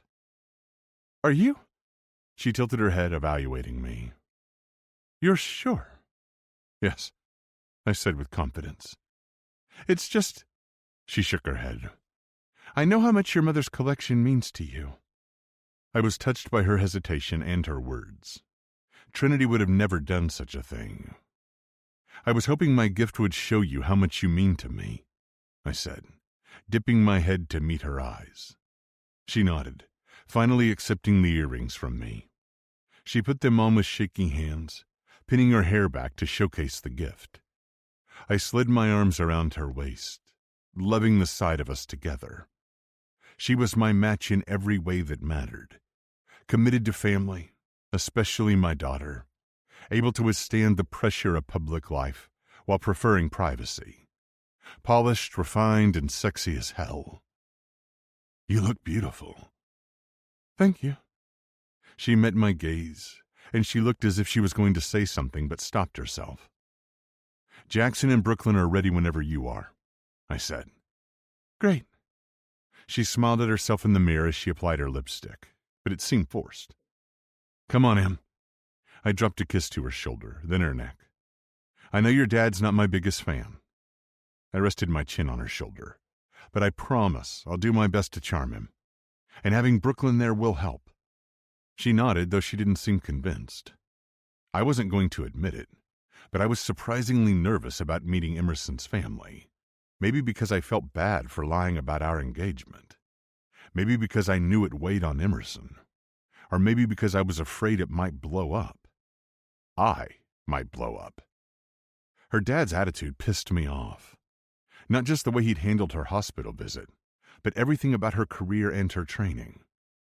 What kind of father pushed his daughter when she'd just gotten out of the hospital? I clenched my fists. "Hey," she said. "What's that look for?" I inhaled and released my fists along with an exhale. Nothing. Not a damn thing. I slid my hand over her stomach. "Let's get this over with. The sooner we leave, the sooner we can come home." During the drive, Emerson fiddled with her engagement ring and cast nervous glances out the window. Fortunately, Brooklyn didn't seem to notice, filling us in on everything she'd missed at school while we'd been in Abu Dhabi. A few paparazzi tried to follow us, but couldn't get past the front gate to Emerson's dad's community. Some of my security team had gone ahead to provide additional support. When we arrived, I followed Emerson and Brooklyn up the stairs to their front door, wiping my hands on my slacks. Emerson rang the bell, and the door swung open a moment later.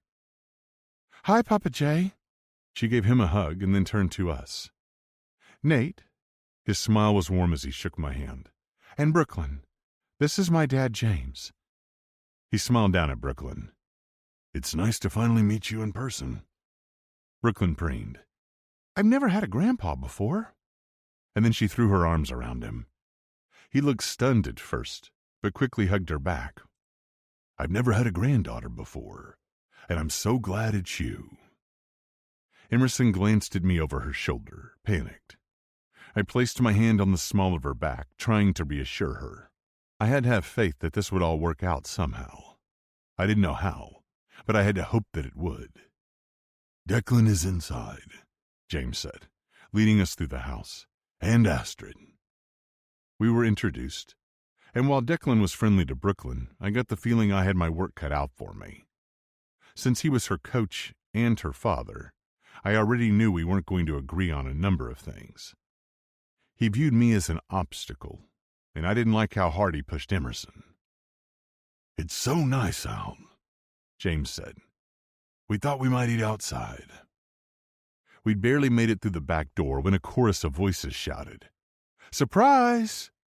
I took a few steps back, and Emerson tensed. All eyes were on us, and there were a lot of them. I spotted my brother and cousins in the crowd, along with friends and colleagues, Emerson's fellow athletes and other family members. Shit. Emerson turned back to me and smiled. Barely moving her lips, she asked, "Did you know about this?" "No." I maintained my smile as a server handed us each a glass of champagne. "Did you?" She shook her head and turned to me, placing her palm on my chest. James, or Papa J as Emerson referred to him, gave a speech about love and family and commitment. And with every word, I imagined having that with the woman at my side.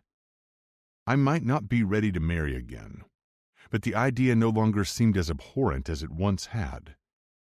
I was still processing that when everyone lifted their glasses to toast the happy couple. Us. Emerson's red diamond sparkled, reminding me of the passion we shared and the depth of my trust and love for her. A wave of calm washed over me, a sense of peace. I turned to her and smiled, brushing her hair away from her face, knowing that everyone would expect us to kiss. And I didn't really care what they expected, but in this instance I was happy to deliver. Everyone else faded into the background. They were still there, but I only had eyes for Emerson. Her breathing was shaky and her smile bright. "What are you doing?" she whispered. "Kissing you," I said, and then I cupped her cheek, using my other hand to pull her even closer. When I pressed my lips to hers, My world exploded with colors and sensations. I lost myself in her, only pulling back when the whistles and cheers became too loud to ignore. Emerson smiled up at me, our foreheads still kissing. Knox and Kendall approached to offer their congratulations. It was the first time we'd seen them since our engagement and theirs. Crazy to think. "Congrats!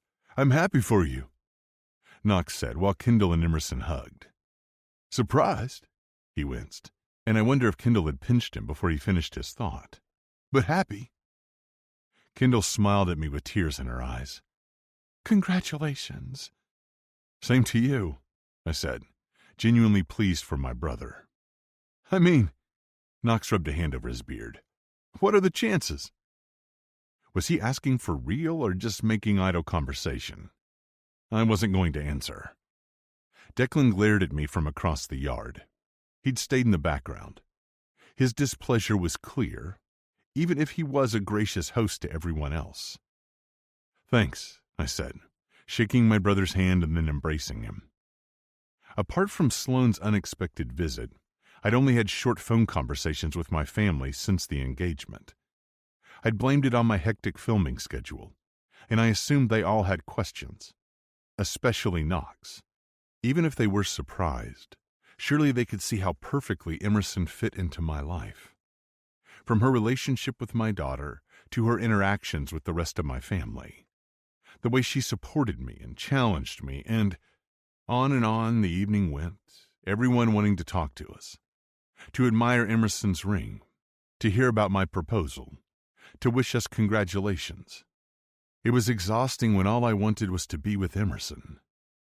"Finally," I sighed, careful to keep my voice low as I kissed Emerson's neck. "A moment alone." She laughed. She was much more relaxed now that she'd had a few glasses of champagne. "Oh no," she murmured, her lips against my jaw.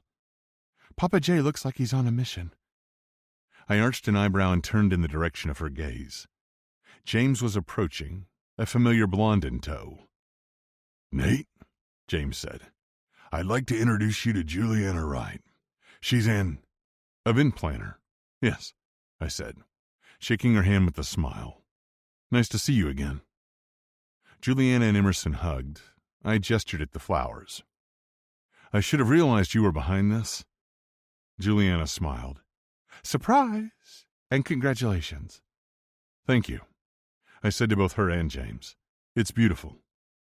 "I guess I shouldn't be surprised you two know each other," James said, "since you both seem to know everyone."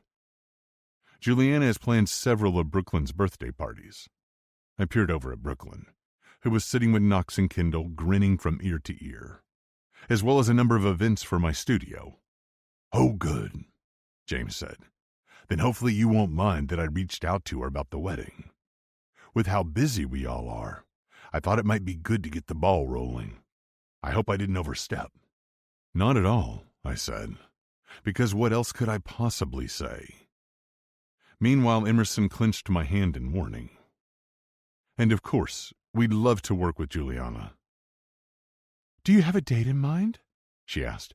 "Or a venue? Then I can start seeing what's available."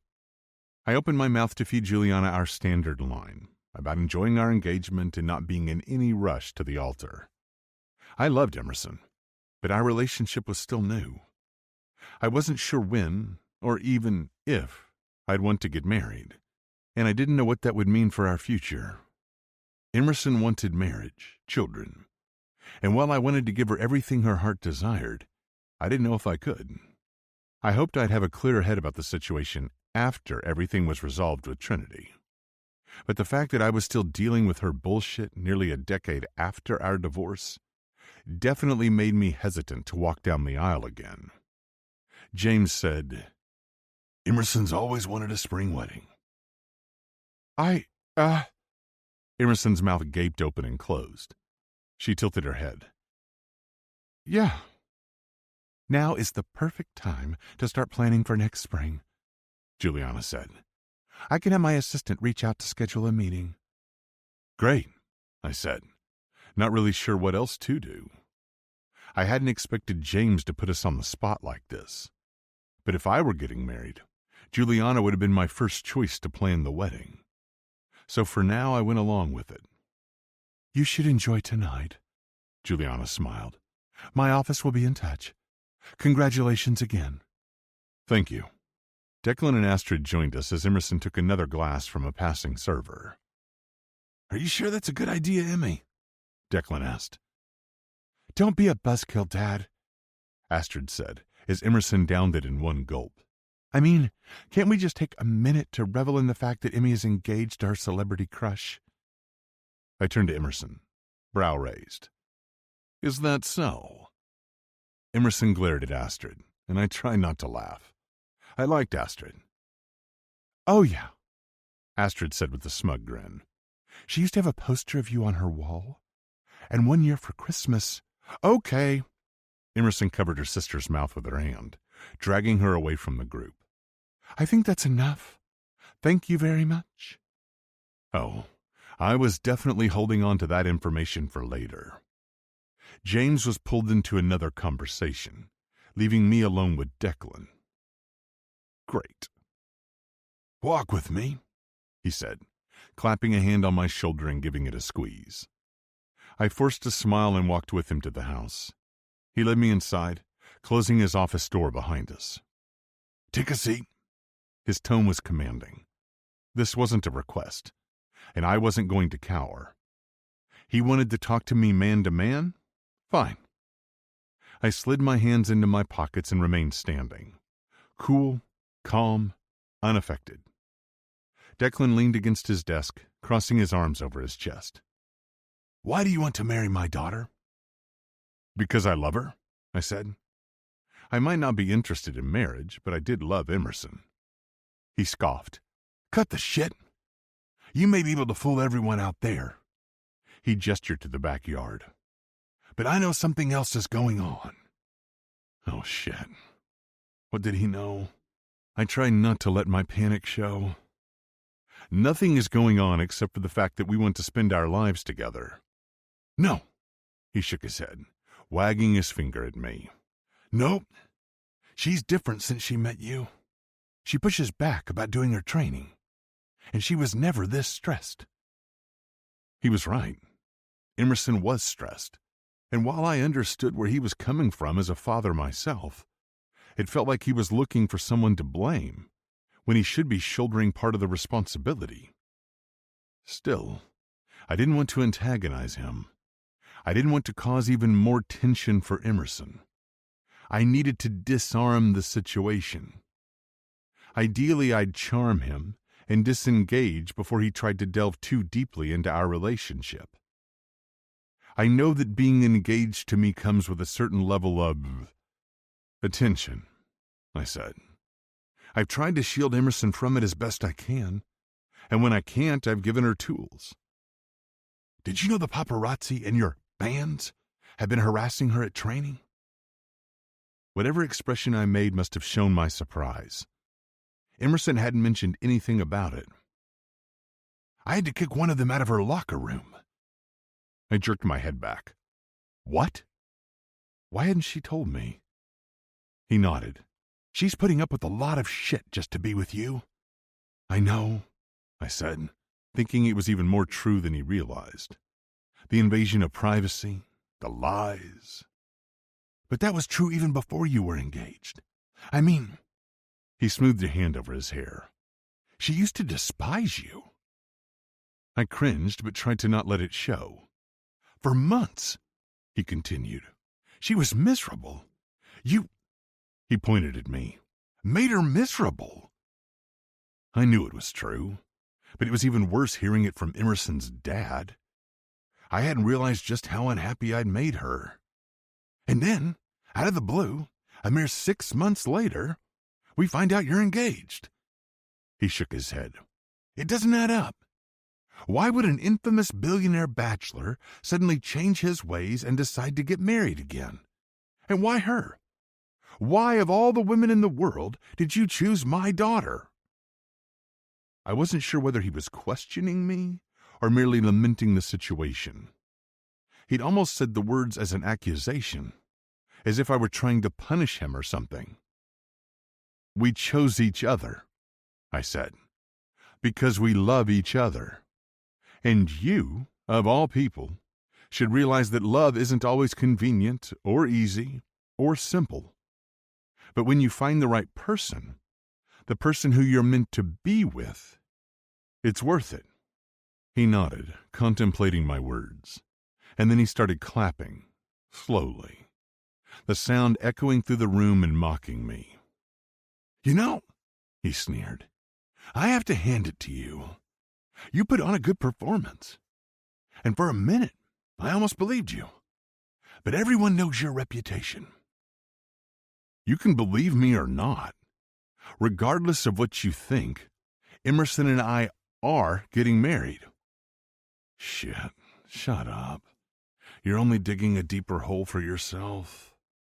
So why hide that? Why hide your relationship from her family? I mean, do you know how it feels to find out that your daughter is engaged from a reporter? A fucking member of the paparazzi? Emerson wanted to tell you, I said, improvising, trying to spin this to protect Emerson and make sure it sounded believable. But I asked her not to. His gaze was piercing, and I was afraid he'd see right through me and the stack of lies I was telling. I spend more time with her than almost anyone.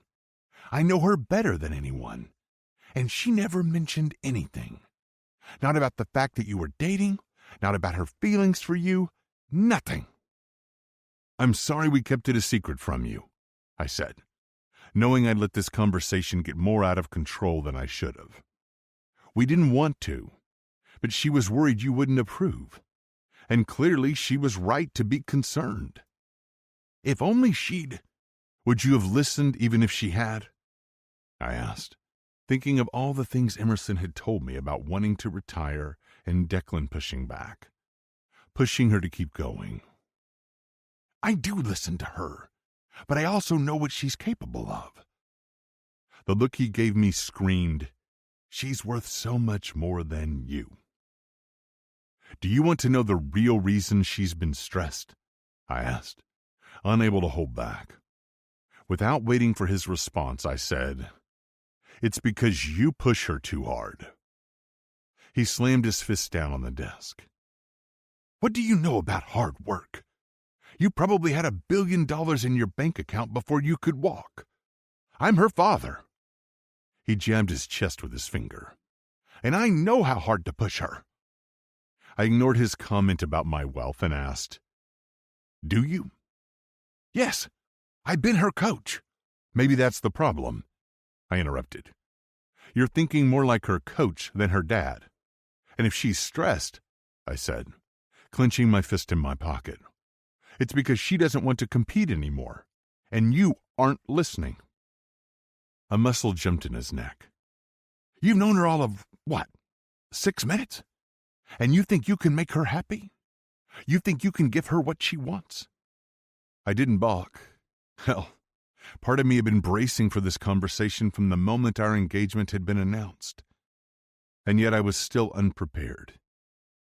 So, I adopted the persona everyone would expect of me, especially someone like Declan. I'm a fucking billionaire, I scoffed. Of course I can give her what she wants. He shook his head. I'm not talking about money, and you know it. No, he wasn't. But I wasn't going to let him know he'd rattled me, because whether I wanted to admit it or not, his comments rankled. I didn't deserve her, but I wasn't going to confess that to him. So what is it you don't like, Declan? The timeline?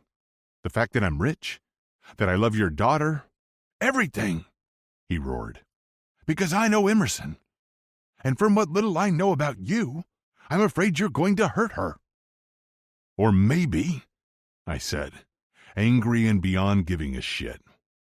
You're afraid you're no longer the most important man in her life. It was a low blow, but I knew it had struck home when I saw his expression. I told myself he deserved it. I told myself I was standing up for Emerson. But even so, I knew I'd crossed a line. He lifted his head, palms pressed to his desk. Get out! So much for smoothing things over. Chapter 23. Emerson. I plopped down on the bed with a giggle. That was intense? Nate asked, untucking his shirt. When my dads had invited us over for dinner, I'd never expected they'd throw a surprise engagement party. And apart from Papa J's pestering to get on the schedule with Juliana, it had been fun. I don't know why you're so grumpy. We pulled it off. I flopped back on the bed with a contented sigh. I had fun. You had alcohol, Nate said in a wry tone. Yeah, so? I propped myself up on my elbows, watching him undress. Brooklyn was staying with Knox and Kendall for the night, and I'd spent most of the evening looking forward to being alone with Nate. Ever since we'd returned to L.A., it was as if life had gone into warp speed. Brooklyn was back at school, I'd buckled down on my training as we neared the homestretch before my competition, and Nate was back at the office. All of that was mostly manageable, but it was the frenzy that still surrounded our relationship that was the most exhausting. I hadn't fully appreciated the bubble of privacy we'd enjoyed while visiting Abu Dhabi until we'd come home.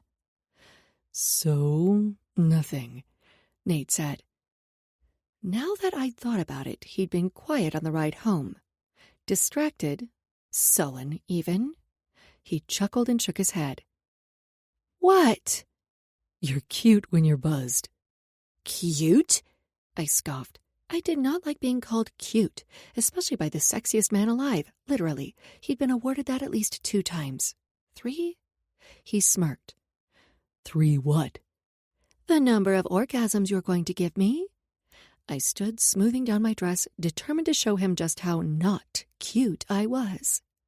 Hooded eyes met mine, electricity surging between us. I think I can make it 4. Is that so? I challenged. He stepped closer, his clothes brushing against my back. I shivered. I stood there almost frozen, waiting to see what he'd do next. He trailed his fingers down my back, tracing the column of my spine. His touch was electrifying, and I'd been waiting all evening to be alone with him. All week, really. He'd been so busy with his film and everything else, and I'd been either training or recovering or taking care of Brooklyn. By the end of the day, we were both exhausted. Time alone together felt like a rare occurrence. He came to face me, gripping my chin and tilting my head back to place a kiss on my lips.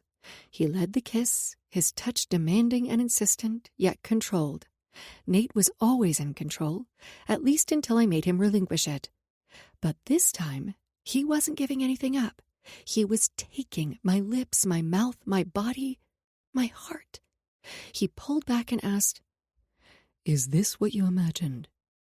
I tilted my head to the side, too distracted by his touch to follow. Huh? He kissed behind my jaw, behind my ear. "When you stared at my poster at night and touched yourself." I stiffened. I was going to kill my sister for mentioning that to him. "Oh, come on, Em." He leaned in, his breath a whisper against my ear. "We both know that's what you were doing. So..." He trailed a finger over my shoulder, down my arm. "Tell me what you imagined." "No," I said, crossing my arms over my chest and trying to ignore the way my body reacted to his touch, his proximity. "Because you're making fun of me." "I'm not making fun of you," he rasped. "In fact, I'll tell you one of mine if you tell me one of yours." "One of your what?" I asked. "One of the fantasies I had about you." He dragged a finger down my sternum. "Huh?" I asked. Either the alcohol was affecting me even more than I'd realized, or my brain simply could not believe what I was hearing. "That night I saw you on Knox's yacht." He brushed my hair over my shoulder and kissed my neck. I hummed. "What about it?" "I watched your poker game." "What?" My eyes widened. How had I not seen him, and how much had he seen? He chuckled darkly. "You were so sexy in that white bikini, and then you schooled those jokers in poker." I barked out a laugh. I hadn't expected him to say that. "I imagined pulling up a seat and joining the game, betting such obscene amounts, forcing them to leave so I could have you all to myself. You did? I asked, breathless as he slid my dress from my shoulders. It pooled on the floor and my skin broke out in goosebumps from his words. I did, he said, standing behind me. But I would have won. I scoffed. No way. Yes, he said with a confidence that bordered on arrogance. I would have taken all your chips and all your clothes, and then I would have set you on the table and eaten you like the feast you are.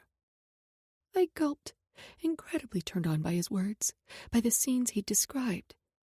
I wish you had. So do I, he said. But then you might never have agreed to be Brooklyn's nanny, and she needs you as much as I do. I melted at his words and the way he was looking at me. But then his expression turned darker. Hey, I said, smoothing my hand over his cheek. What's that look for? I'm sorry for how I treated you the first few months you were working for me. I placed my hand over his heart. You've already told me that. I know, he said, his expression solemn. But I regret it. Just like I regret roping you into this whole mess. He gestured with his hands. Where was this coming from? Was this because of the engagement party? Something else? Nate, look at me. When he finally did, his expression was one of regret. I agreed to this. Yeah, but only after I'd already made it impossible to refuse. What's going on? I asked, draping my arms around his neck. I feel bad about lying to everyone. I feel bad that you have to lie to your family and friends, and that our relationship might cause friction with them. I didn't want to think about that right now. Just like I didn't want to think about the fact that Nate and I weren't on the same page when it came to marriage and children. Hell, we were on opposite ends of the spectrum. Instead, I unbuttoned his pants. If it'll make you feel better, you can tell me about another one of your fantasies, I joked. His dark chuckle reverberated in my chest. God, I loved the sound of his laugh. It was sexy, especially when I knew I'd been the cause of it. Well, there was this one time.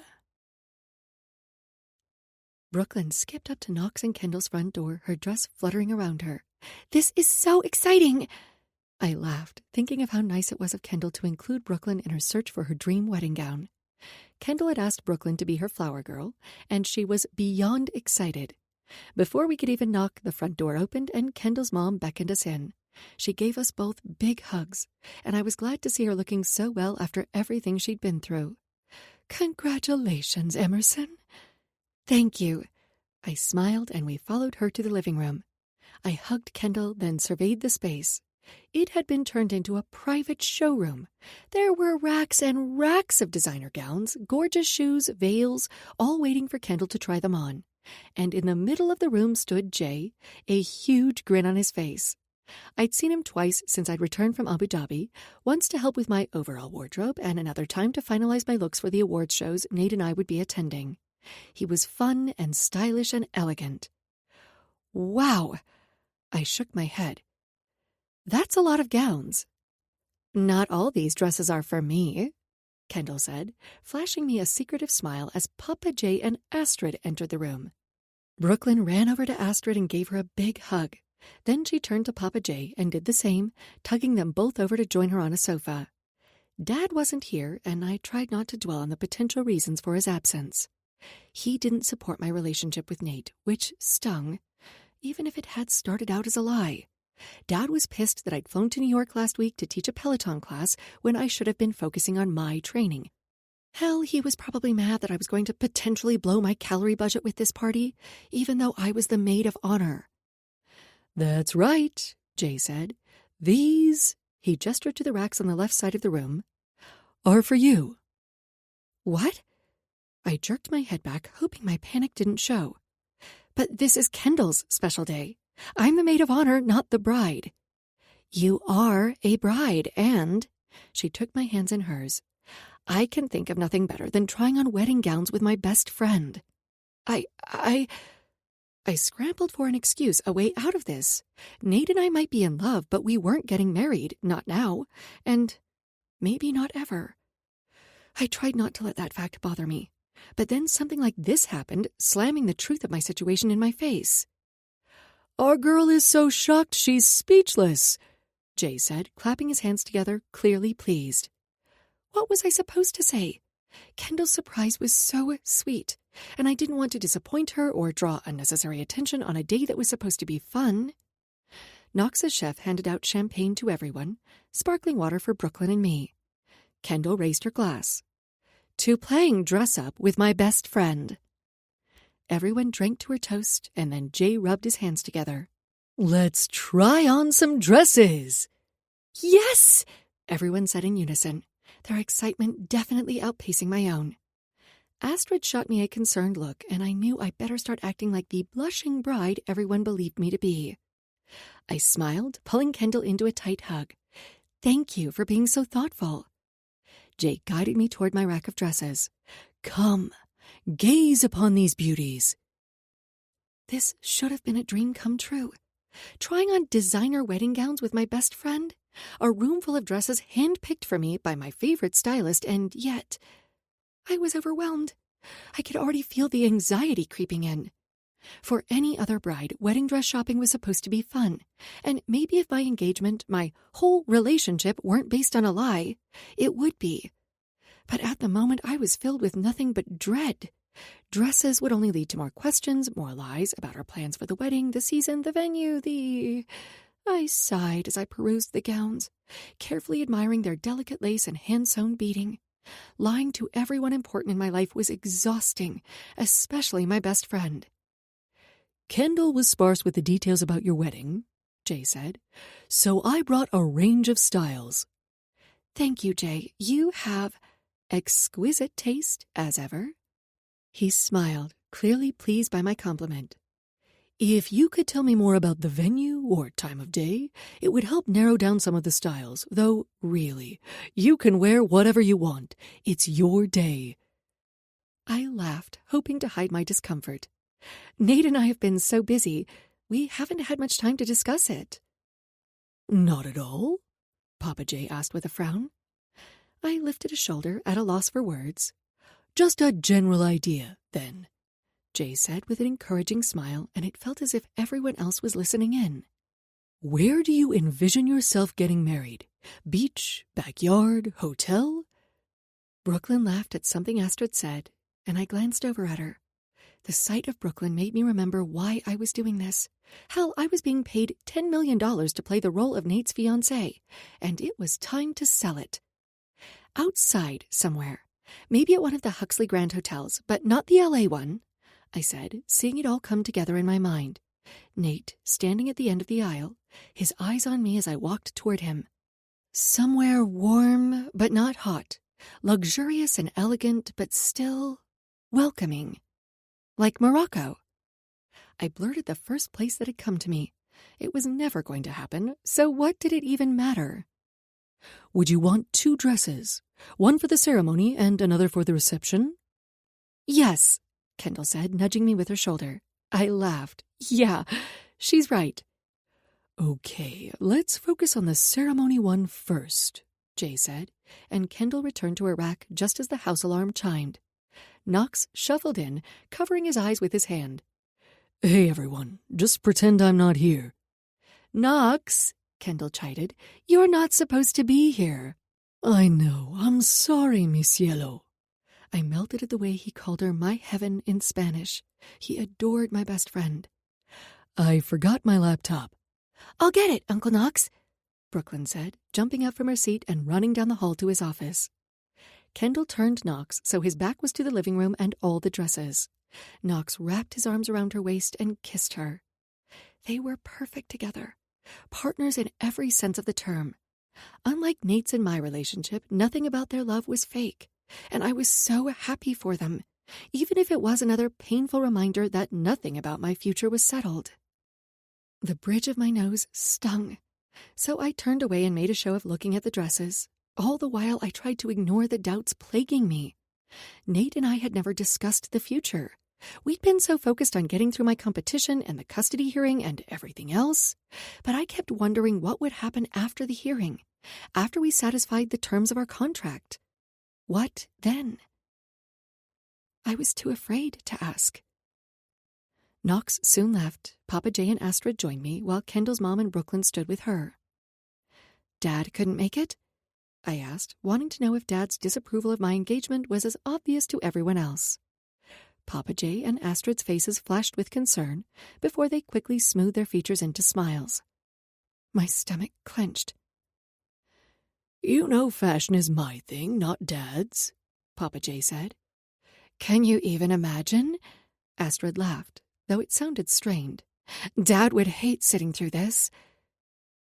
I had a feeling that had more to do with the groom than anything else.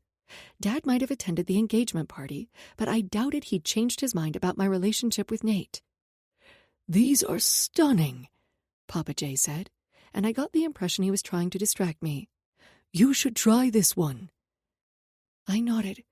It was a beautiful gown, but every time I looked at the beaded designs, my eyes grew watery and my chest tight. Nate might love me, but he didn't want to get married.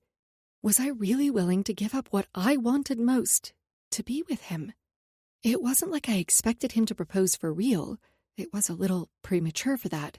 But I wanted to know if it was even a possibility, if he would even consider the idea of marriage and a baby. I had a feeling I already knew the answer. And since that answer was no, I didn't know how I was going to make it through this without crying. Hey, Papa J said in a quiet tone, placing his hand on my shoulder. Are you okay? Yeah, I forced myself to smile. I can't believe I'm trying on wedding gowns. I'm so happy for you, Papa J said, pulling me into his arms. And I'm happy to share in this special day. My heart thudded painfully, and I was filled with an overwhelming sense of guilt. My family was getting invested in this relationship. Hell, Papa J had already been talking about plans for next Christmas. And Brooklyn kept calling him Grandpa and Astrid Auntie. And he loved it. They all did. Suddenly, everything felt like both too much and not enough. I mean, how would they feel if they knew that we were only pretending to be engaged? That the ring on my finger was a lie? Nate said he loved me, but our relationship was still defined, bound, by a contract. I think this is a good start, Jay said, while one of his assistants carried the gowns to the first-floor guest room. While Kendall and I changed, Jay waited in the hall in case we needed any assistance. I put on the first one, and it was beautiful. But I couldn't breathe. It was too tight. Not just the dress, that feeling in my chest. Oh my God, what am I doing? It was one thing to pretend to be engaged. It was another to fall in love with my fake fiancé, and yet another to want to follow through with a wedding, when I was pretty sure Nate never wanted to marry again. I started clawing at the zipper, desperately trying to get out of the dress. Em, what's wrong? Kendall asked. I can't. I tugged on the fabric, my skin growing hot and tight and itchy. I need to get this off. I can't get... I grunted, afraid I was going to have another reaction like the one that had landed me in the hospital. Breathe. Hey. She placed her hand on my arm. Try to stay calm. We will get you out, even if I have to cut the dress myself. That only drove my anxiety higher, and none of my mental exercises were working. Kendall finally had to call Jay in. The two of them got me out of the dress. Jay asked if something like this had ever happened before, and then he'd whispered something about a panic attack after Kendall had suggested calling for a doctor. I sank to the floor in a puddle of tulle and sequins. I was still panting as I clutched the dress to my chest. Breathe, Kendall said in a calm tone. Just breathe, Emmy. I took deep, slow breaths, trying to harness the strength of my alter ego.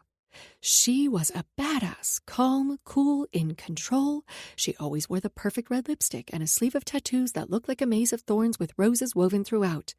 I kept imagining her, channeling her, until my vision was no longer spotty, until my heart wasn't racing. But I was exhausted, emotionally and physically wrung out. The lies, The media attention, my upcoming competition, the custody battle, all of it was wearing on me. It was wearing me out. Jay returned with some water and then shut the door after he'd left. Kendall sat next to me and took my hand in hers. "Emmy," she said, and I could feel her watching me with concern. "What's wrong?" I sighed, so damn tempted to tell her everything, but I couldn't. Not when the hearing was so close and the risk was too high. Hell, part of me worried that my meltdown would lead to even more speculation about my relationship with Nate, and that was the last thing we needed right now. "I'm overwhelmed." "You want to talk about it?" she asked. "I wouldn't even know where to start," I admitted. "That's understandable. You've had a lot going on." She had no idea, but only because I hadn't told her I couldn't tell her. "But I hope you know," she continued, "that no matter what happens, I'm always here for you." "Thanks, Kendall," I said, appreciating it more than she could know. I sensed she was waiting for me to tell her something more to explain my freakout. I settled for something that was true. I never realized how exhausting it would be to live in the spotlight. Her smile was sympathetic. "I'm sure it is. That's why when Jay offered to bring the dresses here, I asked him to bring some for you. I'm sorry if this wasn't how you wanted to try on wedding gowns. I just thought it would be something fun and relaxing to do together." At those words, I started to cry. My best friend had done something so thoughtful, and I was ruining everything. Not just her surprise, but her day. "Hey," she rubbed circles on my back. "It's going to be okay." "Is it?" I asked, my voice cracking. "I'm a terrible maid of honor." She placed her hand on my shoulder. "You're a great maid of honor and an even better friend." "Thanks," I sniffled. "But I'm worried. It's just..." My exhale was shaky. "Everything's changing. You're getting married." "You're getting married and becoming a bonus mom," she said with a kind smile, but I tried to gloss over that. "You're becoming a bonus mom," I teased. "Ugh," she shuddered. "I don't want to think about the fact that my ex will technically be my stepson." I laughed despite myself. "At least he's supportive of your relationship." She nodded, her expression thoughtful. "True, and I know Brooklyn's ecstatic that you'll be her bonus mom. She adores you, and I know how much you love her." I nodded, thinking of how incredible Brooklyn was, and how lucky I was to have her in my life. I do. I just wish everyone I love was as supportive of my relationship with Nate. "What are you talking about? Papa Jay and Astrid seem thrilled." I hunched my shoulders, curling in on myself. "My dad isn't." She held my hands in hers. "What did he say?" "He doesn't approve of Nate, but he's also pissed because I told him my next race would be my last." She blinked a few times. "You're retiring?" "It's long overdue," I said, still feeling immense relief at the idea. She smiled. "I'm sure retiring feels very bittersweet, but now you'll have more time to focus on the wedding and your athleisure line and everything else you've always wanted to do but never had time for." "Exactly," I said, relieved that she automatically understood. "Or you could become a regular Peloton instructor. I took your class," she said. "It was so much fun." "Thanks," I grinned, knowing that my alter ego had supported me then just as she had today. "I had a blast." Kendall laughed. "You sound surprised." "Yeah, I guess I didn't expect to like it so much." "Why not?" Kendall furrowed her brow. "It seems right up your alley, and," she nudged me, "it broke the record for most people streaming a single live class." Crazy, right? I still couldn't quite believe it myself. Yes, but so awesome and totally deserved. I waved a hand through the air. I'm sure most people tuned in for Nate. What? Kendall shook her head. No way, Em. She grasped my shoulder, forcing me to stop and look at her. They tuned in for you. He was just an added bonus. I laughed so hard I snorted. Not sure Nate Crawford would ever be considered anything but a star. Maybe not, but in that class, you shone brighter than anyone. Even, she leaned in, him. I rolled my eyes. I love you, but you're clearly biased. She shook her head. It's not just me. Knox agrees. I sucked in air through my teeth. Ouch. Don't let Nate hear that, I joked. I'm serious, Em. Knox was impressed, and that's no small feat. True, I said. So, do you think you'll do more of them? I knew she was trying to distract me, but I appreciated it all the same. Technically, I never had to work again. Thanks to my endorsements and the $10 million from Nate, I was set. But I had yet to touch the money from him, and I still wasn't sure I would. It didn't sit right with me. If anything, keeping the money for myself felt like something Trinity would do. And the last person I ever wanted to be compared to was her, especially if it made Nate question my reasons for being with him. Everyone kept asking about the plans for the wedding, my plans for my future. I knew they only asked because they cared about me, loved me. But until I knew what was going to happen between Nate and me, it was difficult to make any decisions. And I hated that it felt like I was putting my life on hold for a man.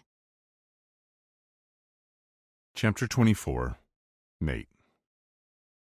We have a problem, Pierce said when I answered his call. I was headed to Graham's for a game of poker with him, Knox, and Jasper when Pierce's name had flashed on the screen of my car. I braced myself. What kind of problem? I prayed it was something with the studio, something that could be fixed quickly and easily, and preferably without much added expense. But judging from his tone, I didn't have much faith that would be the case. Trinity's lawyer is going to bring up your engagement at the hearing. So? I asked. We'd known all along that was a possibility. Hell, we'd been counting on it, since my relationship with Emerson definitely improved my reputation. So, Pierce sighed, I'm concerned the judge will ask if it's a publicity stunt, if it's fake. Maybe it started out that way, but I can honestly say my feelings for her are real. Right, and that's great, he said. It had become something of a don't ask, don't tell topic since our conversation a few weeks ago. And I'm happy for you. But if they ask if it was ever fake under oath, you can't lie. I squeezed the wheel so hard my knuckles turned white. Fuck. The hearing was being conducted in open court, despite our request for it to be a closed proceeding. I had a feeling the judge was looking forward to his 15 minutes of fame, or however long he thought he could string this out. Pierce continued talking, but all I could focus on was the fact that everything I'd worked so hard for was unraveling. I thought we were only submitting written testimony, I finally said, trying to think back through our last custody hearing. It had been years ago, and I'd wanted to block it out, but Trinity had reopened that old wound, and the memories were flooding in. We are, but the judge will swear you and Trinity in, and then ask any questions he feels are necessary. Well, shit. I really was screwed. Are you sure we can trust Emerson to stay quiet? I practically growled. Yes. Did he seriously just ask me that? After everything she'd done? But I will not ask her to lie under oath, I said, cutting him off before he could even consider it. Nor will I. It wasn't a strategy I was going to propose, Pierce said. Good. Now, instead of questioning my fiancé's integrity, why don't you find a solution? I would not let Trinity drag Emerson through the mud. I would not let her take Brooklyn away. I'm working on it. Pierce's tone was terse. But Nate, he paused, and I pulled into the parking garage at the Huxley Grand. You need to seriously consider what you're willing to do, because we're running out of time. I know. I slammed my hand on the wheel. Fuck. We ended the call, and I considered turning the car around and going anywhere but here. My fingers were poised over my phone, ready to text Graham that I wasn't coming when I got a message from Knox asking where I was. I took it as a sign and shot back a quick reply that I was on my way. I rode the elevator to the penthouse in silence, still seething from Pierce's remarks. Maybe this wouldn't be so bad. Besides, where else was I going to go? My family had always been my safe place, my home. I could be myself with them. At least, that had always been the case until my fake engagement. Now, I was lying to them. I was putting on an act, and I was just so tired from it all. After my call with Pierce, I wondered what it was all for. What was even the point? I stared at the doors, giving myself a moment. Just one moment. To feel pity, anger, worry, and all the emotions swirling within me. Just one, and then the elevator chimed, signaling my arrival at the penthouse. I straightened and smoothed back my hair before stepping out of the elevator. Graham was sitting at the table, shuffling cards, but he glanced up when I walked in, lifting his chin in greeting. "Nate!" "Graham," I said, taking a seat across from him. "You look like shit," he said. "Nice to see you, too." "What's wrong?" he asked, not even bothering with pleasantries. He'd never had time for small talk, even as a child. "Pierce called while I was on the way here. He wanted to talk about the custody hearing." He took a sip of his whiskey. "I already submitted my written testimony." "Thank you. Do you want me to come to the hearing with you?" I appreciated that more than he could know. Graham rarely took time away from work, from the hotel empire he oversaw. So for him to offer to attend the hearing meant a lot to me. Even so, I knew I couldn't let it come to that. Not if I was going to keep my fake engagement a secret. Not if I was going to protect my daughter and the woman I loved. "Thanks. I'll let you know," I said, eager to end the conversation as Knox and Jasper joined us, each with a drink in hand. "You want one?" Knox asked, holding up his glass of whiskey. I shook my head. "I'm good, thanks." Jasper dealt us in. While we played, we caught up on life. Knox's soccer team was doing well. If they kept it up, they'd be on track to win another MLS Cup. Jasper was, well, technically he worked in marketing for Huxley Hotels, but I was convinced he was a professional flirt. Most of the time he seemed to be sitting around doing nothing of real substance, wasting his life. "How was Mexico?" I asked Graham. He'd just returned from inspecting the new Huxley Grand development at Ixtapa. He glowered. "Progress is slower than I'd like." "Of course it is," Jasper said with an annoyed huff. Sometimes I wondered if Graham and Sloane had gotten all the work ethic between them and Jasper none. Graham ignored Jasper's dig and kept his attention on me.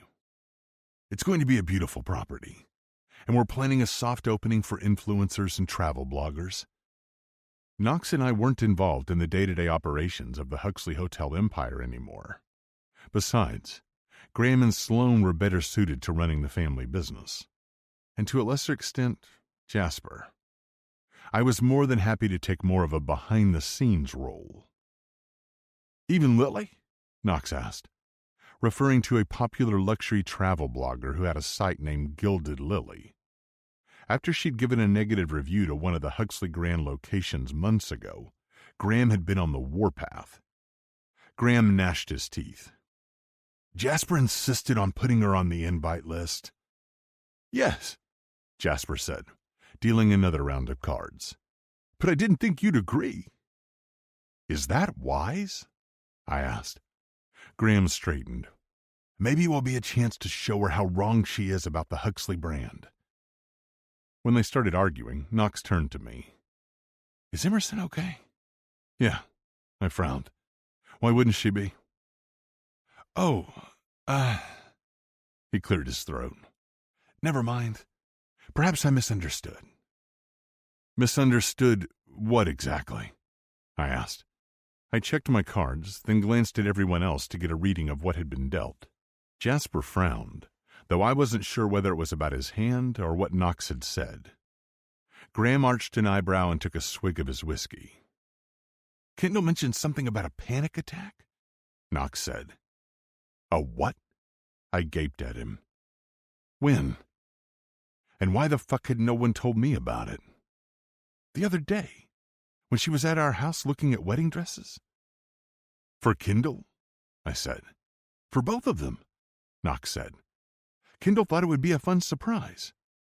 What? I'd been out of town, but still. Emerson had never mentioned anything. Neither had Brooklyn, for that matter. At least not about a panic attack. The dresses, yes.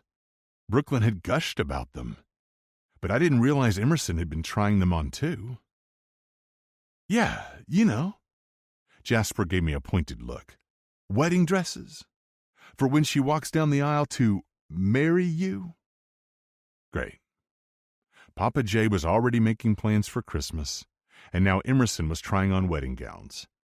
Next thing I knew, I'd be walking down the aisle to maintain this charade.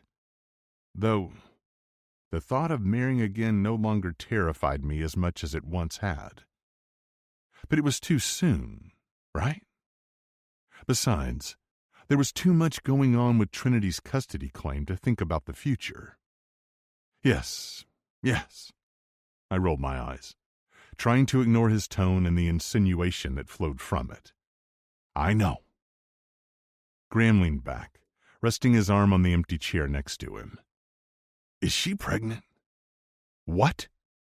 I jerked my head back. No. At least, I didn't think so. Shit. Was that yet another thing she was keeping from me? Like this panic attack? Why would you think that? Because I don't know what to think, he said, surprising me with his unexpected outburst. None of us does. Graham, Knox said in a warning tone. I got the feeling this wasn't the first time they'd talked about this. Talked about me. Fuck. I glanced between these men, my brothers. If you have something to say, say it. Your engagement came out of the blue. None of us even knew you were dating Emerson, Knox said. I mean, even Kendall was surprised. Dating? Jasper chortled. Is that what we're calling it? I stood so quickly my chair nearly fell over. Tread very carefully, I seethed. That's my future wife you're talking about. He arched an eyebrow. Not if the rumors are to be believed. I didn't think you paid attention to rumors. Kind of hard not to when everyone's asking me if they're true. Jasper's gaze was questioning, assessing. Fuck. First Pierce, and now this. I'd come here hoping to relax and catch up with my family, and now I was dealing with the fucking Inquisition. I was so tempted to tell them everything. The truth about my engagement, the bullshit with Trinity, how I'd fallen for Emerson. But my shoulders slumped. I couldn't. If I couldn't before, I definitely couldn't now. Not after everything Pierce had told me. But I hated lying to them. They'd always kept me grounded, kept me sane. We'd always been there for one another, whether it was after our parents had all perished in that plane crash, when Brooklyn was born, during my divorce, our grandparents' deaths, my Oscar win. Big or small, good or bad, they'd always been there for me. I fumbled for something to say, finally settling on, I didn't want to tell anyone we were together. As I sat back down. Because you were ashamed? Knox asked, and I wondered if he'd been channeling his own feelings about his relationship with Kendall. She was 20 years younger than him. She'd been his employee at the time, and she used to date his son. I knew he didn't feel that way anymore. They were getting married, and I was happy for him, but it wasn't hard to see why he might jump to that conclusion. Because I didn't want to put that kind of pressure on our relationship, and I didn't want to get Brooklyn's hopes up. Graham nodded, considering. They were all quiet, and it was unnerving. I felt myself growing hotter and madder. At my family for pushing, at Emerson for hiding her panic attack, at the entire fucking situation. This was all Trinity's fault. Knox dated Jude's ex for months, and none of us knew about it. You didn't get butthurt at him for keeping that secret. Nor do I see any of you questioning his decision, even though it had a bigger impact on our family dynamics. We're just worried about you, Knox said, taking my ire in stride. That's all. I glanced around the table at each of them, absorbing their various expressions.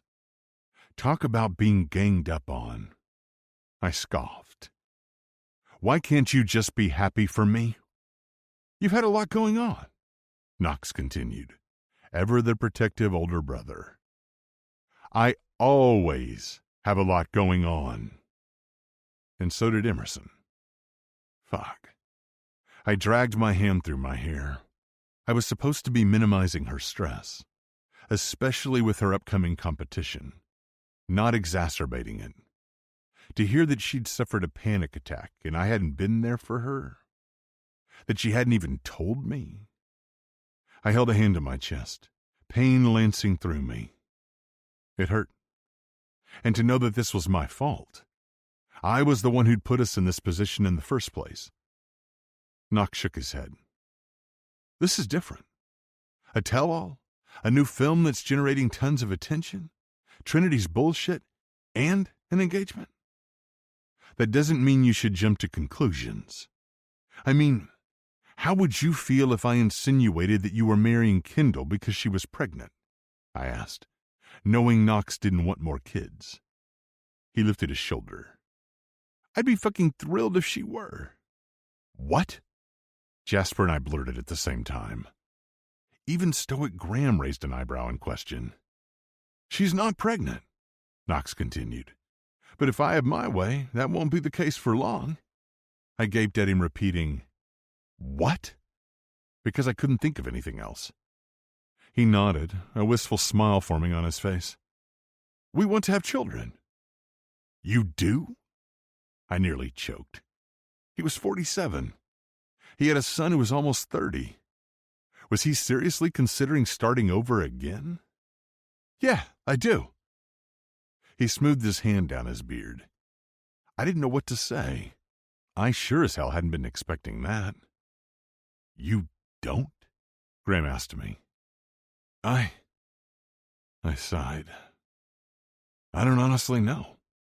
It was difficult to focus on the future when I was still dealing with Trinity's manipulative bullshit. What about Emerson? Jasper asked. Surely she wants children of her own. She's only 29, and she loves kids enough to be a nanny. He shuddered. Jasper was right. Emerson did want kids. Did I?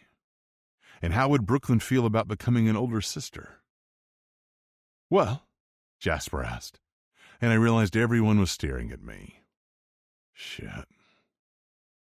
We only just got engaged, and Emerson is still training. They didn't need to know that she planned to retire soon. Now is not the time to discuss having kids. And why do you care so much? I asked, growing agitated. I was just trying to survive the custody battle in Emerson's competition. I couldn't deal with these types of questions right now. And from my family, of all people. Jesus! Jasper threw his hands in the air. What the hell is your problem, Nate? I sighed, resting my head in my hands.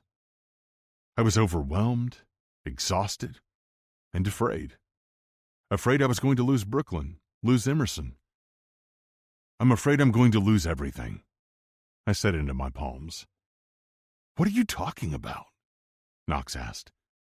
Did something happen with the movie? Is the studio in trouble? No. Thank God. I sat up and faced them.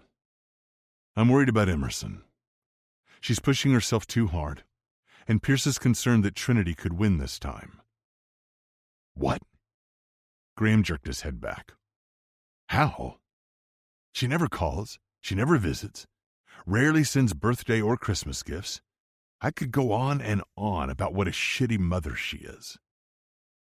What was I supposed to say? He was right, but I can't let this hearing happen. When I saw the questioning glances they shared, I rushed to add, I don't want to put Brooklyn through that. That was true, for so many reasons. Pay Trinity off. We all know that's what she wants anyway, Jasper said with disgust. I shook my head. No. She wants Mom's Marie Antoinette necklace. They gave a collective gasp. Knox shook his head, stricken. Jasper was up and out of his chair. Graham banged his fist on the table. No fucking way. That's exactly what I told her. So what are we going to do? Jasper asked, and I appreciated the show of solidarity. Look, I sighed, afraid they'd see right through my bullshit, as always. Pierce is handling it. I appreciate your concern, but I don't want to talk about this anymore. After a pause, Knox placed his hand on my shoulder. You know we're always here for you, and we'd do anything to help you. I nodded. They dropped the matter, and I figured that was the end of it. It wasn't until after Knox and Jasper left that Graham broached the topic again. What aren't you telling us? I opened my mouth to say something, but I found myself admitting the truth. Graham was like a vault when it came to secrets. He would never tell. And while talking to Knox was tempting, I didn't want to put him in the awkward position of lying to Kendall. Even so, I hadn't intended to tell Graham anything. But now that I'd started, I couldn't seem to stop. It felt so freeing to finally confide in someone, to unload about the engagement and my agreement with Emerson, about how I'd fallen for her, about my fears for the hearing. I don't get it, he finally said. Get what? I asked. You say that you and Emerson love each other, but you're literally paying her, rather handsomely, I might add, to be your fake fiancé. I know, but things changed. For both of us. Okay, he scoffed. I hope you're right. But you've always hated that relationships were transactional to Trinity. How is this any different? It was different. Or at least I wanted to believe it was. Emerson's competition was tomorrow, and I'd been contemplating what to say to her for days. I hadn't mentioned her panic attack, and neither had she, but she'd seemed off lately, distant. I didn't know if that was part of her mental prep for the competition, but judging from the worried glances Papa J and Astrid had cast Emerson all day, I didn't think so. The last thing I wanted to do was upset her before her race, but I knew I wouldn't be able to live with myself if I stayed silent and she got hurt. So I waited until Brooklyn was hanging out with Papa J and Astrid in the suite I'd reserved for her family to broach the subject with Emerson. I'd given them the suite as a peace offering, and Declan had begrudgingly accepted the accommodations, despite the fact that it was the closest, and by far the nicest hotel to the venue. How are you feeling about tomorrow? I asked, as she stretched on the floor. Damn, she was sexy. It was difficult to focus on what needed to be said instead of what I wanted to do to her. She exhaled slowly, deepening the stretch even more. Good. And practice went well? I asked, just trying to get a feel for whatever was going on in her head. Yeah. I sensed hesitation, even if she wouldn't admit it. And I'd seen the look on her face on the track today. Fear, anxiety, and so much more. I didn't want to make things worse for Emerson. But if I didn't say something, who would? Her dad sure as shit wasn't going to. And I had a feeling Papa J and Astrid weren't willing to risk getting in the middle of them. Look, I hate to ask, but are you sure about this? She jerked her head back. I haven't worked this hard for this long to pull out at the last minute. But you heard the doctor, and stress and... We still didn't have any answers. She'd seen an allergist and another specialist, and no one could tell us anything. She scoffed. You're kidding me, right? No, I'm not kidding. I'm worried about you, and it feels as if I'm the only one willing to say what needs to be said. Nate, she held up a hand. I'm not having this conversation with you. Not right now. If not now, then when? I asked. Tomorrow it might be too late. What is it going to take for you to stop? You landed in the hospital. You had a panic attack at Knox's. Her gaze whipped to me. You know about that? Seriously? I glared at her. That's what you're upset about right now? No. I'm upset that you're questioning my ability to compete the night before the race. I'm pissed that you have the audacity to try to tell me what to do. She hurled the words with such force, they might as well have been the shot put. I'm not, I huffed. Yes, you are. And if you care about me, you'll drop this, she said through gritted teeth. Drop this? You look 2 seconds away from passing out. I sighed, trying to get my emotions under control. Am I supposed to stand by and watch while you self-destruct? Emerson's body had been sending her messages for months, telling her to stop, to reduce her stress, and yet she'd continued to ignore those signs. I worried that if she kept pushing, she'd hurt herself even worse. I worried the competition would finally push her over the edge, and I'd lose her for good. You don't know what I'm capable of. I've competed with broken bones, and I never let it stop me before. This isn't about what you're capable of, I said, softening my tone, wishing I could get through to her, wishing I could make her understand. Because I know you're strong. You're one of the strongest people I know. But you've told me time and again that you don't want to do this. Yet your dad keeps pushing and pushing and pushing. She shook her head, disappointment written across her face. And you're no different. That's not fair. I crossed my arms over my chest. I'm worried about you. I don't want to see you get hurt. Perhaps it wasn't the best timing, but she could still pull out. And why did she even care? We both knew she was ready to retire. Why risk it? She grabbed her suitcase and started throwing stuff into it. It wasn't long before she zipped it up. Where are you going? I asked. I can't deal with this right now. She headed for the door.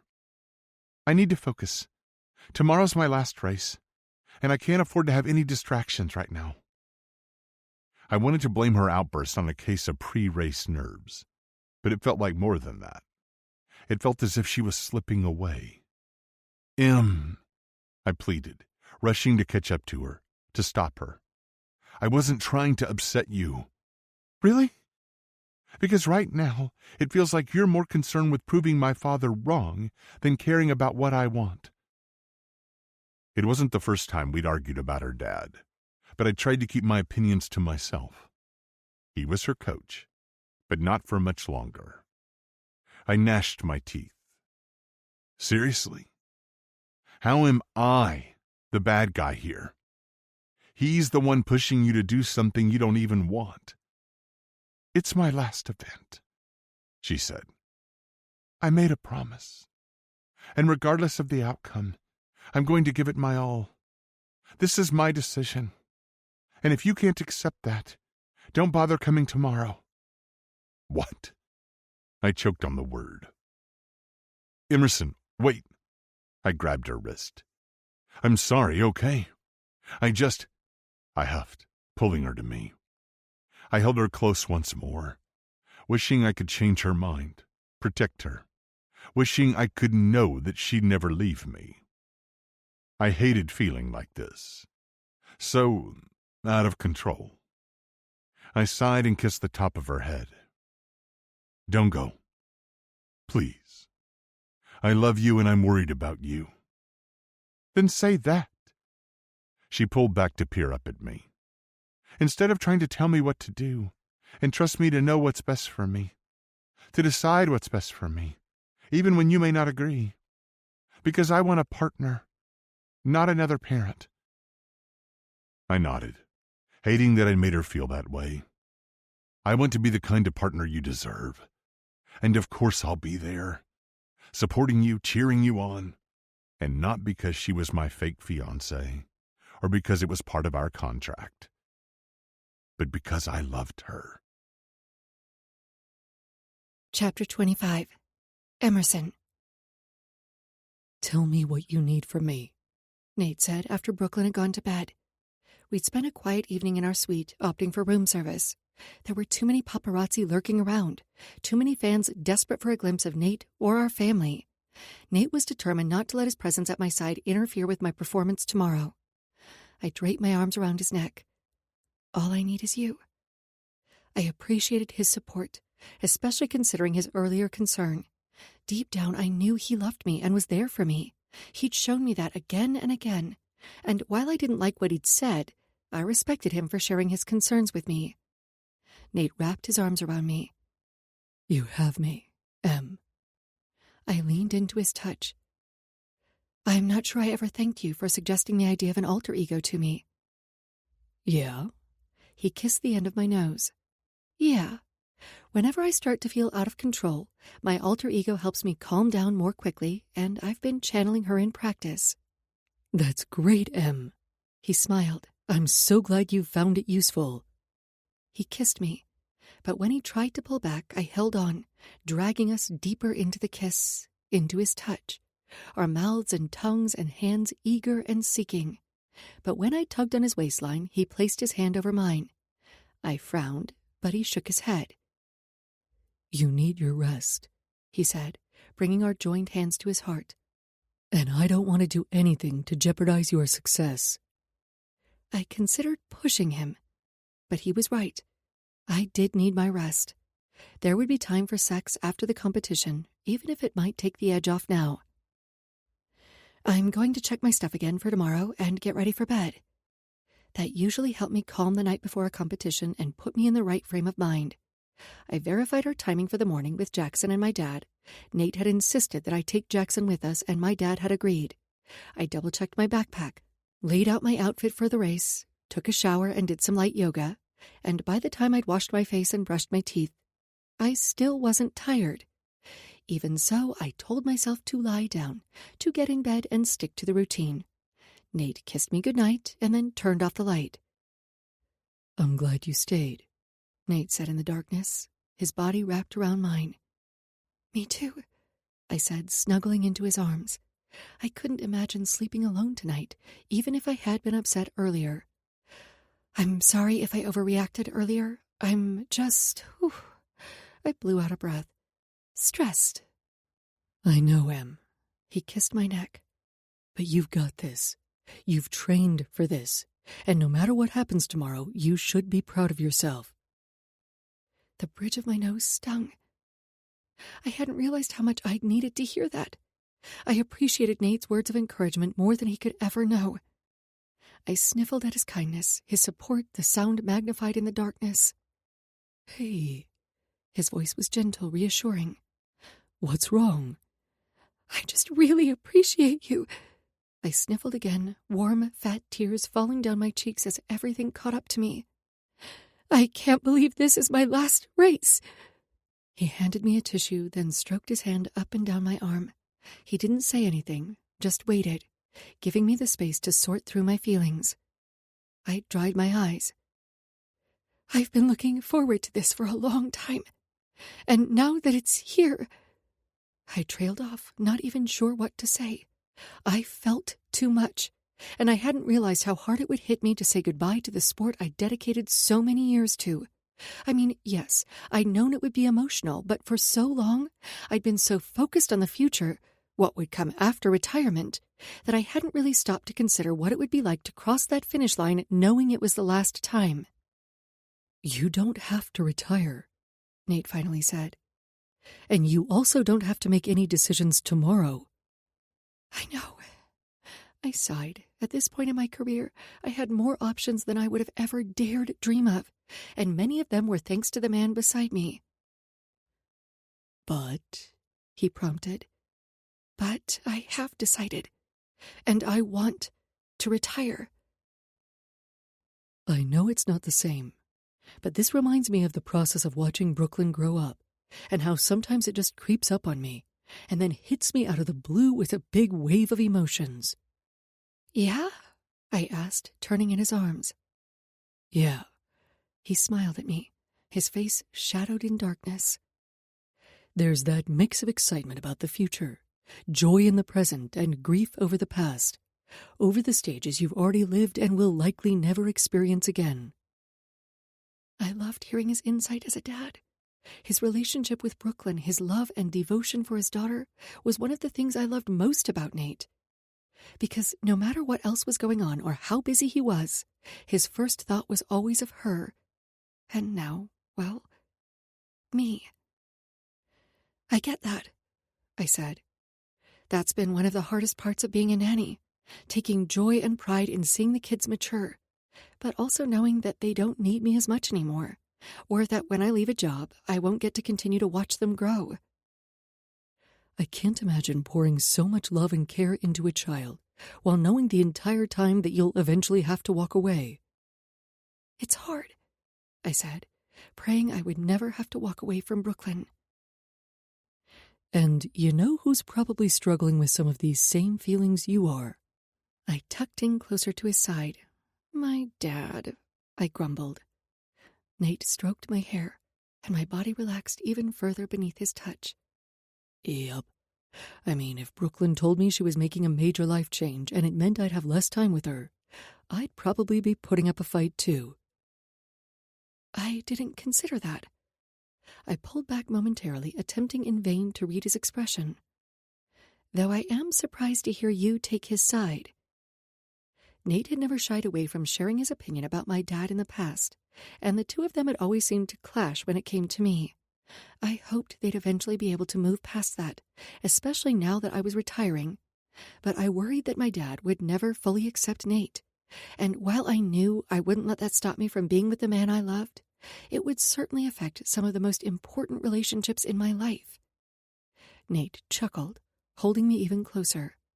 His chest was warm beneath my cheek, and his heart was steady and reassuring.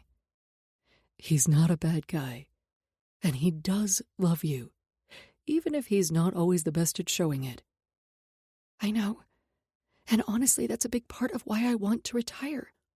Because while I'm scared of how it will impact our relationship, I also know that it's time. It's time for him to stop being my coach and start being my dad. He cleared his throat, and I laughed. I know. I sighed. You were right. What was that? His voice rasped against my ear. You heard me. I was tempted to give his chest a playful slap, but I was too damn comfortable. I know. He pressed a kiss to my hair. But it's just so rare that you say those words to me. Right? I teased, because they're never true. He tickled me and I wriggled in his arms, but he only held me tighter. Hey! I grunted, trying to escape his hold. I loved that he was so strong. I loved that we could mess around like this and have fun. I'm supposed to be relaxing here? Okay. He settled back into position and I got comfy in the crook of his arm. You're right. We talked for a while longer, but I was soon drifting off to sleep. I woke in the morning to an empty bed. I turned for the nightstand and found a large bouquet of red roses along with a note. And was that a friendship bracelet? Em, good luck today. Not that you need it. I love you. Love, Nate. And Brooklyn. I laughed when I realized that she must have added her name after he'd already signed the card. It was crammed in there, but I was touched she'd done that. I continued reading. P.S. We left early to let you focus. We'll be waiting at the finish line. I picked up the bracelet. It was all red apart from the white discs with gold letters on them that spelled Fearless, a reference to one of our favorite songs and my mantra for the day. I wiped away a tear, feeling so very fortunate to have Nate and Brooklyn in my life. I slipped on the bracelet with a smile, feeling stronger and more powerful already. I listened to my race day playlist while I was getting ready. When the song You're on Your Own, Kid came on, I paused to really listen to the lyrics. They just hit different that morning. And I smiled at my reflection as I applied red lipstick in honor of my badass alter ego. I was just refilling my water bottle when there was a knock at the door. My dad stood in the hall, Jackson behind him. "Morning," Dad said, frowning at my red lips. I often wore makeup to practice, but a red lip was bold for a race. I nodded but said nothing as we walked toward the entrance to the parking garage. Some of the other members of Jackson's team from Hudson Security would protect Nate and Brooklyn, as well as the rest of our family. I inhaled deeply, trying not to think of how many people would be watching me compete. "Did you eat?" Dad asked. I nodded. I'd eaten, but I was so nervous about my race I felt like I was going to throw up. The mere idea of opening my mouth had me staying quiet for fear that I'd do just that. Instead, I kept my focus on what lay ahead. I channeled my alter ego and took calming breaths. Jackson drove us to the field, close-mouthed the entire time, though his eyes kept darting back to me. I tried to ignore his concern, just as I tried to ignore Nate's last night. But he was right to be worried. They both were. I wasn't sure I could do this, though I'd never admit that aloud. Dad was quiet during the drive, giving me a chance to go through my race day routine. I appreciated the continuity of the ritual, even if it felt as if an extra layer of tension covered us like a weighted blanket. I was convinced this was my last race, and Dad remained optimistic I'd change my mind. I pushed away thoughts of failure, of my retirement, of everything but the race. This was my last competition, and I wanted to make it count. I wanted to go out on a high. When we reached the stadium, the crowd was larger than it had ever been, most of them probably hoping for a glimpse of Nate. I took a deep breath and tried to ignore the circus that came with being his fake fiancé. Today was about me. It was about doing the best that I could. "You're ready for this, Em," Dad said. "It's what we've trained for day after day. It's what you were born to do." I nodded and inserted my earbuds, trying to tune everything else out. The pressure, the anxiety, the stress. My alter ego wouldn't give a shit about any of that, so neither did I. Even though we'd parked in a gated lot, paparazzi were staked out at the gate. I tried to ignore them, too. Today wasn't about Nate or our relationship, though his support and Brooklyn's had bolstered me. This was about me and my accomplishments. Despite all the drama leading up to this, I felt strong, clear-headed. I wanted to race, and I wanted to end my career on my own terms. Dad and I signed in, and then went to the warm-up area, running through some basic drills. My fellow competitors proceeded through their own warm-ups, and I tried to ignore the curious looks sent my way. They didn't matter. Nothing mattered but doing the best I could, giving it my all, leaving the track with nothing left in my tank. This was my last shot, and I wasn't going to blow it. The following afternoon, I lay on the track, staring at the ceiling in disbelief. My chest was still heaving from finishing the 800-meter, but I'd done it. I'd won. And I'd killed in almost every event I'd competed in, starting with the 100-meter hurdles yesterday, the high jump, the shot put, and the 200-meter sprint. And then I carried that momentum through to today, hitting personal records on the long jump and javelin before finishing first overall. And yet, as the tears fell, relief and joy and every other emotion, I knew this was it. My last race. It was bittersweet, but I was grateful to go out on a high. As soon as I stepped off the track, Nate swept me up in his arms, despite the fact that I was a sweaty, teary-eyed mess. A million cameras went off as he held me close and whispered, "You did it, Em." When he set me down, Brooklyn was smiling at me. "Way to go, Emmy!" "Thanks." I wrapped my arm around her shoulder. "And thanks for my good luck bracelet." I held it up and she preened. Dad was next to join me, his smile watery and full of pride. "I knew you had it in you." Reporters converged on us, and I could feel my chest tighten from his words, his expression. But I was exhausted after finishing the final 3 events, including the 800-meter, and I wasn't in the right frame of mind to give a proper retort. Not on the heels of my victory, not with so many people watching our every move. I sucked down a recovery drink and did a few quick interviews while we waited for the medal ceremony. As I stood on that podium and looked out over the crowd, seeing the faces of the people I loved, I was filled with a sense of peace, of rightness. This was my last race, and I had dominated. Damn! My alter ego sure had come through for me. She'd been at my side during every event, every doubt, and every success. And so had Nate. Dad draped his arm over my shoulder as we walked off the field together. He didn't say anything about the future, and neither did I. And for that I was grateful. It wasn't until we met for dinner that he broached the topic. Nate had reserved a private room at the restaurant at the Huxley Grand, where everyone was staying. Kendall was chatting with Astrid about her residency. Brooklyn and Nate were discussing what she wanted to order. Papa J and Knox were debating men's fashion, of all things, especially that of the L.A. Leatherbacks players. I had to laugh, and I was happy to relax and revel in my achievement with all the people I loved most in the world. Dad came to stand next to me. I'm proud of you, Emmy.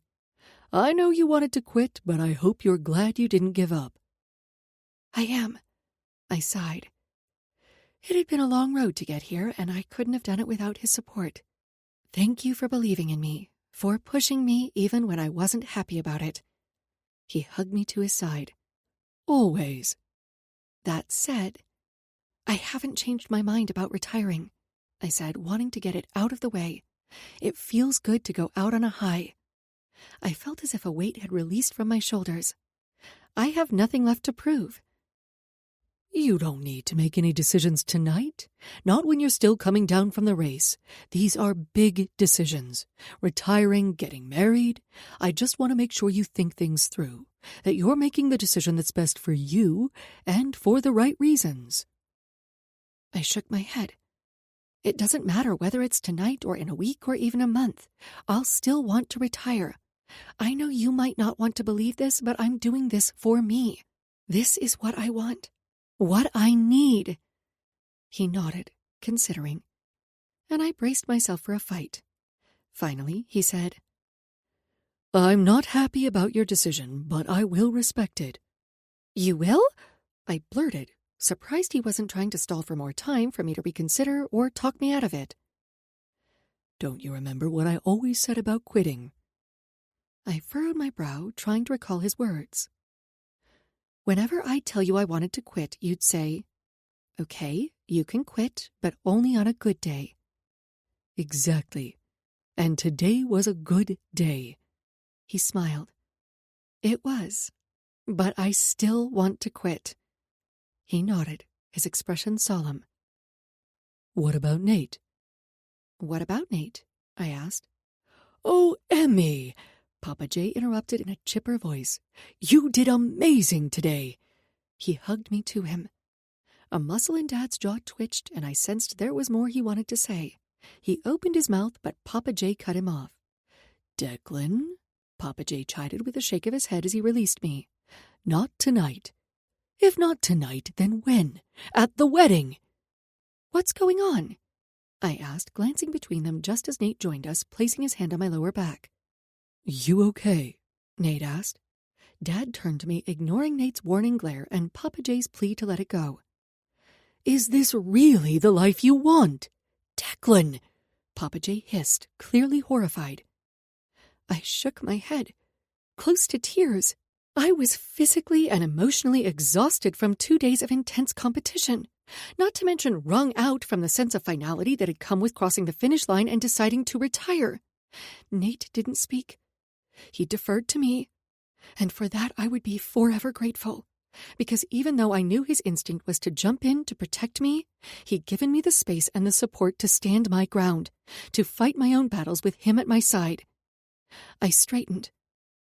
I appreciate your concern, I said to Dad, but I love Nate, and I want to be with him, whatever that looked like for us. He's Declan, Papa J said, resting a hand on his shoulder and giving it a firm squeeze. You need to drop this. You said what you wanted to say. Emerson assured you that she's happy. Let it go. He gritted out. Dad's face turned red, and for a moment I thought he was going to punch someone, namely Nate. But then he turned into Papa J's chest and burst into sobs. Papa J spoke to him in a low tone, rubbing his back, comforting him. And I stood there, rooted to the spot, staring with my mouth agape. I wasn't sure I'd ever seen my dad cry, and I didn't know what to do. I heard Dad say something that sounded like, "I'm losing her." And that snapped me out of whatever trance I'd been in. I went over to him, placing my hand on his shoulder. "You're not losing me." I know, but you're retiring and getting married, and everything that has always been ours will no longer exist. "You don't think I worry about that too?" I asked. "You don't think I worry that everything is changing, or that I'll miss seeing you every day at training even though you drive me crazy sometimes?" Papa J rubbed Dad's back in support, silently urging him on, urging us to mend this rift once and for all. Dad stepped closer, his eyes watery. I'm your dad, and I feel so privileged to have experienced all this with you, to have watched you accomplish all that you did, and to know that I had a hand in it. And even if you hadn't won all those medals or placed first," he settled his hands on my shoulders, "I still would have been proud of you. I know I didn't say that enough, but I am, and I will always love you. I will always want to protect you." I was blown away. Maybe this had nothing to do with Nate and everything to do with my dad's fears about the changes coming to our future. I found myself saying, "I love you, Dad.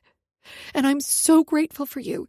You helped me achieve everything I ever dreamed of and so much more. And I'm so happy that I got to share this with you." I smiled, barely holding back tears. "I appreciate you wanting to protect me. But I'm not a little girl anymore. And I love Nate." I know.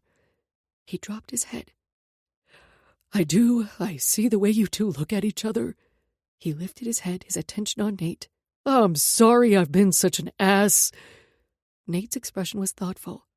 I get it. If someone were trying to marry Brooklyn, I'd probably be acting the same way. I gaped at the two of them. They'd finally gotten past their egos. They'd finally found common ground. As fathers. Everyone seemed to breathe a sigh of relief. I grasped Dad's bicep. "I know these changes feel big and scary right now, but this could be a good thing for us. I love you, and that's never going to change." He nodded, opening his arms for a hug. You're right. That will never change. We embraced, and I felt lighter despite the heavy conversation. It had been necessary, cathartic. "And maybe now we can find new things to bond over," I said, pulling back. Nate gave my shoulder a squeeze and then excused himself to check on Brooklyn. "Like hockey," Dad said, seeming lighter too. His suggestion was laughable. I'd never particularly enjoyed watching the sport, much to Dad's great disappointment. "Or planning my wedding," I teased. Har har. He rolled his eyes. "What?" I smirked. "Too soon?" "Wedding planning is more of Papa J's thing," he said. "You and I both know that." "True," I said. "But we've always loved skiing together, and I'm sure we will find ways to spend time together even if we aren't training." He nodded. "You're right." And I twirled my ring on my finger, using it to ground me. "I know you and Nate haven't always seen eye to eye, but I really want you two to get along. I don't know if you realize this, but Nate was the one who gave me a tip that helped me overcome my anxiety about competing." He did. He jerked his head back, turning to watch Nate with something that looked like surprise and appreciation. "Yes," I said. "Please, Dad." I hooked my arm in his and leaned my head on his shoulder. "This is important to me. You're both important to me." Papa J whispered something in his ear that sounded a lot like grandkids, and Dad smiled. Dad nodded, his expression solemn. "I'll try." That was all I could ask for. It was a start. I might not know what the future held for Nate and me, but I loved him. He and Brooklyn were my family. And if Nate and I never got married, never had more children, this was enough. We were enough. Chapter 26. Nate. Dad, what's going to happen at the hearing? Brooklyn asked, climbing into her bed. I tried to shield her from the custody hearing as much as I could, but it was damn near impossible when it was plastered all over the internet. Even if my daughter hadn't had a phone of her own, people talked. Other kids at her school were likely gossiping about it. I felt powerless in so many ways. "What do you hope will happen?" I asked. I didn't want to assume I knew Brooklyn's answer, even if I was fairly confident what she'd say. She burst into tears, and I hated seeing her so upset. "Please don't make me live with her. I only want to live with you." "I know." I wrapped my arms around her. "I know. And while I don't know what the outcome will be, I promise I will do everything in my power to keep you with me." She sniffled. "I just want you to promise that we're going to be a family forever. You and Emerson and me." Even if Emerson and I were actually engaged, there was nothing I could do to assure Brooklyn we'd always be a family. Hell, my parents' sudden and tragic deaths were proof of that. And it would be an even bigger lie to promise something so beyond my control. "We will always love you," I said, knowing that no matter what happened between Emerson and me, she would always love my daughter. She would always put Brooklyn first. Brooklyn started crying harder, burying her face in my chest as sobs racked her body. Damn Trinity. I rubbed Brooklyn's back, my heart aching at the sight of her distress. "Sweetheart," I said gently, "it will all work out." And I vowed that it would, even if I had to give Trinity my mom's necklace. All along I'd hoped it wouldn't come to that. But at this point I wasn't sure I had another option. At least not if I wanted to prevent the hearing from happening. And I did. Desperately. If it had been about money, I would have just paid Trinity off. But she wanted something that didn't belong to her. Something she had no right to demand. Brooklyn said something, but her words were muffled by my chest. "What was that?" I asked. She sat back a little but wouldn't meet my gaze. She focused on the tassels of her blanket. She kept twirling them around her fingers. "How can I know that Emerson won't leave like Mom did?" "You can't," I said, hating the words as they left my mouth, yet knowing they were true all the same. "But we have to trust that Emerson loves us and isn't going anywhere." "I do trust her," Brooklyn said, frowning. "But I'm scared." If her biological mother had ditched her, how could Brooklyn trust anyone? It had always been a concern of mine, and I knew she'd talked to her therapist about it on multiple occasions. But clearly this custody hearing was stirring up more feelings regarding that issue, understandably. Perhaps her therapist was right, and the only way to reassure Brooklyn was to show up for her, to be there for her again and again, and to model the behavior myself. I couldn't guarantee that my trust wouldn't be broken again, by Emerson or anyone else, but I could try. I could continue to give her the benefit of the doubt, and I would continue to hope she'd never betray me when so many others had. I only hoped I was right, because even though our engagement might be fake, I loved Emerson, and I couldn't imagine our lives without her. "You know what?" I asked, squeezing Brooklyn tight. "Sometimes I'm scared too. Trusting someone is a leap of faith. There are no guarantees. But Emerson has shown us time and time again that she wants to be here, that she loves us. I wished I could promise more, but that was the best I could offer. Think of all the times Emerson has been there for you," I said. "Whether it was showing up at your play, or helping me learn the lines, or prepare my song for Christmas." Brooklyn finished for me. "Exactly," I said, and we continued to list other instances, my heart swelling with love for Emerson with every example Brooklyn shared. Not only had Emerson been there for both my daughter and me, Emerson had consistently shown that she didn't care about my money or fame.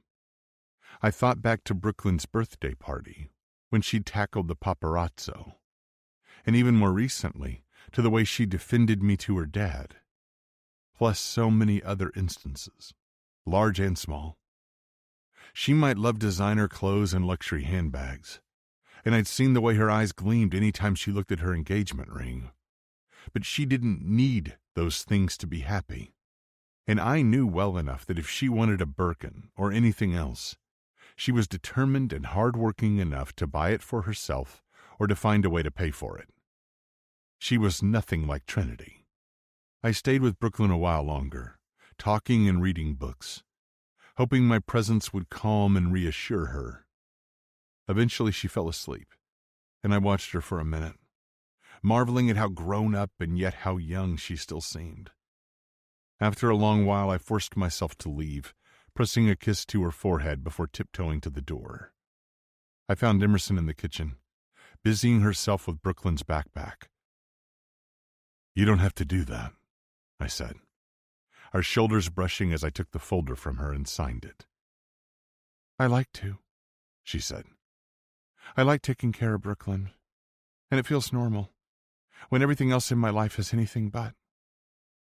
I nodded, placing the folder back in the backpack. I knew exactly what Emerson meant. My daughter grounded me, kept me focused. Brooklyn didn't care whether I was famous or rich. She loved me because I was her dad. And lately it felt as if I was failing her. I was failing Brooklyn, and I was failing Emerson, and I was so sick of letting Trinity run our lives. I was done with watching Brooklyn and Emerson suffer. So, I went to my office and called Pierce to explain my plan. When I finished, he asked, "You're sure about this?" I nodded. "I'm sure." I loved Emerson, and I was determined to show her that, regardless of the cost. And there was nothing I wouldn't do to protect my daughter. If Trinity didn't take my offer to have the piece appraised and pay the equivalent value, then I'd surrender Marie Antoinette's necklace to her. I would be sad to relinquish a piece of my mom's collection, especially to someone as undeserving as Trinity. But letting go of something that had belonged to my mom didn't mean letting go of my memories of her. Over the past few weeks, I'd come to realize that I didn't care about the money or even the principle of it. If buying Trinity off meant I was able to move on with my life once and for all, I'd do it. Because by holding on, I was never going to be able to let go. Ironically enough, it was Emerson's dad, Declan, who'd made me realize that. He kept pushing and pushing Emerson to do what he thought was best, without regard for what she wanted or needed. And I'd been doing the same with this fake engagement, asking Emerson to lie for me, to help me instead of pursuing her own goals, I sighed, dragging a hand through my hair. I was done. I was done with Trinity's bullshit. I was done hurting the woman I loved. When Pierce eventually called to say that Trinity would only accept the necklace, I'd made my peace with the idea of parting with it. It was a one-of-a-kind piece that was worth a fortune, but nothing was as priceless to me as Brooklyn and Emerson. I didn't tell Emerson what had happened, at least not immediately. Instead, I mentioned that the hearing had been postponed by a few days because the judge had had a family emergency. I felt bad for making her believe the custody hearing was still moving forward, merely postponed. But I hoped it would all be worth it in the end. I called Alexis to see if Brooklyn could spend the night. She immediately agreed. Then I roped Kendall into helping me by getting Emerson out of the house. I told her I was planning a surprise, and she was more than happy to concoct some excuse about Emerson's maid of honor duties than to push for more information. With Emerson preoccupied and the rest of my plan coming together, I packed an overnight bag for Brooklyn. Jackson drove me to pick up Brooklyn from school. She was surprised and happy to see me, though her face quickly fell. "What happened? Did we lose?" she asked, a panicked look in her eyes. "No, sweetheart. I would never let anyone keep you from me. From now on, you never have to worry about going to live with her. And it's up to you to decide what kind of relationship, if any, you want to have with her." She jumped into my arms, her sense of relief palpable. It matched my own, and it only made me wish I'd just given Trinity the damn necklace sooner. I could have avoided a lot of stress and heartache. "Where's Emmy?" she asked. She's with Kendall, working on some stuff for the wedding, I said, as Jackson pulled away from the school. Hers or yours? Brooklyn asked. Kendall's, I said. Brooklyn huffed. Ugh. What? I asked. Uncle Knox and Kendall are getting married in a few months, and you and Emerson haven't even set a date. I tried, and failed to hide my smirk. I didn't realize it bothered you so much. She crossed her arms over her chest with a huff. Well, it does. Okay, I chuckled, pulling her into my side. I'm glad you're excited. And I plan to talk to Emerson about the wedding once everything had calmed down. It's calmed down now, Brooklyn said. So let's make some plans. I would hardly claim that things were back to normal, but I was thrilled she was so excited about the idea of me marrying Emerson. Speaking of plans, I said, would you like to spend the night at Sophia's tonight? She perked right up. Would I ever? I laughed and asked Jackson to head for Sophia's house, even though I felt bad about sending Brooklyn to a friend's house so soon after dropping the news that the custody hearing was over. I just wanted her to have fun with her best friend, to do something normal, and I needed some time alone with Emerson to enact the next phase of my plan. When Emerson got home, she dropped her keys on the counter with a sigh. Hey, I said, leaning in for a kiss. Hey, she smiled. I have something I need to tell you, we said, almost at the same time, though in slightly different terms. You go first, I said, even though I was bursting to tell her about everything.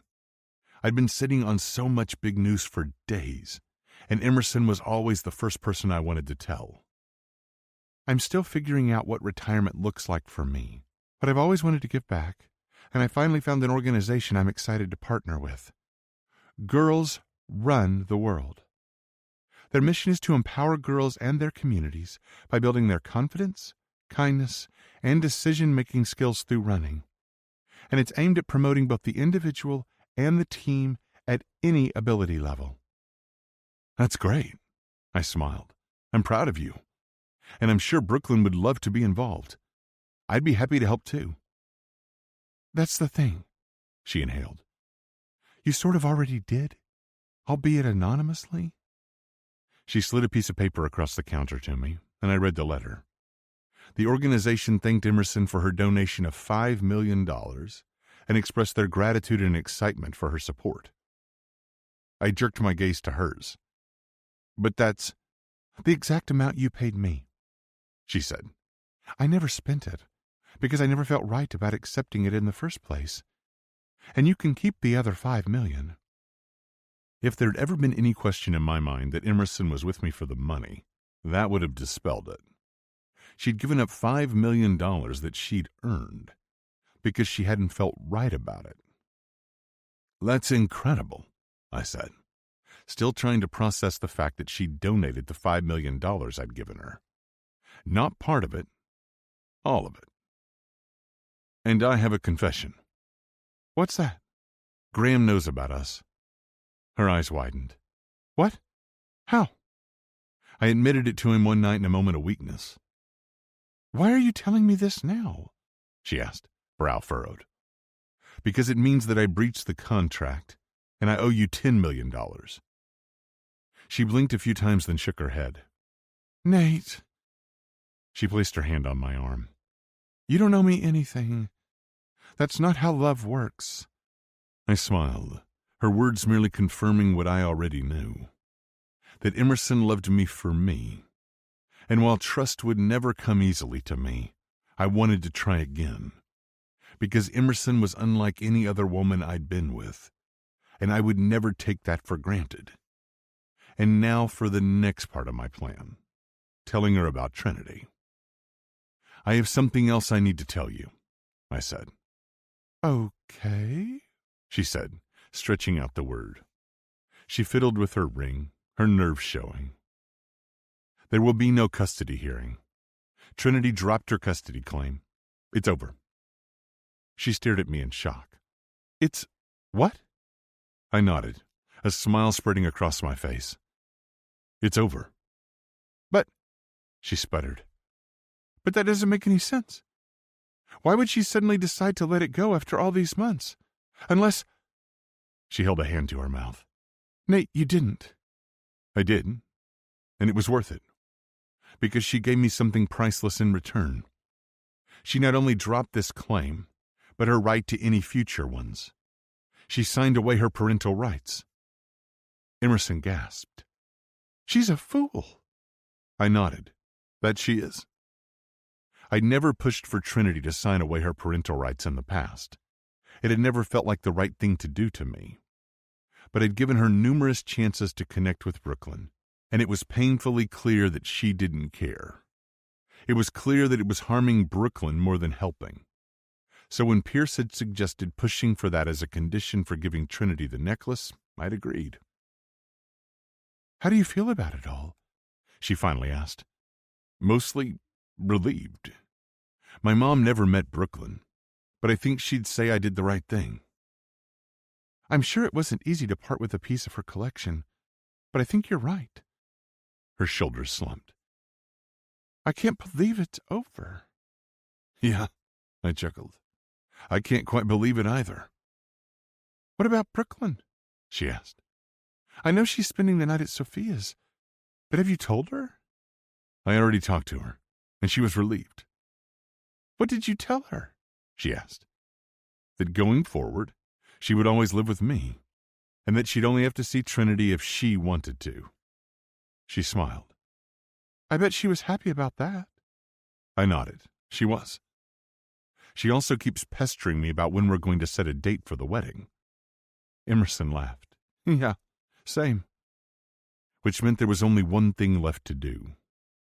I removed our engagement contract from a drawer in the kitchen where I'd hidden it earlier, and then I held it up for her to see. We satisfied the terms of our agreement. We don't have to lie anymore. And then I tore it straight down the middle. Chapter 27. Emerson. I gaped at Nate, the pieces of paper fluttering to the floor. Had he really just done that? Had he torn up our contract? After all these months, all the fighting, the worrying, and the lies, it was difficult to believe it was really over. And it was oddly anticlimactic, even if I was beyond grateful. The custody battle was won, though Nate's victory hadn't come without considerable cost. I mean, his mom's necklace? Despite the sacrifice, I wasn't sure if I'd ever seen him more at ease. I was happy for him, truly, relieved for Brooklyn, but also sad for her. I mean, how dare anyone, especially her own mother, ever make her feel like she wasn't enough? I was still trying to process all of that and what would come next. Selfishly, I wondered what this would mean for us.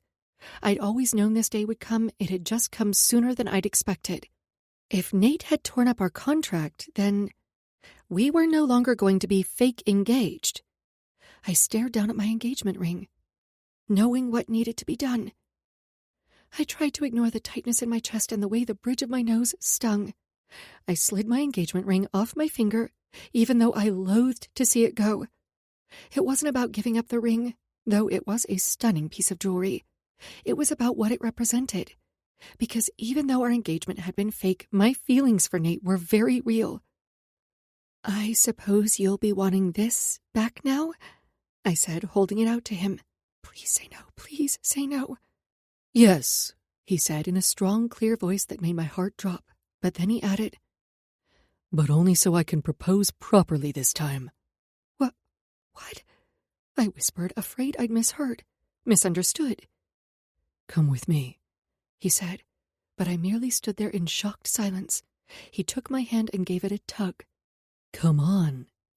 He led me toward the door to the backyard. I furrowed my brow, trying not to get my hopes up.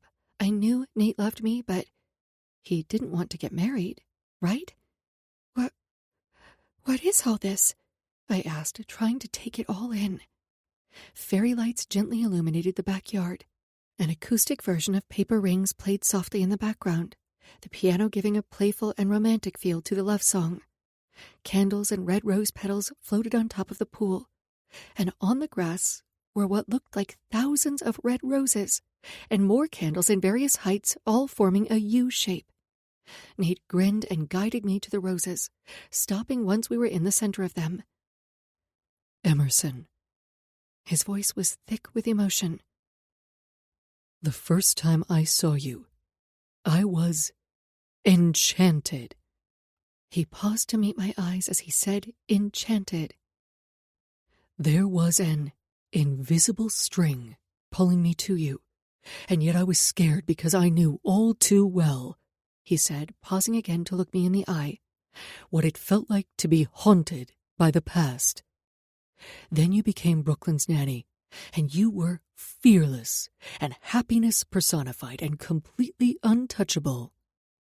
Don't blame me for staying away when all I wanted was to be your lover, because even though I knew you were trouble, I also knew you were meant to be mine. Oh my God, I gasped. Could this man be any more perfect? He was pouring out his love and referencing so many titles of Taylor Swift songs I couldn't keep up. Nate smiled as if he knew I'd just connected the dots. Nodding, he took a shaky breath, then continued. Every day with you is the best day. Every day, sparks fly, and I fall a little more in love with you, with your kindness and generosity, with your perseverance and your strength, with your beauty and your independence. You are an incredible partner, and I know that I'm the lucky one in this relationship. By this point, tears were streaming down my face. I couldn't believe how much effort he'd put into his speech, and I was barely holding it together. A camera flashed nearby. I jolted, my eyes darting to the source, afraid of who I might find, a paparazzo. Instead, the woman taking photos smiled and wiped away tears of her own. Nate gave my hand a little squeeze, pulling my attention back to him. I relaxed, knowing that, whoever she was, Nate trusted her. So, long story short, this is me trying to convince you to stay. Because I love you. And you're the one that I want to spend forever and always with. Emerson, you belong with me. And Brooklyn and I belong with you. My smile must have split my face, both from his words and the way he was looking at me. I'd never felt more loved or desired than I did when I was with Nate. I just have one question. He knelt to the ground and opened the little red box to reveal my red diamond engagement ring. Will you stay with me evermore? Will you marry me? I sank to my knees, completely overwhelmed with love for this incredible man. Yes. I kissed him. Yes, I love you, Nate. Forever and always. I cupped his cheeks. And I'm the lucky one. He smiled, sliding the ring back on my finger, back where it belonged. Thank fuck. He pulled me into his arms, claiming me with a sweet kiss filled with emotion. After all that we'd been through, after all that we'd overcome, I couldn't believe where we'd ended up. And yet it made perfect sense. He pulled back and wiped away my tears, his blue eyes searing in their intensity. You're so beautiful. I smiled and ducked my head. He stood and then offered me his hand, pulling me up with him. He tucked me into his side. We couldn't stop touching or kissing or smiling. He leaned in, whispering, I can't wait to have sex with my fiancé. I grinned. I like the sound of that. This is incredible, by the way. I glanced around, trying to take it all in, to freeze this memory in my mind forever, just as I'd done every time I'd stepped on the medal stand to accept my Olympic gold medals. When did you have time to do all this? I had a little help. He winked. Juliana, I guessed. Yep. If tonight was any indication, I can't wait to see what she does for our wedding. About that. He tangled his fingers with mine. I was thinking maybe the Huxley Grand in Marrakesh. I stilled. You were? He lifted a shoulder. Why not? I thought you'd want something smaller and more intimate. I want whatever you want. And I have a feeling the Huxley Grand Marrakesh is what you want. It's grand yet warm, luxurious without feeling stuffy, sumptuous. I narrowed my eyes at him. And this feeling wouldn't happen to come from a tip from a little jaybird, would it? I teased. He smirked. Maybe. I laughed. I don't know whether to be touched or disturbed. Disturbed? He jerked his head back. Why? Because it's not the first time you've used your little network of spies to find out what I want. Kendall and the Birkin, and now Jay. He muttered something that sounded a lot like, "You have no idea." Who was the photographer tonight? I asked, only then noticing that she'd slipped out discreetly. Harper. She does some consulting work as a film location scout for Rain Shadow Productions. Ah, I tilted my head back. So that's how you know her. She also happens to be best friends with Juliana, and her husband, Enzo, used to play for the Leatherbacks. Holy shit! She's married to Lorenzo Mancini? That gave me a whole new appreciation for Harper. If anyone could respect the need for privacy, it was the wife of an international soccer superstar. Plus, I assumed Nate had made her sign an NDA. Nate frowned. Yes, you know Enzo? I know of him. He's a legend. Kendall was obsessed with him when he played. Nate flashed me a wry grin as he tucked my hair behind my ear. I can't wait to mention that to Knox. I laughed. Nah, Kendall only has eyes for him. And then it hit me. Kendall and I were marrying brothers. For real. I started crying again. Happy tears. What is it? Nate asked, using his thumbs to swipe away my tears. Gah! I wish I could call Kendall and tell her we're engaged, but she already thinks we are, so it takes the fun out of it. Wait. I stilled. Was she in on this? Nate chuckled, tucking my hair behind my ear. Only the fact that I wanted to surprise you, not that I was proposing. I'm sorry I ruined your telling her for real. He kissed my neck, peeling aside my dress to kiss my shoulder. And yes, she helped. I hummed as he continued his assault on my senses. If it were up to me, I would have done something lavish and elaborate. But since the world already believes we're engaged, I had to be careful. Are you kidding?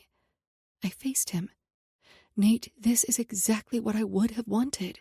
It's romantic and intimate, and the way you incorporated the song titles into your speech. I scanned his face, wondering how I'd gotten so lucky. It was better than my wildest dreams. He smiled, perhaps appreciating my own nod to his speech. Good. He swept me into his arms, carrying me toward the house. What are you doing? I laughed, looping my arms around his neck. Taking my fiancé to bed. What about all the candles? I asked, peering over his shoulder. They were beautiful, but I was afraid they'd start a fire. Juliana's team will take care of it. He carried me to the bedroom, then tossed me on the bed. I bounced a little, laughing as I did so, but instead of joining me, he dragged a hand through his hair, closing his eyes briefly and inhaling slowly. Hey, I asked. You okay? When he turned to me, his smile was watery. I'm just so fucking happy. So fucking relieved. About the custody hearing? That and the fact that I worried you might say no. Seriously? I furrowed my brow. I would never say no to us. He crawled over the bed to me, bracing himself on his arms above me. His gaze was so intense in that moment, it felt as if I could see to his very soul. I don't know what I would have done if you had. I can't imagine a life without you. I grabbed his shirt and pulled him down to me for a kiss. Luckily, you don't have to. He chuckled. True, because it would suck to have my new tattoo removed so soon after getting it. Tattoo? I asked. What tattoo?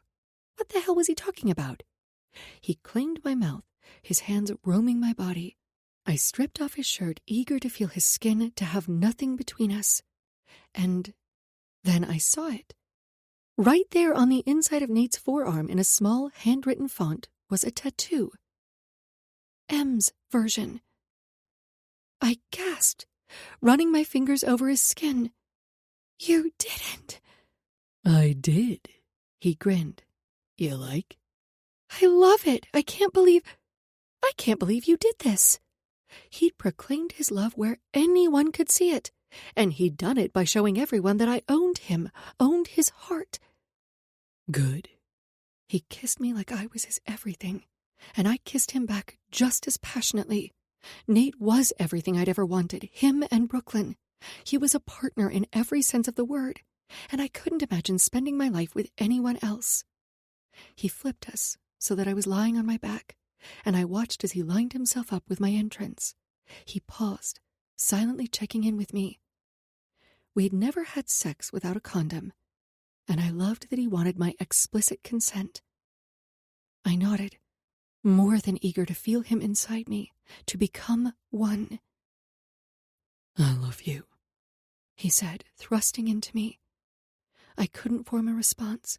The sensation of being filled by him was so intense, the way our bodies joined, the love we had for each other. I love you. He kissed my temple, my cheek. I pulled him closer, wrapping my legs around his waist, needing as much of his skin touching me as humanly possible. I love you. He rested his forehead against mine, our noses brushing. I love you. I peered into his eyes, knowing that he was meant for me. Just as I was meant for him and Brooklyn, we were a family. Forever and always, I said, echoing his proposal. Forever and always, he said, claiming my lips as he claimed my body. I was filled with relief, joy, exaltation. It was the end of one chapter and the beginning of another. His thrusts came harder and faster as he reached between us to rub my clit. I cried out from the intensity of it, the flood of sensations. Oh, God, he groaned. Emerson. Our movements were more frantic, our breathing ragged, all our feelings laid bare. There were no more lies, no more doubts. There was only us. I felt liberated. My toes curled, my muscles tensing, and then my body took over, riding my pleasure higher and higher until it exploded, until I called his name in ecstasy and stars burst behind my eyes. It felt like the high of a good workout, a race won, all the best things in the world. Nate followed behind, grunting out his release until we were both sweating and spent. After we'd showered and climbed back into bed together, he held up my left hand, and together we admired my ring. Do you know why I selected a red diamond for your engagement ring? I always figured it was because it was rare and expensive, a statement. But I secretly told myself it was because you know I love the color red. That's part of it.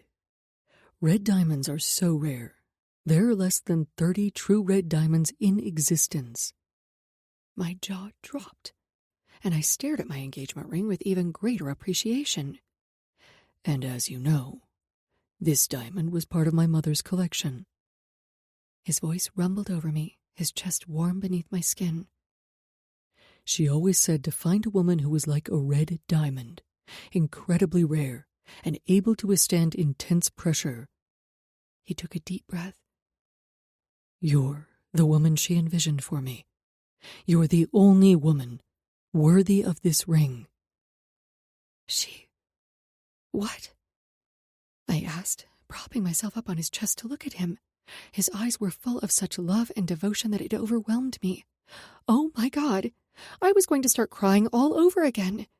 He nodded, a smile on his face as he tucked my hair behind my ear. She would have loved you, and she would have loved for you to wear this ring. Well, I love her jewelry, and I'm honored that you've shared that part of her with me. He flashed me a mischievous smile. Wait until you see the vault. I jerked my head back. What the hell is the vault? Nate Crawford, have you been holding out on me? I teased. He stood, pulling on some boxer briefs before holding out his hand. Come here. He grabbed my wrist and gave a gentle tug. Come on. I wrapped his shirt around me and followed him to his closet. He pressed a button, and it revealed a keypad that had been so seamlessly integrated into the wall I would have never noticed it. He typed in a code, and then I could hear the barrels clicking into place like a vault in an old bank robbery movie. The door opened, and the lights in the room automatically turned on. I followed him inside. What is this place? There's a panic room that way. He indicated to a door. Inside was a mini kitchen, couches, and a TV.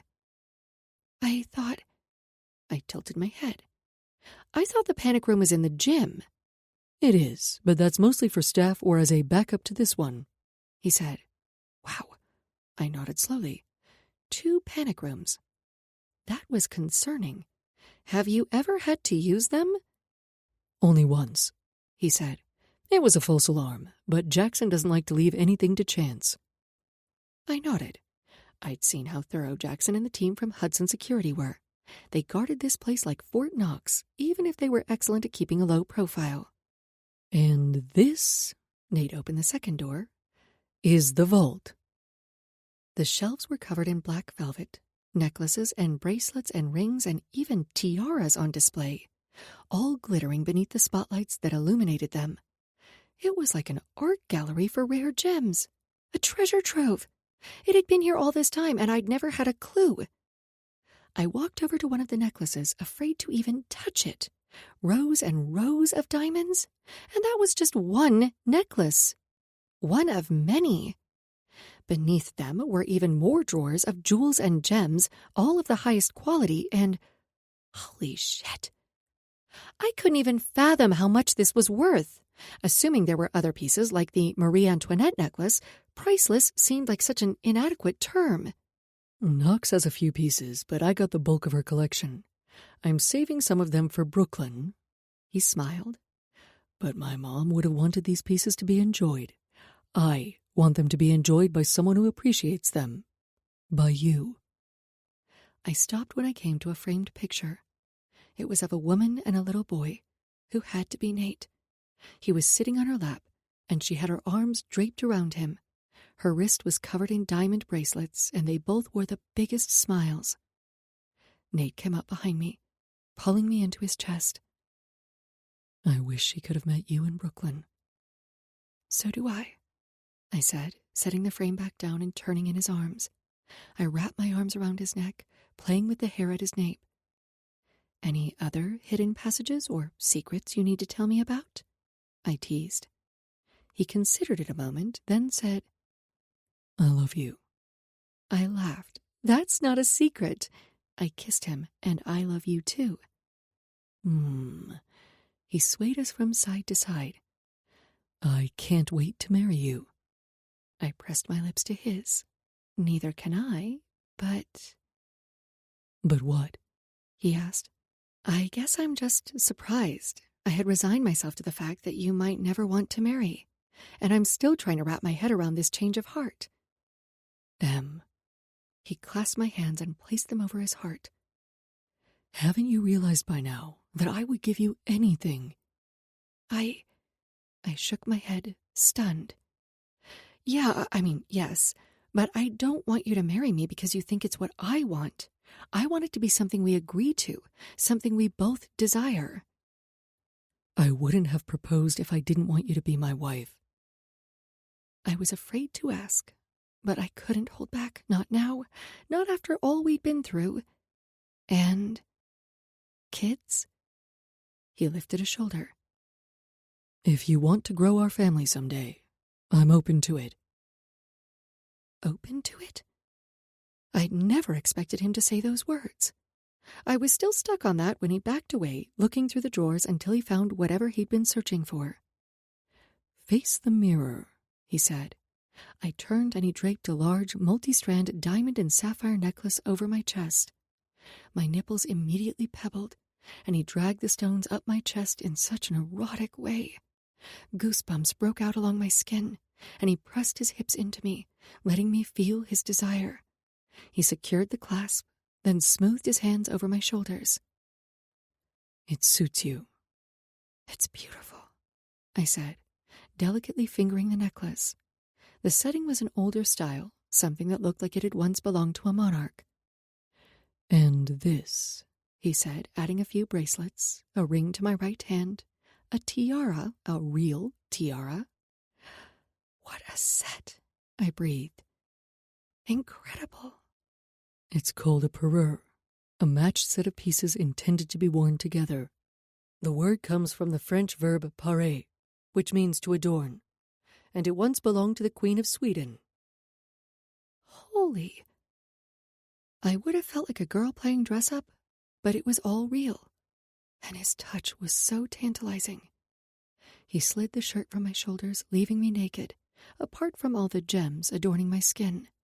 The weight of them was heavy, but it was nothing compared to the way Nate was looking at me. He met my gaze in the mirror as he slid his hand down my stomach, teasing my clit. You are exquisite. Everything about you is. I was already so aroused. I thought I might come from that alone. I released a shaky exhale, wanting to touch him, kiss him, but he kept me locked in place, his touch making it impossible to move. I moaned, my legs starting to wobble. That's it, Em. He kissed my shoulder, and it sent sparks dancing over my skin. We were electric, and Nate made me feel as if I was everything to him. I was so close to coming that, when he pulled away, I whimpered. He smirked, inciting my ire, at least until he kneeled before me, lifting my thigh and draping it over his shoulder. Oh, thank God. I let out the breath I'd been holding. As much as I loved the way Nate edged me, I wasn't in the mood to be teased tonight. Fortunately, he didn't seem to be either. He licked and sucked my clit with intensity and focus, adding one finger and then two, until my legs were shaking and I was panting his name. I grasped his shoulders, feeling as if I'd float away otherwise. My ring sparkled from its position, my heart racing at the reality that he was mine. I was his, and nothing would tear us apart. You are the most beautiful thing in here, and you are more priceless than all of these gems. And if my knees hadn't already been weak from what he'd just done, they were now. He kept teasing me, his eyes intent on mine, our hearts connected, his ministrations driving me higher and higher until I couldn't take it anymore. My body exploded, all my muscles tightening as my mind went to that hazy place where time and space ceased to exist, where there was only sensation and feeling, love and bliss. I smiled down at him, feeling dazed. He peered up at me, my arousal still painting his chin. Only then did he loosen his hold on me, gently setting my foot back on the floor. But it was going to take longer for me to come back down to earth. Chapter 28. Nate. 6 months later. Hey, Emerson said, rushing in the door. Pierce had just left, and I was still reeling from our conversation. Sorry I'm late. I know we have a meeting with Juliana. It's fine. I stood and went to greet her, wrapping my arms around her. She called to say she was running behind because of traffic. Oh, good. She smiled, relaxing. Hi. Hi. I grinned, kissing her. Brooklyn was at Sophia's house, soaking up the last rays of summer vacation. They'd be starting back to school soon, and I couldn't believe my baby was going to be a teenager in a few months. Teenager. What's that look for? Emerson asked. Just thinking about how Brooklyn is almost 13, and we'll be planning our party before we know it? Emerson smiled, a smile filled with both pride and sadness. Our baby's growing. We could have another one, I suggested. It wasn't the first time, and while I knew Emerson wanted to have children, she'd been putting me off. What I didn't understand was why. We could, she said, but I want to wait until after the wedding. I groaned. At the rate our wedding planning was going, there was never going to be a wedding. The guest list was complicated. Security for an A-list party required elaborate planning, and I was over it. I got the feeling Emerson was too. I know, she sighed, resting her head on my chest. Next spring feels so far away. I inhaled her scent, filled with a sense of contentedness. I know it's your dream to get married in the spring, but we could move it up. When? She asked. Our schedule is so hectic. Even just coordinating with our immediate family has been a nightmare. Everyone is so busy. She was right. Knox and Kendall were running the Leatherbacks, and so was Jude, who was just as passionate about the team. Graham and Astrid were workaholics. Sloane was in London. Jasper was, well, Jasper. And Emerson's dads were just as busy. James oversaw a plastic surgery practice that was in high demand, and Declan had taken on some promising new athletes to coach. Sometimes it felt impossible to get everyone together all at once. "What about Christmas?" I asked. She pulled back to look at me. What about it? "We could have a surprise Christmas wedding. Invite everyone to the cabin at Bear Creek. Not tell them it was for our wedding, but have them bring dressy clothes for a holiday party." Emerson seemed to be considering it, but then she shook her head. I don't know. A surprise wedding? I mean, how is Juliana going to feel? She's put in so much hard work already. "We'll pay her more." The fuck if I cared about the money. This was Emerson we were talking about. This is whatever we want. She knows that, Em. She wants us to be happy, and we are paying well for her services. I know, she said. I do. But it's just not what I'd envisioned. And changing everything at the last minute seems like even more work. I mean, you've got the movie premiere and award shows. And I've got... She sighed, paused. I've got a new product rollout for my athleisure line. She'd accomplished her dream of designing an inclusive and adaptive athleisure line. Enzo Mancini, the retired soccer superstar from the LA Leatherbacks, and Harrison Hayes, Juliana's husband and a retired NFL player, had both invested in her vision.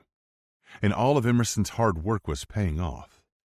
In addition to her clothing line, she continued to volunteer with Girls Run the World. Brooklyn often went with her, and I loved that my daughter had gotten so involved with such a worthy organization.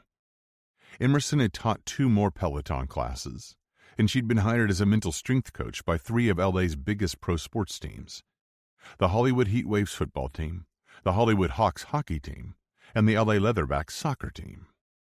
Plus, December is one of the most important times of the season for the Heatwaves and the Leatherbacks, she said. I couldn't be prouder of her, and I knew that she felt fulfilled in her new role. The only drawback was the fact that she was constantly surrounded by athletic, attractive men. I tried not to get jealous. I really did. Yeah, but the Leatherbacks would be done with the MSL Cup by then. Still, she hedged. I know, I said, gliding my hands up and down her arms. I do. But sometimes it feels as if we're letting everything else come first. She frowned. I didn't realize our wedding was that important to you. I lifted her chin. It's important to you. By default, it was important to me. I slid my hand down Emerson's arms. Just think about it, okay? I gave her hands a squeeze. Okay, she said, but I could tell she wasn't convinced. Did your meeting with Pierce go okay? Emerson asked, heading for the kitchen. I saw him on the way out. I nodded. Yeah. Well, it was surprising. Surprising? She tilted her head. How so? Well, come see. She refilled her water bottle and then came to the table. Is that? Emerson stepped closer to inspect the piece. Frowned. I nodded, staring down at the glittering gems. Something I thought I'd never see again. The Marie Antoinette necklace. She shook her head. I find it hard to believe that Trinity would just decide to give it back all of a sudden. I barked out a laugh. No, she didn't. Well, I'm not entirely sure how it went down, but Pierce delivered it and said he was returning it to its rightful owner. He didn't. She lowered her voice. He didn't steal it from her, did he? No. Pierce likes to skirt the rules, but he wouldn't do that. So then, she lifted her hands. Where did it come from? I have a hunch, but I'm not sure, I said. thinking back to my earlier conversation with Graham and his indignation at the injustice of the situation. Still, what had he done? Trinity had always refused my offer to pay her the necklace's estimated value. So, if anything, I had to guess that Graham had offered her something else, or perhaps threatened something. Well, I'm glad you got it back. Trinity was wrong to ask for it in the first place. I didn't want to talk about Trinity.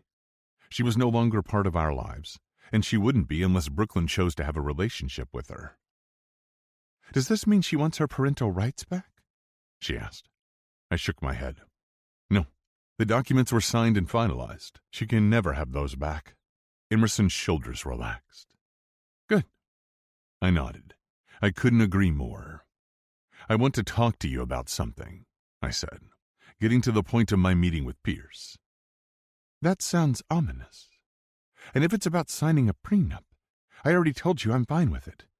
I know, I said, and I appreciate that. But that's not what this is about. Okay. She furrowed her brow. What is it about then? I wanted to ask if you'd consider adopting Brooklyn. Her eyes widened, and then they filled with tears. Oh my God. You're serious? I nodded, smiling. Yes, Em. It's what I want, and I know it's what Brooklyn wants too. Yes, she said. Of course I want to adopt her. She was so choked up she could barely speak. I'm so incredibly honored. I held her to me, filled with love for this amazing woman. I couldn't wait to make her my wife, and Brooklyn was going to be overjoyed. So you see, I rubbed Emerson's back. The sooner we get married, the sooner we can make that happen. Not that we had to be married for her to adopt Brooklyn. As Pierce had told me, California had allowed adoptions in situations like ours. But I wanted to marry Emerson. I wanted it to be official, and I wanted her to be my wife. The alarm chimed, alerting us that someone had pulled through the gate. Emerson straightened, and I wiped away her tears. That will be Juliana. She nodded, seeming lighter somehow. Emerson offered to get the door, while I returned Marie Antoinette's necklace to its rightful place in the vault. Juliana, hey, I greeted her, before taking the chair next to Emerson. Andre delivered a charcuterie platter and sparkling water, and I thanked him. Juliana pulled out her tablet and started tapping on the screen. Why don't we work on finalizing the guest list?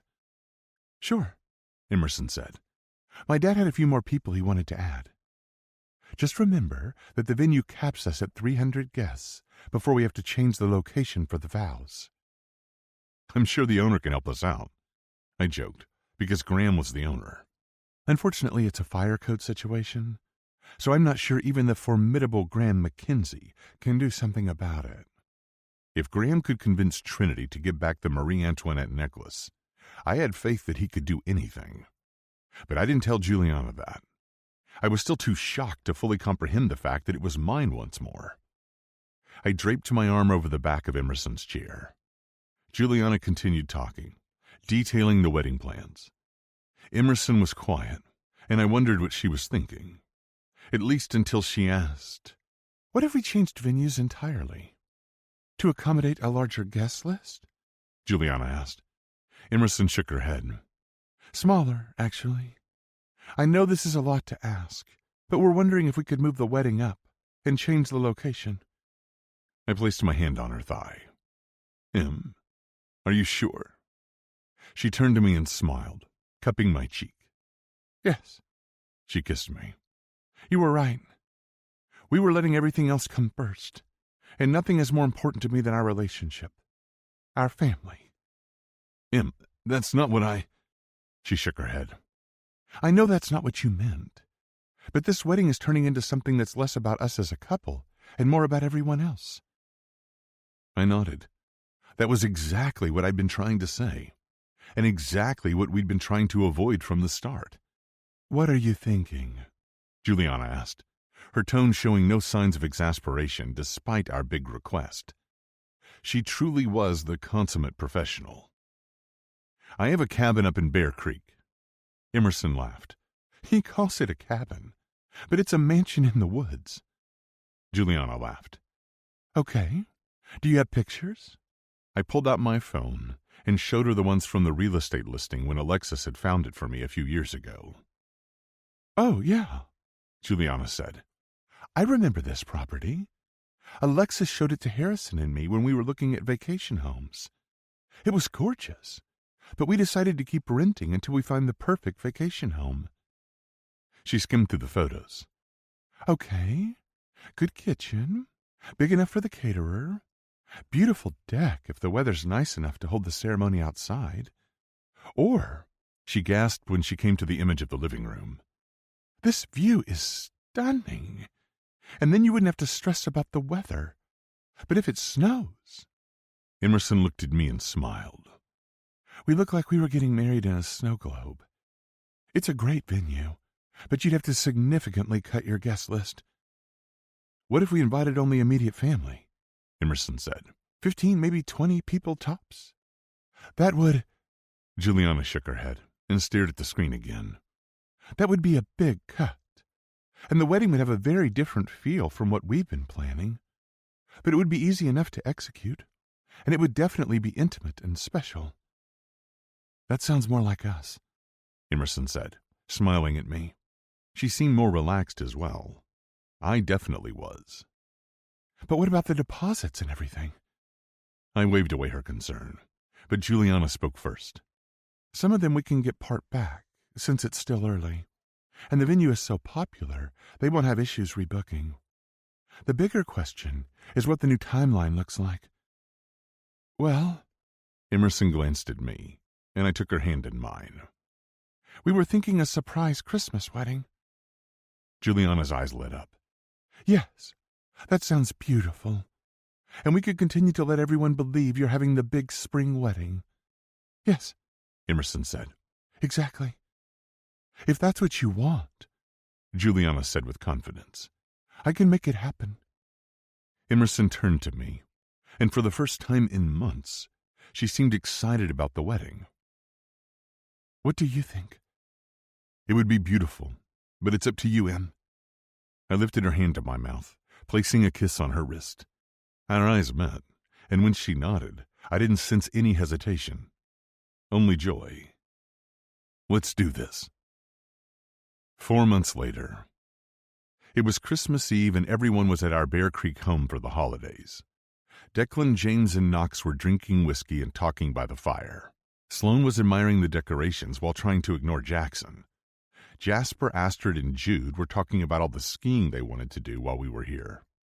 Brooklyn and Graham were playing chess by the fire with Prince Albert and Queen Bee at their feet. And Emerson was upstairs getting ready with Kendall, the only person we'd let in on our secret. Graham passed me to refill his whiskey, and I placed a hand on his arm. I know what you did, and thank you. I owe you one. I still didn't know exactly how he'd done it, but I was convinced he was behind Trinity's unexpected decision to return the Marie Antoinette necklace. Blackmail, leverage, whatever it was, it had worked, and I hadn't heard a peep from Trinity since. I don't know what you're talking about. Graham stared ahead, stone-faced. But you're welcome, and I'll be sure to take you up on that favor sometime. Of course he would.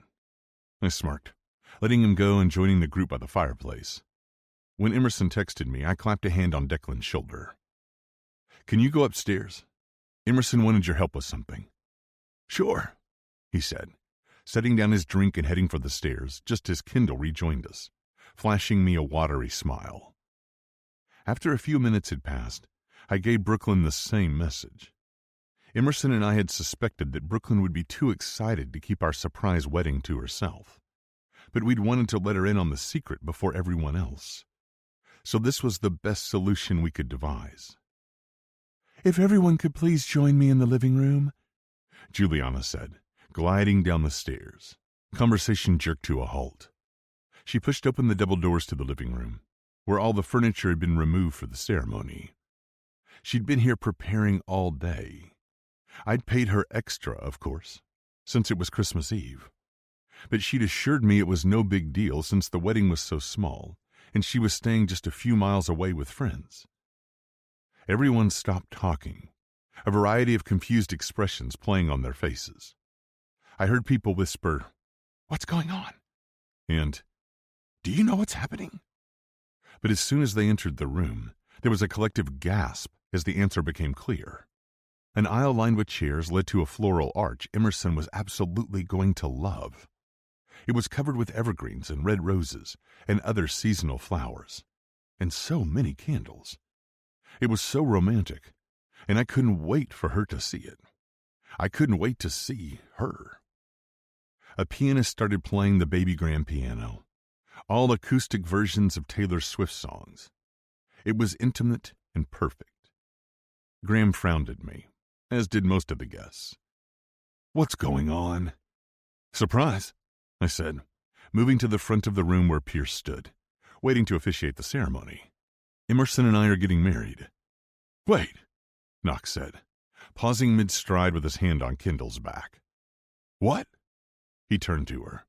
Did you know about this? She lifted a shoulder, suppressing a smile. Maybe. We didn't want to wait until the spring, and we wanted something more private and intimate. Well, James peered around, dabbing at the corner of his eye with a handkerchief. This certainly fits the bill. It's stunning. Thank you, I said, relieved that he didn't appear upset by the change of plans. Of everyone, he'd been the most excited and invested in the big wedding. Sorry to have kept you all in the dark, but we wanted it to be a surprise. It certainly is, Astrid muttered, loud enough for me to hear. If everyone can please take their seats, Juliana said, appearing in the doorway. We're ready to start the ceremony. Everyone did as Juliana had asked, and a hush fell over the room. I looked around, feeling a sense of rightness, of peace and contentment and home. I smiled and took my place beside Pierce. The fragrance of roses and evergreens perfumed the air, and I took a deep breath to center myself in this moment, to cement it in my mind. The song changed, shifting to an acoustic version of Snow on the Beach, and Brooklyn walked in holding a small bouquet. She changed into the dress we'd chosen for the wedding, a champagne color covered in sequins. She was already crying, and she looked so beautiful. I smiled, ignoring the sting at the bridge of my nose while I waited at the altar for her to join me. I pulled her into a hug, kissing the top of her head. You look beautiful. Thanks, Dad. Wait till you see Emmy, she whispered. I smiled and straightened as the song changed again to Today Was a Fairy Tale. So far, that certainly was turning out to be true. Emerson and Declan appeared at the threshold of the living room, and everyone turned to look at her. She was radiant, her lace gown sculpted to her athletic body, dipping low on her chest before flaring out at her knees. She wore a gorgeous ruby necklace and earrings from my mother's collection. It complemented the style of her dress and her engagement ring, and I couldn't wait to slide her wedding band on her finger. I drank in the sight of Emerson walking down the aisle toward me, a huge smile on her face. A tear snaked its way down her cheek, and she quickly wiped it away. Declan stopped when they reached me. Pierce waited a beat before saying, A marriage is nurtured by love, support, and mutual respect, and it is bolstered by the love and support of the couple's family and friends. With this in mind, do you give your blessing? My eyes widened. Pierce hadn't talked about this with Emerson and me, but I knew she hadn't wanted to be given away using the traditional terms. That said, I had no idea how Declan would respond. Even though it had taken him some time to warm up to me, Declan's and my relationship had come a long way the past few months. Sometimes we even worked out together, though he about killed me with his drills, and he adored Brooklyn. After a tense beat, Declan said, On behalf of those here today, and those who have gone before, I give our blessing. I was incredibly touched by his obvious intent to include my family, my parents and grandparents especially, in his blessing and acceptance of our marriage. Declan swiped away a tear as he placed Emerson's hand in mine. I thanked him, hoping he would know how much his words meant to me, and then I placed my full attention back on my bride, my future wife. I leaned in and whispered, You look beautiful. to Emerson. She was my Rose, and I would have gone through everything I had and more just to be with her. I nearly kissed her when Pierce cleared his throat. I think we're getting a little ahead of ourselves. Everyone chuckled, including me, and I kept Emerson's hands in mine as Pierce started his speech. I wouldn't have expected him to be as sentimental as he was, but it was fitting for the occasion. We recited our vows. The entire time I couldn't take my eyes off Emerson. She was breathtaking, and she looked so happy. I couldn't wait to spend the rest of my life with her. When I looked closer at the dress, I realized that the lace flowers were roses. I loved that she'd woven something so significant to us into the dress she was wearing to marry me. I also couldn't wait to strip it off her and shower my wife with affection. "Dad!" Brooklyn gasped. "It's snowing!"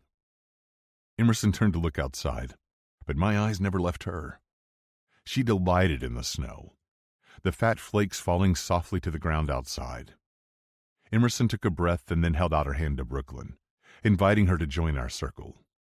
I held Brooklyn's other hand in mine, completing the link. "Brooklyn?" Emerson smiled at Brooklyn. Brooklyn tilted her head. We hadn't told her about this part of the ceremony, about the vows Emerson wanted to make to my daughter as well. "I'm marrying your dad today, but I also want to make some promises to you." Brooklyn nodded, peering up at Emerson with such adoration it made my chest ache. I'd been so happy when the adoption paperwork had been finalized last month. We all had. We'd had a big celebration in honor of it. "I promise to always love and support you," Emerson said, "to encourage you and listen to you, to be there for you. In my heart, you are my child, and I will always love you." Emerson swiped away a tear. "Always," she said emphatically and in a low tone. Brooklyn threw her arms around Emerson. "I love you too, Emmy." By this point, nearly everyone was crying.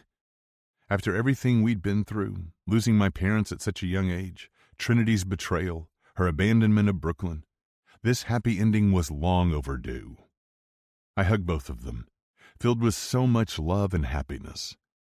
Pierce cleared his throat. "I now pronounce you husband and wife. You may kiss."